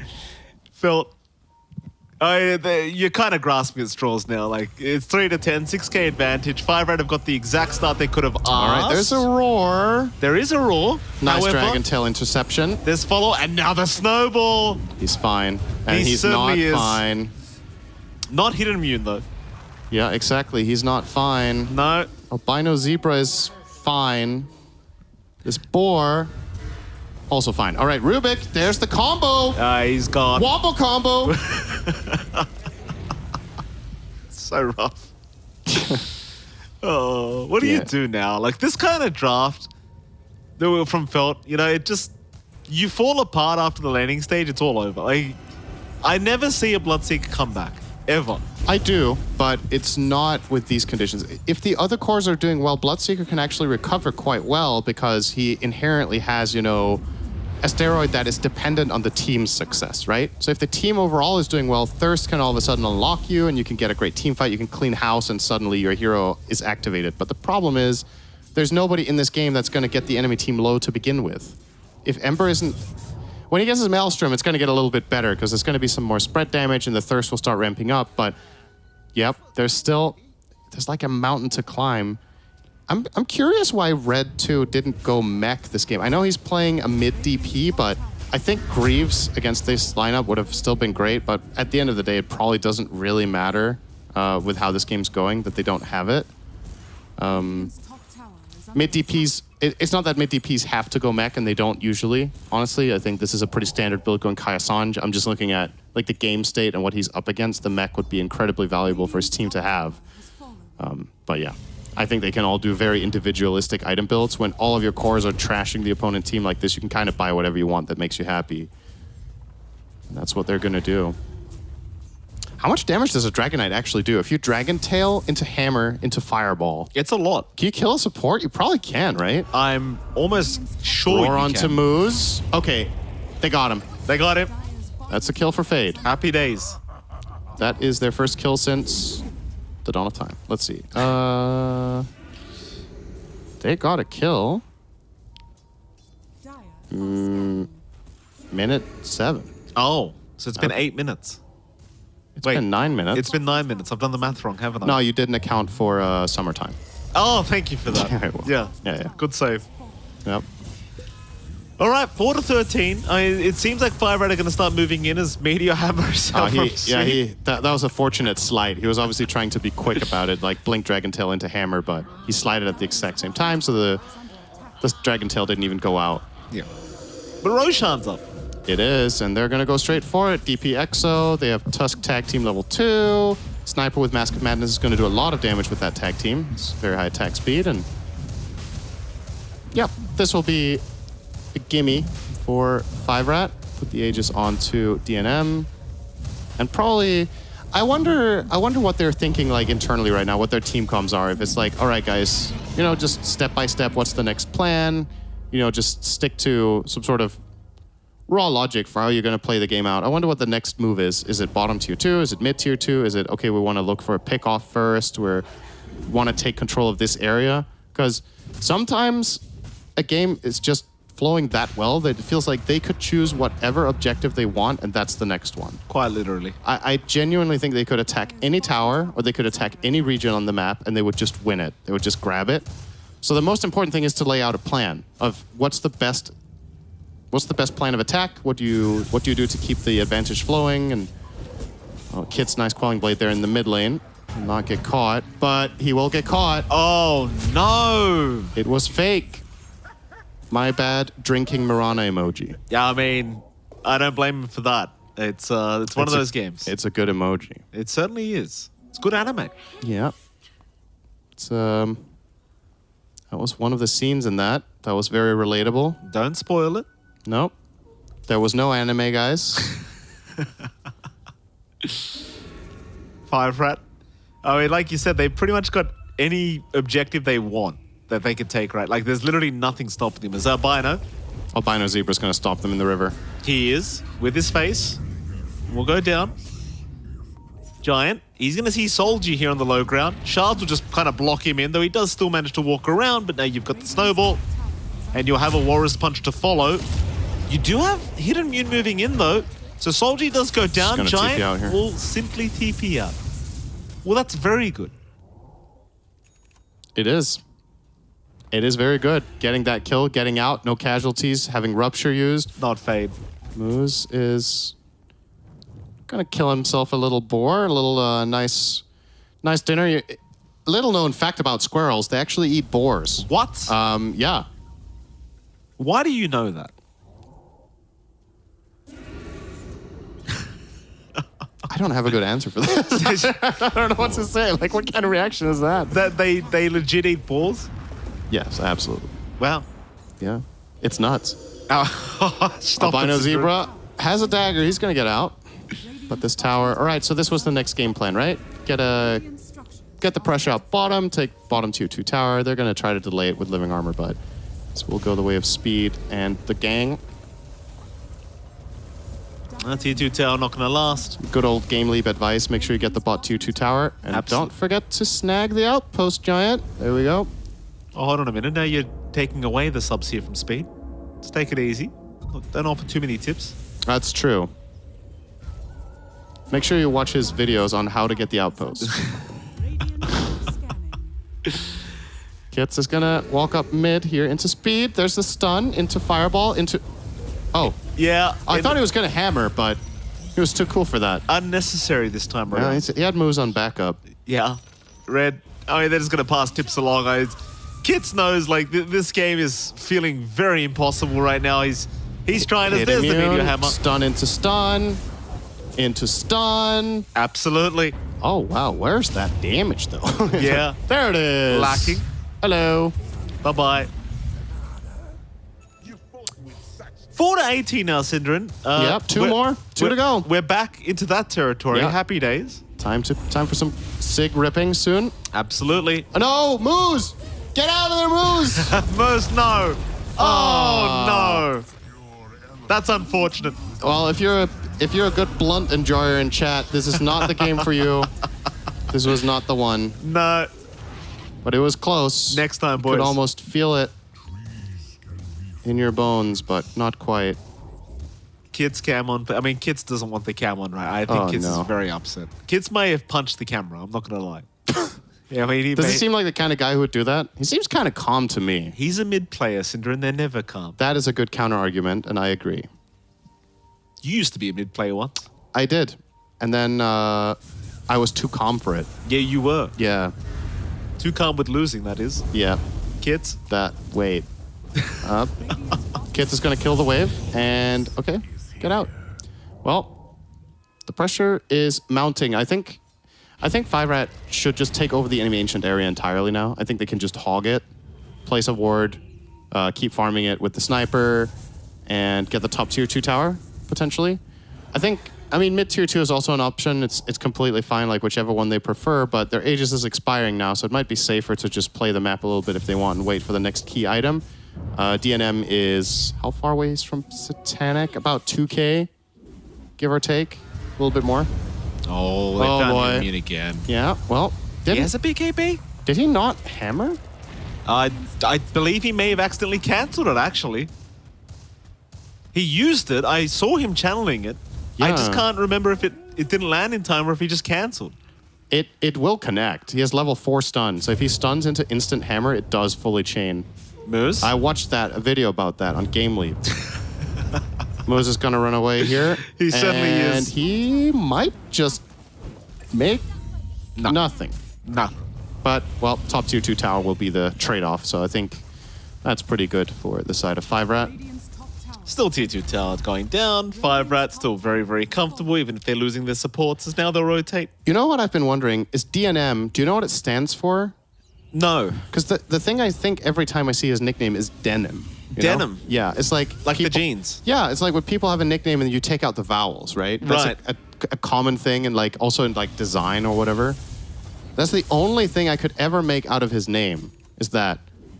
Fun fact, my first actual tournament cast was Echo League, which is an amateur league back in the day. And he was there playing in that amateur league. So I was casting him back then, but In denim jeans. I may have been, but I still right. don't know what DNM stands for. John would probably know, but John's not here. Yeah, I'm sorry. That's all right. I'm trying my best. I mean, you're doing a decent job, Syndra. Okay, that's very nice of We'll you. have a performance Please. review later. Please don't be too flattering with your word choice. 4-man smoke up. I mean, I'm not sure what Felder are intending with this. They kind of, I mean, Radiant are scanning. I feel like your best angle into the fight is probably to blast the Tusk, right? Because anyone else you go on, the Tusk is going to snowball save in the Roar and in the Rupture and just buy time. And you can't stand your ground and fight. You can't stand and deliver into this team. They're just way stronger in a static fight. So you kind of have to make it around poking and prodding and running around. Giant has got eyes onto Solji here. Certainly does. Giant Right, he's- rushing and by okay, well, that is the Tusk kill that we wanted. So that's the start.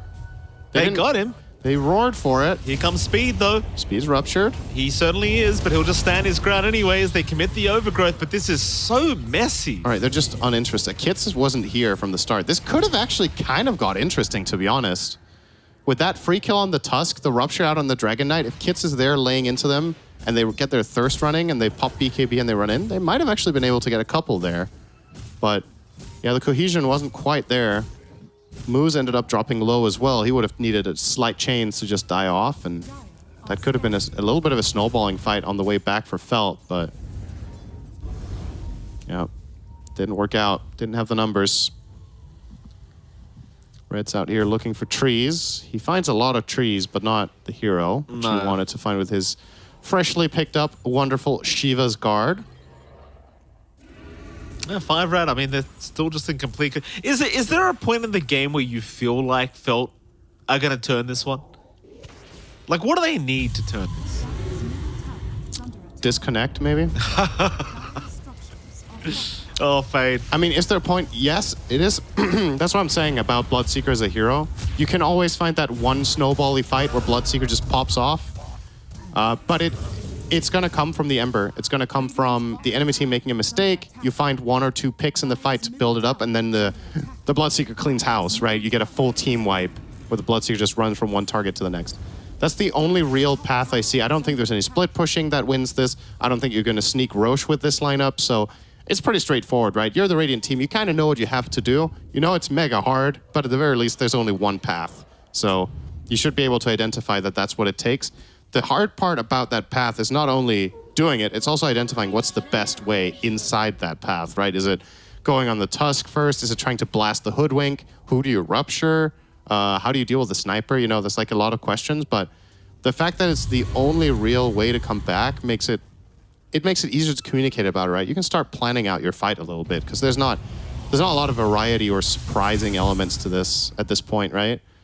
There's just you, a ball of 5 enemy heroes, and how you're going to approach that one fight. And I would say giving up Roche is going to make it significantly harder. Certainly will. I don't think they've got, any idea Roshan's happening, and even if they do, chances are they're not really feeling like they can counter this play. I mean, the thing is, this is actually a good arena for them to fight in because the enemy team has already taken chip damage from Roche, so Bloodseeker has a little bit of a head start. This is where you could find an overgrowth with Blink. It's where Rubik could scout them with shards, but they don't have resources. Ember's out of mana, he goes back to base, and Bloodseeker is nowhere to be found, so they kind of just gave it up. But I actually think this was their best chance, was this one. Now they need to do the same thing, but against a team with Aegis and Shard. Who did they give the shard to? Radiant's middle tower is under I guess this was Roche number 2, right? Yeah. And I believe it was DNM they gave the shards over to. Oh yeah, he has Concussive Grenade now. Yeah.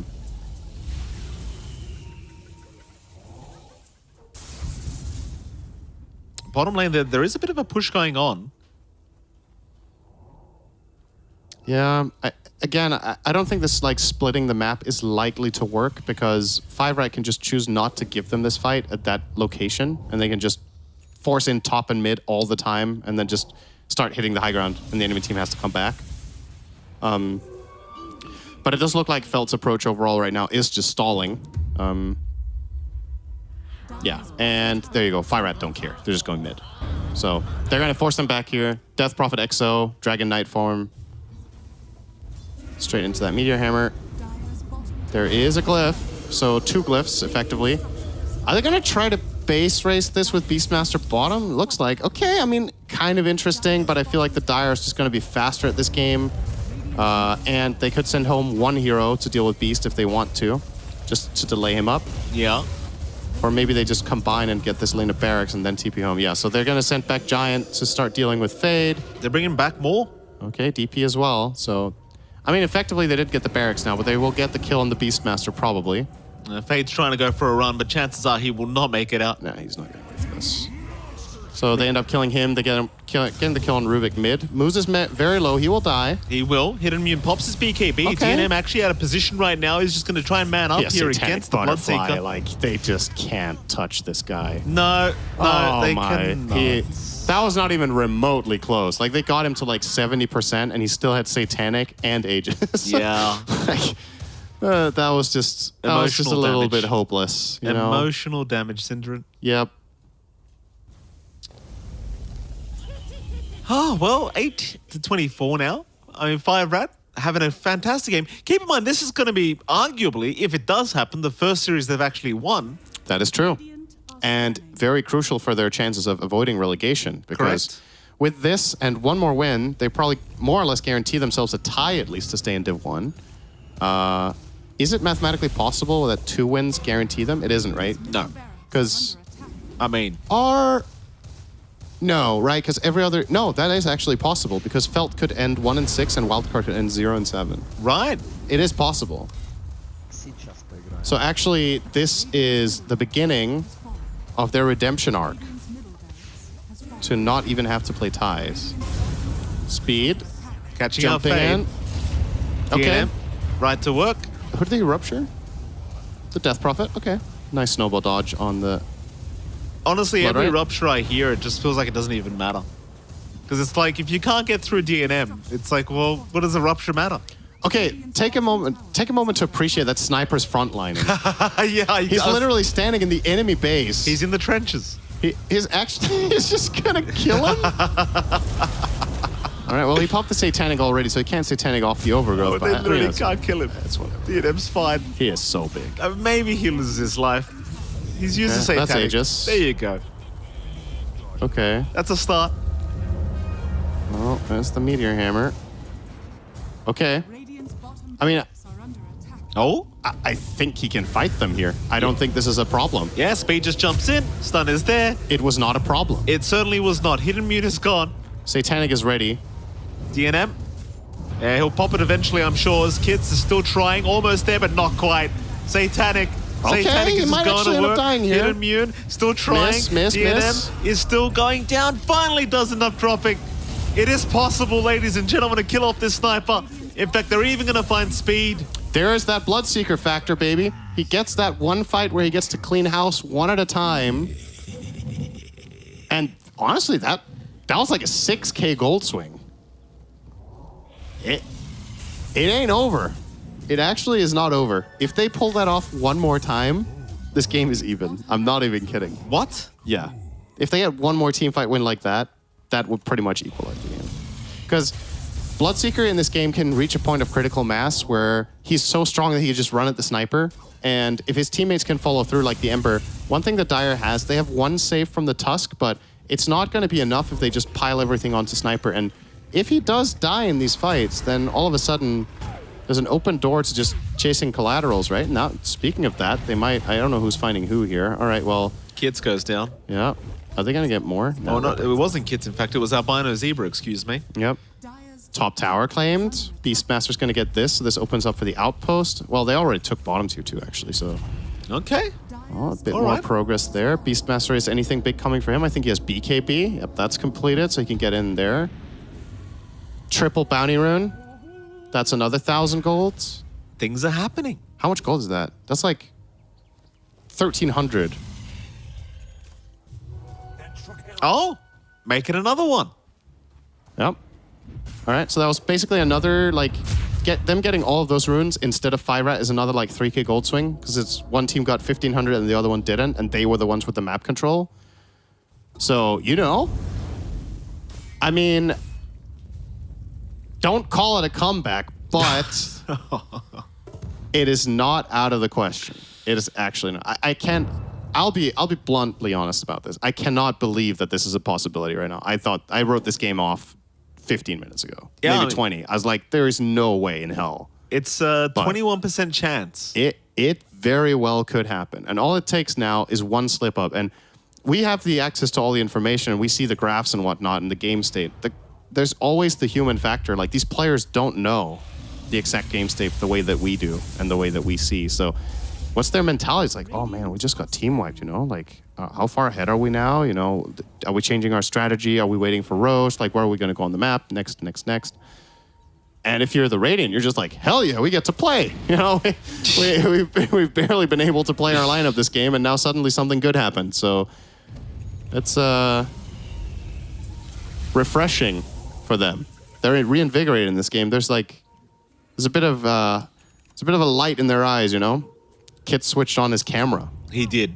He's a happy boy now. Hidden Immune has been spotted. I don't know about his refresher, though. I feel like, dude, that cannot be the item right here. You can barely even use your spells with it. He doesn't have the mana pool for it. I don't know why he's queuing up refresh. I think get some good stats here. Get some, like, Scotty or Butterfly or whatever. Just run in there and maul people. Surely it's not a refresher game. Yet. If you have Scotty, you have the mana. That's the other thing. Like, then you can very reliably use your spells. Oh, he's queued it. We'll see if he goes all the way with it. Yeah. He might need to defend, though, because bottom Rax is under siege once again. And living armor. That's about all they can do, though. Are they just giving it up? Okay.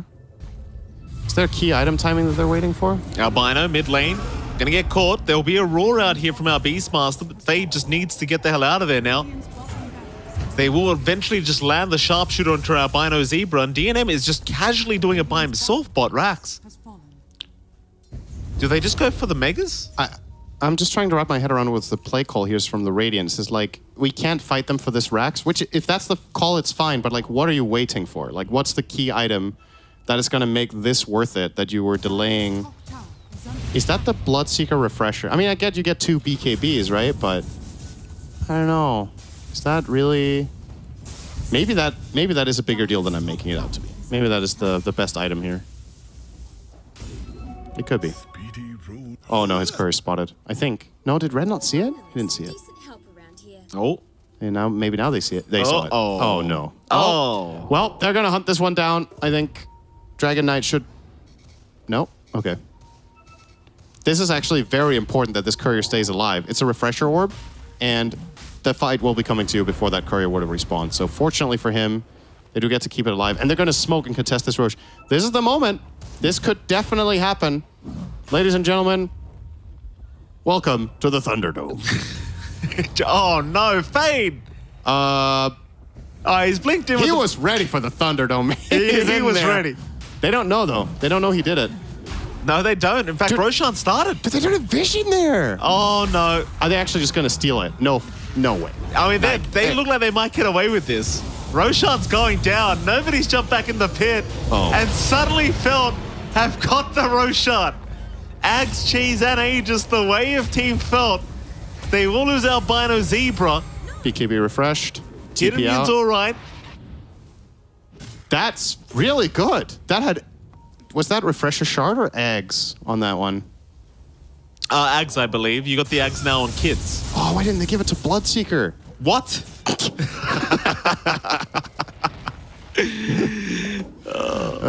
Don't even scroll over, Mr. Observer. We don't need to see what Blood Mist does. Why didn't they Thank give you. it to Beastmaster? Yeah. All right, well, top lane. It's time. DNM is laying into this, and keep in mind, Bloodseeker does not have any of his BKBs. He used the refresher to get out alive, but he has the Aegis, so effectively can throw a life away to set up his teammates for success. Kits with the Kaya Sanj as well as Cheese could go in here. But you can't just let them take the Megas, though. Oh, that's a good spell steal from Rubik. He has the Shrapnel. He does. Jump in, Kits. He's okay. Lift up. Get him out of there. Yep. I mean, this is still very dire favored, considered that they got the second lane of barracks for free, but that Roshan snag once again keeps hopes alive for Felt. It does. Immune is frontlining currently.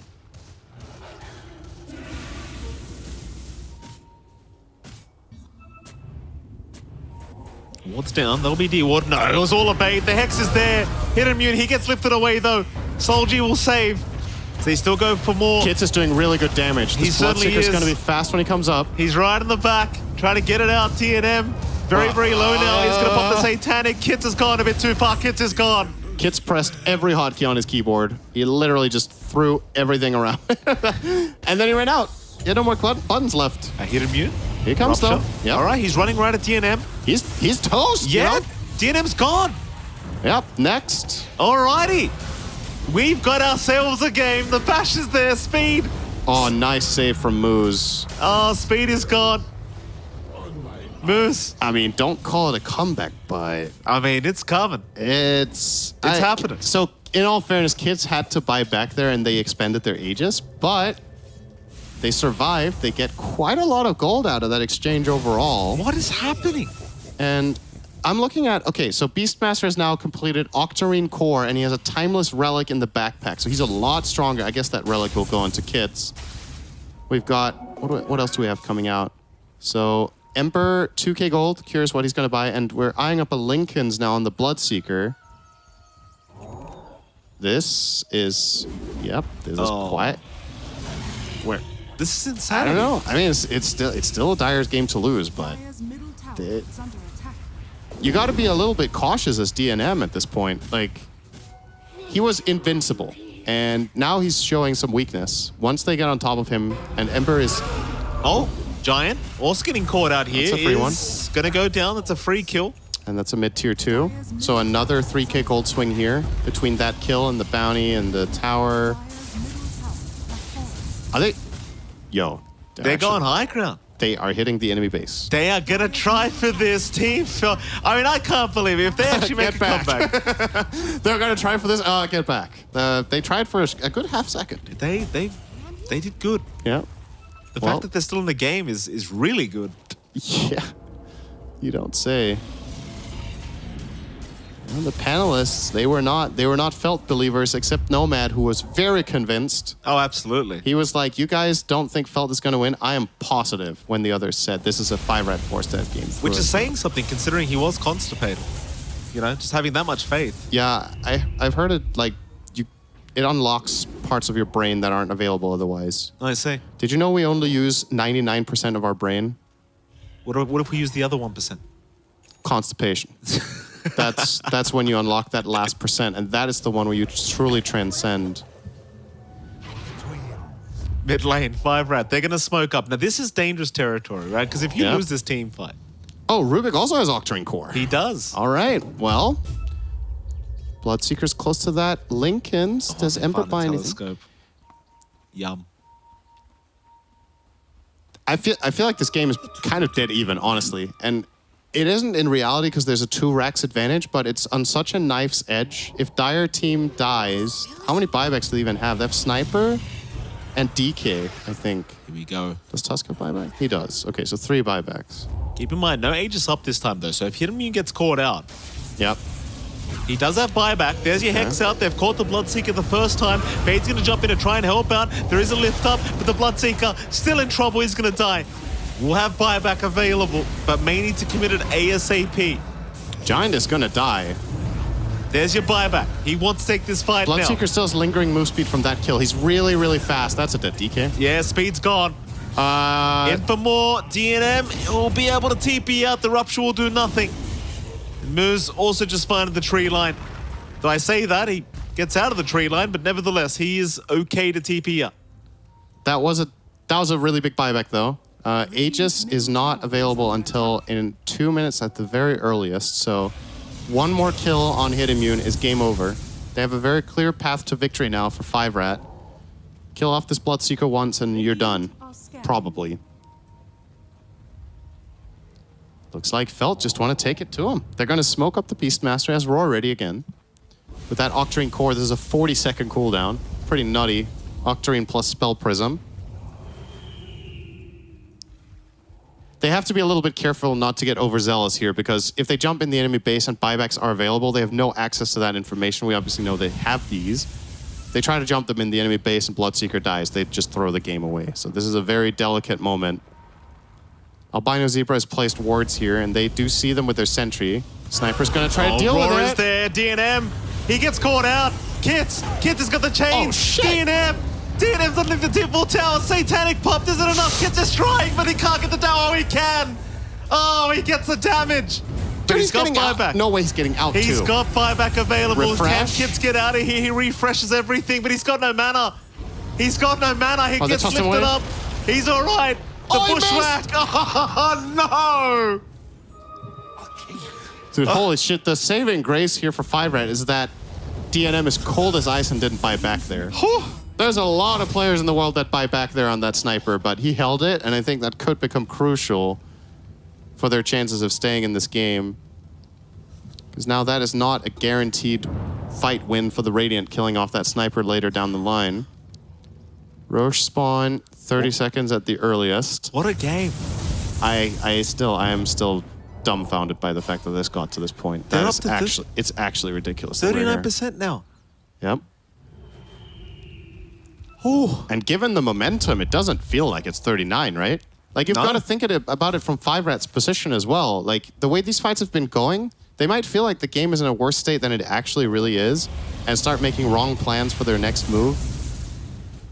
To keep it simple, what they still need to do is they need to protect their sniper and they need to get the jump first. A lot of the time in the last, 10 minutes, Felt have really been the ones leading the charge with Kits just going berserk. Here we go. Oh, Fade. Who can he find with this Roar? Nobody around. I wonder if Fade has impressed Fear this game. He had a hard lane this time, but he's actually had a pretty major impact on the Beastmaster this time around, in my opinion. Highly doubt it. Fear's never impressed. That's true. Roshan's Oh, up in it's 10. a mega early spawn. It is. Oh, they're going to get it right now. Gaben's blessing. Yeah. Also known as Aghanim's blessing. Very true. And the shard. Okay, what do you put on who? So Ags goes to Rube. Even Drums of Slom isn't that bad. Don't say that, Syndra. I mean, he's going to have to, right?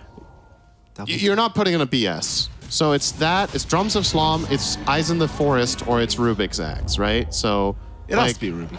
Albino? Really? They gave it to... They're doing Eyes? Okay. He's holding it. He hasn't used it yet. There we go. No, wait, who did he give it to? He gave it to the Rubik. Oh, he gave it to Rubik. Makes sense. I mean, fair enough. So now 2 spell steals and extra cast range. So what does he want to have with Ag's upgrade? What's a really good spell to steal? What happens if you steal Sharpshooter? Do you actually do 2 of them? Sharpshooter seems like... You get the decoy ability, right? On Rubik. That's ridiculous damage. Yeah, that's true. And it gives you another break against the Dragon Knight. I think Sharpshooter would be sick. I guess even Assassin. I mean, he's not going to steal Assassinate though, right? Roar out. Okay, hang on. They've got speed. Oh Speed my is God, melting. Insta-dead. Holy. And Giant. Oh, DNF. No! Oh! I thought he had changed. I'm sorry. Giant. Shit, he could have refresh chained him, I think. Giant gets low ground. But he's in big trouble. Giant's gone. Moose is not... Has he been spotted? The pings are out. They know he's in the tree line somewhere. Moose, don't... I found him. Moose, he'll try to buy a bit of time, but he is certainly dead. All right. 3 down for the side of 5-Rat. 1 without buyback.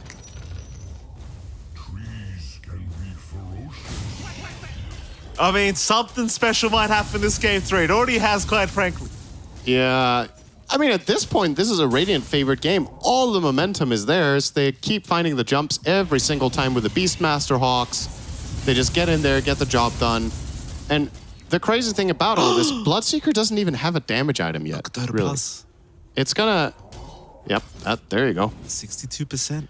It's approaching Mount Everest. This is quite the steep slope. You can't bike up this. No, You can't hike up it either. you certainly can't. You need this is like a climbing exercise, I think. This is a real mountain right there. It certainly was. Okay, glyph number 1. They have 2 glyphs here. Oh, it's so important for Firat to pull off this win. It really is. We were talking about it from Firat's perspective, but it's also important for Feld, right? This is kind of a game that will more or less guarantee them staying in Div 1, because they would have a 2-2 score, or 2-3, I believe. But it will push Firat Forstaff down to, I believe, an 0-4 or 0-5, and same as Wildcard, who are also currently winless. Here we go. Jump in, speed. He's going to try. They've Instant got Roaring the Ember. Sniper. Gets his spine. Fade in the meantime in the backside. He's got DNM. DNM pops his BKB trying to snipe through it, but Hitammune's there in the overgrowth. It's going to lock him down. But hold on a minute. They've got the Blood Seeker. Hitamune still healing through it. He's going to survive. Oh, DNM somehow alive through all this. Kit's on a triple though. Fade. Oh, he's in again for the second roll. They've got him. DNM's down, but he'll buy back. Speed. He's in with the stun. Kit's held down. Bushwhack is there. Can they lock him down long enough? Kit's trying to remnant away. Can't do it. But he's got buyback. He's all right. This might actually delay the game. He played super aggressively there and got punished in a mega long chain stun. Otherwise...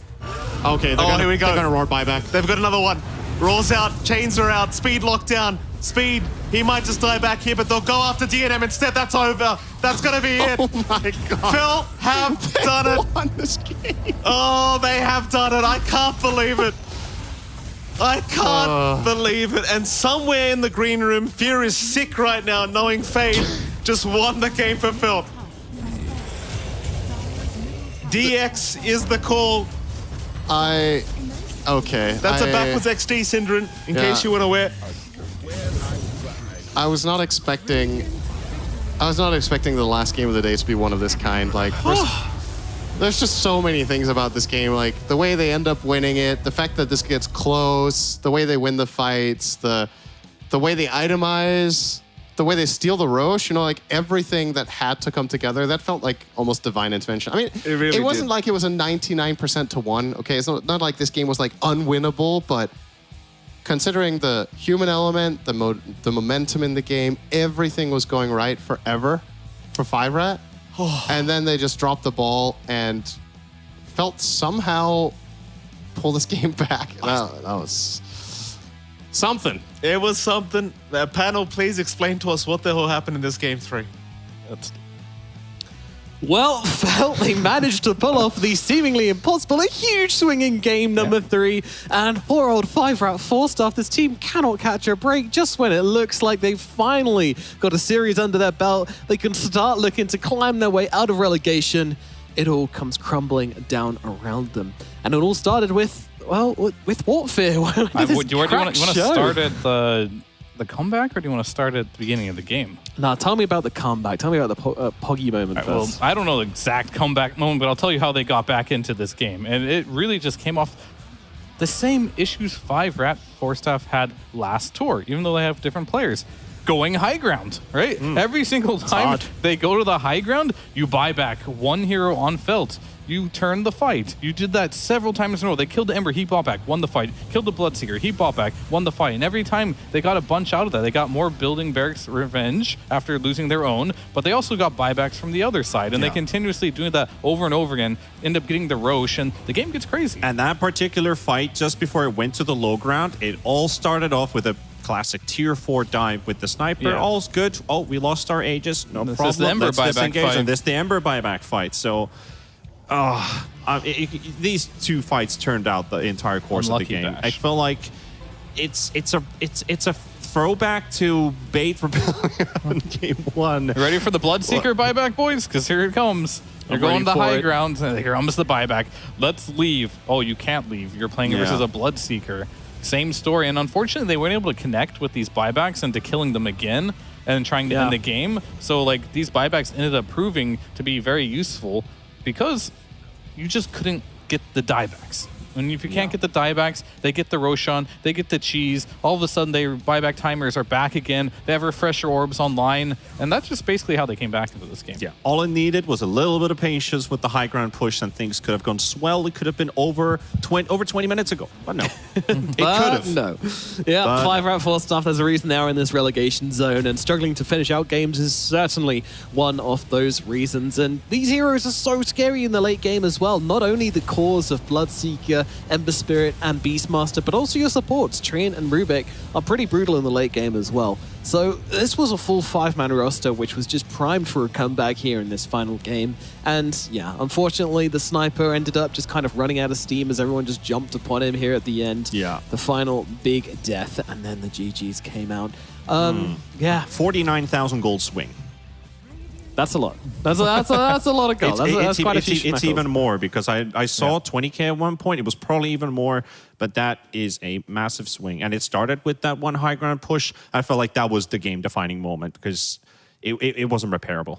But hey, you know what? I went for Felt. I wanted. Well, you must be feeling very happy. Yeah. I predicted them at the beginning of the day. I predicted them just now. I said that Fade was going to get his redemption arc, and somewhat he did. He got the refresher. He was pretty important in the late game fights. I'm not sure it was enough to earn MVP, but certainly some big impact from him in the late game and Knew helping all with the along. turnaround. But I think we will lean towards Kits for the MVP for this final Let's go. game here on the Ember Spirit. I think he was doing quite a lot of work, especially in the end of the game, just blasting around all over the place. That refresher orb just going to work. I believe he had an Axe which he'd swallowed up as well. So Yeah. He did. And if you're only just tuning in, that KDA that we see on the scoreboard doesn't tell you half of the story of this game. This was they were in a beatdown situation, which they were able to salvage, and this Ember Spirit being a key component into turning it into a W. So again, Ember Spirits and Storm Spirits, more the Embers than the Storms, seem to have an impact. Even in a losing game, you can turn around for victory. So well done, Kits. Yep. absolutely. Well done to Kits on the Ember Spirit indeed. 5 out though, I mean, what are the main things they need to take away from this game and from this series? Uh-oh. I mean, I Fine, think... I'm giving you the hard ball, I bro. mean, I think at this point, it's like you've really got to do some deep soul searching because, like, you're in a position you don't want to be in. And if I know NA Dota, this is irreparable in their eyes, and we're probably going to see a new 5-rat 4 staff coming into the next tour. But I hope not. I hope they can, like, really think about this, and the chemistry just isn't there. Like, they can't really, like, close games out they're winning. They're just losing games where they're ahead, even versus good teams. It just, this team does not know how to finish out a game, and that is very concerning. Yeah. 0-5 at the end, basically. 2 more series to play, and now Feld going 2 points. That's a very hard situation to be in right now. Yeah, as we did mention several times, like this series was really important for both these teams. Felt with this win get to kind of keep their heads above the water. They're going to feel pretty decent now. 5-rat, meanwhile, they are in a tricky position. Their next matchup is going to be against Bait and against Wildcard, so not the easiest of matches coming up for them. Bait just looking better and better. Wildcard, you know, they've not been doing amazingly, but the problem is they're right down there in the relegation zone, so they beat them.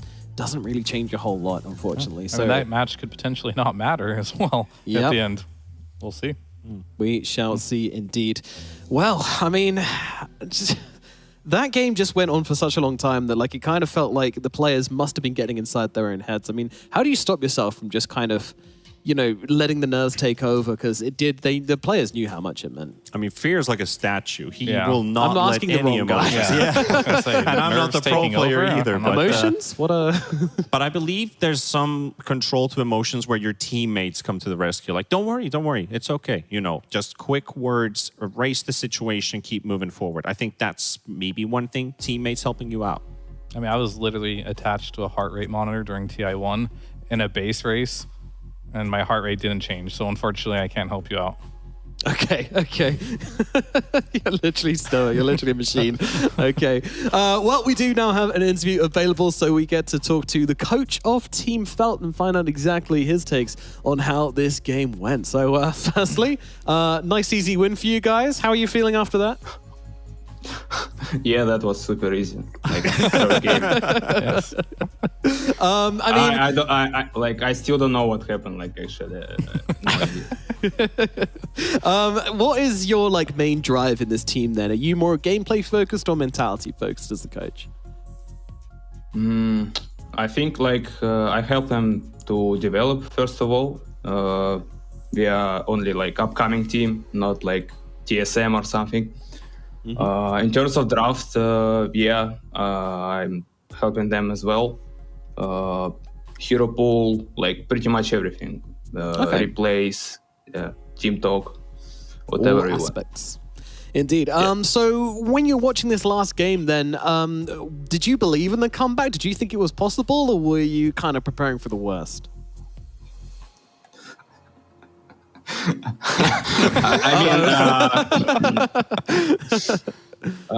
It wasn't like according to plan, like third game. That's obvious. But we knew like this Dragon Knight and Death Prophet kinda doing the same. Like they can take towers, but they can't really farm that fast on dire side. Like Leshrak did last game. We also knew they want to pick sniper, so like our offlaner knows that matchup. I don't know, so we trust him. It was a really crazy game, but we did it in the end, so that's only that matters, right? Yeah, absolutely. You got the dub. That's all that matters. All right, congratulations on the win. So which of your players do you feel like needs the most coaching, or would you spend the most time coaching? I think our position 4 didn't play position 4 professionally previously, so we are trying to like broad his hero pool, like developing his rotations and stuff. I think our carry has the great potential actually. There are some shaky moments, but otherwise he's doing some cool plays. I can see him going higher and higher. Right, so I know as like a coach, sometimes you have a specialty. Usually depends on like what role you play. How do you feel like you help the most as a coach? Like which position specifically? I work with this captain of the team, like position 4 guy, for a really long time. So I kinda developed on all positions. Mostly I think I helped with position 1 because in my previous team, years ago, I worked with a guy named Crystalis, who plays in Team Secret. I know how to help him to develop. Yeah. All right. Congrats on your victory here. And actually, since your name hasn't come across, probably the thing with coaches as well, that they don't get to be spotted as easily. People don't necessarily know who they are. So I just wanted to do a bit of a deep dive on your background. So what was your path to coaching like? Was there something you did before you took over the coaching role? I did. I was working the Russian site Pro.ru. It's equivalent of NA famous forum, very toxic one. But I worked as a newsmaker years ago. Draft analysis basically, and then I worked with several teams, with Crystalis, with another guys. So I just like to watch Dota, analyze Dota. I'm a big fan of Dota, obviously. Yeah. Same here. So. Nice. That's all right. Actually, I had a bit of more of a deep dive question on the next one. So I just wanted to ask, how long have you been with this current team? That's the first tournament. Yeah. Right. So how big of a role did you take at the start of this roster, introducing your style of play and getting the players to play on your ideas? Or was it more from the players getting to play their ideas and you kind of help them adapt? I think ideally we should combine our ideas. I don't like this, the style of coaching that you just force the draft on players and you go play whatever I micromanage. Want. But, but if he is not comfortable on the hero, okay, we will throw the game eventually. So, people are calling, like suggesting the heroes, but we all have like the word in the end. Right now, like the last game, I'm telling you straight, it was like pure chaos in the draft. But yeah, what can you do? What can you do? Yeah, you should have seen us in the green room. All sorts of feelings there. Final question from me. Since North America, these rosters have been a bit all over the place, a lot of player shuffle, so this might be a bit difficult to answer, but I hope I get a good answer from you. How do you put more emphasis on chemistry building, or do you let the players have more freedom on chemistry and relationships as a team? I mean, ideally you would have some kind of boot camp that you can like gather people together and you build chemistry there through like doing stuff together basically. But we don't have that opportunity yet. So, we talk a lot, we discuss drafts a lot. And right now we are building up for the future, I guess, like I hope, yes. So yeah, right now we are in a good place, honestly. Right. That sounds really good. Right. Thank you for your answers. All right, good stuff. Well, it sounded very promising. So my final question is not going to be about you guys. I just want to know, which two teams from NA do you think are going to be making it to the major this season? Shopify, obviously, and TSM, right? Okay, all right. Not giving nouns a shot. No nouns. Fair enough, fair enough. No offense, guys. Yeah. I like them all. Understandable. All righty. Well, we won't take up any more of your time. Thank you so much for coming to talk to us, Mamba, and best of luck in the remainder of the NADPC. Thanks a lot, guys. Goodbye. Thank you. I hope I'll see you again. Hopefully we will. As he's fading out. Oh no. I'll see you again. What an ending. What an ending. What a beautiful day. Wow. Felt, again, we've talked to them before, but these guys are pretty committed to staying together and improving and working on things. And Mamba seems to be a valuable addition to that. So it will be interesting to watch these guys. Would you agree that Hidamine was kind of a standout in this team and maybe one of the stars coming up? This tour, yeah. I feel like he really stepped it up this tour. Last tour I was watching him play, didn't really like his hero selections. His play left a lot desired for me as well, but going into this tour, he really stepped it up. Not only the hero selections, but also his gameplay. He's on the up. Yeah. Absolutely, yeah. Pulling some big stats as well on some of these heroes as well. So it's going to be entertaining to keep on watching Felk improve and see how they do through the rest. Of course, this win is going to put them in a reasonably good place after beating 5-Rat 4-Staff, pulling them away from the brink of elimination, which is very important to them. And 5-Rat 4-Staff, of course, in a very dangerous situation. We can take a look at that leaderboard right now and see exactly how things are looking, because 5-Rat 4-Staff now, it's a lot of losses. They are now 0-5. And the fun fact is, both of the two Division 2 teams are above elimination, and it is two ex-Division 1 teams who might exactly be ex-Division 1 teams at this pace. Wildcard and 5-Rat 4-Staff. And who would have seen this one coming? Yeah. I think DogChamp, we had big expectations for coming into it, but of course they did all that shuffling and all of a sudden we lost our confidence. So I guess it's more volatile than we previously thought. Absolutely, yeah. And if you're interested, by the way, the next time Felt are going to be playing are on the 31st against TSM and then against Nouns the day after that. Meanwhile, 5-Rat 4-Staff, they'll be playing against Bait on the 29th and they'll be playing against Wildcard on the 2nd. And our next day of games looks something a little bit like this. Shopify Rebellion versus Wildcard will be our opening matchup, and then we'll move into TSM versus Nouns. So, that's going to be a big one. That is going to be a huge series coming up for the second one. One of the big 3 games we've got coming up, and this is going to tell us a lot. Funny thing is, Wildcard did better against TSM than Rebellion did against TSM. So, is it TSM is bigger than Wildcard is bigger than Rebellion? We'll see. We'll see. It's an intriguing but very dangerous thought. Yeah. Wildcard need the wins to pull themselves out of relegation. That's not an easy win to get. Yeah, of course not. For that other series as well, TSM versus Nouns. Last tour, Nouns won game number 1. Game number 2, You thought they were going to win.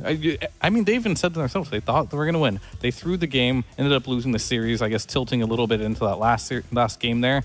Yep. This is going to be a huge match for Nouns if they can finally overcome that, like, not being able to win that game number 3. I'm not saying it's going to go to game 3, but if it does, Nouns really have to do some soul searching and really like cross that barrier that they haven't been able to cross before. Yeah, the winner of this series has a dramatic increase in probability of making it to the major, and that is very notable. They're both sitting at 4-0. One of them is going to lose. Rebellion already has 1 loss under their belt, so the top 3 battle, it gets really intense from that series onwards. Yeah, but we'll get started in just Don't miss 2 it. days' time. miss Do it. not miss it. It's going to be hype, and we cannot wait. But from today, we are going to be saying goodbye. Thank you so much for joining us. I hope you enjoyed Super Sunday, and we'll be back in 2 days' time for more NA DPC action. Goodbye.